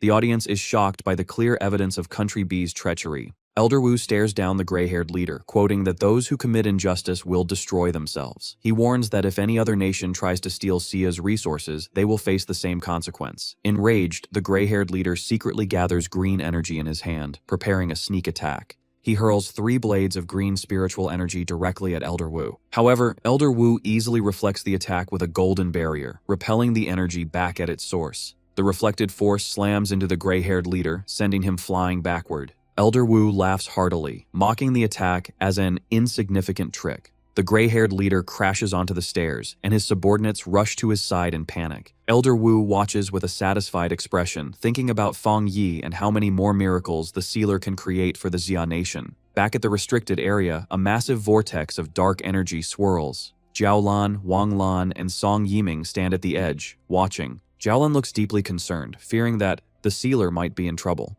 Inside the storm's eye, Fang Yi stands alone. Suddenly, his eyes erupt with golden light as the energy within him reaches a breaking point. He screams as a massive burst of golden power explodes from his body. The explosion settles into a dark, purple aura. The system confirms the Spirit Turbid Eye technique has been completely absorbed and his body will no longer reject the dark attribute. Fang Yi touches his eye with a confident smile, deciding to test the new technique. He commands the technique to open. Reality shatters into countless purple shards, creating a chaotic dimension. Fang Yi looks around, momentarily alerted. He notices the shards contain images of monsters he has fought before, realizing the illusions are based on his own experiences. He finds this new power very interesting. He reflects that his deadly encounters, which helped him grow stronger, would be a fatal hell for anyone else. Walking along a path split between ice and lava, he considers a new possibility. He thinks combining his new technique with the 3 hellish trials of the Death Brand would be even more terrifying. To test this, Fang Yi summons spirits of blue and fiery orange energy. The conflicting energies swirl violently, creating a vortex. Suddenly, the system reports a massive spiritual power overflow, announcing he is about to break through to the legendary Jinggang realm. Fang Yi stomps his foot, shattering the ground. A confident smile spreads across his face as he welcomes the sudden advancement. A massive bolt of blue lightning strikes. From the blinding light, a gigantic golden armored avatar manifests. Fang Yi leaps into the air and charges straight at it. His attack collides with the avatar in a blinding explosion, shaking the entire dimension. Outside, Jiaolan and Song Yiming feel the energy fluctuation. Jiaolan's eyes widen as she exclaims that Fang Yi is about to break through to the Jinggang realm. The clash erupts in a massive explosion of golden light and blue lightning. After the blast, Fang Yi floats in the air, surrounded by crackling energy. He looks calm but slightly confused, questioning if that was all the trial had. A predatory smile spreads across his face as his red eye glows. He decides it's his turn to fight back. The golden avatar strikes down, but Fang Yi stands his ground, raising a barrier and unleashing his limitless dark world. With a determined shout, he unleashes his divine thunder tempering technique. He channels this immense power and launches a counterattack, sending a massive blast of blue lightning at the golden avatar. The lightning strikes, causing a huge explosion that rips through the dimension. The system confirms the breakthrough is in progress as Fang Yi absorbs a torrent of golden and purple lightning. He has successfully reached the first level of the Jinggang realm.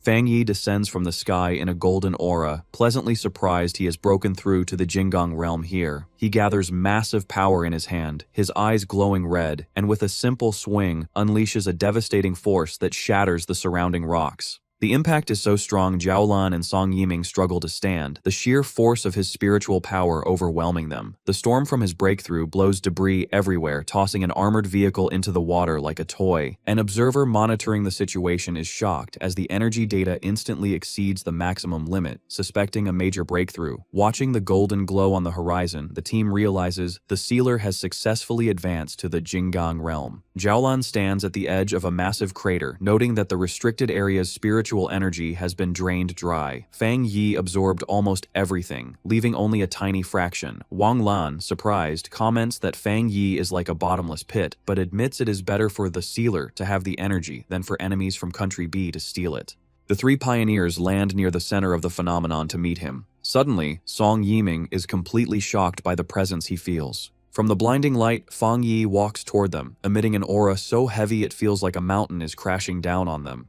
Despite the pressure, Wang Lan cheerfully takes a photo with his phone, deciding to use it as a wallpaper to bless his own breakthrough. Song Yiming sweats nervously, wondering how powerful Fang Yi has become. Our guy emerges from the golden light looking calm. He greets the group casually, as if he didn't just cause a massive energy storm. Jiaolan looks at him with deep admiration, thinking if he was once a sharp sword, he has now become a divine sword shining with immense power. The group marvels at the situation, reflecting on how difficult it is for a pioneer to cross the half-step gap to the Jinggang realm, yet Fang Yi grew so powerful in such a short time. Jiaolan smiles, thinking Fang Yi has given her a huge surprise and is a true blessing for the Xia nation. Looking at his back, she envisions a future where he shines brightly, believing he will soon stand shoulder to shoulder with her teacher, Elder Wu, or perhaps even surpass him. Meanwhile, news of the event explodes online. Reports confirm the sealer has broken through again in the Xia nation's western region. Comments flood in as people realize the S-level restricted area was sucked dry by him. Citizens celebrate their country gaining another Jinggang realm expert and praise their hero. In a dark room, however, a hand touches a screen displaying the crater as someone mutters with hatred, cursing the sealer. The gray-haired pioneer leader warns other shadowed figures that if Fang Yi continues to grow, the Xia nation will unite and ruin their plans. He declares it is time for them to make a move. He recalls angrily that the sealer ruined their work in Tai Tai City, allowing it to escape destruction, and vows that this time, none of them will escape. A woman with long nails steps forward, revealing 2 photos of Fang Yi. She explains her followers hacked into the Pioneer mobile database and found these pictures to uncover his true identity. The gray-haired pioneer leader holds the tablet with a wicked grin, telling her he doesn't care what methods they use as long as they succeed. He expresses pleasure at their cooperation, looking forward to revealing the sealer's true face. At 3 a.m. in a city, a massive red beam of light shoots down, striking a high-rise building. On the rooftop, Jiang Lu finishes his cultivation, surrounded by a swirling red fire aura. Satisfied with his hard work, he laughs triumphantly, celebrating his advancement to the 2-star spirit creation realm. Feeling confident, Jiang Lu poses for a selfie, eager to check how people online are worshipping the phenomenon he caused. However, his attention is caught by a specific notification. He reads a news report about the sealer breaking through a restricted area and the stir it caused online. Jiang Lu blushes with amazement, realizing Fang Yi has improved yet again. Inspired, he punches the air with determination, thinking that if a genius like the sealer is working so hard, he cannot be satisfied with a small breakthrough. Looking at an image of Fang Yi, he feels strong enough to follow in his footsteps. The next morning, Jiang Lu walks through the streets of Tai City, shouting excitedly that he has finally returned. As he walks, he accidentally bumps into a woman in high heels. Instead of apologizing, he turns around annoyed and aggressively asks her if her mother never taught her to apologize. With deceptive calmness, the woman adjusts her sunglasses and offers a polite apology. But behind the lenses, a complex, glowing purple pattern activates in her eye. A wave of psychic energy washes over Jiang Lu, and before he can react, the hypnotize technique takes effect. His eyes glow with a dull purple light as he falls completely under her control. A sinister smile crosses her lips. She commands the dazed Jiang Lu to follow her, telling him someone is looking for him. Stripped of his will, he mindlessly asks where they are going, but follows her obediently. As she adjusts her hat, she whispers the name of her organization, the Heaven's Choice Cult. She pictures their base, a dark, ominous cathedral she reveres as a holy land. Her expression turns serious. As she leads her captive through a dark alley, cloaked figures leap across the buildings above, escorting them. She reinforces her mission, to infiltrate Tai City, and not to disappoint the leader she calls Father. The woman vows to make Fang Yi's home base their new territory, declaring that the Heaven's Choice cult will soon shine over the entire nation. Jiang Lu wakes up in a dark, terrifying place identified as the Repentance Room of the Heavenly Chosen Church's headquarters in Tai City. He screams in agony as he is tortured, shouting that he doesn't know the person they are asking about. He realizes he can't control his own mouth and remembers being hypnotized, understanding he has been brainwashed. These cruel people are trying to force information out of him about his future master, Fang Yi. He finds strange comfort in the fact that he genuinely knows nothing. In a grand hall, a subordinate reports to a woman dressed as a nun, asking if the prisoner has spoken. The woman prays and explains that although she forced him to speak, he seems too ignorant to be useful. The subordinate worries, questioning if Jiang Lu is even qualified to be bait. He expresses concern that the sealer might not come to save such a person. The woman declares she will increase the torture, determined to complete Father's mission. At the Tai Spirit Association office, Fang Yi and Su Qingying sit across from two strangers. Su Qingying asks if they came to Tai City to ask for help finding Jiang Lu. One of the men, Jiang Lu's friend, explains that Jiang Lu came to the city to find the sealer and become his apprentice, but vanished upon arrival. The red-haired man explains they received a tip that Jiang Lu was taken by a mysterious group known as the Heavenly Chosen Church. Su Qingying and Fang Yi look shocked. Su Qingying recognizes the name as an evil cult supported by pioneer forces. The red-haired man admits his group has no confidence in fighting such a powerful place, which is why they came to ask Fang Yi for help. Su Qingying explains more about the enemy. She describes them as a group that opposes the Spirit Association and specializes in mental attacks. She adds that they operate as an ordinary church to infiltrate the common population, with their main headquarters in Chuanxi City, where they have nearly 1 million believers. She explains that while the local Spirit Association has tried to strike them down, the cult is elusive. Fang Yi becomes alarmed, realizing that if the cult's headquarters is in Chuanxi City, their presence here means they have infiltrated Tai City. Su Qingying urgently says she must notify the association to search the city. A sharp smile appears on Fang Yi's face as he reveals the truth. He notes that the cult sneaked in unnoticed and took the person looking for him. He concludes that the Heavenly Chosen Church is actually coming for him. Fang Yi sits in deep thought. He reasons that since this elusive organization traveled thousands of miles to target him, it would be difficult to find clues if they intentionally stayed hidden. His expression turns serious. He suspects the idea of them infiltrating Tai City is misleading. Su Jingying and the red-haired man look at him in surprise. Fang Yi asks for confirmation that Chuanxi City is currently the place in the Jia Nation with the fewest spiritual anomalies. Su Qingying confirms it, explaining that it is a popular place for the elderly to retire, and many people there don't even realize the world has changed. Fang Yi analyzes the enemy's strategy, theorizing that the cult intends to create scattered weak points in Tai City to slowly take over. He realizes his presence is the biggest obstacle. Suddenly, he stands up and deduces that the missing Jiang Lu has likely been moved to the cult's headquarters in Chuanxi City. Instead of waiting, he decides to take the initiative and orders Jiang Lu's friend to book the earliest tickets to Chuanxi City to confront them directly. The two men eagerly agree to follow Lord Sealer. Fang Yi then tells Su Qingying to inform her superiors and run anti-cult propaganda to keep the city safe while he is gone. She cheerfully agrees. As he prepares to leave, Fang Yi thinks that this cult must be destroyed quickly. He admits he is surprised he didn't know such a powerful group existed there, and suddenly remembers that his aunt is currently retiring in that very city. Meanwhile, at the Heavenly Chosen Church headquarters in Chuanxi City, a subordinate approaches the leader, reporting that the Sealer and his companions are flying to the city. The leader, in white religious robes, smiles sinisterly. She is surprised the useless bait worked, and that Fang Yi is coming to her territory. She clenches her fist, crushing the energy within it, and decides they must provide a proper welcome. Summoning a glowing white clock, she looks at it with a wicked grin, wondering if she can turn such a powerful heretic into a tool for her church. She remarks that heretics are stubborn. The subordinate assures the leader that she does not need to worry.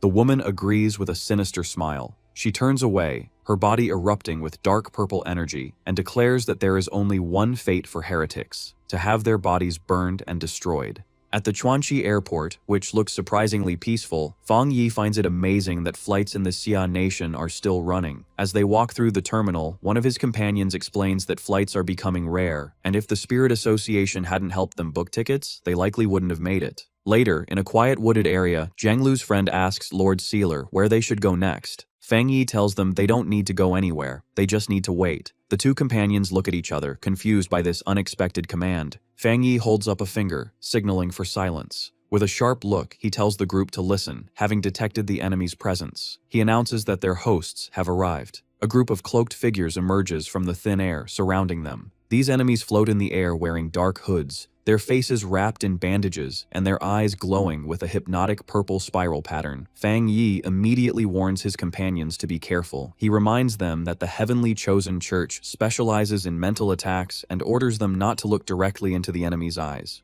The red-haired man and Jiang Lu's friend acknowledge the order and take fighting stances. However, while Fang Yi is focused on the minions, a figure appears out of the purple mist behind him. It is the mysterious woman, now floating and draped over his shoulders. She whispers into his ear, teasingly asking why, if he told his friends not to look, he hasn't closed his own eyes. The woman activates her spirit creation realm power. Her eyes glow with intense purple light as she uses a technique called disarming charm. She mocks him, asking if he wanted to keep her beauty to himself, trying to control his mind. But Fang Yi is not affected. A terrifying red light begins to glow in his eye, and he smiles menacingly. He asks her if she really thought he would fall for such a trick. The woman's expression instantly shifts from confident to shocked. A massive, terrifying red eye opens in the spiritual realm behind Fang Yi, overpowering the woman's purple energy. Fang Yi declares that since she was the first one brave enough to get close, she deserves a reward. He remarks that illusion-type pioneers like her are interesting to him. Inside the spiritual realm created by their confrontation, Fang Yi unleashes his mental power, the Spirit Turbid Eye technique. The woman from the Heaven's Chosen cult recoils in terror, shocked that the Sealer could master illusion arts, something their reports never mentioned. Regaining her composure, the woman scoffs, declaring that illusions are her cult's greatest strength. She pulls out a pocket watch that glows with a purple light, calling Fang Yi inferior and confident in the power granted by her father. In her own illusion, she believes she has sliced Fang Yi in half. However, Fang Yi remains unharmed, a smug smile on his face. He calmly challenges her to continue, which leaves the woman stunned. Now, it is Fang Yi's turn. Remarking that such a lively opponent is a perfect test subject, a massive sphere of red energy filled with dark spirits materializes before the woman. She is engulfed by Fang Yi's power, screaming as the illusion feels terribly real and her own abilities fail. Chains emerge from the darkness, crucifying her over an inferno of flames. In desperation, she screams that she is a child chosen by her god, unable to accept being defeated so humiliatingly. She is trapped, surrounded by darkness and hostile red eyes. Her confidence shatters, and her mind begins to fracture under the pressure. The illusion consumes her reality, and she panics, forgetting who she is while shadow monsters loom over her. Fang Yi descends like a judge, his presence overwhelming her.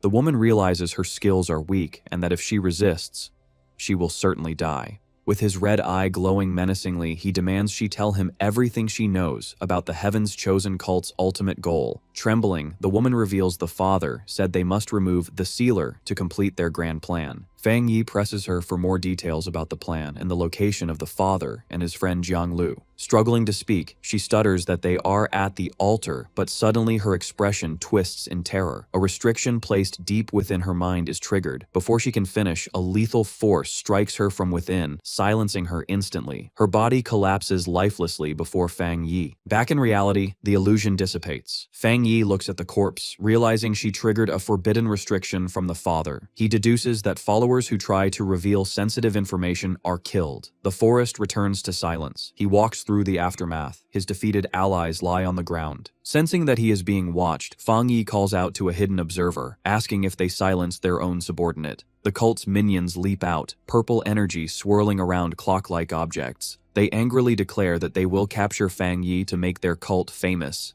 They surround him, threatening to kill his companions if he does not surrender. Fang Yi scoffs and summons a blade of pure fire. As he prepares to attack, his glowing eye analyzes his opponents. He notes their high power level on paper, but sees their weak foundation means their power is hollow. Disappointed, he grips his flame sword. With a massive, heavenly fire slash, he tears through their defenses, remarking that their actual combat strength is pathetic. The cultists are blown away by the fire, screaming as they fall, completely defeated. Fang Yi stands over one of them, his terrifying glowing red eye fixed on him. The cultist trembles in fear, realizing the overwhelming power gap. A terrified subordinate approaches, holding a strange oval mirror glowing with purple energy. Fang Yi looks at it curiously, sensing a presence as a dark silhouette appears inside.